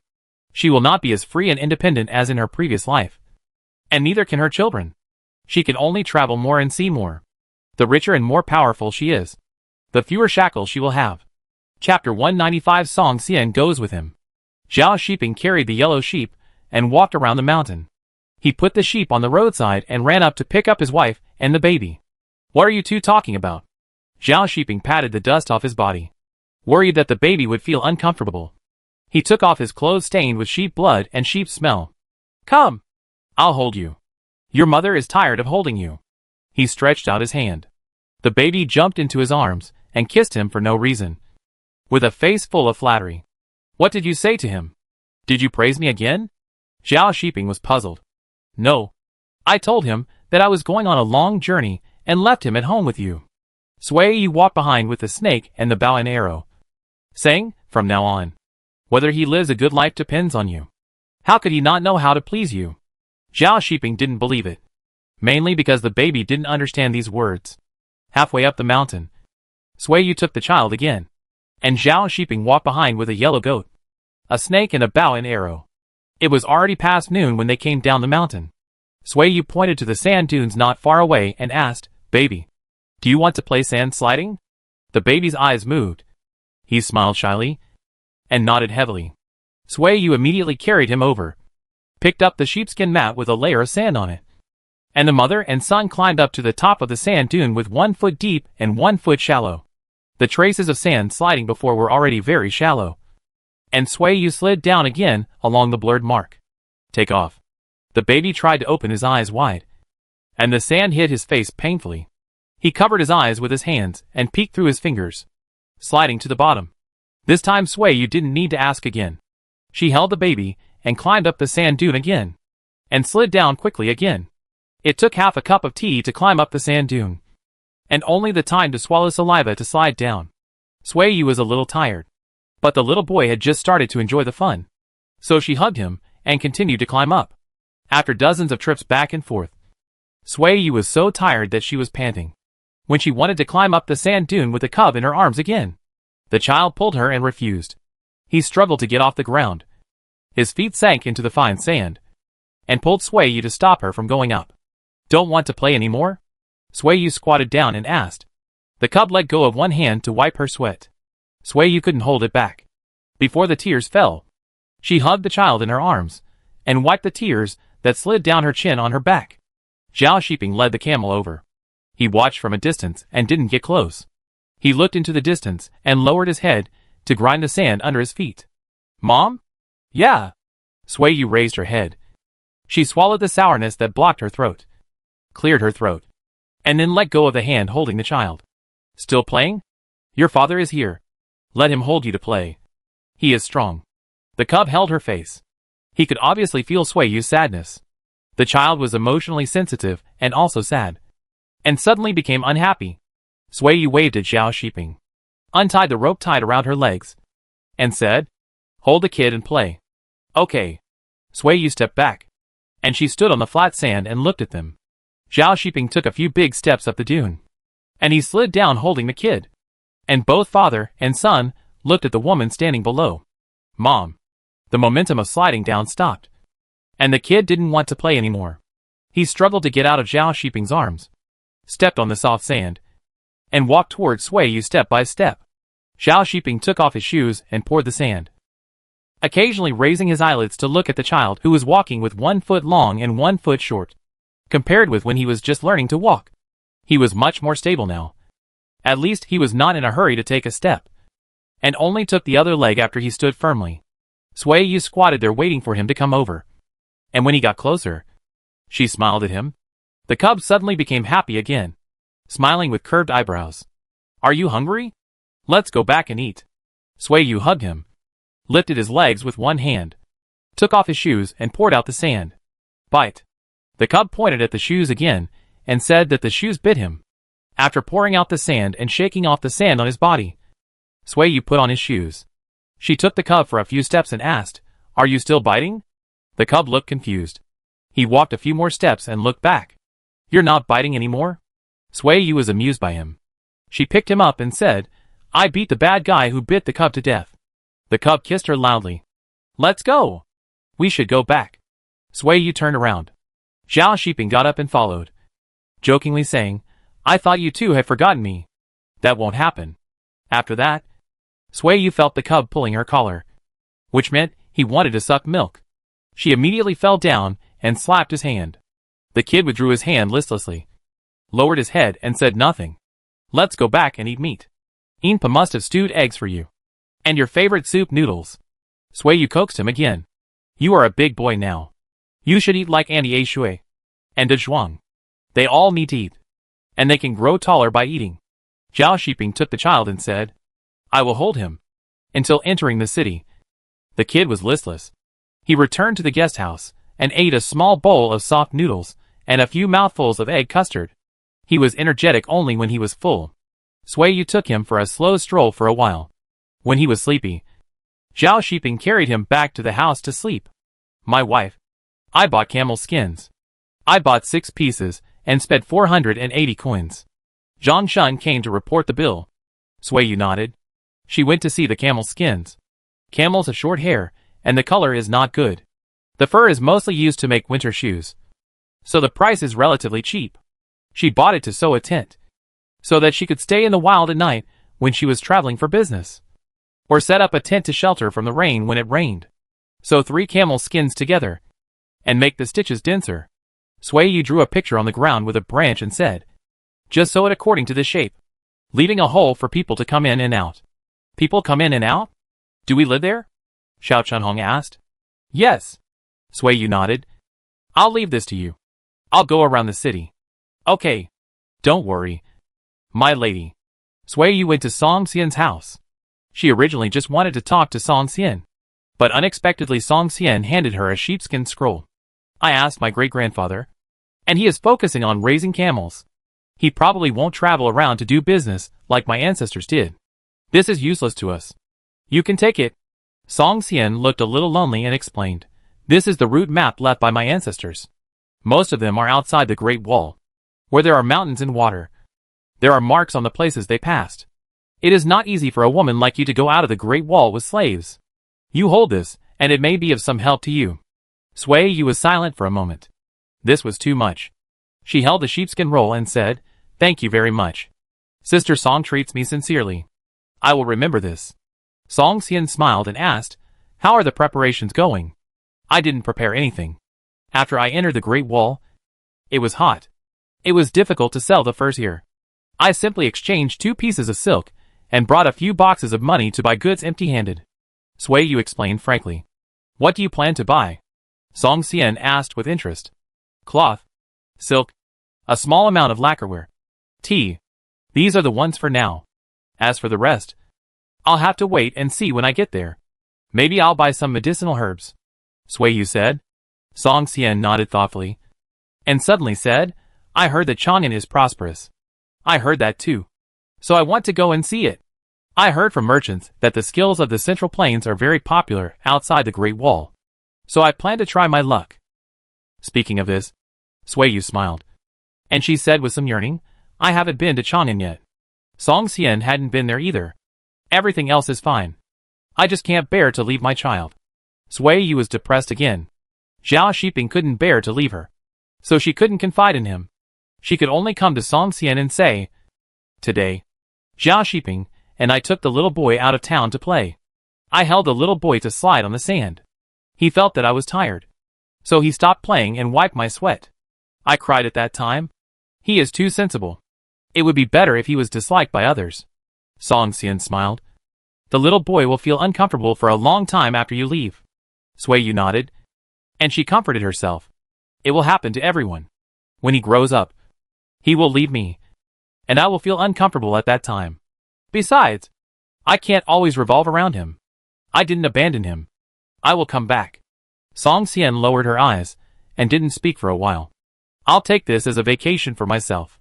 I've been with the cub every day since he was born, feeding him, coaxing him, and holding him. Now he can walk and eat. So I let Zhao Shiping take care of him alone for half a year.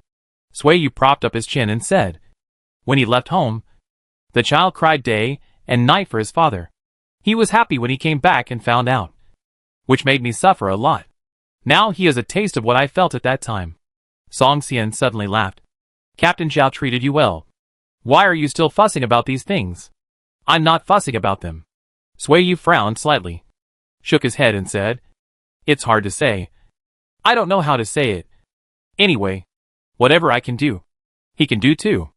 The two chatted until it was dark, and Sui Yu's frustration was relieved. She left Song's house and led her camel to the street to buy a can of wine. She didn't have any money with her, so she bought it on credit and would pay the bill next time she entered the city. Riding the camel out of the city, Sui Yu suddenly heard Song Xian's voice. She turned around and saw that it was Song Xian riding a camel. Sister Yu, can you take me with you when you leave for Chang'an? Song Xian shouted. When I was young, I wanted to leave Dunhuang City.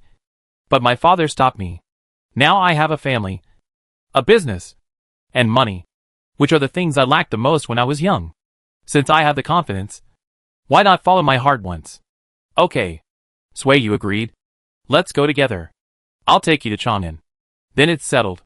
Song Xian laughed. If she didn't have the courage to travel this time, she would never know what the scenery outside Dunhuang City was like, and what kind of people it supported. When they returned to the guest house, Sui Liang suddenly jumped out to stop her. Sister, can I go with you? Where are we going? This is our home. I will come back. Sui Yu put her arm around the young man's shoulder and walked into the house, saying, if I leave, your brother-in-law will definitely be worried. So he will feel more at ease if I leave you here. Isn't it enough to have the cub? Sui Liang didn't believe her. Okay. I am worried about your brother-in-law.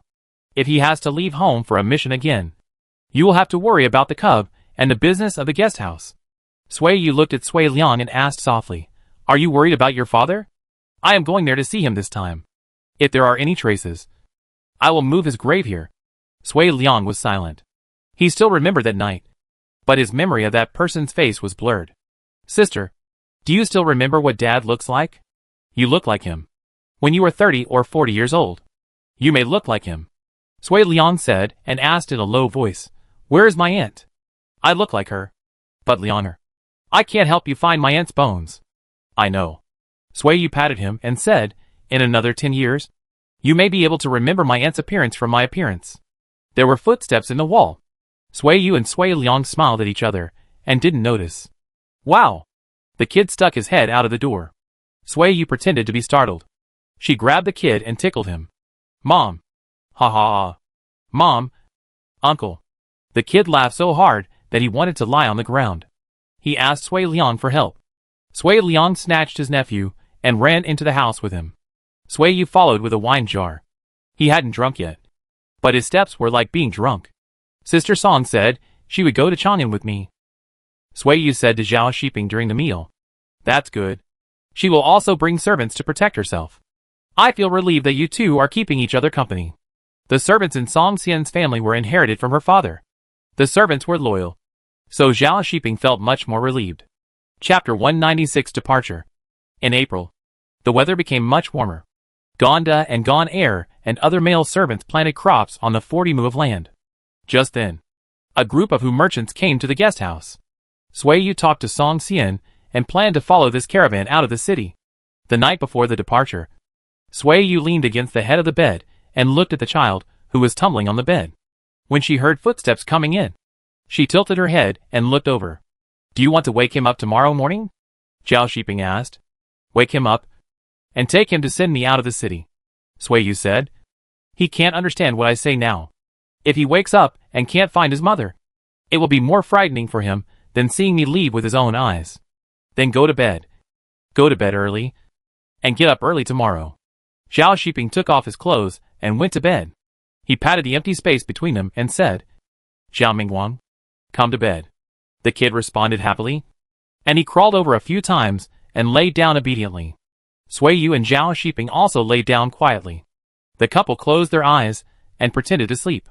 Seeing that his parents were asleep, the little boy also closed his eyes and went to sleep. When the little boy's breathing became stable, Sui Yu opened her eyes. She looked at the dark roof and turned sideways to stare at the man opposite. The room was dark, and she could vaguely see some undulating lines. She reached out and touched him, and was held down the next moment. Can't sleep? You can sleep? The man was silent for a few breaths. Then he sat up and moved the child to the end of the bed. He didn't dare to touch her for some days, for fear that she would get pregnant again. This night was the same. He held her in his arms, and the two sat opposite each other to comfort each other. When the tide flooded the embankment, Sui Yu raised her beautiful face covered with fine sweat. Her shoulders ached. She whimpered, and her 10 fingers tightly grasped her tight waist and abdomen. The man pushed her down, kicked the ground with one foot, bent one knee, lowered his head and leaned over. A smooth and gentle whimper spread out like the ripples of spring water. Moonlight leaked in from the crack of the door. A few rays of light crawled on the ground, and then climbed up the wooden bed along the taut tendons. The wind blew the door open, and the white moonlight flashed by, and the amazing charm was hidden in the darkness in an instant. The dark clouds that had been suffocating for a long time dissipated. Thunder fell. Swayu slid down. She collapsed on him, like rain falling and soaking into the earth. She was also going to melt on him. "Did you bite my shoulder and make it bleed?" she asked softly. The man shook his head. He didn't have the strength to speak anymore. Swayu raised his hand and touched his shoulder. The pain seemed to still be there, but the tooth mark had disappeared. Zhao Shiping raised his hand and put it on him. He rubbed it randomly and said, "I didn't use any strength." "Zhao Shiping, you have to think about me every day." Swayu rested her chin on his chest and asked, "Think about me every day when you open your eyes and close your eyes." "So domineering? Where is it domineering?" Swayu pinched him lightly. "Not only that, I will think of you when I eat, sleep, coax the children, and see people and things related to you." Zhao Shiping recovered his strength. He pulled up the mattress and wrapped them up. "Go to sleep. It's late at night. What should be explained and what should be reminded have been said a few days ago. So there is no need to nag at this time." Although they slept late, Swayu and Zhao Shiping woke up as soon as the rooster crowed in the morning. "Go get some water," Swayu said. "Okay." After washing, Swayu changed into the men's clothes prepared last night. This was modified from Zhao Shiping's clothes, and there were signs of wear and tear on the clothes. "Little boy, wake up. It's dawn." Swayu picked up the child from the end of the bed. "You haven't slept well yet? I'll take you away later, and you can come back to sleep. I'm afraid you can't sleep." Zhao Shiping brought the child's clothes over, pointed at Swayu, and asked, "Little boy, is this your father or your mother?" Although the little boy was puzzled that his mother's clothes were not right, he was not stupid enough to be unable to tell the difference. After tying up the little boy's hair, Swayu carried him out, and Sui Liang opened the door and came out after hearing the noise. "Uncle!" the little boy shouted happily. Sui Liang touched his little head and followed him out. The camels had been let out. There were 8 camels left at home, 2 big and 6 small. The other 32 camels were hung with camel bells, and their backs were loaded with wooden boxes of money or pots and pans, as well as 2 pieces of silk and 3 bundles of tints. After dinner, Zhao Shiping carried the cub on a camel. Swayu checked the luggage, said hello to Hushang, and waved to the servants to get on the camels and set off. "Protect your wife and listen to her on the way," Inpa told her 2 sons. "Mom will wait for you here." Gonda and Gon Er nodded. Mingma gestured to Lu Yair a few times, and Lu Yair nodded. She rode on the camel and left. "Why did sister-in-law leave?" Ashui held Uncle Nyo's hand and said, "The cub will miss her. He will cry. So pitiful." "Not pitiful. His mother will come back. His father and his uncle are still at home with him." Uncle Nyo stroked Ashui's braids, thought for a while, and said, "You should learn from your sister-in-law. She is a smart person." "Will my mother come back?" Ashui asked abruptly. Uncle Nyo was speechless for a moment. "She won't come back." "Right." Ashui seemed to have expected this. She was older and more sensible. The lies of the past could no longer deceive her. Uncle Nyo said nothing. "I will never leave home when I have children in the future," Ashui said angrily. "You can't think like that." Uncle Nyo squatted down. "You don't have a mother. Did your father mistreat you? Haven't you grown up? The kid's mother is away on a long journey. He will still grow up happily. When his mother comes back, his father may also go away on a long journey. It is impossible for him to always accompany the child." Uncle Nyo doesn't preach, and he doesn't know how to raise children. But Swayu is a living example. Swayu wants to be famous and profitable, except for the burden of her family background. Her path after marriage is smooth and flat. Uncle Nyo decided to find out Swayu's character and raise Ashui. "If you say so, no one is allowed to leave. When the child grows up and wants to leave home, will you still kill yourself?" Uncle Nyo patted Ashui's head and said, "Go out and play. You are so young and you are already thinking about having a baby. You should go catch insects with Huan Yo to feed them. Make more money. You can support me when I am old." "Okay." Ashui sighed. "I will go to make money. When the little cub comes back crying, I will buy him candy." Uncle Nyo smiled. The little cub. A young master. does not lack candy. At the east gate, Sui Yu took the pass to the city guard for inspection. After registration, she led the camel team and servants out of the city to avoid blocking others from entering and leaving. Song Xian had already led people to wait outside the city. Huang Anqing came with his 2 children to see them off with a dark face. Zhao Shiping saw it, but he did not go over. He stopped outside the city gate holding the little cub. Sui Yu turned around and waved to them. Zhao Shiping also waved while holding the child's hand. Mom. The kid was puzzled, and he pointed his finger to go over. Mom went to catch big fish for you. And there are birds that can talk and sing songs. Don't you remember? Your mother told you about it. Zhao Shiping comforted him gently. The kid remembered, and looking at the people who were getting farther and farther away, he suddenly felt like crying. His mouth pursed, and tears came down. Okay. Zhao Shiping wiped his tears. I'm still at home. Your uncle is also at home. We'll wait for your mother to come back at home. Brother-in-law, let's go to the city, Sui Liang said. Okay. Zhao Shiping looked up to the east, and Sui Yu seemed to be looking back. He waved his hand and drove the camel into the city. Come to my house and sit down? Huang Anqing caught up. He looked at the kid. The child looked at a loss, clenched his hands, and knew to wipe his tears. Such a good child. His mother is really heartless. She just abandoned him. Zhao Shiping waved his hand. He was going back to coax the child. Before returning to the guest house, Zhao Shiping took Sui Liang and the little cub back to the Qianhu office. There were mice in the guest house again, and he wanted to invite the cat official back. As soon as the door was opened, cat hair flew everywhere in the yard, and the cats all ran away in fright, leaving a pile of cat hair on the ground. Cat official, why are you running? Do you want to be a wild cat too? Sui Liang shouted. The cat official had lost a lot of weight in 2 months of love. His fat belly was gone, and the fat on his cheeks was gone. The cat hair was blown up, dull, and his spirit was much weaker. As soon as he saw his master, the cat official jumped down from the wall and meowed aggrievedly one after another.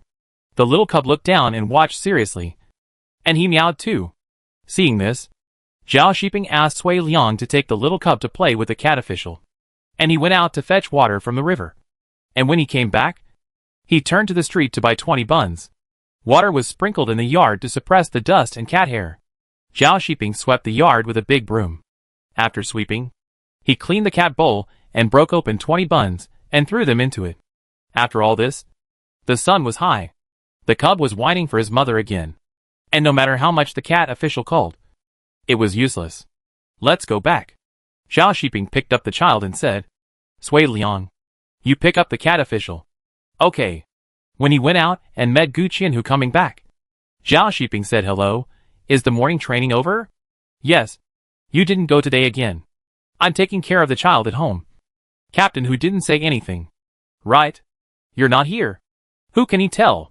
Captain Gu walked into the house and said, come in and sit down? No.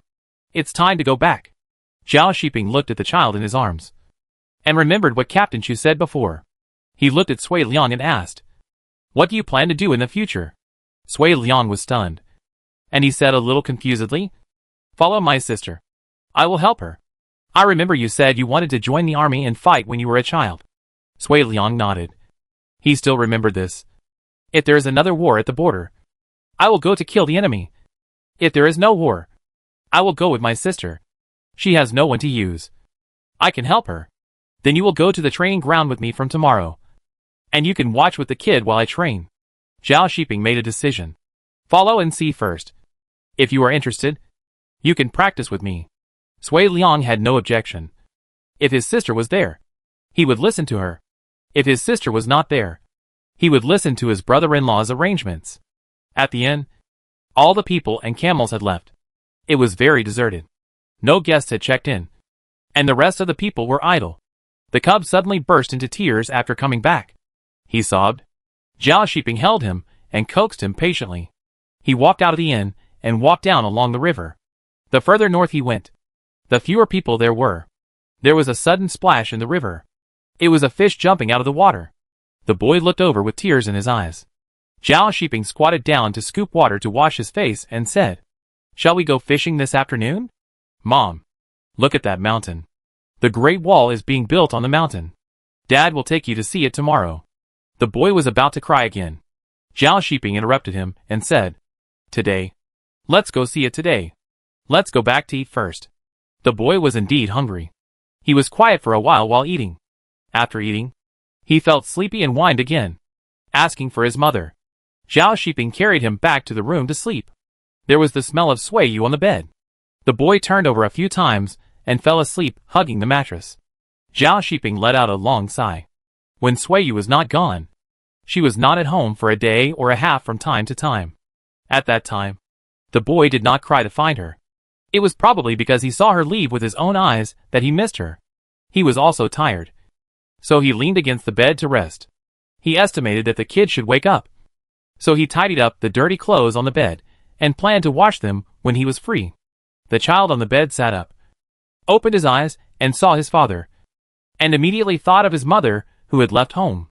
His mouth drooped. And before he could say anything, tears came out. Come on. I'll take you out. Don't flood the guest house. This is your mother's hard work. Zhao Shiping carried him and went out to say hello to Sui Liang. He called a big black dog and walked north together. The two people and the dog walked north all the way, walking and stopping. When it was getting dark, they could vaguely see the shape of the Great Wall on the mountain and the sound of a rushing river under the mountain. The big black dog barked a few times, and Zhao Shiping stopped it. He looked down at the child and asked, Can we go back? Okay. The kid didn't want to come at all. After staying for only a short while, Zhao Shiping returned with the child in his arms. The sky became darker and darker, with stars twinkling in the sky. He looked up at the sky and guessed that it was time for Suiyu to eat. Hungry. The kid covered his stomach. You are crying because you are hungry. Can you stop crying tomorrow? The kid ignored him and opened his mouth to cry again. The more he cried, the hungrier he became. He missed his mother again. The big black dog was annoyed. It followed behind with its ears drooping dejectedly, walking slower and slower. Catch up. Zhao Shiping looked back. You are the boss now. The big black dog whimpered a few times. Hungry. The kid said again. Don't cry. If you don't cry, you will be less hungry. We will go back soon. Zhao Shiping quickened his pace. The kid really stopped crying. He was tired of crying. Hungry and thirsty. He lay on his father's shoulder and suddenly opened his mouth to bite him. Hiss, why are you biting me? The kid didn't say a word. At midnight, Zhao Shiping saw a fire in the distance. The big black dog heard the familiar voice and barked a few times. The kid woke up in shock, looking at the dark night, and felt like he was still walking. He opened his mouth to cry, but no tears came out. So he gave up. Brother-in-law, where have you been? It's dark and you haven't come back yet. You scared me to death. Sui Liang was so anxious. Go home. Zhao Shiping didn't stop. Is there food at home? Yes. Is the kid hungry? Yes. He is hungry. Zhao Shiping quickened his pace. When they got home, Inpa brought warm water, and the kid drank it in big gulps. After drinking the water, he ate vegetables, eggs, and tofu noodles, eating quickly and anxiously. My sister didn't let the kid suffer this when she was at home. Sui Liang was about to cry. Zhao Shiping didn't explain. After the kid was full, he got hot water to wash the child. Is it okay to sleep with uncle at night? Sui Liang came over and asked. The kid shook his head. His biological father was still his biological father. Even if he was hungry and thirsty, he would still stick to his biological father. Go to sleep. I know what's going on. Zhao Shiping smiled. Don't worry. This is my own flesh and blood. I won't hurt him. Sui Liang glared at him and said, Just wait. He would complain when his sister came back. After washing the cub's face, Zhao Shiping rubbed a lump of camel oil on his face to prevent cracks tomorrow. Let's go. Let's go back to the house to sleep. Zhao Shiping picked him up and walked towards the master's yard. Lying on the bed, the cub hugged the mattress again. Zhao Shiping gently patted his back, and soon the child fell asleep. He slept until dawn, and Zhao Shiping noticed any movement of the cub, and he stayed by the bed. Awake? He took the child out to pee. You woke up late today. We won't practice martial arts. I'll take you fishing. And bring your uncle with me. For breakfast, there were egg pancakes and vegetable and chicken porridge. Sui Liang fed the child half a bowl of porridge and a small piece of pancake. He put 2 eggs in his pocket, filled a bag of boiling water, and carried a small stool to go fishing. He walked north again, and the child yelled no no no. He didn't want to go. If you don't cry, we won't go. Zhao Shiping stopped. He put the child down and said, let's go fishing, and take the fish back to cook fish soup. Sui Liang looked at him suspiciously. He put down the small stool and sat down. The water in the river flows fast, and it's impossible to catch fish at all. The empty hook is thrown there. Zhao Shiping goes to dig worms with the child again. After playing with the worms, he plays with mud. When they go back at noon, both father and son are covered in mud. The child's face is covered in mud, but he is smiling. After another full stomach and a bath, while the kid was taking a nap, Zhao Shiping sat under the eaves with the door open and washed clothes. Brother-in-law, why did you bother the kid last night? Sui Liang was still angry, and he wanted to ask for clarification. Zhao Shiping wrung out a small jacket, shook it and hung it on the clothesline, and then said, Dad is different from Mom. The kid likes your sister more. When she left, he could cry for 10 days or half a month. If it were up to him, he would cry when he slept, cried when he woke up, cried when he ate, and sometimes cried when he suddenly remembered something. His throat would be damaged by crying. He must like my sister more. She conceived him, gave birth to him, and nursed him. What a great contribution. Zhao Shiping looked at him dimly. Oh, that's it. Sui Liang realized that he had missed the point. He should cry until his throat is damaged. Let him be afraid, and have a sense of fear when he cries. If you play with him more, he can probably fool around for a while. In fact, Zhao Shiping didn't know what he was thinking, but he suddenly had this idea when he was walking under the Great Wall yesterday. When Sui was around, the child was very well behaved. Without her, he became very stubborn. He cried for a long time yesterday afternoon. It would hurt his body if he kept crying like this. Sui Liang reluctantly believed it. I have been with him this month, even taking him to the training ground. Zhao Shiping wrung out another pair of pants and hung them up, saying, Don't worry. I dare not neglect your nephew. This is your sister's darling. Sui Liang smiled embarrassedly and explained, I just feel sorry for the little boy. I know. It's good to have your supervision.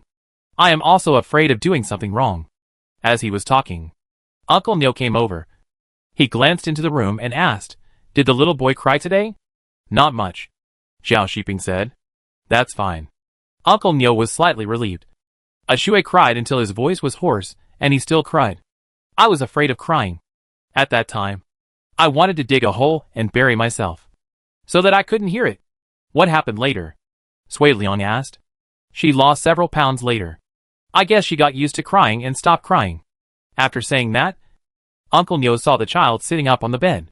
He pointed to Zhao Shiping, and Zhao Shiping immediately carried the child out. Shui said he wanted to buy candy for the kids and asked Sui Liang to take them to the city. Uncle Neo said, I'll buy them candy. Zhao Shiping put shoes on the child, and he went into the house to grab a bag of copper coins and said, Little kids, let's go to the city to buy candy. Chang, Huanyo, Dunhuang, Shui, Sui Liang. Zhao Shiping called them all, and everyone took turns to pull the kids to walk. When they were tired, he carried the child again.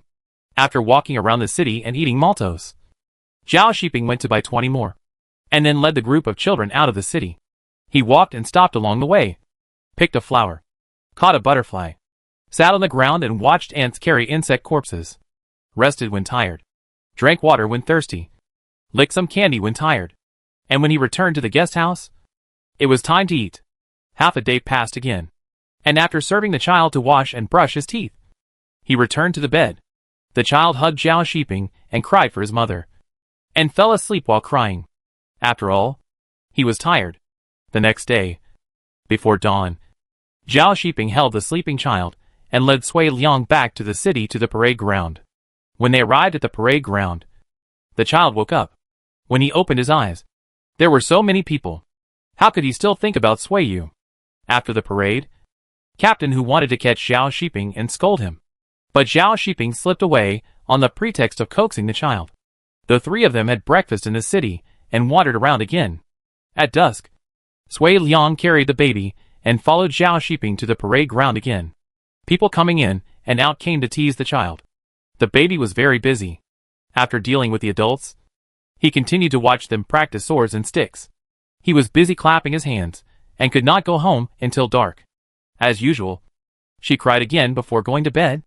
Zhao Shiping was satisfied and coaxed her to sleep skillfully. The days that followed were like this. Zhao Shiping never let her leave the cub's sight. With him by her side, she had some fun and some food to eat, and she didn't have to stay in the guest house every day. The cub gradually got used to this kind of life, and no longer thought of Sui Yu all the time. Half a month later, Sui Yu and his group walked out of Wuwei County, and were about to head towards Hongqiling. There were no people in the area, and pedestrians walked in the direction of the river. Is there a snow mountain above? We are going to cross the snow mountain? Song Xian looked up, and the snow mountain was right in front of her.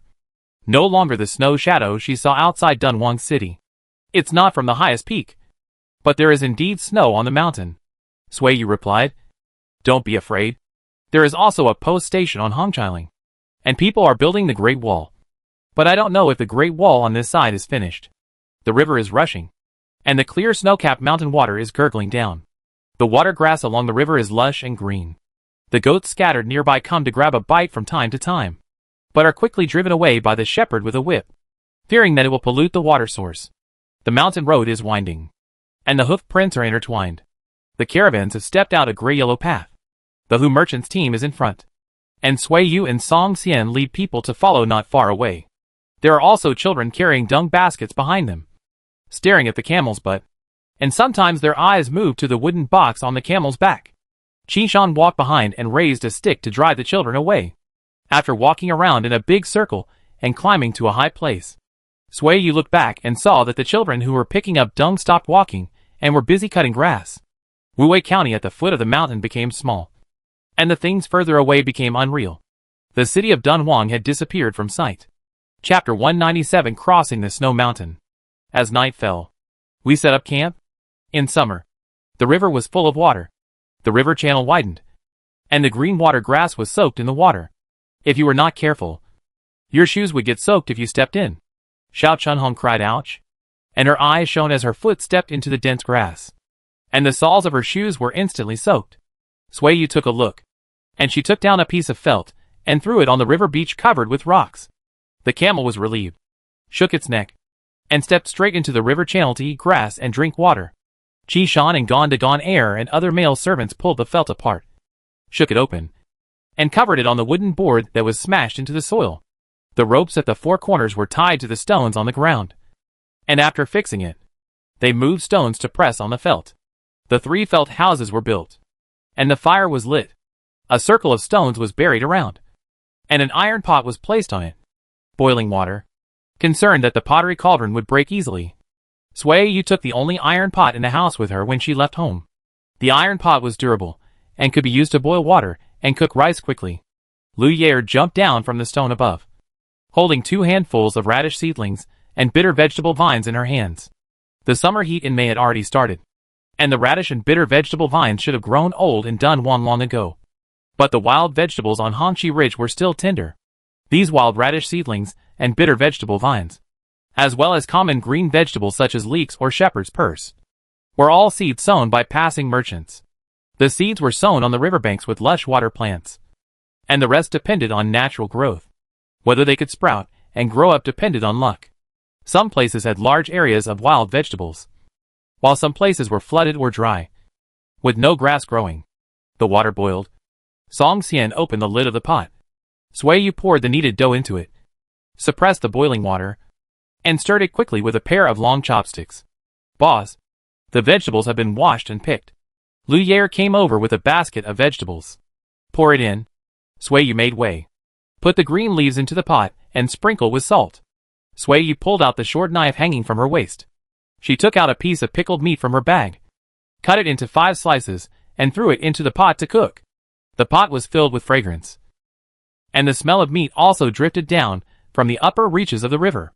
Qishan and other patrolmen looked up the river. The 2 caravans were separated by 2 or 3 miles, and only a star of fire could be vaguely seen. It's time to eat, Sui Yu shouted. A pile of ceramic bowls, black coarse pottery. Each person had a bowl of thick noodle soup. Sui Yu distributed the rice to everyone. The noodle dumplings in the pot were empty. So she scooped 5 more buckets of water and poured it in, preparing to boil the water for oil tea. The top of the mountain was covered with snow, and under the bright white moonlight, the top of the mountain was shining white. On the mountainside, with the river as the bottom, green grass spreads, like a green belt running through. At the top, there are rocks and hard stone walls, and there is no grass on the wasteland. Green grass, gray stone, yellow soil. Within a radius of 1 mile, vitality and desolation coexist. Song Xian took a bite of the noodle and chewed it carefully. She looked up and asked, "How long will it take us to reach the top of the snow mountain?" "Not passing the top of the snow mountain. I remember that this river originates from the west side of the foothills. We go around to the west side, where there is a valley with a slightly gentler terrain. We cross the valley and go down the mountain. And then we will cross this mountain," Sui Yu said. "As for how many days it takes, I can't remember." "Madam." "No. Big shopkeeper. You also walk through this mountain?" Xiao Chunhong was curious. "Isn't this your first time entering the customs?" "No. I'm not a native of Dunhuang." Sui Yu shook his head. Xiao Chunhong wanted to ask more, but Gonda interrupted. "There is no firewood in the fire pit. Add more firewood." After eating the pimple soup, everyone grabbed a handful of fried noodles and threw them into the bowl, slapped a lump of lard, sprinkled salt, poured 2 spoons of boiling water to mix, and drank half a bowl of oil tea. And then they felt full. The fire was on in the stone pit, and the people who kept watch were arranged. Sui Yu and Song Xian went into the felt house to sleep. The felt house made of 3 camel skins could barely squeeze 11 or 12 people. Sui Yu and Song Xian slept with 9 maids, and the other 2 felt houses were shared by 30 male servants. For people kept watch each time, and they could just squeeze everyone in. The ground was covered with hay, and the felt was airtight and airtight. 10 people slept in it, wearing clothes and not covering anything, so they would not feel cold. The fire in the stone pit flickered on and off, and when the night left and the sky was dim, the people in the felt woke up. After a night's rest, the camels were loaded with felt and hay. After the money boxes and silks were tied up tightly, the wild vegetable salty porridge in the pot was cooked, regardless of the master and servant. Each drank a bowl to fill his stomach. The pots and bowls were washed in the river. Before the heat at the bottom of the pot dissipated and the sparks were extinguished, the caravan set out again. The higher up the mountain, the thinner the heat, the shorter and sparser the green grass on the river beach became, the uneven terrain, the dense rocks, the sharp turn of the river, and the places where people could not pass. People pulled the reins of the camels to climb up the raised low hills, where the camels could not climb. People had to move stones to pave the way. After another 7 days, the distance between the 2 caravans, one in front and one behind, became closer and closer. The Hu merchants carried a lot of goods, and when they walked into the valley, the sense of weight was much reduced. After piling up stones to build a stove, 3 Hu merchants came to say hello, and Sui Yu invited them to sit down and eat together. "I shot 2 hares yesterday. I was planning to stew them and simmer millet rice. I'll have a full meal today and make do with the rest of the next few days," Sui Yu said. "As shopkeeper you walk this road?" Hu Shan was slightly surprised. "Then we are relieved. There is little grass and firewood ahead, and the wind is strong. If the weather changes and there is snow and wind, we must hurry up and not rest all night. Our boss asked us to come and inform him in case shopkeeper Yu is unprepared. Please thank the boss for me." Sui Yu thanked him. Hu Shan waved his hand. Not to mention that Zhao Shiping was a captain of the Han army. Sui Yu had a guest house in Dunhuang, and even if they were ordinary caravans, they would inform each other and help each other if they encountered trouble on the road. After the dried radish and rabbit meat stewed in the pot, Sui Yu served a bowl of meat to Hu Shan to show his gratitude. Millet rice was poured with meat soup, and each person had a spoonful of meat dish. Finally, vegetable soup was cooked with meat oil in the pot. After eating and drinking, Sui Yu called the servants to ride camels to continue on the road. When climbing the mountain road was difficult to walk, so people led camels to walk. The terrain in the valley was slightly flat, and everyone rode camels to walk, and the speed of walking became faster. It was getting dark, and the Hu merchants walking in front did not stop to rest. So Sui Yu's caravan did not stop. urging the camels to continue on the road in the dark night. The sound of wind echoed in the valley, and the sound of hooves echoed for a long time. The night sky above seemed to be cut off by the mountains, and the stars fell and disappeared suddenly in the middle of the road. After bypassing a snow-capped mountain, the clear and endless night sky suddenly appeared in front of her eyes. This was the first time Song Xian saw the starry sky up close. On the top of the mountain, the night sky was as clear as water, and there was no more foggy feeling. She sat on the camel and looked back, and suddenly thought that she could reach the sky with her hands after climbing to the top of the snow-capped mountain. The whistle sounded ahead, and Hu Shang stopped marching and planned to take a short rest here. Bring down the felt. It's cold at night. Everyone sleeps on the hay and covered with the felt. Sui Yu ordered. One group of people laid straw mats, and another group led the camels to eat grass.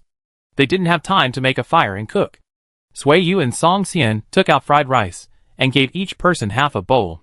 They chewed it and fell asleep. When she woke up, the stars were still in the sky, and the moon was already westward. Half of it had been hidden in the snow-capped mountains. Sui Yu judged that it had been 2 hours since she fell asleep. If she was at home, the rooster would have crowed. Home. Sui Yu suddenly felt depressed.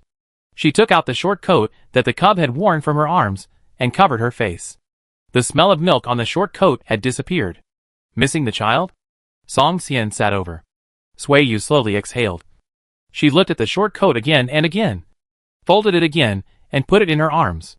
Yeah, I miss him, she answered Song Xian's words, looking at the boundless night sky in the west.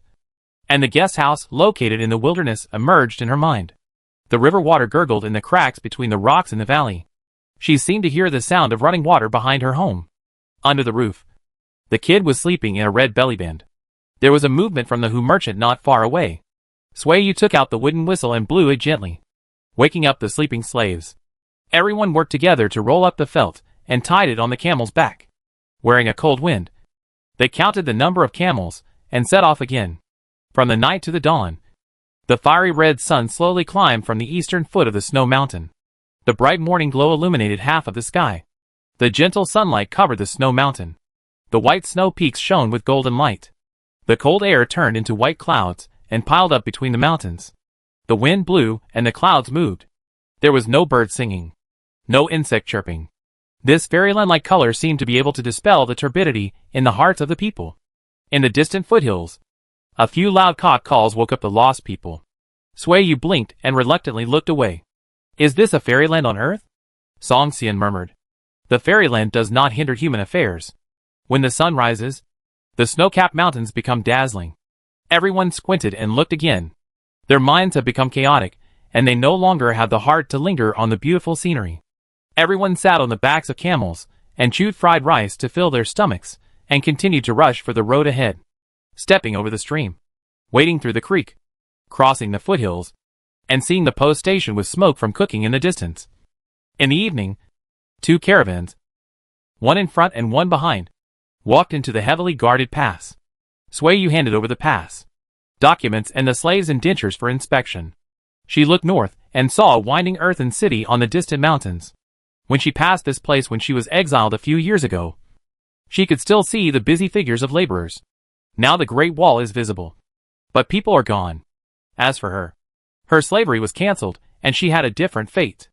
After receiving the pass document and the slave contract, Sui Yu paid a customs fee and continued to move forward with the slaves and camel caravan along the road they had walked before.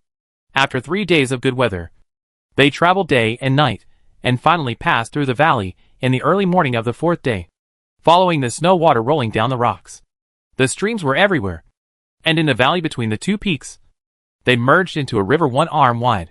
The river rushed and the rocks at the bottom of the river were washed shiny. The caravan rested here, piled stones to build a stove. It was still close to the snow mountain, and there was no grass to burn here. Xiao Chunhong pulled a handful of hay to start the fire, and the dry firewood bundles brought from Dunhuang also came in handy. Sui Yu washed his face with water. The snow water was cold and refreshing when splashed on his face. Song Xian looked down the mountain. The mountains were undulating, and the scenery at the bottom of the mountain could not be seen at all. What's down there? She asked. It's summer now, and the river is in its flood season. We have to cross the river when we go down. but we can pay to ride a sheepskin raft. Sui Yu thought for a moment and said, the water is flowing fast at this time, and I don't know if it's safe to ride a sheepskin raft. The water is boiling. Xiao Chunhong shouted. Boss, are you still going to make oil tea today? Yes. Be careful when you go down the mountain. If you catch prey, I'll stew meat for you. Sui Yu took out the jar and asked Xiao Chunhong and Lu Yaer to stir the oil tea. She sat on the rock to rest. After dinner, we continued on our way. If the terrain was flat, we rode camels. If the river was narrow and could not pass, we led camels up the slope and took a detour. Going down the mountain was more dangerous than going up the mountain. Not only would people fall, but camels would also slip. After 5 days of stumbling along the way, the lush trees at the foot of the mountain were vaguely visible. Song Xian looked to the north. The high mountain seemed to be higher than the snow-capped mountains at her feet. And there were lush trees on the mountains. Where we live is actually surrounded by 3 mountains. There are mountains in the east, south and north, and a desert in the west. Song Xian took a step up. She stood on the stone, but still couldn't take in all the surroundings. What's the name of that mountain? Song Xian pointed to the green mountain and asked, does anyone live in the mountain? Sui Yu was not sure what this place was called.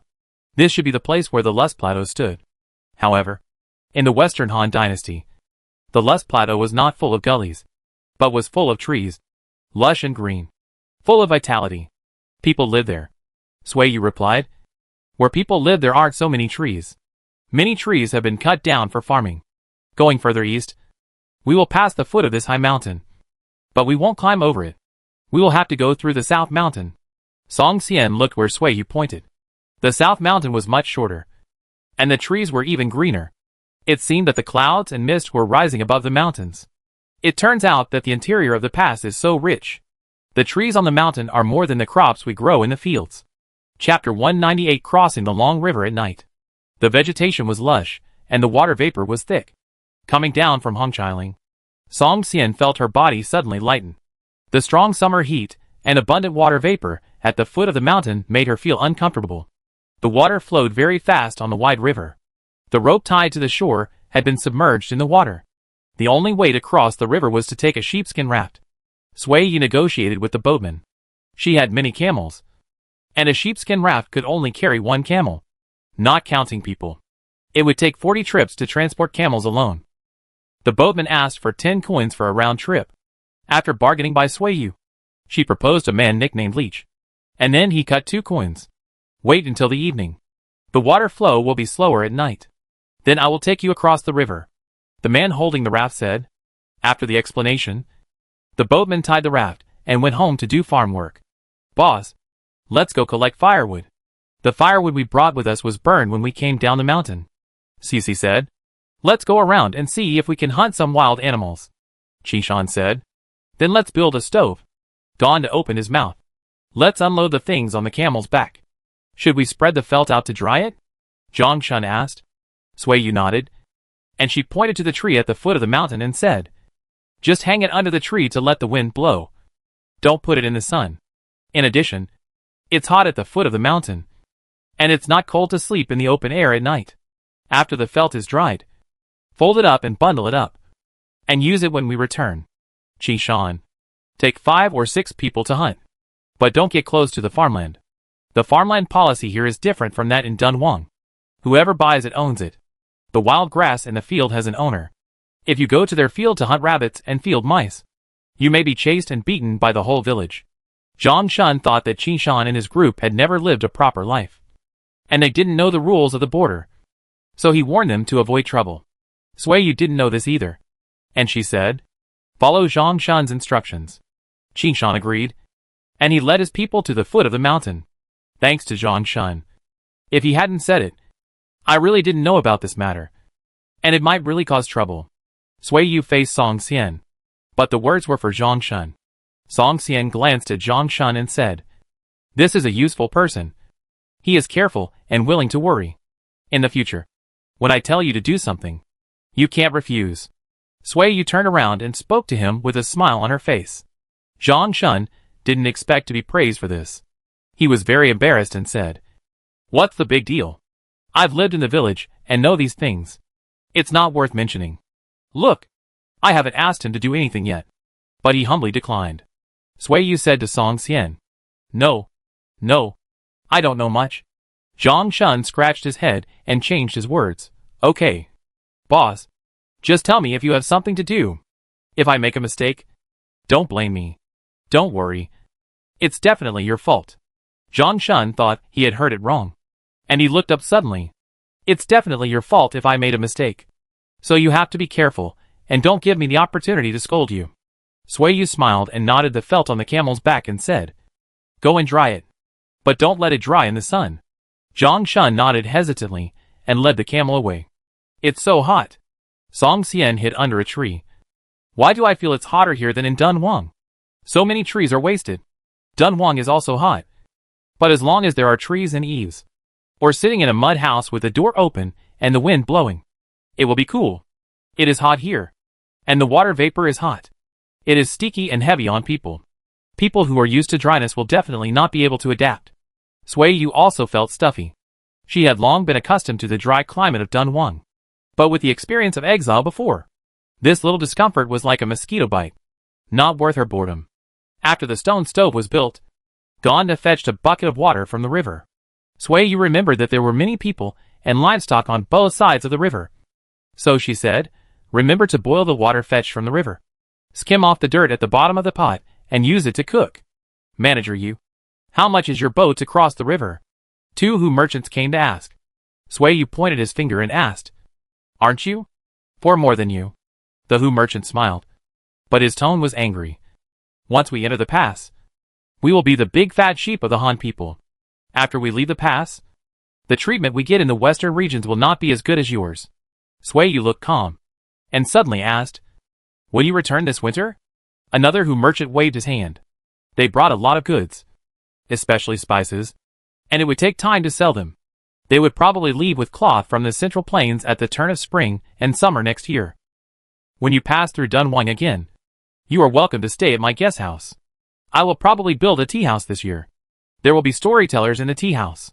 The merchants who come and go will leave me many stories. Then you can know what the Han people experienced after leaving the pass.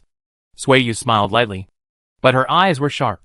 She looked at the 2 merchants in front of her and said, The Han dynasty has laws and government, and the people are governed by laws.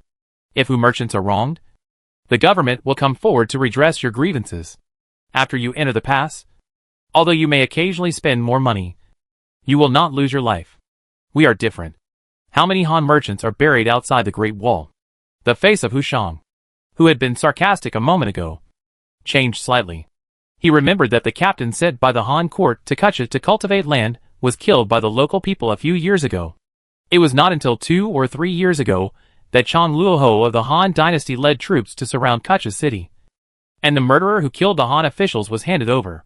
Thinking of this, Hu Shang was embarrassed and said with conviction, Shopkeeper Yu is right. We foreigners do get more protection when we come to the Han dynasty. What are you talking about? You are so hesitant to tell me something. The boss of Hu Shang came over and looked at Sui Yu and said, Shopkeeper Yu, the boatmen have hatred and resentment towards the Hu people. I am worried that they will do something bad when they row the boat. Do you think this will work? Can you help us and take the spices and furs that cannot be touched by water across the river? Sui Yu had no objection. She agreed without hesitation. Immediately, the Hu merchant moved 10 boxes of spices and 10 bundles of furs to Sui Yu's camel caravan. As a reward, the Hu merchant sent a lamb leg bought from a farmer. Qi Shan and his men also came back from hunting. There were many mountains and dense forests here, and there were many wild animals. They shot back 3 fat rabbits, dug out 5 bird nests, and brought back 26 bird eggs. The lamb legs were fried to release oil, and the rabbit meat was fried with lamb oil to release the fragrance.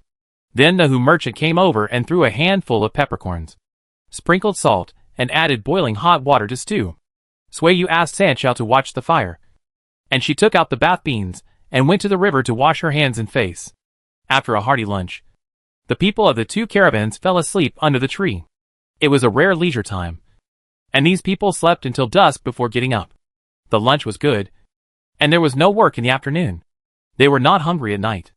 Everyone soaked a bowl of fried rice porridge to fool their mouths. Seeing that it was almost dark, the servants were busy tying goods to the camels. It was dark, Sui Yu's caravan and the Hu merchants lit torches. But the boatman didn't come until the middle of the night, when the dogs were all asleep. And the boatman came slowly. It was late at night. The snow on the snow-capped mountains melted slowly.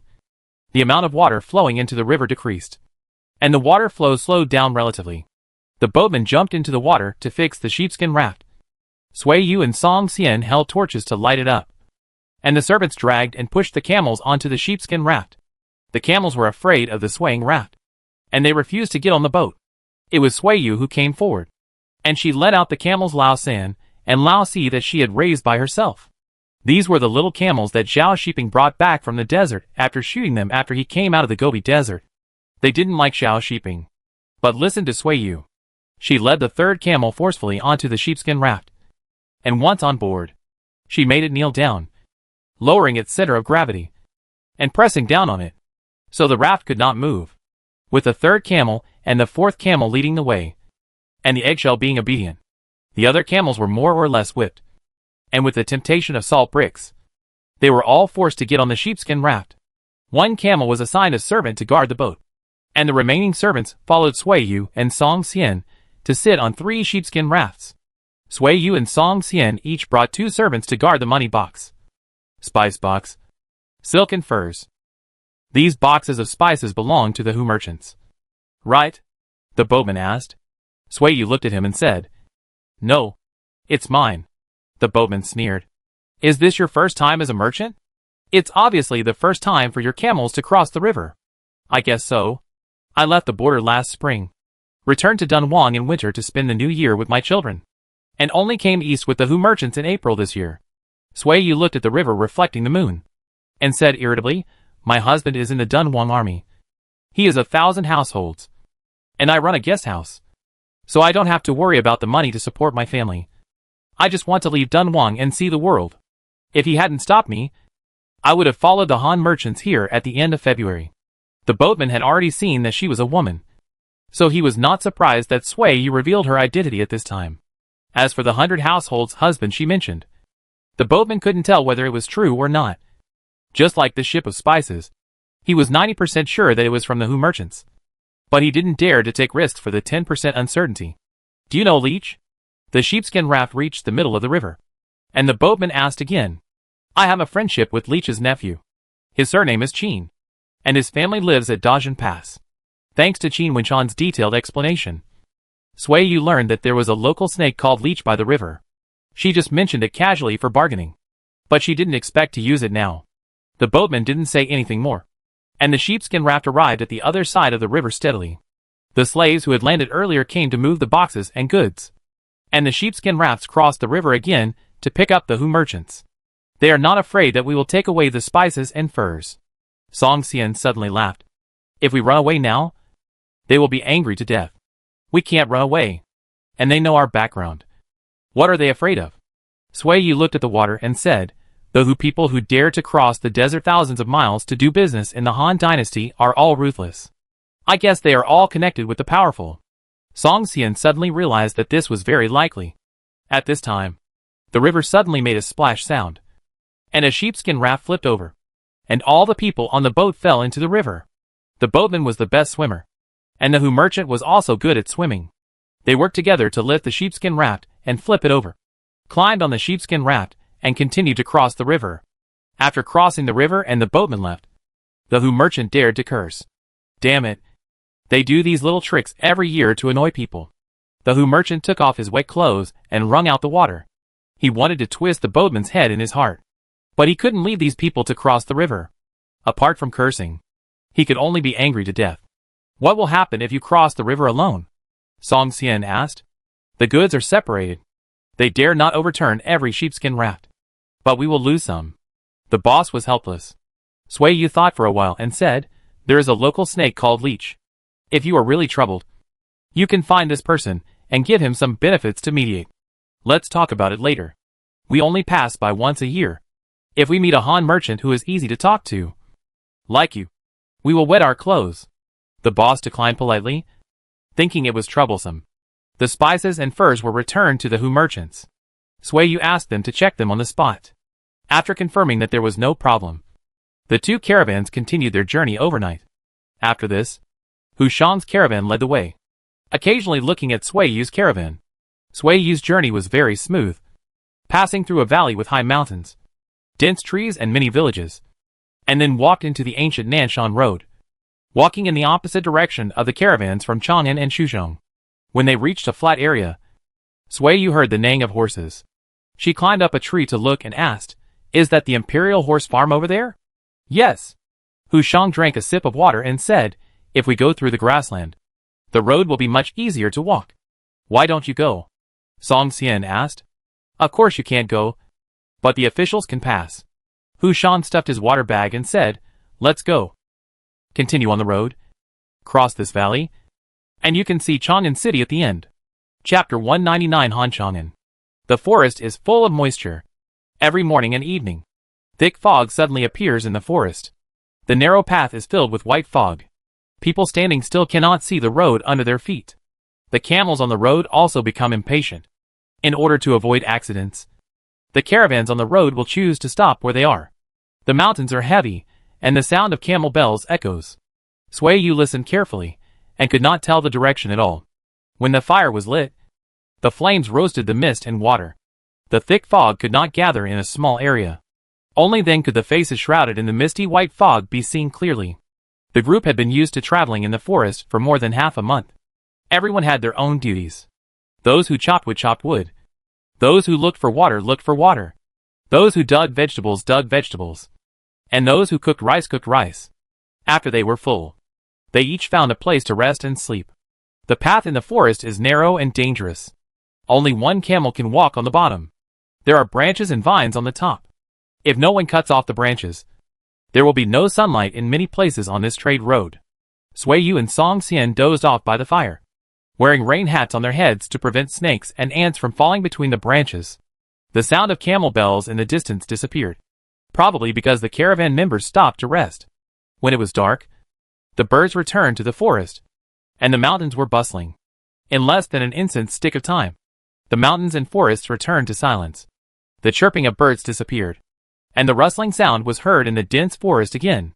It was the night animals coming out of the cave to look for food. The last flame in the fire disappeared in the sparks. Sui Yu opened her eyes. She stretched her neck, picked up a machete to cut branches, and threw the wet branches into the fire, which soon rose up with choking smoke. Everyone else woke up, and Zhang Shun and Li Wu called a few male servants to go around the area, knocking and banging to drive away the animals that came out at night. When the fire started again, everyone went to sleep again. They slept and woke up all night. And when the sun came out at dawn, and the sunlight dispelled the thick fog in the forest, the caravan set off. At noon, Sui Yu met a group of merchants leaving Chang'an. Among them, there were familiar faces.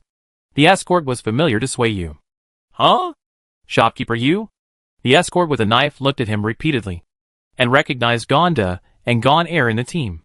Only then did he confirm that it was the shopkeeper of Changguan who entered the customs. Sui Yu smiled and greeted, "You just entered the customs last autumn. And you are going out again?" "No. I am escorting to Shuzhong this time." The escort looked at her in surprise and asked puzzledly, "What are you doing?" "I will ask you to escort the escort another day." The escort understood that this female shopkeeper was actually planning to go on a business trip.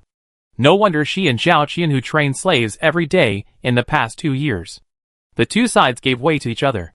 The camel caravan of the Hu merchant had passed by. Gonda and Gon Air also followed with their camel caravans. Sui Yu did not delay any longer and greeted the escorts she was familiar with one by one. She drove the camel to catch up with the team. "Is this a woman?" the merchant next to the escort asked. The escort nodded and explained, "This is a female shopkeeper in Dunhuang County in the northwest. She opened a large guest house in the north of the city to provide accommodation and food for the merchant caravans entering and leaving the customs. Her husband is 1,000 households in the army. He is young and capable." The merchant shook his head. "She is really greedy. She has a family and a career. But she, a woman, still risks to do business." The escort smiled and said, "How can a capable person complain about having too much money?" The camel caravan moved. The merchant looked back and saw that the two merchant caravans were about to turn around. He did not think much about it. He had to speed up the journey while there was no fog in the mountains. The terrain in Shu was dangerous. If he went too late, The road would be difficult to travel. The fog stopped when it came and left when it cleared.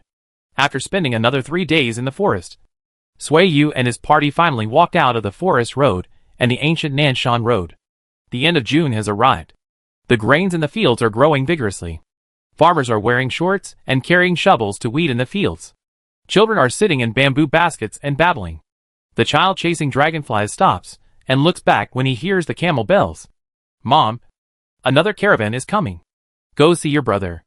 If you don't coax the child, you will come to weed. The woman didn't even raise her head. The dragonflies flew away, and the child lowered his head with a droop. He watched the camel caravan go away, and he dragged his slow steps to coax the child. Kitten, when you grow up, I will buy a camel and take you to make money. Sui Yu looked back again, but the child's figure was no longer visible. The baby's laughter was still echoing in the wind. She missed her child. That's Chang'an? Song Xian looked up and looked into the distance. It's still 2 days away. Right? We'll be there tomorrow at noon. Hu Shang, who heard the sound, explained her doubts and asked, Where will you live in Chang'an? Have you made any arrangements? Zion Yanjiwen. Sui Yu continued. I heard that the mausoleum in Zion Yanjiwen is a mixed residence, and it is close to the East Market and the West Market, which is convenient for entering the city. The news is true. Hu Shang nodded. Where do you live? Song Xian asked Hu Shang.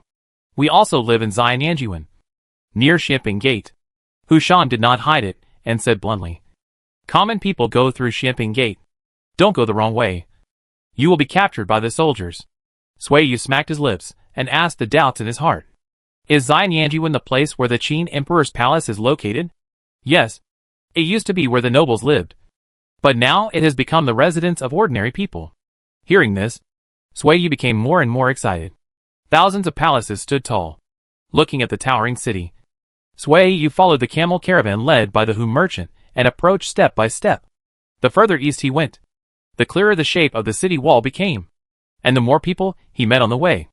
Another large caravan was encountered. The camels were carrying colorful bags on their backs, which were wrapped with silk and satin. The camels behind were carrying lacquerware, and the lacquerware jingled when the camels moved. Do you still recognize them? Song Xian asked Sui Yu. Sui Yu shook his head. This caravan was probably a guest of Minxiang. Where did you come from? Why didn't you bring any goods? As they crossed paths, a bearded merchant asked Zhang Shun. From Dunhuang. Come to Chang'an to see the world first. Zhang Shun answered. The merchant understood. First time doing business? Zhang Shun nodded. It was just a casual question, and they left immediately after asking. They ran east and west, and in a blink of an eye, the distance between them was far away. There was a Hu merchant driving a camel in front of them. Sui Yu saw that he was looking at her, so she drove the camel to meet him. Shopkeeper Yu, let's say goodbye here, Hu Shang said. Okay. Thank you for your care along the way. Sui Yu agreed readily. Hu Shang thought about it and left Sui Yu an address so that she could go there to find someone if she had any problems. Next year, when you pass by Dunhuang, you can stay at my place again. I won't ask you for food and accommodation. Sui Yu clasped her fists. Hu Shang nodded and followed the camel caravan that took a detour north. Song Xian approached. She looked at the north-south city wall and said, Where is this? Where do we go in? Sui Yu didn't know either, so she asked Xiao Chunhong to ask passers-by in which direction Xianping Gate was, and where Zion Yanjiwen was. Boss, the old man said this is the palace, where the emperor lives. Xiao Chunhong pointed to the long city wall and said, This seems different from Dunhuang. Ordinary people in Chang'an live outside the city wall. Let's go around first. Sui Yu said that Hu Shang's camel caravan was still in sight, and she decided to follow the direction Hu Shang was walking.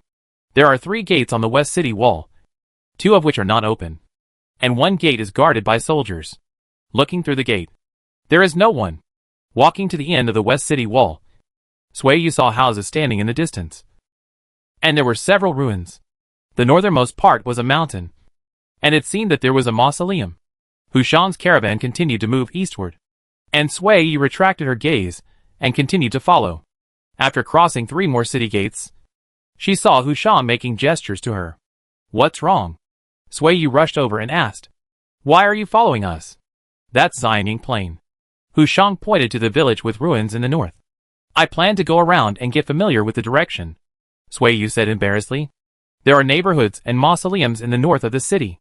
Ordinary people live near the Imperial Mausoleum on the north bank of the river. Don't walk around in places with few people. Sui Yu finally understood that Han Chang'an refers to the Imperial Palace within the city wall. Unlike the capitals of later generations that framed the Imperial Palace and residential houses within the city wall, the Han Imperial Palace had no outer wall. The people lived outside the palace and played a role in guarding it. Enter from Xianping Gate. First there are the fortune-telling market and the East Market. Then to the west are the city office and the West Market. And near the West City Wall are Xiali and Xiali Market, which are where we can move around. Other places guarded by soldiers or palaces, where the royal family lives. So it is not allowed to roam around. Hu Shang instructed. Sui Yu nodded to show that he knew. Thank you for telling me. You are really good people. Hu Shang sighed a little. When they first came to Chang'an, they were just like Sui Yu. They didn't know anything. It took them half a year to figure out the situation. Our boss asked me to come and tell you. Thank him if you want to thank him. Hu Shang waved his hand and said, Don't follow us anymore. Sui Yu smiled. Okay. I won't follow you. Hu Shang left. Sui Yu turned back and said to the others, Find a place to live first. Settle down today, and we will go to the city tomorrow. Approaching the ruins of the Qin Emperor's palace. The ruins on the periphery are probably the former city walls. Going further in, all you can see are traces of human life. Low houses are crowded together, with a few large houses occasionally. Chickens scattered, and sheep bleating. Sui Yu feels that it is similar to the village where her parents-in-law live. 10,000 palaces are all turned into dust. After asking several farmers about accommodation, the conditions here are not as good as the guest house Sui Yu built in Dunhuang. The master and servants of 30 or 40 people have to sleep in 4 houses. It's better to rest in the open space in the wild. Song Xian said. We have felts. We can build 3 felt houses in the empty space without an owner. We can sleep the same way as we did on the road. Sui Yu was a little tempted. But after a moment, she shook her head and said, No. It rains a lot in summer. If we live in the wild, we will be soaked if it rains. Finally, Sui Yu decided on 4 farmhouses, where people lived in the houses and camels were tied outside. People were arranged to guard them every night. After resting for a night, Sui Yu and Song Xian took 5 servants to enter the city first after dawn. Entering the city gate, the dilapidated appearance outside the city quickly receded, and the houses inside the city were neat and renovated. Sui Yu walked on the hard dirt road. She looked down and saw that there were many people walking, but there was no dust on the ground. Sister Yu, there is a fortune-telling shop over there. Let's go and take a look. Song Xian pulled Sui Yu and ran. A fortune-telling shop that can accommodate more than 20 people is divided into 3 rooms with bamboo mats. Sui Yu touched the thin bamboo mat hanging from the roof. It seemed to be made of bamboo rods split and woven. It was thin and transparent, soft to the touch, and better than the texture of coarse cloth. The 4 walls were covered with light yellow and white cloth.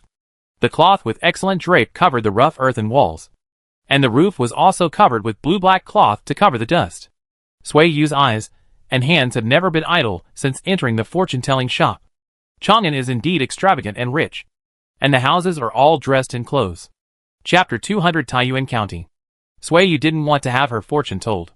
She walked around the fortune-teller's shop and came out, standing under the eaves and watching the pedestrians on the road. Most of the people who came in from Xianping Gate were wearing short coarse cloth clothes, and there were also a few women wearing chuju skirts. One of them was a pretty young girl wearing a chuju skirt with a very charming look. The sleeves and lapels were black, and the rest was gray-brown linen. It was a very simple dress, matched with the girl's slender figure, small steps, and the red hairband swaying slightly, which perfectly matched Sui Yu's impression of the image of a lady. Song Xian walked out of the fortune-teller's shop. She pushed Sui Yu and asked, Are you going in for a fortune-teller? No. Sui Yu retracted her gaze, and she didn't ask about the result of Song Xian's fortune-teller's fortune-teller. She walked down the steps and led the servants to follow the pedestrians. First go to the West Market. Sui Yu walks and looks around. It is like a flea market. There are all kinds of things here, including farm vegetables, pots and pans, bamboo baskets and winnowing baskets, bamboo mats and straw curtains, coarse linen spun by farmers themselves, or cracked pottery. etc. Anyway, after walking down a street, Sui Yu can find everything he needs in his daily life here. How much is a piece of linen? Sui Yu squatted down and asked. The peasant woman selling cloth heard Sui Yu's accent was different, and saw that she brought servants with her. She thought about it carefully, and gave a normal price, 130 coins apiece. Sui Yu was silent. This price was much cheaper than Dunhuang. But she had to cross mountains and ridges. As a merchant, she felt that the profit of selling a piece of coarse cloth was too low. Boss, I'll go ask somewhere else, Xiao Chunhong said. Are you merchants? The peasant woman was surprised. But it had nothing to do with her. She pulled Sui Yu and said, if you buy more, I can give you another 10 coins off. How much can you provide? We can only stay in Chang'an for 2 months at most. Sui Yu said.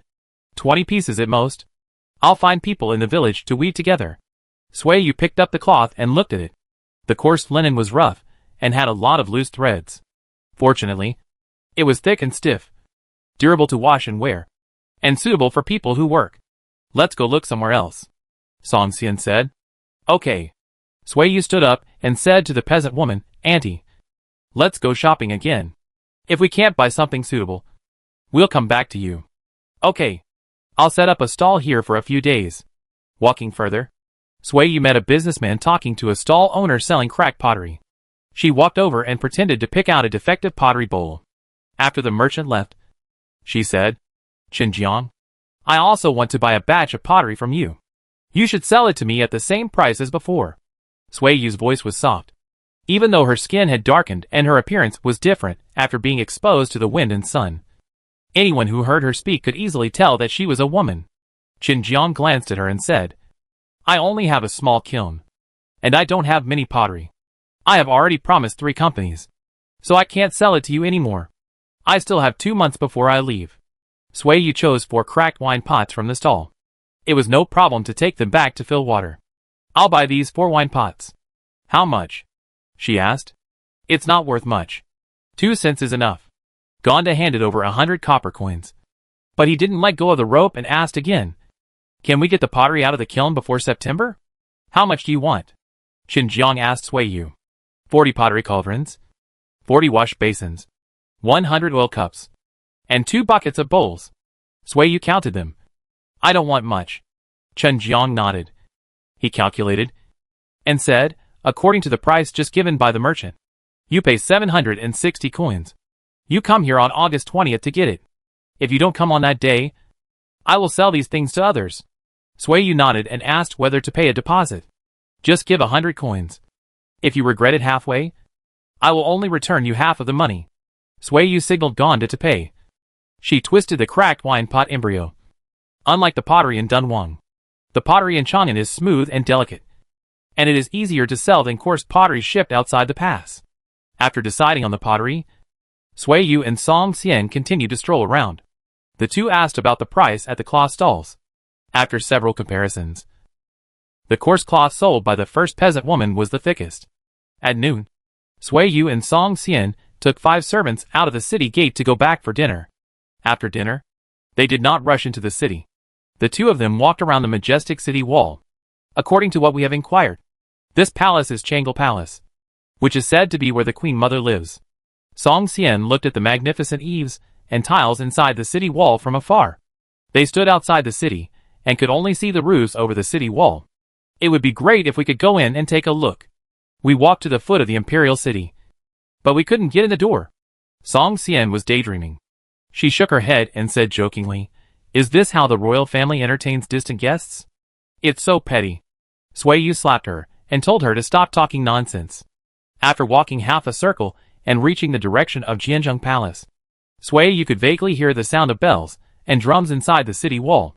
After walking a circle, it was dark, and Sui Yu and Song Xian returned to the farmhouse, where they stayed to rest. The next day, Sui Yu and Song Xian took Qishan, Zhongshan and other 5 people into the city to the East Market. The Dunhuang in the East Market was a place for high officials to enjoy themselves. Passing by a tea house, the aroma of tea wafted out, and Sui Yu suddenly thought of the caravan she met on the Nanshan Ancient Road. The caravan probably went to Shuzhong to transport tea. A horse-drawn cart came out of the gate, and people on the road all avoided it. Sui Yu and Song Xian followed suit. When the sound of the wheels faded away, they looked up. Song Xian suddenly felt that Chang'an was boring. Apart from people, it was all about power. It was not as free as Dunhuang. Do you plan to stay in Chang'an for the next 2 months? Song Xian asked. Sui Yu shook her head. After buying silk, cloth, pottery, and lacquerware, I want to go to several nearby cities. I also want to buy some people who sing a variety of operas. I wonder if I can meet them. I'll go with you. Song Xian agreed. That's the plan. Sui Yu has a lot to do. In addition to purchasing goods, she also has to find out where the caravans coming from outside the pass sell their goods, so that she won't come here like a headless fly next time. After 5 days in the East Market, Sui Yu finally encountered a caravan delivering goods to the silk shop. This caravan came from the south. Sui Yu was not familiar with them, and had no friendship to talk to. She bought 6 rolls of thin silk at the price of 1,000 coins per roll, which was much cheaper than the silk she bought in Dunhuang. Nearly 400 coins cheaper per roll. You lost money on those 2 rolls of silk, Song Xian said. There is nothing we can do about it. We exchanged money for silk because we were worried that we would be robbed by bandits on the road. The money box was too heavy to carry, so we could carry the silk when we escaped. Sui Yu comforted herself. The money box was mostly empty, and the servants cleaned it out and planned to put pottery in it when they left. The next day, Sui Yu went to the West Market again. She ordered 20 rolls of coarse cloth from the peasant woman before, for a total of 2,400 coins. She followed the peasant woman to the village and signed the contract with the village chief. Sui Yu first paid a deposit of 1,000 coins. Now only the lacquerware was left to buy. Sui Yu went to the East Market. The painted pottery with colored lacquer was expensive, and the painted wooden products were also expensive. She didn't like the cheap ones, and she didn't dare to buy the expensive ones. Finally, she gave up. With nothing to do in the rest of the time, Sui Yu led the camel caravan with the servants and continued to travel east to Taiyuan County. It seems that there is nothing fun in Chang'an, Song Xian said. Everything fun costs money, and you don't want to spend money when I ask you to invite me to the music hall, Sui Yu complained. Sister Song, I just realized that you are a bit stingy. I'll save the money and go to your tea house to take care of your business later. Song Xian smiled. My tea house is not as good as the one in Chang'an. Sui Yu knocked on the hump of his camel and said in distress, I can't find any artists who sing 100 operas, and there is no sign of tea. How can I run a tea house? There is an official road from Chang'an to Taiyuan County. Sui Yu took people along the official road for 7 days and arrived in Taiyuan County at noon. There are many mulberry trees in Taiyuan, and the fields are connected. Mulberry seedlings have grown into forests. It happened to be the end of July, the season when mulberries are ripe. The wind is full of sweet smells. The berries on the ground dye the soil, and there are patches of red and purple marks on the black and yellow land. Child, can I pick a bowl of mulberries to eat? Xiao Chunhong asked the child guarding the tree. The child nodded. He was busy climbing the tree to pick mulberry leaves. Xiao Chunhong climbed up a mulberry tree in a few steps. The mulberries on the tree were ripe and rotten, and they broke when they were pinched. Sui Yu said Zhang Shun to inquire about the place to stay. She walked under the mulberry tree and looked up. The mulberries in the low places had been picked. Child, how much do you sell mulberries? She suddenly asked. No, we're not selling them. We're going to make wine from our mulberries.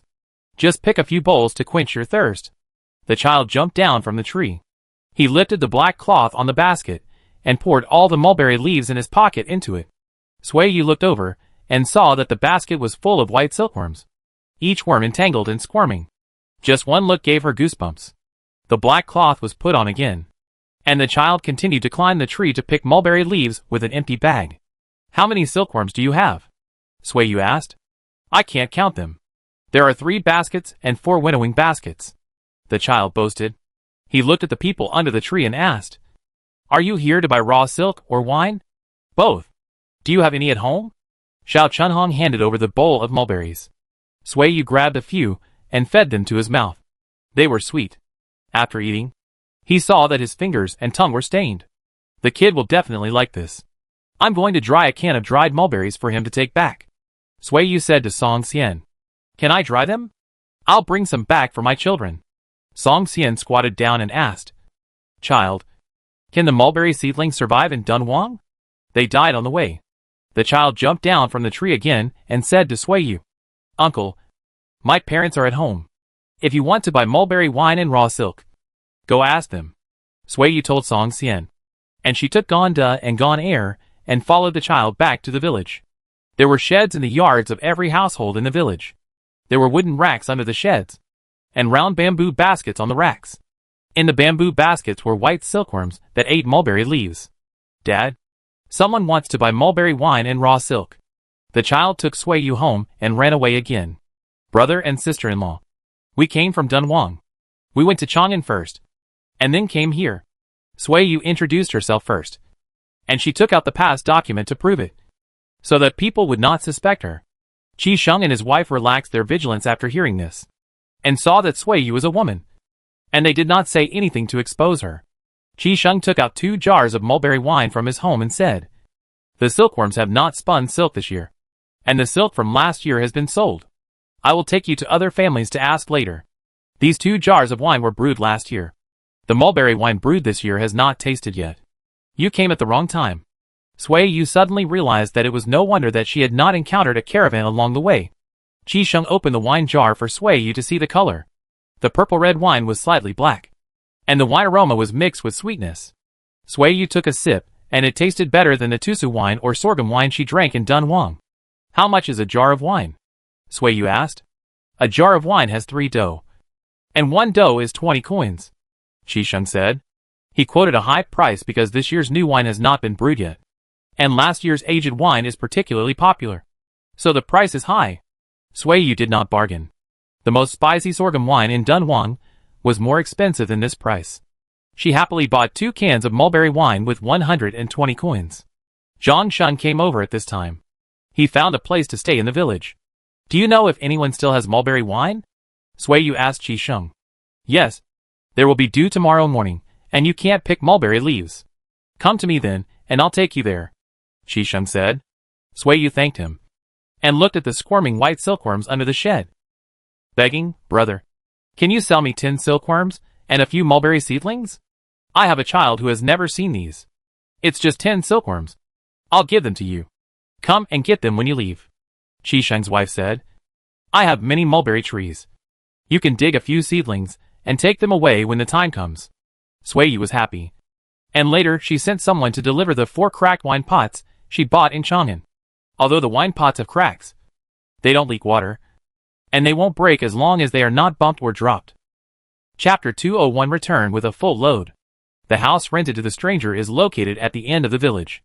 There are 3 old courtyards. The outer wall of one courtyard is already in a state of collapse, but the mulberry tree in the courtyard is growing well. The tree trunk is as thick as a bowl. The branches are like umbrellas. The green and dense mulberry leaves, and the green, red and purple mulberry fruits are intertwined.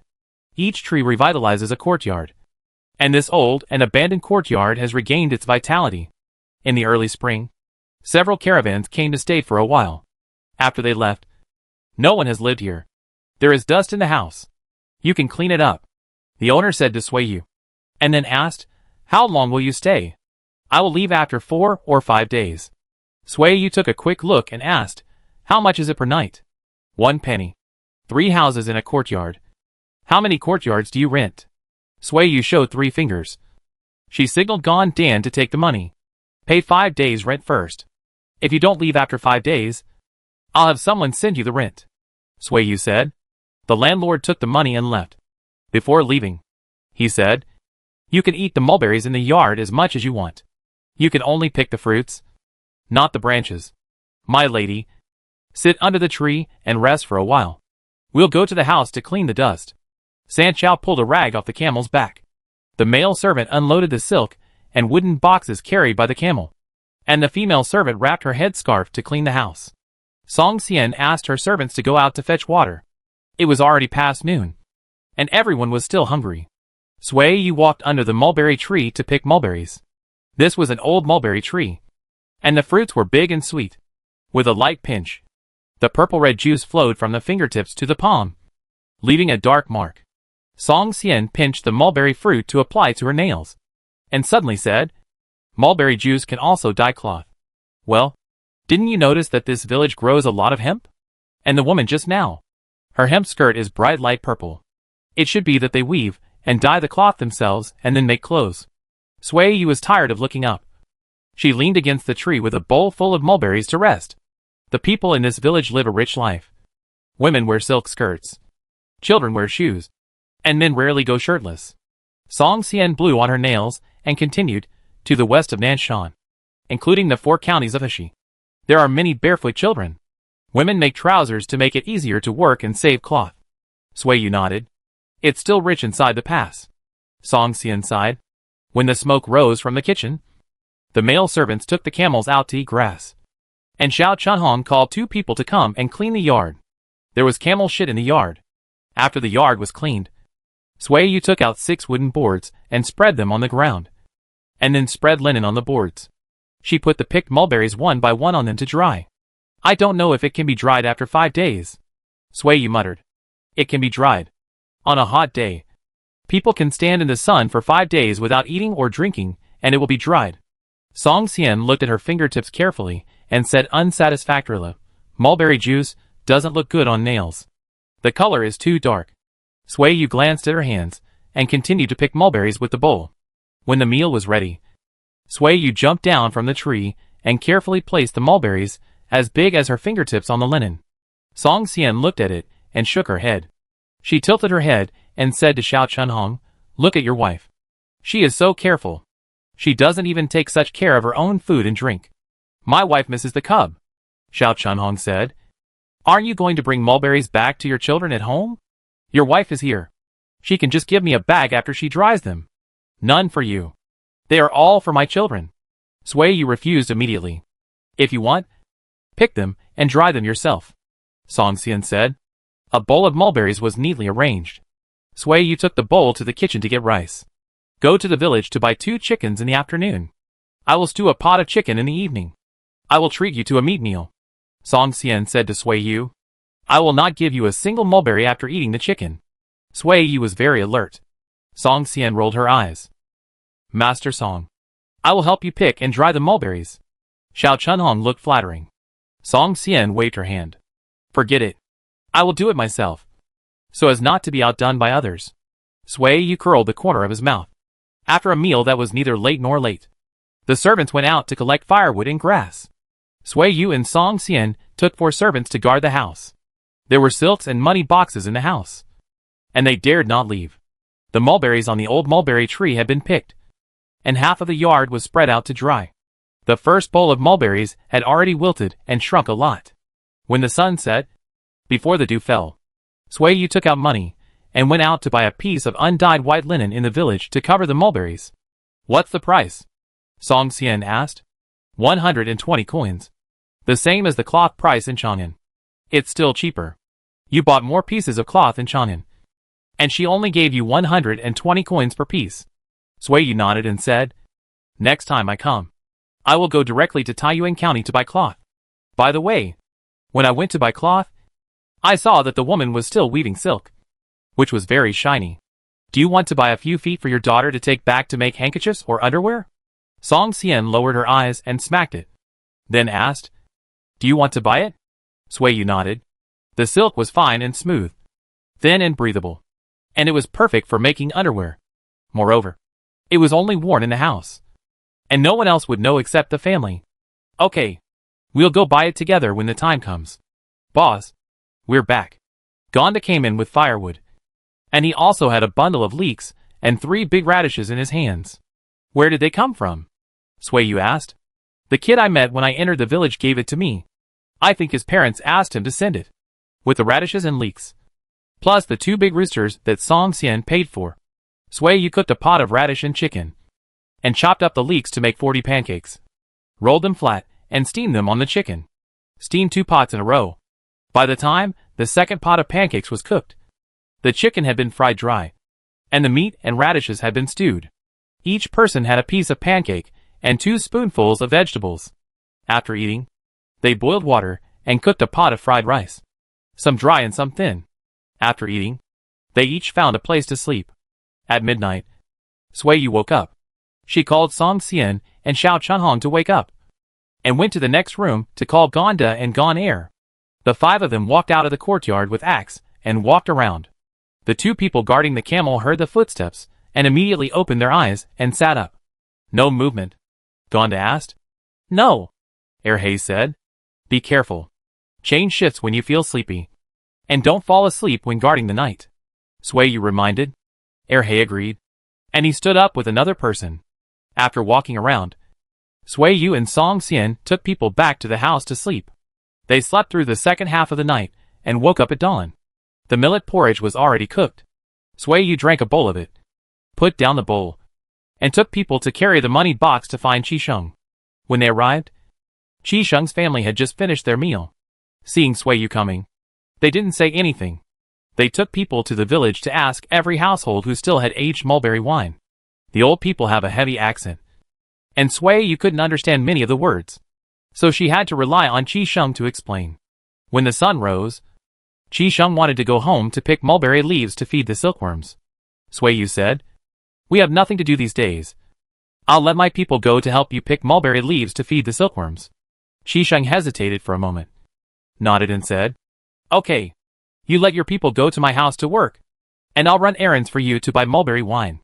Sueyu didn't mean that. She just felt that she had to pay some money for her trouble, and she didn't have anything good, so she could only work hard. Obviously, Qisheng misunderstood, and Sueyu didn't explain. She asked Zhang Shun to take people to send the mulberry wine back, and he sent a message to let Xiao Chunhong and others go to Qisheng's house to help. And then, he would bring people to find her. Qisheng led Sueyu to ask every household in Xiaoqi village. But they only bought 9 bottles of aged wine. Xiao Chunhong, Luya and other 9 people not only picked enough mulberry leaves to feed the silkworms in one day, but also helped pick mulberries from 10 mulberry trees, and even picked the mulberry leaf stems and broken leaves in the silkworm feces. "Tomorrow I will take you to my wife's parents' home. My father-in-law lives in the mountains. Mulberries are ripe late, and the mulberry wine brewed every year cannot be sold out," Qisheng said to Sueyu. Sueyu agreed happily. The next day, Sueyu took away 22 male servants, and Song Xian took her servants and Xiao Chunhong and others to stay in Xiaoqi village to guard the camel team. Maybe because there were too many people, or maybe the guide was reliable, Sueyu led people to follow Qisheng up the mountain, bought mulberry wine and silk, and spent the night on the mountain. Nothing unexpected happened, and the group came down in one piece. It was already afternoon when they returned to Xiaoqi village. Song Xian was turning over and drying mulberries in the yard when she heard Sueyu's voice. She strode out to greet him. Nothing happened, did it? No. Sueyu smiled. But I went up the mountain and spent all my money. Did you buy all the mulberry wine? Song Xian asked. Sueyu shook her head. She pulled Song Xian back to the house and showed her the silk cloth she had bought. The silk cloth was thin and translucent, and the color was warm, like the white moonlight. Song Xian touched it and immediately withdrew her hand. The calluses on her hands would rub the silk cloth into fluff. Does it look good? Sueyu pulled the silk cloth to measure her body and said, "It will definitely be cool to wear in the summer. How much is it per piece?" Song Xian was more concerned about the price. 430 coins per piece. And the dyed one is 480 coins per piece. I will buy 4 pieces of each, Sueyu said. It's cheaper than silk. This is plain. Silk is patterns, and there are different weaving methods, so it must be more expensive. Sueyu rolled up the silk cloth and said, "If you plan to buy silk cloth, go buy it today, and we'll leave tomorrow." So urgent? Your mulberries are not completely dry yet. Song Xian walked out and said, "I'll go to the village to ask. Yesterday I helped a family pick mulberries. The family was pretty good. I'll go ask her if she has silk cloth." Sueyu went out to arrange things. She sent Zhang Shun and 2 people to the village to buy bamboo baskets and hay, and Qingshan took people to the village to buy millet and flour.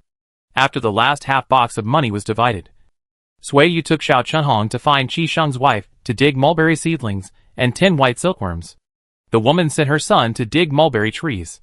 She picked out 10 large white silkworms and put them in a broken clay pot and handed it to Sueyu, saying, "These are summer silkworms. They will spin cocoons in 10 days or so. Don't worry about them while they are spinning cocoons. Put a piece of cloth in the pot. When the moths come out, they will lay seeds. Wait until next spring. I don't know if it's cold in your home, But the mulberry trees have sprouted. So you can hold the silkworm seeds in your body to keep warm. And the silkworms will hatch. Sui understood. She also raised silkworms when she was a child. But when she grew up, she thought silkworms were scary. So she never touched them again. Qi Sheng's son also came back. This child was very generous. He dug 4 mulberry seedlings taller than him, and planted them in a broken pot thoughtfully, filling the pot with soil. Next time I come, I will bring you a wolfskin hat. Sui touched the child's head and promised, if I hunt wild wolves, I will bring you wolf jerky and wolfskin coats. The child's eyes lit up, and he turned around and wanted to run out again. I'll dig 2 more big trees for you. Enough. Enough. Sui called him to stop. And seeing that the child did not stop, she hurriedly shouted, we can't take the big trees. They are too heavy. The child stopped outside the yard. Sister-in-law, we are leaving. I will come to visit you next time. Sui said goodbye. The woman smiled and said goodbye. She walked out of the yard. She stood on the road with the child in her hand, and watched Sui and his men walk to the end of the village holding the mulberry tree. The next morning, the servants tied the bamboo baskets they bought to the camels, patted the baskets with hay, and then put the wine jars into the baskets. 1 camel carried 2 jars of wine. The first 20 camels carried wine, and the following 20 camels carried empty money boxes, silk, cloth and dry food.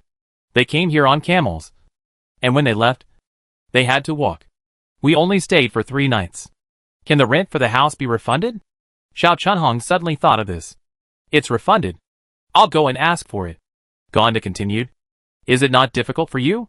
Sui asked. No. I used the rent money I returned to buy 4 dough of millet from her. Gon laughed loudly. Not bad. Sui praised. It took only 7 days to get here, and 10 days to return. At noon on August 20th, Sui led people to carry baskets into Chang'an City and exchange silk for pottery. As for the 20 pieces of coarse cloth, because the peasant woman did not agree to exchange silk for cloth, Sui went to the silk and satin shop to sell 1.5 pieces of silk, and carried the money box to exchange for 20 pieces of coarse cloth. 20 pieces of coarse cloth can be carried by 4 camels. Among the nearly 200 pieces of pottery, oil cups and pottery bowls do not take up space, and can be accommodated in bamboo baskets for wine jars. The remaining 40 pottery cauldrons and 40 basins are tied to the remaining camels. The way back was getting colder and colder. Sui asked everyone to carry a large bundle of hay. Everything was ready, and she led the team back and set off on the road home. Chapter 202. The little boy sent a message. At the end of August, many caravans left Chang'an. In the warm north wind, the melodious sound of camel bells was endless. The camels were carrying heavy loads, and the sound of their hooves was heavy. The dust was like fog under their kicks and stomps. After walking for half a day, the black hair turned gray and yellow. The camels went to the river to drink water, and people also stopped to rest.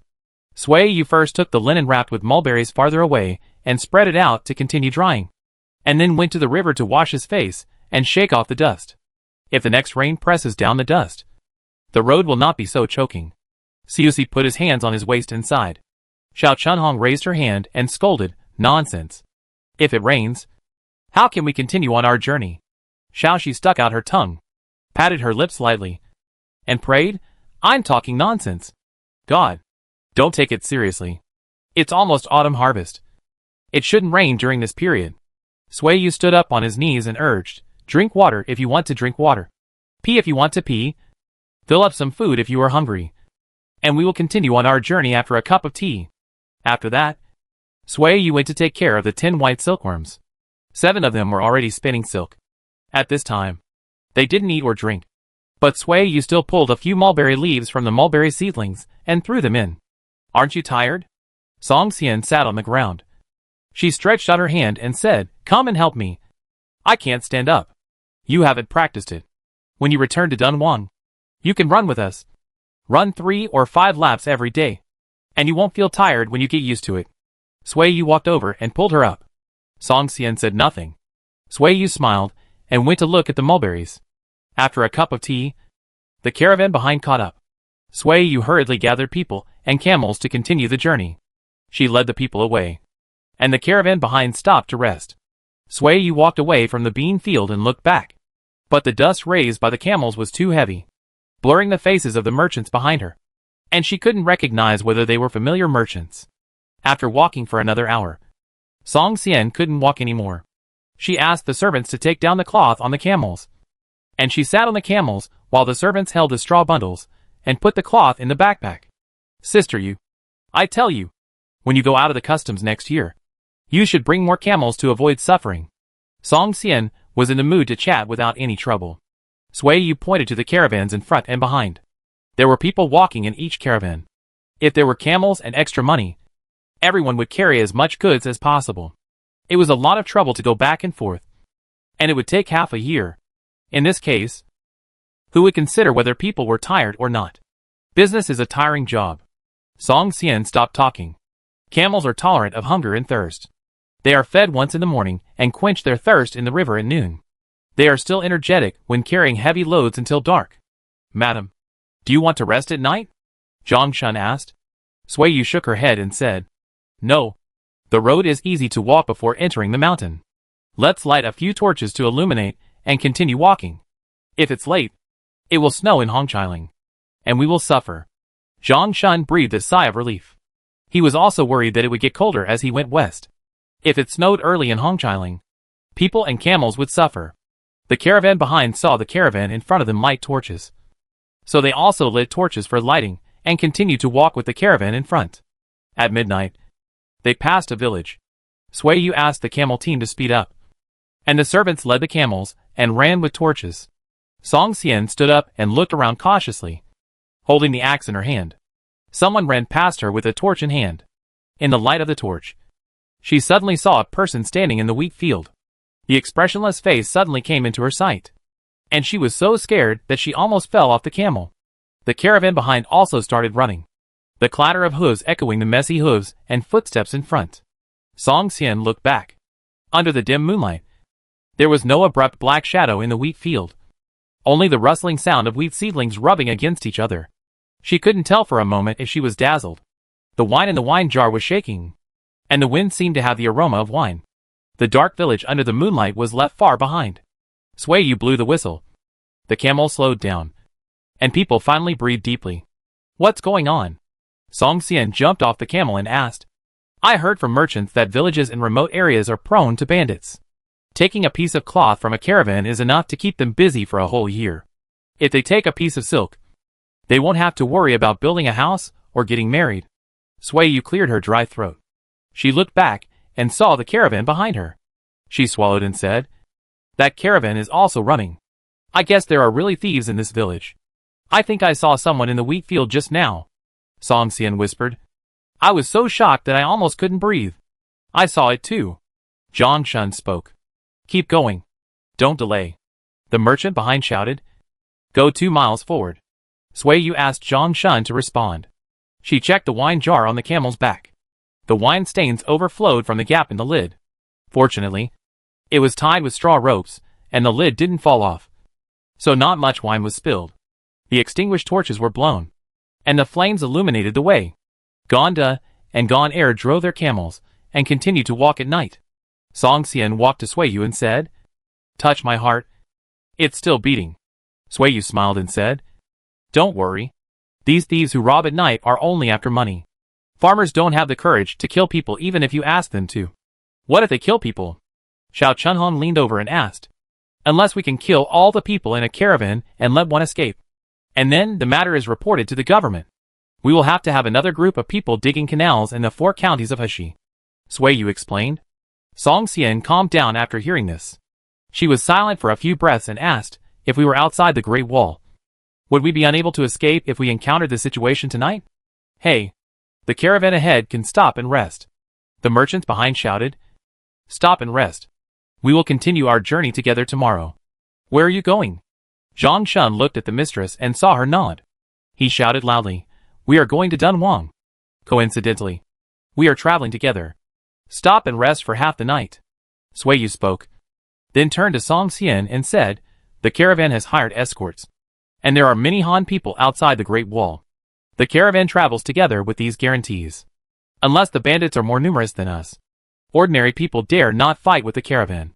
At worst, if I can't beat them, I can abandon the goods and ride a camel to escape. The servants who pricked up their ears heard this, and felt less worried. It would be great if all the small countries outside the Great Wall belonged to us, with the government in charge. How dare the Hu people block the road and kill people? Xiao Chunhong said angrily. Sui Yu smiled knowingly. The court would send troops to manage the affairs of the western regions. As for which year, she didn't remember. Qin Shan took people to collect firewood nearby. After the fire was lit, they took down the bamboo baskets carried by the camels. The wine jars and pottery were the heaviest. Without these, the camels could lie down and rest. Someone came from the back. Across the firelight, Sui Yu felt that the person looked familiar. Seeing Zhang Shun leading people over, she took a few steps to greet him warmly. When she spoke, the merchant was stunned. Have you ever stayed in the guest house in the north of Dunhuang? Sui Yu asked. The merchant stared at her and asked tentatively, But is it shopkeeper Yu? Big brother has good eyesight. Sui Yu smiled. You will come to my guest house to celebrate the new year this year. The merchant clapped his hands. He looked Sui Yu up and down and said in disbelief, Shopkeeper Yu. Is it really you? Are you here to steal our business? No. No. No. I'm here to keep you company. Sui Yu invited him to sit by the fire and said, I'm lucky. I went to Chang'an with a group of Hu merchants when I came here, and I met a caravan I knew when I went back. We will take care of each other on the rest of the journey. The merchant was silent. He suspected that Sui Yu opened the guest house in Dunhuang just to get to know the caravans. She had friendships with caravans inside and outside the pass. How smooth her journey was. Why don't you run a guest house at home? Why do you run out to suffer? The merchant asked, and recognized Song Xian in a blink of an eye. He said, It's amazing. You two are really brave and courageous. Many men don't dare to go out to trade. I was also forced. Last year, Captain Hu was not a man. He ordered his brother-in-law to build a guest house next to my guest house. I haven't earned back the money for building the house. He did this. I had no choice but to think of a way out. Sui Yu explained with a sigh. The merchant understood. Qin Shan brought 2 bowls of oil tea. Sui Yu took it and handed it to the merchant, asking, What's your name? Brother? Wang Ping. After walking for a day, Wang Ping was also hungry. He took the bowl of oil tea and swallowed it in big gulps. At the end, he said, Since we are acquaintances, our 2 caravans will go together. There are more people and more power. The thieves on the road will not dare to attack. Sui Yu nodded in agreement. Then I will go over and won't delay your rest. The people were tired, and the camels were exhausted. Sui Yu and his servants, 30 or 40 in total, quickly filled their stomachs, spread hay on the ground, and laid down to sleep on the mattresses they brought when they left home. The fire gradually died down, with a few small flames jumping. In a flash, only sparks remained on the fire. At dawn, only ashes remained on the fire, without a trace of residual heat. While the camels were still not up, the servants worked together to lift the bamboo baskets containing wine jars, and tied them to them. The servants were all busy. Sui Yu and Song Xian were responsible for making fire and cooking. There were still 3 boxes of pancakes bought when they left Chang'an. This morning, they cooked a pot of millet porridge, and the hot porridge soaked the cold pancakes. They were full, and could last until noon. The caravan behind blew a whistle to urge them, and Sui Yu responded. She picked up the newly lit wooden stake and set off on her way. Song Xian walked beside her and did not ride the camel again. Sui Yu didn't care at first, but after a while, Song Xian was so tired that she was panting, but she still insisted on walking. She kept walking until sunset. Sui Yu suddenly realized and asked, Are you going out next year? I'll keep you company. Isn't it okay? Song Xian slumped on the ground, leaned back, and slept on the grass in a very unrefined manner. Okay. Why not? Sui Yu was happy. Song Xian smiled, and she stared at the red clouds in the sky in a daze. After resting outside the mountain for a night, the fog in the mountain dissipated after dawn, and Sui Yu led the team into the Nanshan ancient road. There were camel dung, piles of extinguished ashes, scattered fried rice, and wet firewood on the roadside on the mountain trail. These were all instructions left by the caravans that passed by first to the caravans behind. Following these traces, Sui Yu and others only had to guard against snakes hanging from tree branches and wild animals in the mountains. And they didn't need to worry about anything else. The sound of galloping horses was heard again. Sui Yu climbed up a tree and looked into the distance. The pastor's garden on the grassland was faintly visible. After thinking about it, she decided to give up the detour and set out earlier next time to enter the customs. Then she would take a detour to see if she could worship Sueyu. After wandering in the mountains for half a month, Sueyu met the first small caravan returning from outside the Great Wall. "Hey, Grand Duke, which guest house did you stay in when you passed through Dunhuang?" Song Xian asked loudly. "Oh, the Changde guest house in the north of the city. It is convenient to eat and stay there. The bedding is clean and the food tastes good. There are guest rooms, warehouses, and livestock pens in the guest house. There are people guarding the night. It only costs 1 penny a night." The merchant returning from the west introduced skillfully. "Listen to me. You will spend the winter in the guest house in the north of the city when you go to Dunhuang. The man who manages the shop is 1,000 households in the army. No ruffians dare to cause trouble. This is the shopkeeper Yu." Song Xian pointed at Sueyu and laughed, jokingly saying, "Didn't you recognize him? Grand Duke, let's ask you about the news of the young shopkeeper." "Little boy." The merchant laughed, and then reacted. He stared at Sueyu and said, "Your brother said that you went to Chang'an. I didn't believe it at first." Sueyu smiled slightly and asked, "Grandpa, have you seen the kid?" "Yes. He plays with his uncle in the guest house every day. The little shopkeeper is good looking and good at talking. And he gets reward money every day." As he said that, the merchant turned around and asked a tribe member for a string of copper coins, and threw it to Sueyu, saying, "This is secretly given by the little shopkeeper. He asked us to tell his mother to go home early." Sueyu's tears came out immediately. She wiped her tears with the copper coin string, and said with a smile, "Thank you for the message, Grandpa. Go back quickly." The merchant smiled. "We will make way for you. You go first. Best wishes." Sueyu said peace and hurriedly urged the camel team to move forward. Chapter 203 Mother and son meet. Walking out of Nanshan, heading west along the river. There are caravans on both sides of the river. The sound of camel bells overwhelms the sound of waves, and waves spread to the dense forests and mountains. "Cakes? Do you want to buy some?" Farmers nearby carry baskets and shout loudly. Zhang Shun took a detour to take a look. It was millet bean dregs cake, which was irritating to the throat when swallowed. Since Sueyu bought it, he has never eaten this thing again. "How many cents each?" Zhang Shun asked. 8 cents each. Zhang Shun immediately frowned. A rough cake as big as the palm of his hand was sold for 8 cents each. Was he robbing money? He ran over to tell the mistress. And Sueyu immediately waved her hand and said, "We can endure another day. There will be many caravans waiting to cross the river by the river. While waiting in line, we will make our own dough and pancakes." "Shopkeeper Yu, don't you want to replenish dry food?" Wang Ping brought a bag of millet bean dregs cakes over. "Not worth it. The cakes are not tasty, and the price is expensive." Zhang Shun continued. Wang Ping shrugged. "There's nothing we can do. In their eyes, we are just big fat sheep." This was the second time Sueyu heard the term big fat sheep. She smiled and continued walking past the cake stall. "Hey! Is it shopkeeper Yu?" The merchant on the other side who heard the voice spoke. Sueyu turned her head in surprise and said loudly, "Yes. It's me. I remember you. You left the border last spring and came back this year?" "Yes. You ran a long way this time." The merchant looked at her and said, "Your kid gave me half a piece of taro cake so that we could help him find his mother. Look, this half piece of taro cake was not eaten in vain." Sueyu smiled and said happily, "When you come to Dunhuang again, I will give you 2 baskets of taro cake." "Okay. I'll write it down first." After teasing, the merchant asked Sueyu seriously, "You are willing to leave home when your child is so young?" "I asked the kid if he still remembers what you look like." And the kid shook his head. Sueyu smiled and said half-truthfully, "You are so annoying.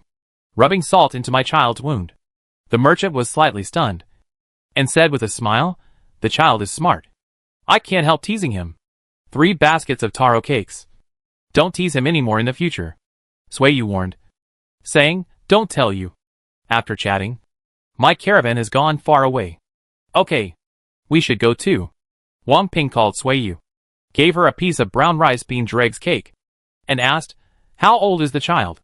"I remember you didn't have a child yet. The last time you passed by Dunhuang should be when my guest house was completed. I got pregnant the 2nd year after building the guest house. In more than 2 months, my child will be 2 years old." Yu took a bite of the brown rice bean dregs cake and chewed it slowly. She said sullenly, when we get to Dunhuang, I will introduce you to him. Wang Ping wanted to laugh. Why should he know a 2-year-old child? Song Xian was waving. Yu said to Wang Ping. And she took a big step and ran. The escort who was traveling with him saw it and said, this shopkeeper Yu is practiced. And her legs and feet are light and powerful when she runs. Her husband is 1,000 households in the army. He should have taught her. Wang Ping continued. He is a warrior. No wonder he is so bold as to let a woman come out to do business. The escort understood. Are there any female escorts in your escort team? Wang Ping's uncle asked. Yes. But female escorts don't travel far. They teach students in martial arts halls. Then, they are not considered escorts. Wang Ping's uncle said indifferently. The escort was surprised. From what he said, it seems that this second in command still wants to protect the shopkeeper Yu. The caravan continued to move along the river. As it was getting dark, Yu saw a man selling chestnuts on the roadside. Thinking that Shuzai and Zhao Shiping had never eaten this, she ran over and asked, how much are the chestnuts? 1 basket is 60 coins. This basket was at most 10 pounds. And the hairy shells on the chestnuts had not been peeled off. Yu let out a long sigh and was wondering if the money in the cash box was enough. She suddenly thought of bartering. I have a pottery cauldron here. The body is fine. I bought it from Chang'an. Do you want to exchange it? Yu asked. Seeing that he seemed to be interested, Yu called Zhang Shun to bring a pottery cauldron over, and started to talk nonsense. I bought this pottery cauldron for 100 coins, and I transported it so far. So it's 120 coins. I will use this pottery cauldron to exchange for your 2 baskets of chestnuts. The man selling chestnuts reached out and knocked on the pottery cauldron, and then touched the bottom of the pottery cauldron. There was a seal on the bottom of the pottery cauldron. He stroked the pattern and asked, is this a word? Yes. The 4 words Chang'an. Yu took back the pottery cauldron and asked, will you exchange it? If not, I will leave. If it weren't for the children, I would not listen to your sky-high price. Exchange? I didn't say no. The man was a little anxious. He took the pottery cauldron and gave it to Yu along with the basket and chestnuts. Take it away. It's getting dark, and I should go back. Zhang Shun took away the 2 baskets of chestnuts and asked, are we losing money? I don't know. Yu shook his head. They did not stop until dark, and traveled all night. They arrived at the river bank at dawn. The caravans from last night had already crossed the river. There were only 2 caravans in front of Yu. There were a bunch of people on the other side, and it was unknown how many caravans they were. Before it was their turn, Yu arranged for Xiao Chunhong, Lu Ye, Gonda and Gon Air to use the leaves of mulberry wine to make dough and knead it. The others slept on the ground. After sleeping for an hour or 2, the dough started to ferment. Without a chopping board, the dough could only be kneaded in the basin to release the air. When it was smooth, a lump was pinched and pressed flat on the iron pan. Wang Ping and his second uncle came over, and he was amazed. You are quite leisurely, and don't mind the trouble.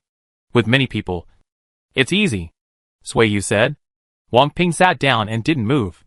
When the golden pancake came out of the pan, he quickly took it.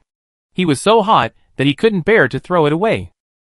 Yu handed a pancake to the second in command, and when the pancake came out of the pan again, she shoveled it into the basin on the left-hand side so that they couldn't get it. They waited from morning to dusk. The 2 pottery pots of noodles bought from Chang'an were used up. Qi Shan and his friends picked up 2 loads of firewood. Finally, it was Yu's turn to cross the river. Unfortunately, the boatman who paddled the sheepskin raft was the one Yu knew when she came. When the boatman saw her, his face fell. Yu was worried, thinking that her lies had been discovered. However, before she could speak, the boatman said in a hoarse voice, what are you standing there for? The price is still the same. Get on board. Yu responded happily, and the servants led the camel to the river. Yu took out a stack of pancakes from the pottery pot, and took out a handful of chestnuts, and stepped onto the sheepskin raft. She gave these to the boatman. She chatted with him shamelessly on the boat.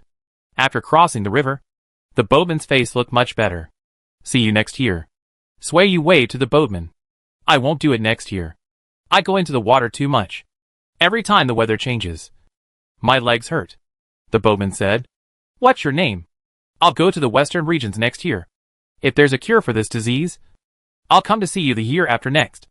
The boatman hesitated for a moment, muttering something, but still said expectantly, My name is Guolaoshuan, and the one paddling the raft is my eldest son. After bidding farewell to the boatman, Sui Yu headed towards Hongqiling. Is it snowing in the mountains? Zhang Shun asked the merchants waiting for the boat. It hadn't snowed when we came down. It's not even October yet. So even if it snows, it won't be heavy. Zhang Shun thanked him and ran to catch up with the caravan. There was a caravan leading the way in front, and Sui Yu followed them. The caravan of Wang Ping's clan followed behind Sui Yu's caravan. After climbing for 7 days, they arrived at the valley. The cold wind was biting. The people on the road put on all their clothes and shrank their necks while wearing blankets to keep going. There was heavy snow on the top of the snow mountain. The water in the cracks of the rocks in the valley had frozen, and the sparse and short weeds had turned yellow. Looking around, the sky and the earth were all snow and yellow. They didn't dare to rest. The caravans going up the mountain were in a hurry to keep going, day and night. Sui Yu gave each person 5 pancakes. When they were hungry, they took a bite and chewed it. When they were thirsty, they took a sip of cold water. Eating and drinking could not delay their journey. After 2 days and 2 nights, they finally walked out of the valley. Sui Yu was too sleepy to walk. She asked people to take down the felt and wooden boards to build a felt house, and threw 5 bundles of hay to the camels. She didn't care about anything else. As soon as the felt house was built, she went into sleep. The other 2 caravans were the same. They also had felt. Not only felt but also blankets. They slept comfortably and continued on their way after waking up. After crossing Hongqiling and entering Wui County, the mountain was freezing cold and the accumulated water turned into ice. The crops under the mountain had just finished the autumn harvest, and the farmers were busy selling grain. Sui Yu found a farmhouse to sleep hard, and the camels were also fed with food and grass, mixed with soybean meal and millet. After resting for 2 days, the caravan set off again. When entering the city, they had paid the entry fee, and when leaving the city, they checked the pass, documents, and the city guard stamped a seal and let the caravan leave the city. After walking through Wuwei, passing Zhangye, and leaving Zhangye, there was yellow sand in the wind, dry and cold. Sui Yu heard the merchants walking in front of her curse this hellhole, but she didn't care. The closer she got to Dunhuang, the more energetic she became. It was the end of October when she walked into Jiuquan County. Seeing that it was going to snow, Sui Yu still turned to go back to her husband's house. Zhao Erseo had just finished her confinement, and her child was still young and couldn't travel far. In order to avoid the dissatisfaction of her sisters-in-law, Sui Yu only took the 2 elders to Dunhuang. It snowed on the first day after leaving Jiuquan. Zhao's father and mother rode camels covered with felt to avoid the cold, and Sui Yu didn't stop on the road. In Dunhuang City, Zhao Shiping looked at the falling snow and felt worried. He went out of the city in the wind and snow, and waited for a whole day, but didn't see Sui Yu. It was dark. Sui Liang led his nephew, and held a hot water bottle to listen to the sound of the wind. The camels in the livestock pen moved, and the camel bells jingled, but no camel bells were heard in the distance. Uncle, where is my father? The kid poked his head out to look, thinking that his sister should be back. Sui Liang no longer concealed and said, Your father went to wait for your mother. Your mother will be back soon. The kid was stunned for a moment. The next day, when Zhao Shiping left the guest house again, he hugged his father's legs and wanted to go, when the sound of camel bells came faintly from a distance.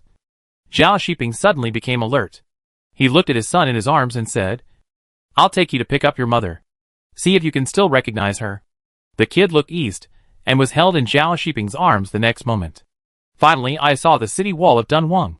Sui Yu shouted excitedly, I'm back. Song Xian smiled. This trip was really not easy. My wife. Do you think that the adults are coming? Xiao Chunhong shouted. The single camel was getting closer and closer. Zhao Shiping asked the caravan in front, and learned that Sui Yu was behind. He took the child out of his wolfskin coat, and slowed down his approach. Remember to call your mother later. She misses you so much.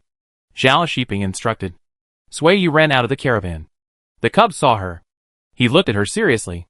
When Sui Yu approached, he suddenly burst into tears. He recognized you. Zhao Shiping smiled at Sui Yu. He jumped off the camel with the cub in his arms and said, This stinky boy has a good memory. I thought he had forgotten what you looked like. Yu didn't say anything. She approached the father and son, and silently looked at the child who had lost a lot of weight. The fat on the cub's face was gone, and his watery eyes became bigger. The cub wiped away his tears, and stretched out his hand to her eagerly. Yu hugged him and kissed him. The little boy just stopped crying, and started crying again. He pulled her close, and buried his face in her neck. Don't cry, little boy. Mom is back. Yu hugged him tightly, and coaxed him softly. I received the message you asked the caravan to send to me. I rushed back to see you as soon as I heard the news. I miss you too. Chapter 204 Awkward. A strong wind swept the scattered snow in the wilderness, and followed the sound of camel bells. The messy hoof prints in the snow were covered with a layer of white. After the camel team entered the city gate, the marks from east to west slowly disappeared in the wind and snow. The fierce cold wind became mild after entering the city. Song Xian smoothed her frosted hair. She looked left and right, and her eyes moved to the long street. Among the scattered figures walking on the street, there was no one to take her home. Looking at the family behind her talking affectionately, Song Xian felt as if she was scalded. She quickly retracted her gaze. Her ears that had been frozen and numb quickly heated up. The annoyance and disappointment in her heart made her ears hot. Without saying hello to Yu, Song Xian went back with 8 servants, leaving the camel carrying goods to Yu. Yu looked up unintentionally, but didn't care about it.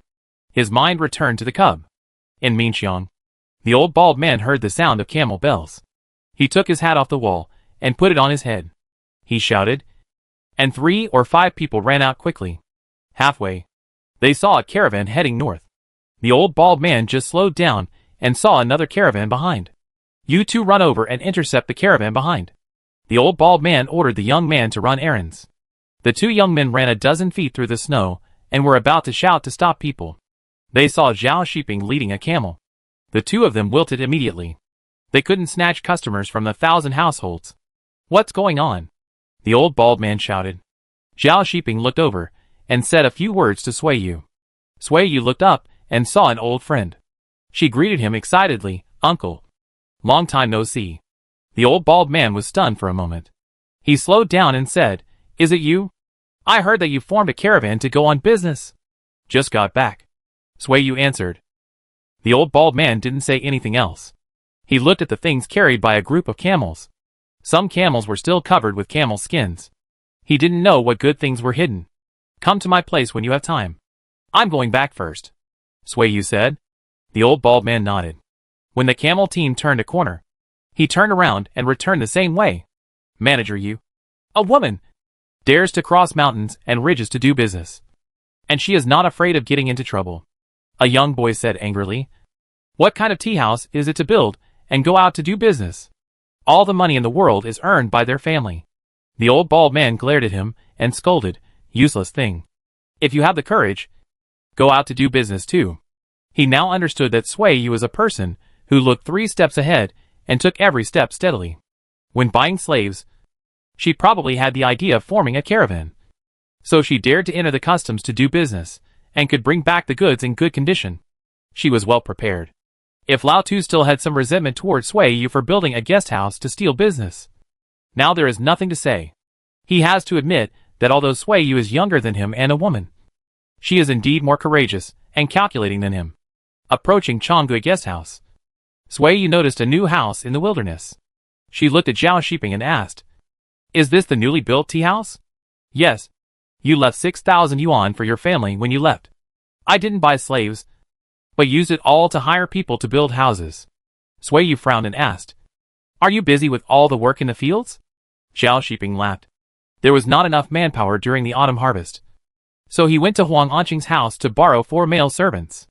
Together with him and Sui Liang, there were 4 children responsible for delivering water and food, so the autumn harvest was not delayed. Sister, Sui Liang ran over. You are finally back. I was so worried. Yu freed one hand to hug her brother and said, I haven't seen you for half a year. You have grown taller and stronger. Sui Liang hugged her and compared with her. He was taller than his sister. The kid raised his head from Yu's arms and looked at his uncle with a pair of red eyes. Your mother is back. And you are being squeamish again. You are such a big kid. But you still want to be hugged. Sui Liang knocked him. The kid sniffed and turned his head to bury it in Yu's arms again. Sister, thank you for taking care of me. Sui Yu patted Sui Liang. Sui Liang was unhappy. Who asked you to thank me? Shuzai is my nephew. I should take care of him. You not only fulfilled your uncle's responsibility, but also your mother's heart. Sui Yu pushed Sui Liang and said, Shuzai's grandparents are here. You haven't recognized them yet. Right? Go and say hello. Let's talk about it inside. Zhao Shiping said. Sui Yu carried Shuzai into the house first, and handed the goods brought back by the camel to Zhao Shiping to pack up. Grandma Yin brought a bucket of hot water. She looked at Sui Yu, then at Shuzai, and said, Shuzai is very happy now. He doesn't have to miss you anymore. Sui Yu put the child in her arms and said, Go talk to grandparents. Mother is going to wash her hands and face. Shuzai looked at Zhao's father and mother, and when Sui Yu moved, he followed closely, fearing that she would disappear again. Sui Yu simply washed his face. She smiled and asked him, Do you still remember me? Shuzai nodded with a pursed mouth, and his clear big eyes were soaked with tears again. If you cry any more, you'll become a wet baby. It's so cold. You'll freeze when you go out. I'll have to hold you by the stove to warm you up by the fire to thaw you.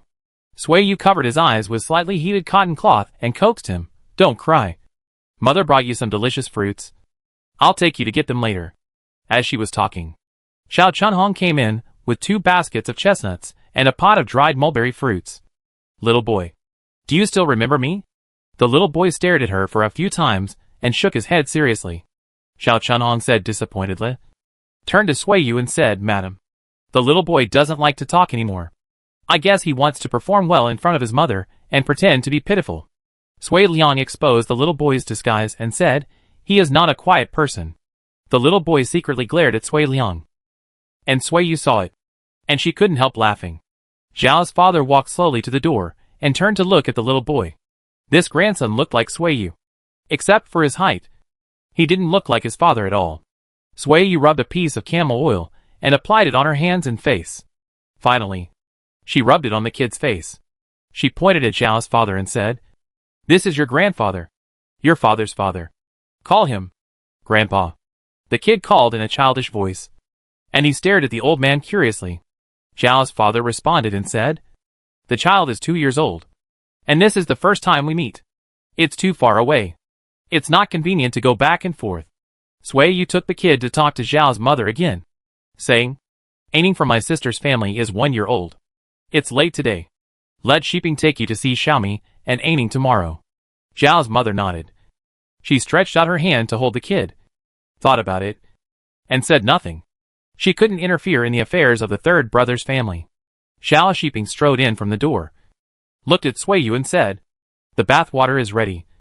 Do you want to take a bath? Your legs and feet have frostbite again. Right? Sui Yu subconsciously shrank her hand, and her hand also had frostbite. Zhao Shiping pretended not to see it. He went back to the room to get her some clothes to change.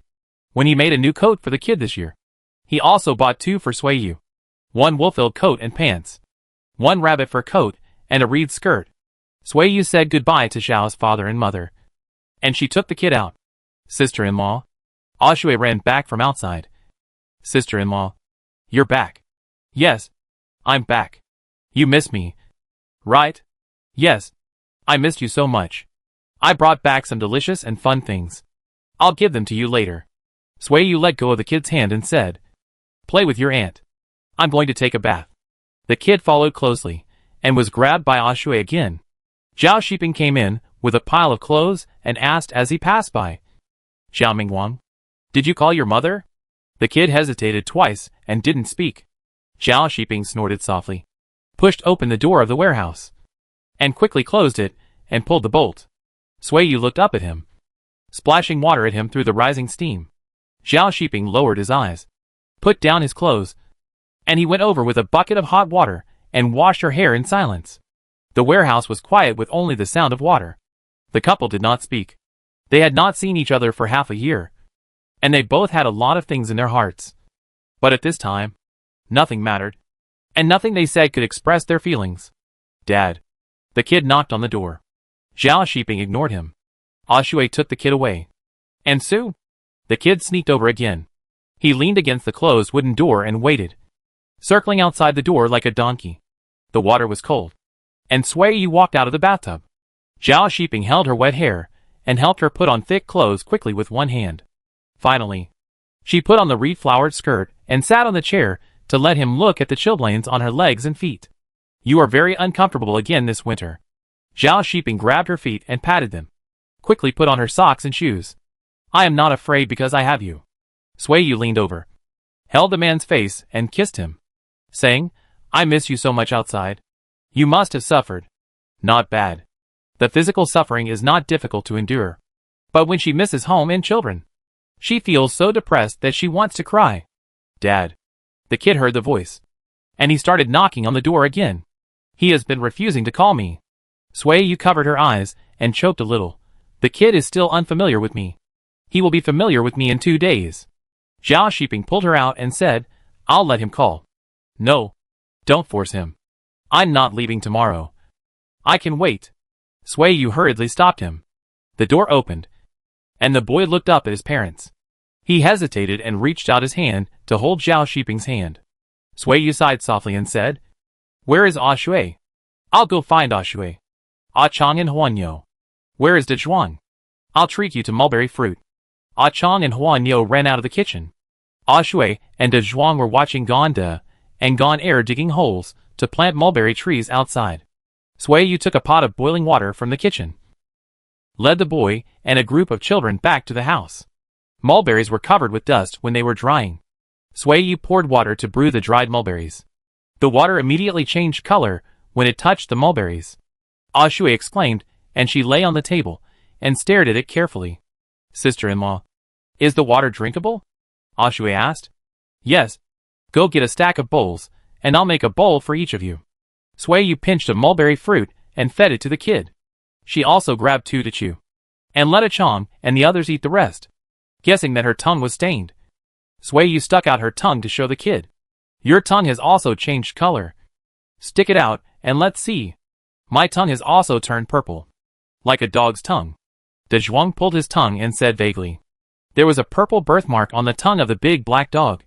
So Dunhuang thought that the dog's tongue was purple. The kid looked at the tongues of others, and he also stuck out his tongue and looked down. Then looked at Sui Yu. He laughed, and grabbed 3 more mulberries to chew. This time, not only the tongue was purple, but the teeth were also purple. Sui Yu took out a cloth covered with silkworm seeds. Only 7 out of 10 cocoons had broken their shells and moths were born. She cut the silkworm seeds into 5 pieces with scissors and said, Next spring, when the 4 mulberry trees planted today sprout, you can hold the silkworm seeds in your armpits and cover them until little silkworms grow. The silkworms eat mulberry leaves, and you eat mulberry fruits. When the silkworms grow up, they will make cocoons like this. These cocoons can be sold for a lot of money. When the cub heard this, he took the largest piece of cloth. After eating mulberry fruits, there were also chestnuts. Sui Yu asked Zhao Shiping to bring a stove over. She used scissors to cut the chestnut shells and roasted them by the stove. When they were roasted, she always fed them to the cub first. The cub was very happy and snuggled in Sui Yu's arms without moving. He would even take Sui Yu with him when he went out to pee. Chapter 205, The Little Stubborn Guy. It was getting dark, and Zhao Shiping led people to move a wooden bed from the house of Qin Husuo. There was still an empty room in the main courtyard of the guest house, and people could move a bed in and live there, while Sui Yu was away. Zhao's mother punched the 3rd child hard, and she said in a low voice, Your wife left the children to go out to do business, and you didn't stop her? Last year, when she went back for the new year, you didn't even fart. Zhao Shiping didn't say anything. Too lazy to talk. And let him be beaten. Is your family still short of money? You let her go out to do a life-threatening job? Zhao's father scolded in a rough voice. You have only lived a stable life for a few years? Can't you be honest? Go and tell her to stay at home honestly in the future and not go anywhere.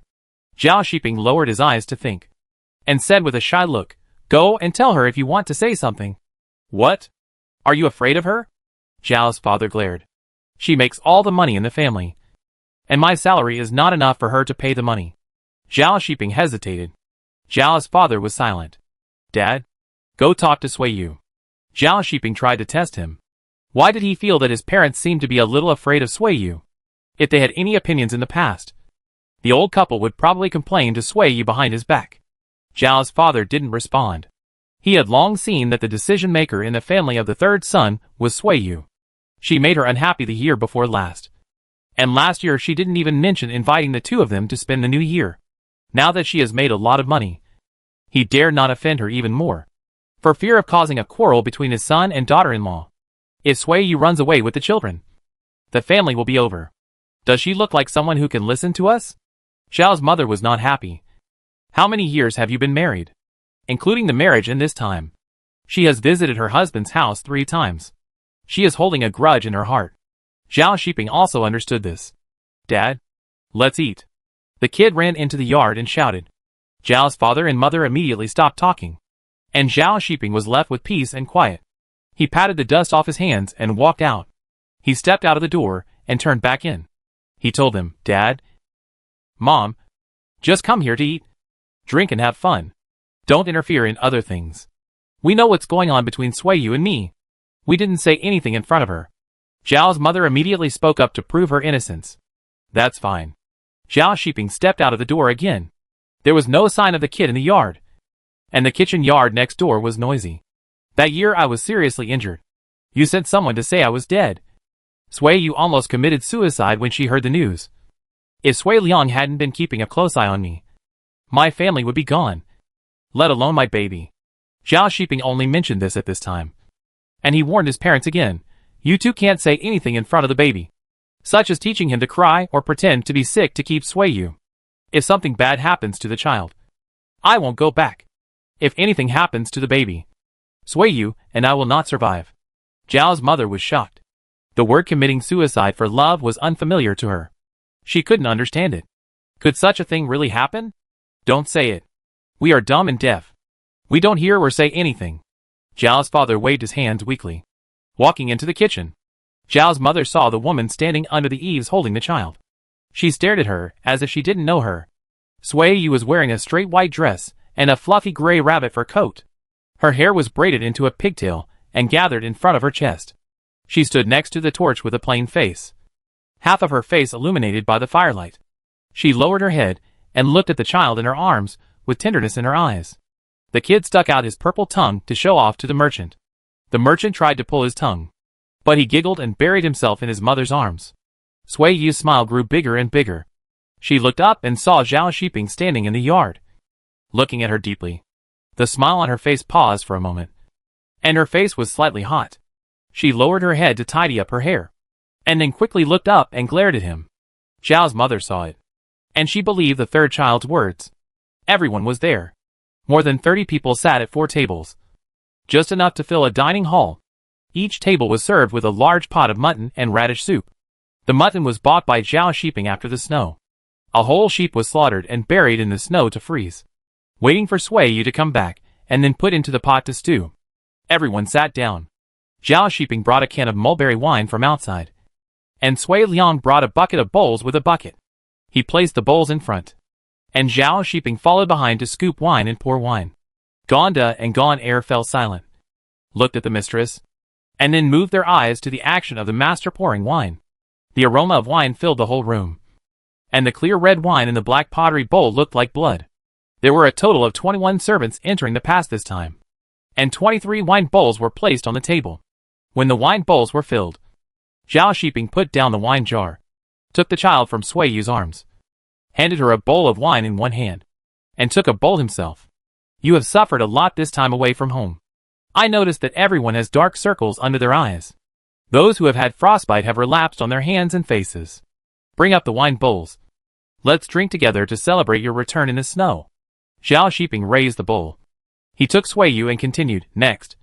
I am not 1,000 households, nor your master. I just respect you as the man of Yu Zhonggui and the father of her child. Thank you for your protection all the way. The 21 servants were stunned, and were really flattered. Then they reacted, and picked up their bowls excitedly. No one would be unhappy to be valued.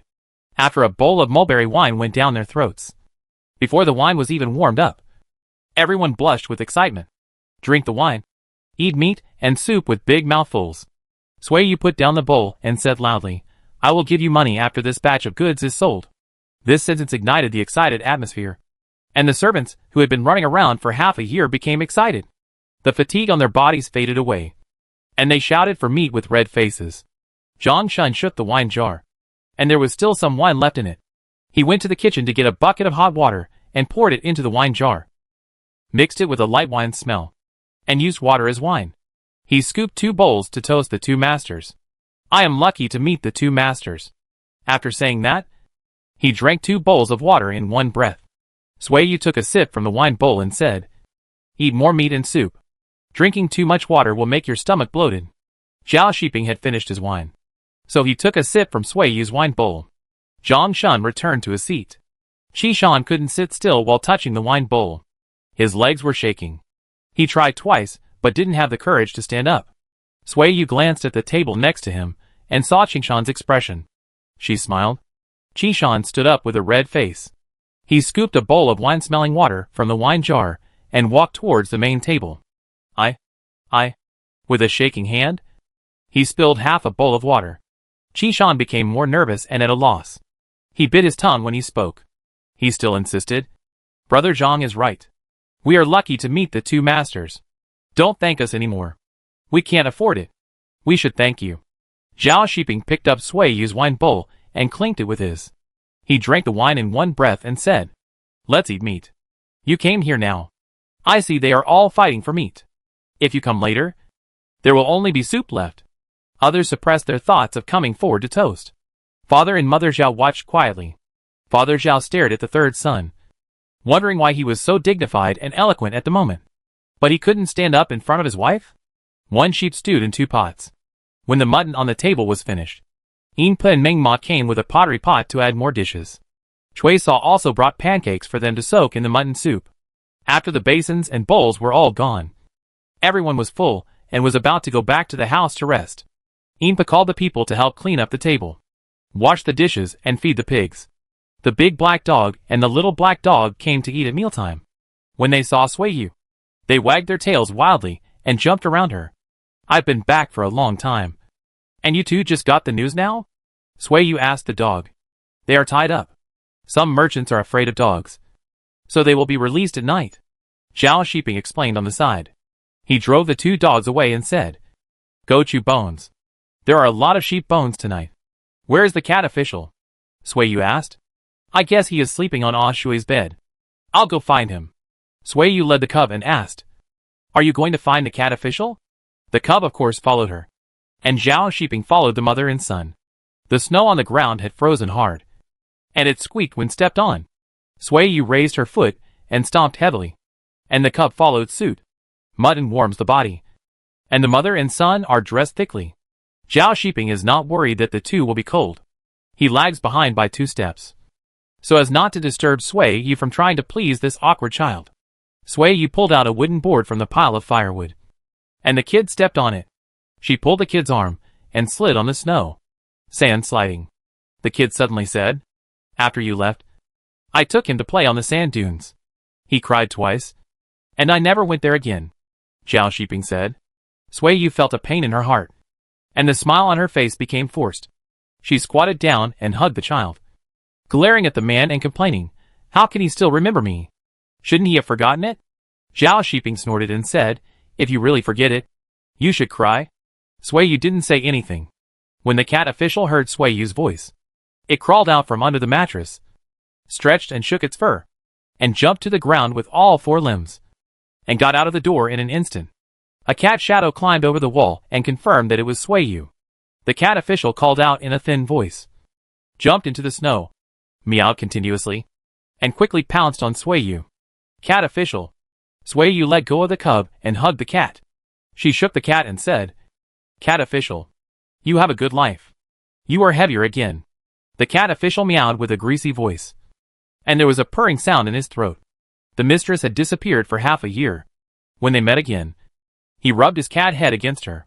The cub pushed the cat and wanted to squeeze into Sui Yu's arms. Sui Yu smiled and glanced at Zhao Shiping.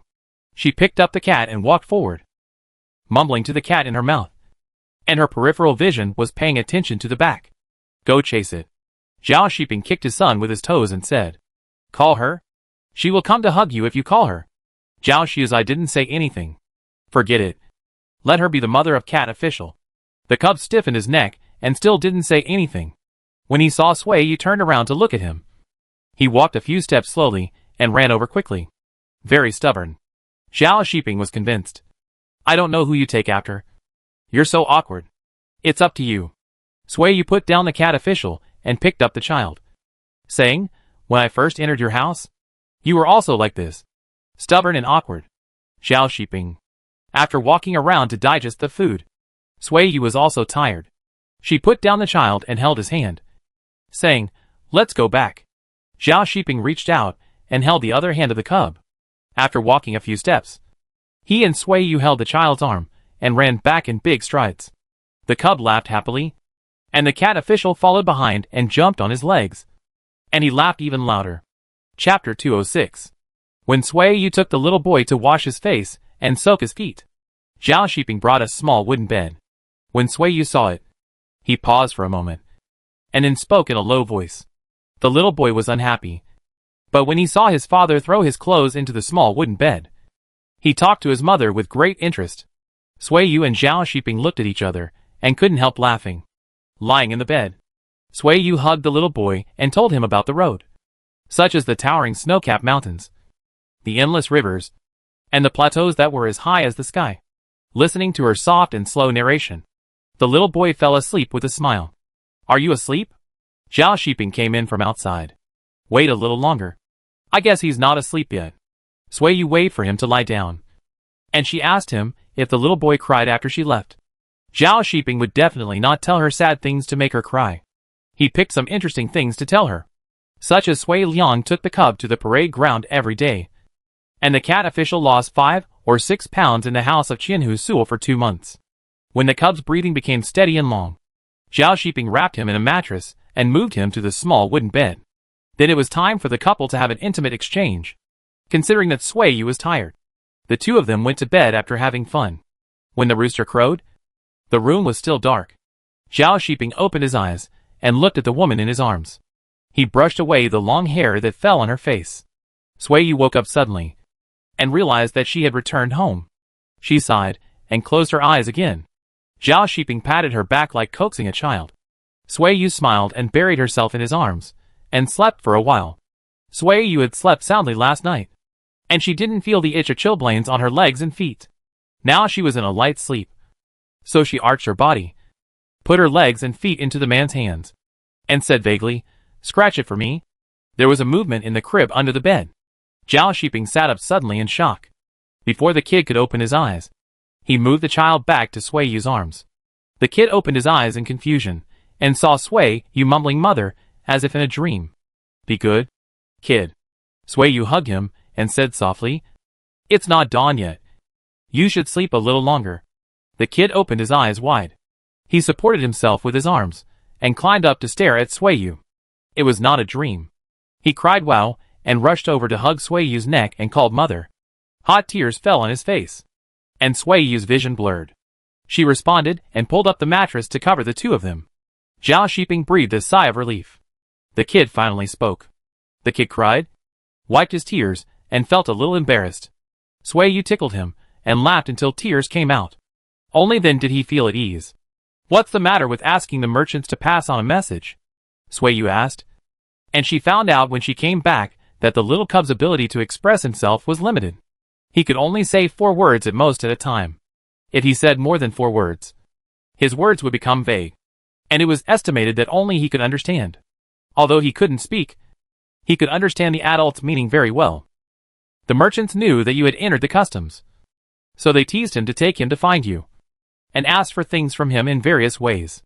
When there were many merchants, Zhao Shiping had to patrol the city in addition to morning and evening training, so it was impossible for him to take the little cub with him all the time. Sui Liang had to deal with merchants when he was with him. Those annoying merchants liked to tease the child when they had nothing to do, just like teasing a puppy, and Sui Liang had quarreled with them for this. The child cried, and they gave him money to buy candy. At that time, I thought you would be back soon, so I told the little cub clearly that he knew those merchants would meet you, and when they asked if he wanted to help him find his mother, he would give money, and if they had no money, he would give food. Poor little thing. Sui Yu touched the little cub's head and praised him. My cub is so smart. Those merchants who took your money and ate your food told me. I knew that the cub missed me, so I hurried back. The cub smiled, shy and proud. There was a noise next door. It was Zhao's father and mother getting up. Sui Yu touched the cub's belly and said, "Let's get up too. The cub needs to pee." The family of 3 opened the door and came out. It was just dawn outside. The escorts had already gotten up early to practice martial arts. The door of the guest house was opened and smoke came out of the boiler room. The newly built tea house was on the south side of the kitchen yard. Zhao Shiping bought another 2 acres of land to build the house. The walls and roof of the tea house were high. It was very empty inside. A 1-meter-high earthwork was built in the middle, which could accommodate 10 people. Sui Yu walked in and found that there were holes dug in the wall to place oil lamps. There were 4 holes on one wall. If they were all lit, the room would be much brighter. She smiled at the man. Quite thoughtful. I didn't find any acrobatics troupe outside. The music halls in Chang'an are for the wealthy merchants and the powerful to enjoy themselves. I can't invite the people there. I thought about picking up some artists who are sick or in trouble, but I can't talk to them. Sui Yu looked back at the man and said embarrassedly, "This tea house can't be opened this year. Don't you still have stories about merchants' adventures there? Keep writing and performing them." Zhao Shiping scratched his nose and said, "I asked your brother to spread the word that we can listen to stories and watch acrobatics here." No wonder Lao Tu was so anxious to recruit caravans even when it snowed. People came to live here. Isn't Minxiang full? Sui Yu asked. Zhao Shiping nodded. Our guest house is full. Only one of the 2 caravans that came into the city with you has been settled. The other caravan has returned to the city to live. The kid suddenly broke in. He ran to Sui Yu and acted like a spoiled child. Nothing happened, and he ran away again. I didn't buy tea either. This thing is still in short supply. I will ask when I eat later to see which caravan has tea bricks. Can I share some? Sui Yu continued what he said before. After saying that, Sui Yu asked again, is there a big caravan bringing back Huji? There really was one, but it was brought by a Hu merchant. With a goal in mind, Sui Yu immediately left the tea house and waited outside the kitchen. When the Hu merchant brought 8 beautiful Huji out for dinner, she walked up to talk to him and found out that the Huji was bought by the caravan and was going to sell it to Chang'an. She asked if she could hire them to play the pipa and flute in the tea house this winter. How much? The Hu merchant asked. Sui Yu was unsure whether the tea house would make money or not, and she was reluctant to spend the money. She thought about it, and the only thing that might be attractive to the Hu merchant was the business route map she marked herself and the parchment scroll given by Song Xian. But she couldn't take it out, because she had seen a lot of handwritten maps of treason in TV dramas. I'll give you 10 cents for 1 day of acting, Sui Yu said, and seeing that the Hu merchant seemed to be disgusted, she continued to add, this winter, 8 Hu girls will eat at my place for free. The Hu merchant who was talking to Sui Yu sighed, and he went to discuss with the leader of the family, and finally came over and said, okay, we agree. After solving one problem, Sui Yu went to the western kitchen to ask which caravan had tea bricks. Shopkeeper Yu, we are rough and have thick and dull tongues. We can't drink the precious tea. Don't make that stuff. Just make some oil tea or stew some soup to keep our mouths busy. A middle-aged merchant said, yes, make some drinks and cut some pickled radish to keep people from falling asleep. Someone else took over. Sui Yu readily agreed. She joked, when I make a fortune in the future, I will treat you to free tea. I like to drink free tea, Wang Ping said loudly. Others laughed. Tea is a small amount and expensive. If you want to entertain guests, it is worth buying it to make a scene, but it is not worth buying it to drink as water. By the way, shopkeeper Yu, are you still writing stories here? I heard that you wrote about the business of several merchants.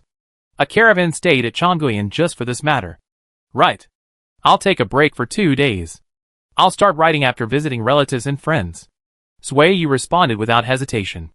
After breakfast, Zhao's father and mother went to see their daughter and grandson. Sui Yu cut the coarse cloth she bought into 8 feet, put a bag of mulberries in it, and picked up a chicken. She took the cub with her parents-in-law into the city. Xiaomi's son is called Aning. He just turned 1 year old. He looks like Xiaomi. He is a very delicate boy. His temperament is like Huang Lianjun. He is a shy and quiet child. It was cold, so the child was not taken out. Sui Yu went into the house to take a look, took the cub to recognize people, praised him a few words, and then came out. leaving Zhao's father and mother sitting by the bed to coax the child. Third sister-in-law. When did you come back? Zhao Xiaomi asked. I went to the guest house when it snowed a few days ago. I learned that you didn't come back. I haven't slept well these days. I came back yesterday afternoon. I went to pick up my parents. It snowed when I left Youquan. After entering the house, the warm wind warmed up my hands that had been blown by the cold wind. The chilblains on Sui Yu's hands began to itch again. She held the little boy in her arms and asked him to rub her hands. You got chilblains again? Zhao Xiaomi looked out. It's cold on Hongqi Ridge. It snowed and I walked in the wind and snow for half a month. The chilblains recurred. Fortunately, it's not serious. The little boy opened his mouth and blew on Sui Yu's hand. He used his little hand to gently pinch the red bumps and asked carefully, Mom, does it hurt? No. Sui Yu smiled and shook her head. Your mother suffered this just to make money for you. Mother Huang walked in and said, No. No. No. Sui Yu interrupted Huang's mother. It has nothing to do with the little boy. I just want to live a good life. Did the little boy cry when you came back? Xiaomi talked about other things. Sui Yu looked at the boy, who smacked his lips shyly. He took a breath and blew vigorously with his cheeks puffed out. Zhao Xiaomi touched his head and said, He still remembers you and is attached to you. Sui Yu said him. She was not sure if the boy still remembered her clearly. But in the past 6 months, the boy had changed from being ignorant to being alert. She was very sorry. Things did not develop as she had imagined. The boy would not always be ignorant, nor would he grow up to be a careless, naive child with shallow thoughts. At noon, Zhao Xiaomi had dinner at her in-laws' house. Zhao Shiping came over after finishing his work. Huang Lianjing went to invite his uncle and aunt, but only Huang Anchen came. There was a quarrel. Xiaomi got the news from Huang Lianjing and whispered to Sui Yu. Sui Yu glanced at Huang Anchen and said nothing. If Song Xian decided to leave the confinement, the couple would probably have another big quarrel. After dinner, Zhao Shiping and Sui Yu took the kid away from Huang's house. Sui Yu took the kid to buy maltos, saying that she would go back to make sweet chestnut cakes for him. On the way back, the kid was tired, so Zhao Shiping carried him on his back. The kid looked at the sky and hummed a little tune that only he could understand. Is your mother back? Zhao Shiping asked. Yes, the kid said loudly, shaking his legs and tilting his head to call Sui Yu mother sweetly. Chapter 207 Flatterer. Before entering the guest house, Sui Yu and Zhao Shiping took their children across the frozen river. The ruins on the west side of the river were still piled there. The protruding wooden rafters had been carried away by unknown people and chopped off for firewood. The beams buried under the adobe could not be removed. After a year of wind and sun, the wooden rafters had turned black and moldy. Is this abandoned here and no one cares? Sui Yu asked. Maybe someone will come and take a few turns this winter. Anyway, no one will take care of these waste soil and rotten wood when we don't need them, Zhao Shiping said. After crossing the river and walking 2 miles west, the wilderness came to an end. The barren soil turned into hard sand. Further west was the vast desert. The end of the city wall lay across the desert. There were soldiers stationed to patrol the unconnected areas. The snow melted, and the snow water seeped into the yellow sand, and then formed ice. The surface gravel was very hard. Zhao Shiping found a stick to poke the hard sand, and Sui Yu picked up a few pieces of sand and stones that had solidified together. She asked the man to take off his coat, and walk back with the sand and stones in his coat, back and forth. When they got home, the kitchen was already busy preparing dinner. The sky was dark again, and the clouds were gathering. It was going to snow in the evening. Sui Yu took the cub to wash the dust in the gravel with hot water. Sui Liang saw it and ran to play with him. Sister, what are you going to do with the sand? I plan to fry chestnuts. Half of them, and the other half for chestnut cakes. Sui Yu saw Sui Liang thinking about Sui Hu. She thought about it, and chose to tell the truth all the way back and forth. The caravan took the Nanshan trade road, not passing through that grassland, and it was a different road from when we came. So I didn't go to worship my father, Sui Liang said, and lowered his eyes without saying anything. Hu Shang said that only officials can travel through the grassland. It is probably true. I am not sure. Next time I enter the customs, I will leave 1 or 2 months in advance. Then I will have enough time to go around and ask, Sui Yu said. Sui Liang looked at the little boy. The next time he entered the customs, The earliest would be the spring of the year after next. By then, the little boy would be more than 3 years old. And it seemed that he was still very young. Next time you enter the customs. Sister, take me with you next time. And we will go together. Sui Liang thought about it. The next time you enter the customs. The little boy should be 5 or 6 years old. And he can leave for half a year. Sui Yu nodded and agreed, okay. Let Dad wait a few more years. And then we will go to Dunhuang together to pick him up. The little boy suddenly looked up. And he looked at Sui Yu blankly. His blank expression was mixed with uneasiness. And his half-understanding look was really pitiful. Sui Yu was silent for a few moments. Then said, grow up quickly. And I'll take you with me when the time comes. The kid understood the last 3 words. Grin. And was happy now. How many teeth have you grown? Sui Yu changed the subject. Lowered her head and said, open your mouth. Let me count how many teeth you have grown. The kid opened his mouth obediently. Sui Yu held his face and counted back and forth twice seriously. And said in surprise, 17 teeth? There are 2 more coming out. The kid slurped his saliva, chewed the air twice, and showed off his teeth. Who doesn't have teeth yet? I don't want to see them. Sui Liang lifted his chin gently and asked teasingly, sleep with Uncle tonight? No. The kid shook his head immediately. Sleep even if you don't want to. Sui Liang snorted. When you fall asleep, I'll take you away. The kid looked at Sui Yu. He hummed a few times. And seeing that she didn't speak, he shouted loudly, Mom? Hey! What's wrong? Sui Yu held back his laughter. My uncle stole me. Sui Liang laughed exaggeratedly, shook the water off his hands, carried the kid and ran out. Steal you? Who stole you? Aren't you crying and shouting that you want to sleep with me now? Sui Yu watched the uncle and nephew run away. She didn't wash the sand, and threw the rest to Zhao Shiping. She leaned against the wall and watched him scoop water to wash the sand, rinse it clean, and spread it on the coarse cloth to dry. It was getting dark, and the merchants in the guest house came to have dinner in batches. Sui Yu's family also had dinner in the warehouse. A pot of chicken soup and half a pot of noodles. The kid sat next to Sui Yu and ate the bowl by himself, without any help from adults. Eat slowly. Don't choke. Sui Yu wiped the soup off his mouth. The kid shook his head and said seriously, no. Slow down. He will grow up. Sui Yu understood that noodles would swell if soaked in soup. Don't worry about him. Just eat yours. Zhao Shiping picked up 2 pieces of chicken for Sui Yu and said, eat quickly. It's cold. The rice will get cold quickly. The kid looked at his father and lowered his head to eat his own. I'm full. Sui Liang put down his bowl and chopsticks. The kid choked. He lowered his eyes and glanced at his uncle with his peripheral vision. And when he saw Sui Liang left alone, his heart finally fell. When he returned to the house, he saw that the light was still on in Sui Liang's room. He immediately shut up and moved lightly into the house. Dad and Mom haven't come back yet, Sui Yu said. If they don't come back now, they should stay at Xiaomi's place tonight. Is the kid back? Sui Liang asked deliberately. No, the kid shouted loudly, and he hurried into the house, shouting in panic, Dad! Mom! Hurry up, hearing the door next door open. The kid screamed in fear. Sui Liang came over with a big laugh. The door was closed, and he was still banging on the door outside. Okay. Go crazy during the day. Zhao Shiping was headached by the noise. Don't sleep at night. I will steal you if you fall asleep. Sui Liang left a word and floated away. The kid hummed half-cryingly. Zhao Shiping looked at him coldly, and laughed happily when he saw him in Sui Yu's arms. And he snorted secretly. The kid suddenly woke up in the middle of the night, and didn't find anyone on the small bed.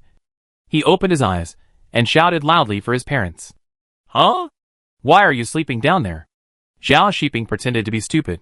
He held the child in Sui Yu's arms, and said, okay, let your mother hold you to sleep. And don't let your uncle steal you away. Uncle stole you. The kid really believed it. Sui Yu pinched Zhao Shiping and blamed him for talking nonsense. The door is closed. Your uncle didn't come in. Sui Yu patted him and said, go to sleep. Mom is sleepy. After waking up, the little cub forgot what happened in the middle of the night. Ashui brought the cat official over. He held the cat official's tail and imitated the cat's meow. The cat official was annoyed and turned his ears. He couldn't bear it anymore and slapped him with a paw. The chestnuts were fried. And Sui Yu set a plate to the warehouse, and let the children peel, and eat them by themselves. When the cat official saw her, he shook his tail twice with a guilty conscience.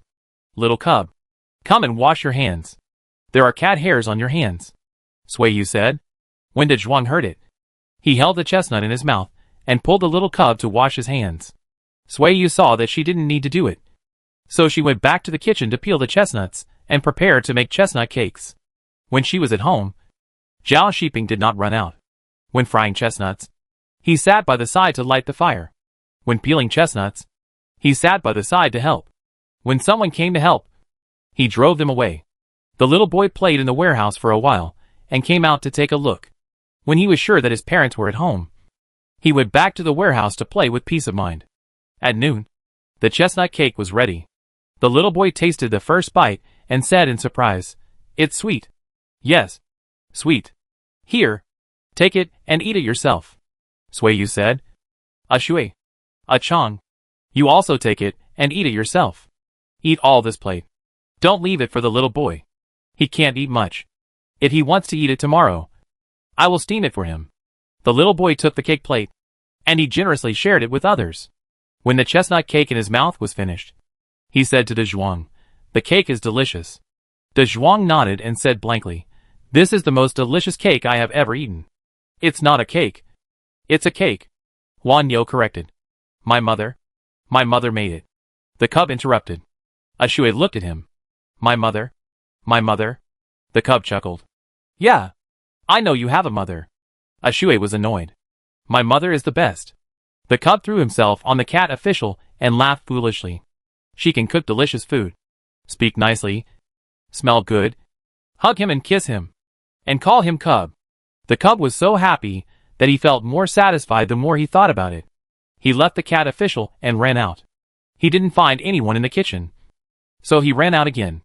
"Little shopkeeper, where are you going?" a merchant who came out of the canteen asked. "Looking for my mother."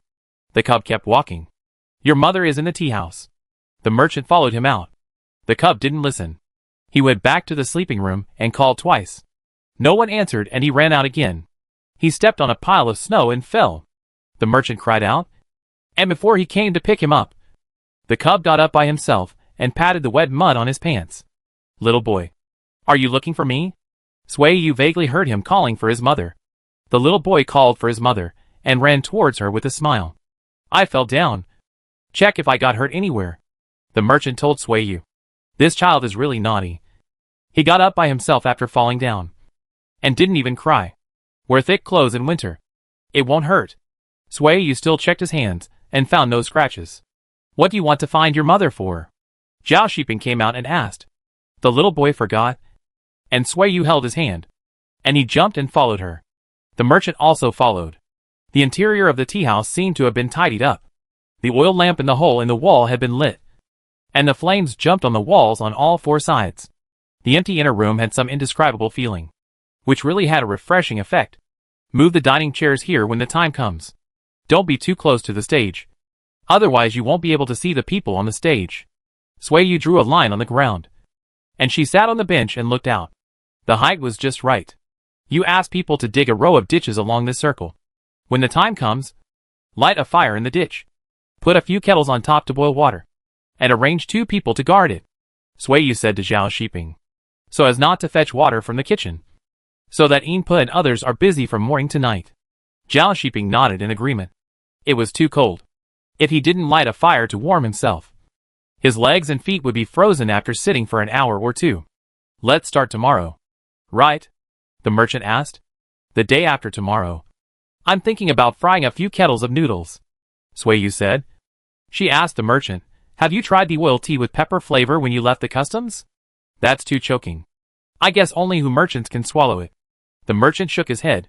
Sui Yu still wanted to give it a try. When Gonda and Gon Air came over with shovels to dig the ditch, Sui Yu called Zhang Shan and Qin Shan to bring a stove to light the fire, and asked Zhao Shiping to bring an iron pot. She bought 2 pounds of peppercorns from the merchant caravan returning to the customs, and roasted them slowly over low heat until they were crispy but not burnt, fragrant but not choking. She crushed them into powder while they were still hot, and sprinkled them into the flour and fried them together. The kid squatted aside and watched attentively. The first pot of pepper noodles was cooked, and Sui Yu brewed a bowl for him to taste first. Is it delicious? Zhao Shiping asked. The kid nodded with a frown, and said involuntarily, It's delicious. Flatterer. Zhao Shiping scolded. Sui Yu glared at him, and she tasted it herself. The taste was quite mellow. It was a bit strange at first, but it became fragrant after tasting it more. You try it. Zhao Shiping waved his hand, and he said disdainfully, I don't want to eat it. Little kid, go catch your dad. He has to eat today even if he doesn't want to. Sui Yu ordered. The kid immediately obeyed the order like a dog leg, and Sui Yu also chased after him with a bowl. The mother and son blocked both ends, and Zhao Shiping had to surrender. Okay. I'll try it, Zhao Shiping said with a smile. It's too late. Open your mouth. These are all yours. Sui Yu smiled sinisterly. Little boy, hold your father's head. I'll feed him delicious food. The little boy was so happy that he couldn't close his mouth. He slapped his father's face. Seeing Zhao Shiping raised his hand to hit him, he moved over and kissed him. Okay, you little brat. Zhao Shiping didn't have the energy to hit him. Sui Yu took the opportunity to scoop a spoonful of oil tea into his mouth. She also moved over to kiss him and whispered, Is it delicious? Delicious. Chapter 208 A pleasant winter day. It took a day for Sui Yu and Xiao Chunhong to fry 5 pots of noodle tea. Considering the cold weather, she sewed 10 tea bags, put ginger, scallions, a little pepper, and leek roots in the tea bags, and also prepared rice tea and peach branch water. The drinks were fully prepared. Sui Yu arranged Xiaoxi to cut pickled radish and send it to the table every day. A plate of half a pickled radish only cost 3 cents. Considering that she would leave the customs next year, Sui Yu wrote it down on the wooden board. After leaving the customs, she would ask people about sunflowers. If she could introduce sunflowers into the customs, she would have another good thing to kill time in the future. On the day the tea house opened, 8 Huji came on stage in 2 waves. They were covered with veils, holding the pipa brought from outside the customs, and sitting on the stage with their eyes downcast, playing. There was a fire burning in the tea house. Boiling water and oil lamps were lit in broad daylight. It was brighter than the guest house with windows. Each person could come in and sit for a day for 50 cents. And the merchants were willing to spend this money.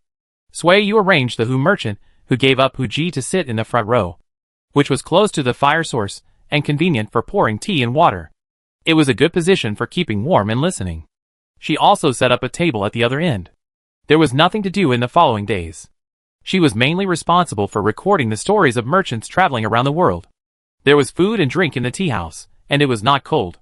Most importantly, you could listen to Huji playing the pipa, the horn, and the flute. Zhao's father and mother no longer went to the city every day to coax Xiao Xiaomi's child. After every meal, they went to the tea house to find a good seat and sit down. Entering the 12th lunar month, Xiao Xiaomi's work was busy and neat. She also came here every day with her child, with her parents around and at her brother's and sister-in-law's house. She didn't have to take care of the child or work. She was relaxed and comfortable every day, and lived a comfortable life before she got married. When the flute sound ended, the 2 Hu girls walked down the stage. Qi Shan and Zhang Shun prepared to go up from the other end to perform the newly made story. There were people walking around in the tea house. And Sui Yu also put down her charcoal pencil and got up to move around. She saw several lone travelers carrying benches to the front, with wooden boards and charcoal in their hands. It seemed that she was not the only smart person, and they also found that they could draw a reliable walking route from the stories told by the merchants. Shopkeeper Yu. A merchant in the corner stood up and waved for her to come over. Sui Yu walked over and said, The tea house is simple. Please forgive me. Not bad. The Northwest is desolate, and there are not many talents. I can understand. The merchant wearing a wooden crown smiled, waved to the servant who served tea to come over, and asked, What do you want to drink? Shopkeeper Yu? I'll flatter you with your things. A bowl of pepper tea. Just a little salt. A little lighter. Sui Yu said to Lu Yair, I like pepper tea, but I have a strong taste, so I like it salter. The merchant said, Drink water after eating salty food. Sui Yu followed up and asked directly, What did Mr. Feng call me over for? The story you compiled did not change the route they took, did it? The merchant surnamed Feng asked. Sui Yu shook his head. Can you sell me a copy of the route you marked out of the customs? Sui Yu looked up in surprise and said, I don't have that thing. The merchant didn't believe it. And he smiled and said, to be honest, this is our first time in Dunhuang, and we haven't been out of the customs yet. I'm confused about how to get out of the customs. So I want to buy you a route map. Sui Yu still insisted that he didn't have it, but also said, I also plan to go out of the customs at the end of February next year. And the farthest I estimate is to reach Shul. Then we can travel together. I plan to go further west and come back in the winter of next year. Sui Yu really couldn't help. She didn't know the terrain and direction west of Wusan. The pepper tea was served. Sui Yu took a spoonful and saw Zhao Shiping coming in with the baby. She stood up with the bowl and said goodbye. I will wait for Mr. Feng to come back in the winter of next year to tell me the story of your trip. Really? The merchant asked unwillingly. Really? Sui Yu didn't hide it. She said frankly. The big caravans that come back every 2 or 3 years have experienced too many adventures. They are involved in life and death. In this case, they are often reluctant to talk about their experience of going out of the customs. The merchant surnamed Feng believed it. Sui Yu finished the pepper tea in a few mouthfuls. She walked to Zhao Shiping and looked at the sleepy child in his arms and said, Are you still asleep? The baby stretched out his hand to her. And Zhao Shiping didn't let go. The baby was heavy. And it was heavy to hold. Whoever held it would be tired. Go down to the field by yourself, and go play with your aunt and Aining. Sui Yu said. The kid shook his head. Sui Yu looked around and saw the Zhuang and Huan Yo sitting at Uncle Lao No's feet, listening to the stories on the stage with Ah Shui. They were about the same age. And if it wasn't for the sake of coaxing the kid, they wouldn't play with him. Sui Yu pulled Zhao Shiping's hand, touched it, and let it go. She led everyone to the front row and asked him to hold the child and listen to the merchants chat with her. The kid saw the Hu Ji who took off her veil across from him. He was interested in their Hu flute and pipa and kept staring at them. The Hu Ji holding the pipa hooked her hand at him. And the kid immediately slid off his father's legs and walked over excitedly. Zhao Shiping tilted his head to watch, but didn't stop him. Your name is Shizai? Hu Ji hooked the pipa string and asked in a difficult Chinese language, Do you like it? Shizai nodded. I'll let you play it twice. What do you have to exchange with me? Shizai thought for a while, took out a handful of mulberries from his pocket, and said, Food? Hu Ji had never seen this thing before, but she thought it looked a bit like raisins. She picked one up to taste it and gave the rest to others. Shizai got the pipa as he wished. Hu Ji held his little hand and led him to play it a few times, then pushed her away. Tell your mother to stew a chicken for us tonight, and you can play it tomorrow. Hu Shang at another table saw it. He looked in the direction of Zhao Shiping and Sui Yu, and said, Go tell your parents to stew 2 chickens. I'll let her teach you to play the pipa. You learn it. Your mother won't have to hire my people anymore. Shizai didn't understand it very well, and went back to Sui Yu, who asked her to stew chicken for those people. Stew chicken? Sui Yu was puzzled. What did they say? Zhao Shiping leaned over and asked. It happened that the story on the stage was finished. Qi Shan and Zhang Shun came down, and the Hu Ji holding the pipa covered her veil and walked up again. The little boy looked up, and his 2 hands followed and fiddled with it, imitating the movements of the Hu Ji on the stage to play the pipa. After one song, Sui Yu took the little boy over to ask the reason. When she learned that it was a chicken in exchange for a gift, she looked around and pointed at the Hu flute and asked, Do you like this? The Hu Ji holding the flute played twice, and the little boy's eyes lit up immediately. Can I buy a Hu flute in Dunhuang? Sui Yu asked. We have it with us. 200 coins each. Do you want to buy it? The Hu merchant next to him asked with a smile. Buy it. Sui Yu did not bargain. She negotiated with the Hu Ji playing the Hu flute. I will stew 2 chickens for you tonight. Can you teach my child to play the Hu flute? He is too young to learn. Hu Ji said. It's okay. Just play it randomly. Sui Yu pulled the kid to leave and told him, In the future, when you go to our place, there is a warm warehouse in the west kitchen. You can take the kid there to play the flute. Hu Ji looked at Hu Shang and saw him nod. So she agreed. Later, Sui Yu bought a Hu flute from Hu Shang with 200 coins. Hu Shang said, I have a pipa here. Why don't you buy one? No. My child is still young. His bones haven't grown well, and his skin is tender. Learning the pipa is too hurtful to his hands. The flute was wiped with wine and washed with water before being handed to the kid. He had this good thing, and played the flute all day long, which was louder than the crowing of a rooster. Little boy, take a break. Can you go find your mother to eat something? Father Zhao came out of the house with a fierce face. The chicken just stopped. And you took over its shift. Your grandfather's head is buzzing. And I can't sleep well. Buzzing? The little boy asked. Grandpa. You are? A little mosquito. Father Zhao. Grandpa is a mosquito. Buzzing buzz buzz buzz. The little boy pinched his mouth and opened and closed, imitating the buzzing of a mosquito. Father Zhao went into the house with a wooden face again. He couldn't make sense with this child. The little boy ran out buzzing. Zhao Shiping saw him and said, Little boy, go call your grandpa and grandma to come and eat. Grandpa Mosquito, it's time to eat. Mother Zhao laughed. And Father Zhao was helpless. This grandson couldn't be scolded or beaten. People were not afraid of him at all. It was useless to be fierce. So he could only admit it. Seeing that no one had come out yet, the kid shouted again in a loud voice, Grandpa Mosquito, here I come. Stop shouting. Father Zhao changed his shoes and came out, saying, You can't shout that. I'm not a mosquito. The kid ignored him. The more he was told not to shout, the more he wanted to shout. If this old man liked eating but not him, he would use the flute to bother him and call him Grandpa Mosquito. Chapter 209 Family. Father Zhao couldn't do anything with his grandson, so he went to reason with his son. It wasn't just the so-called mosquito grandpa, but also the broken flute. It made noises from morning till night, making his head buzz and making him sleep poorly. Every day was more tiring than when he was working on the farm at home. Zhao Shiping ate breakfast calmly, listening to his father's complaints. He looked at his son, who was eavesdropping with his ears erect. The kid glanced at him, then pouted at the old man. He scooped a large spoonful of egg custard into his mouth, lowered his head, and puffed his cheeks to chew it. Zhao Shiping said nothing. He took the bowl and went out to get rice. Give me half a bowl. Sui Yu handed over the bowl and said, Half a bowl of porridge. And break half a cake. Father Zhao looked at it, and saw that the couple had no intention of teaching the child a lesson at all. He was so angry that he took the bowl out to eat. The kid was happy. He ate happily with the bowl in his hand. After finishing a small bowl of egg custard, he went to his father to ask for some buns. The tea house opened. Zhao's father and mother put down the bowls and chopsticks in their hands, and hurried out with a boiled egg in their hands, anxious to get a good seat. The two old people left, and there were only a few people left in the room. Uncle Neo looked at Sui Yu and said to the kid, Little mosquito, bring your flute here for me to see. The kid glared at him and said, I'm not a mosquito. Your grandfather is an old mosquito.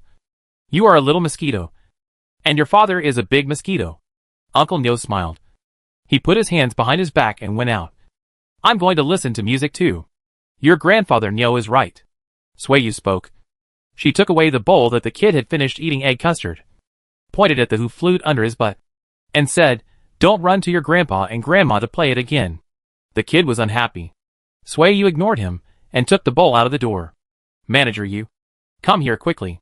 I didn't finish yesterday. I'll add more. A merchant outside the door urged. I'm coming. Sui Yu handed the bowl and chopsticks to Yingpa and turned to Zhao Shiping and said, I'll go first. Okay. Little mosquito. Are you going? Sui Yu asked. Zhao Shizai ignored him, because he wasn't being called. Zhao Shiping didn't care what the kid called his grandfather, as long as he didn't call him a stinky old man or curse him. You can't keep playing the flute in front of people, or they will dislike you, he warned. Not only your grandfather, but also the people living in the guest house. If you annoy them, they won't help you send messages to your mother in the future. The kid looked up at him. Zhao Shiping said nothing more. He came in with a broom to sweep the floor. When Quizeo saw him, she said hurriedly, My lord, please do your work. I will come over to sweep the floor later. It's okay. I don't have much to do.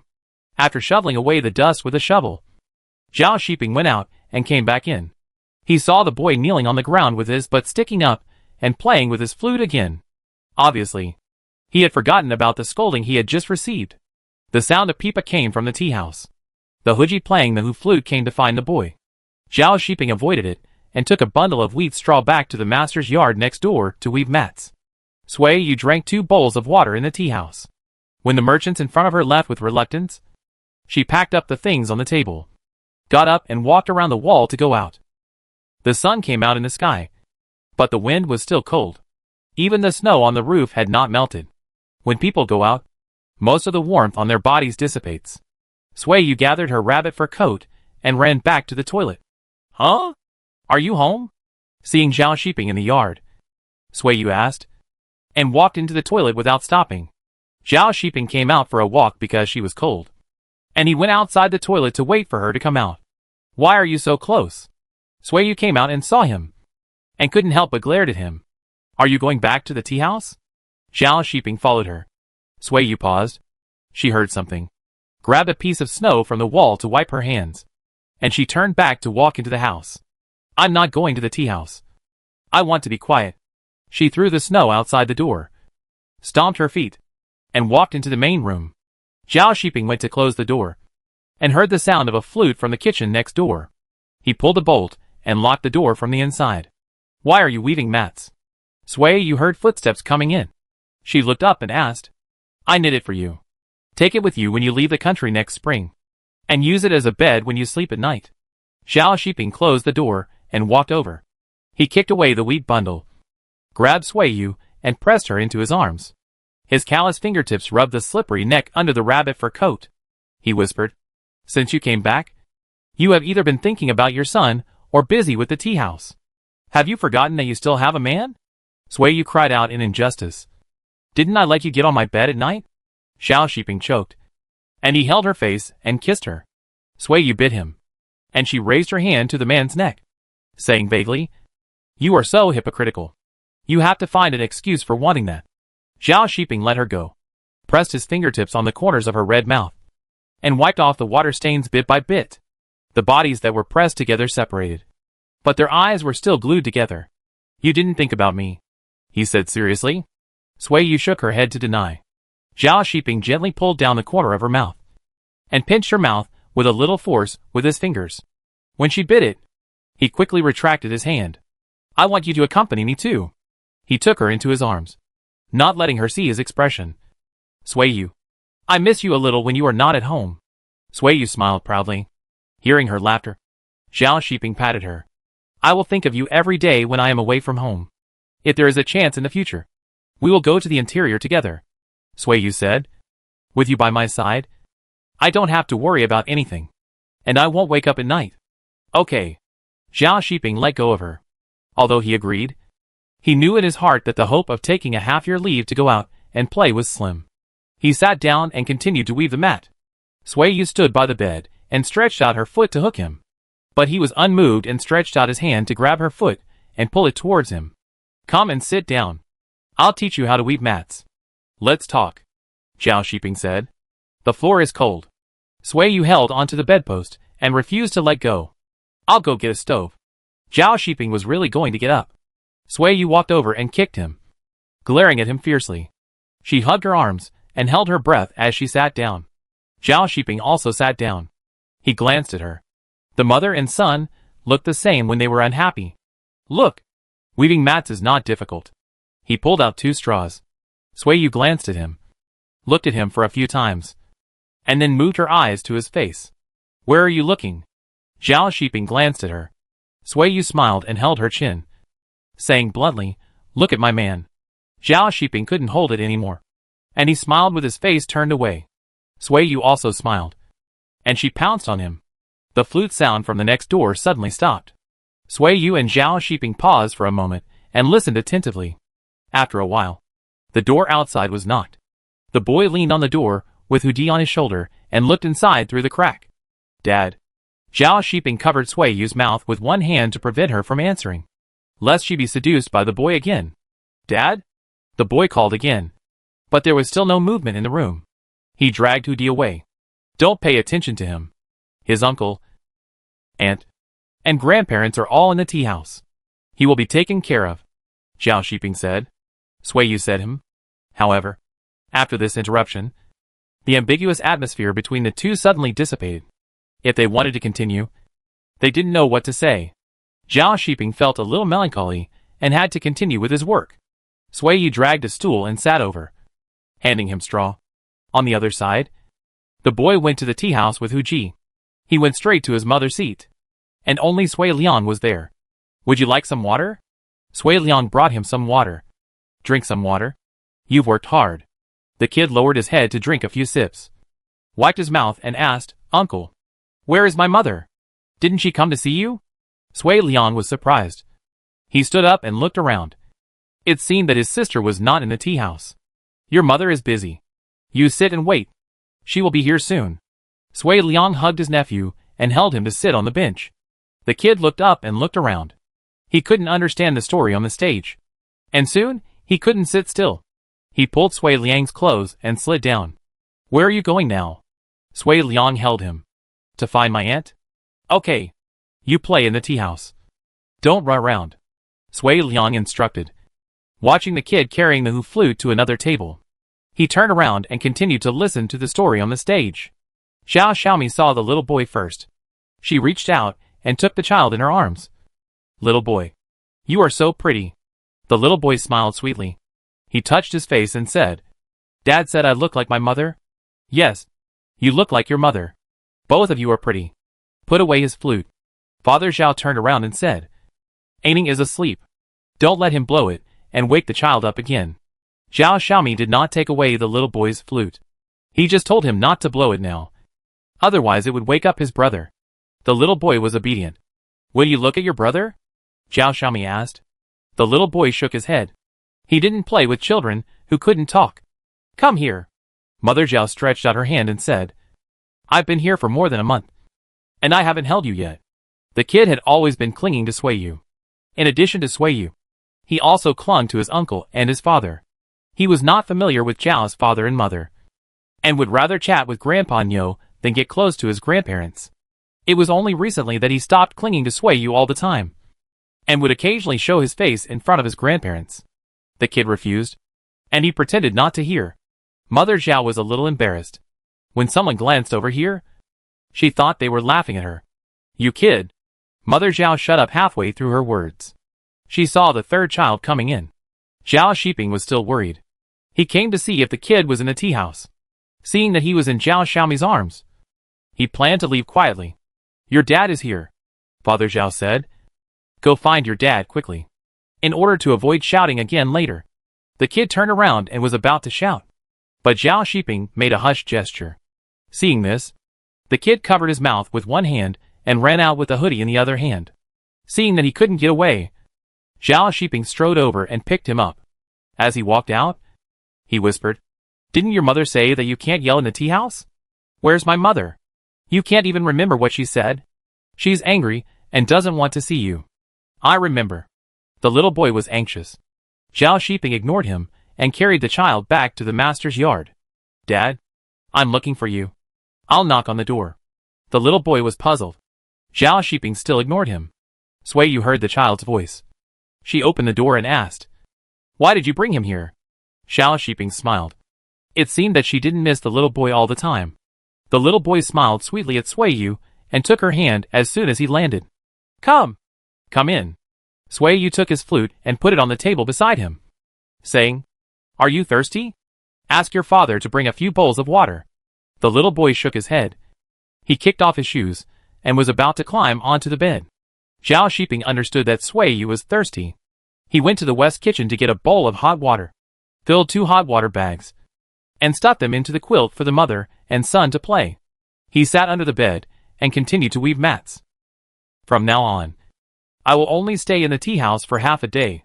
Sui Yu leaned over and said to the man, I will accompany you for the remaining half a day. My son will accompany me too. Chapter 210, The Happy Days Have an End. When Dunhuang welcomed the second heavy snow, it was the end of the year. Because of this inhuman snow, the joy of the end of the year was reduced by half. The north wind was blowing hard, and people could not stand on the street at all. All the vendors who were not staring at the vegetable sales to make money for the new year had closed their stalls in the past few days, and did not dare to stand in the wind and snow to freeze. Without the hawking, the whole city became deserted. I won't go back to the city for the new year this year. Zhao Shiping looked at the falling snow, thinking that the house in Qinhusuo was uninhabited all year round. There was no smoke and fire, and it was freezing in the house. It was not as warm as the guest house. I won't go out on New Year's Eve this year. The snow is over my ankles, Sui Yu said. Zhao Shiping had no objection. He was silent for a few moments, then turned around and said, "It's good to have heavy snow. When the snow melts, the desert will not be dry, and you won't encounter sandstorms when you leave." Sui Yu was quiet for a moment. Then she turned around and walked into the house, not intending to talk about this depressing thing. Zhao Shiping didn't do what she wanted. The kid was playing in the barn of the west kitchen, and he was not there at the moment, so it was convenient to talk about things. Talk to the kid before you leave. He is getting more and more sensible now, and he can understand everything you say. He squatted down and held her hand, saying, "I will take him to the field to sow wheat seeds during the spring planting season, and you tell him that you will be back when the wheat is harvested." "Okay," Sui Yu responded softly, and she held his hand in return, saying, "You will have to work hard again." "I am happy to do so." Zhao Shiping chuckled. Sui Yu lowered her eyes, and she felt worried when she thought that the kid would cry when she left. However, no matter how worried she was, life still moved forward day by day. The heavy snow stopped on New Year's Eve. Sui Yu did not allow anyone to remove the tables and chairs from the tea house. She arranged for Gonda and Gon Air to bury 8 torches in the open space of the tea house. And everyone had New Year's Eve dinner together in the evening. For this New Year's Eve dinner, the merchant teams paid for money, the contribution of the force, and the powerful people who were not dirty into the pigs and caught the pigs. I rolled in the snow. Zhao Shiping carried the hammer to the crowd. The little cub was not afraid of him, but he also dragged Dunhuang and ran together. After seeing it, he knew scared at the moment. Screaming, "Don't fight!" Sui Liang pressed him to death. The merchants around saw this and watched the excitement leisurely. Someone followed and encouraged, "Captain Zhao, the situation has been set. If you don't beat him, the young shopkeeper will not be afraid of you in the future." Zhao Shiping was set up. It was not right to beat him, or not. He glared at Sui Liang. "Isn't this looking for trouble?" Sui Liang smiled and pulled the kid's pants and asked, "Do you want to take off his pants and beat him? He is wearing thick clothes. It won't hurt if you don't take off his pants. Uncle is bad." Seeing his father approaching, the kid struggled again, unable to escape. He shouted loudly for his mother. Sui Yu stood at the door, avoiding the kid's sight, and nodded to Zhao Shiping. If he didn't beat him once, this child would dare to roll in the snow. Zhao Shiping opened his palm and slapped the child's but 3 times. As soon as he withdrew his hand, Sui Liang followed and slapped him again. "Wow!" Zhao Shizai cried. Ashui was depressed. She stood at the foot of the wall and rubbed her hands nervously. She was the oldest among the children, and they all listened to her. She was the one who took them to play in the snow. Now Shizai was beaten, but she was not beaten. This made her embarrassed and uncomfortable. Shizai cried and went to find his mother. Zhao Shiping followed him with a club. Shizai thought he was going to be beaten again, so he ran away in fear. The snow was too deep. He tripped and Zhao Shizai fell hard. He had a mouthful of snow. Zhao Shiping picked him up and strode into the house. "Let's go!" Sui Liang clapped his hands. He nodded to Ashui and said, "Go back and find your father to be beaten." Ashui nodded sullenly. Wanyo and Dunhuang walked towards the west kitchen with pale faces, seeing that several masters had entered the warehouse. They stood under the eaves waiting. The cub's crying became quieter. Sui Yu took off his shoes and put them by the stove to dry. His woolen pants were also wet. She reached out and hit his legs, saying, "You will suffer if you get sick from the cold. You still cry. You still have the nerve to cry. Your father didn't hit you lightly." Being hit and scolded, the cub had no hope. He knew he was wrong and bit his fingers without saying a word. "I'll go get him a pair of pants." Zhao Shiping got up and walked out. "If you don't change them for him, he'll freeze to death." Sui Yu glared at him. The cub pouted and tried to give him a kiss. Sui Yu pressed him down with a stern face and said, "Next time you roll in the snow, I'll beat you with a big stick and beat your buttocks to pieces." "No." The cub shook his head. "No more rolling around." Zhao Shiping brought the pants. Sui Yu took off his wet pants and changed them into dry ones. Then she hung the wet pants around his neck and asked Zhao Mingguang to sit by the stove and dry his pants himself. Sui Liang also picked up Dunhuang and Huanyo, so that the two were also baked in the house, so as not to be frozen. Baked on the side, hearing the sound of his footsteps. 2 times. I asked deliberately. "I was beaten?" The little cub ignored him. Okay. Stop teasing him. It's New Year's Day. Why are you making him cry for the second time? Mother Zhao stopped her and took off her shoes to warm her feet. Life here is really comfortable. There is endless firewood. You don't have to worry about burning firewood when you burn the stove. It's warm all winter. After about an instant's stick of time, the little boy digested his emotions and recovered. He was energetic again. He heard his father talking outside and shouted loudly. What a shameless guy. Father Zhao said. You forgot the beating you just received so quickly? It's so annoying. Little Zhao doesn't like this mosquito grandfather. He looked around and asked Dunhuang to bring him a flute. He blew it towards the stove. Hee. If he doesn't blow it towards people, his parents won't scold him. Father Zhao endured for a while and was about to leave. Zhao Shiping pushed the door in and said, It's time to eat. You guys go first to avoid tripping. Dad? Hold me. The kid lost his flute. Zhao Shiping took the pants hanging around his neck and picked him up. Huan Yo followed behind him and was extremely envious, because her dad had never held her. When they went out, the kid found an opportunity to kiss his dad on the face. Now he is not angry. Right? Zhao Shiping ignored him. The kid stretched out his voice and shouted, You are like a little girl, and you can act like a spoiled child. The passing merchants laughed. Zhao Shiping smiled, and the kid laughed when he saw him smile. There were 27 tables in the tea house, and the dishes on each table were the same. 2 pots of pig-killing dishes, 2 pots of chicken stewed with dried vegetables, 1 pot of pickled fish, 2 pots of mutton and radish soup, 2 pots of braised pork soup cakes, 1 pot of bean sprouts and scrambled eggs, and 2 pots of pancakes and buns. A total of 12 pots with dishes and rice. Sui Yu charged 20 coins from each person. The 10 guest houses were full, with a total of 573 people. Sui Yu collected more than 11,000 yuan for the New Year's Eve dinner. He didn't pay for the New Year pig. And the chicken, bean sprouts and pickled cabbage were all free. Only the fish and the sheep cost 3,500 yuan. Mom, I want to eat that. The kid pointed at the pig intestines in the pig-killing dish. The pig-killing dish was made by Sui Yu.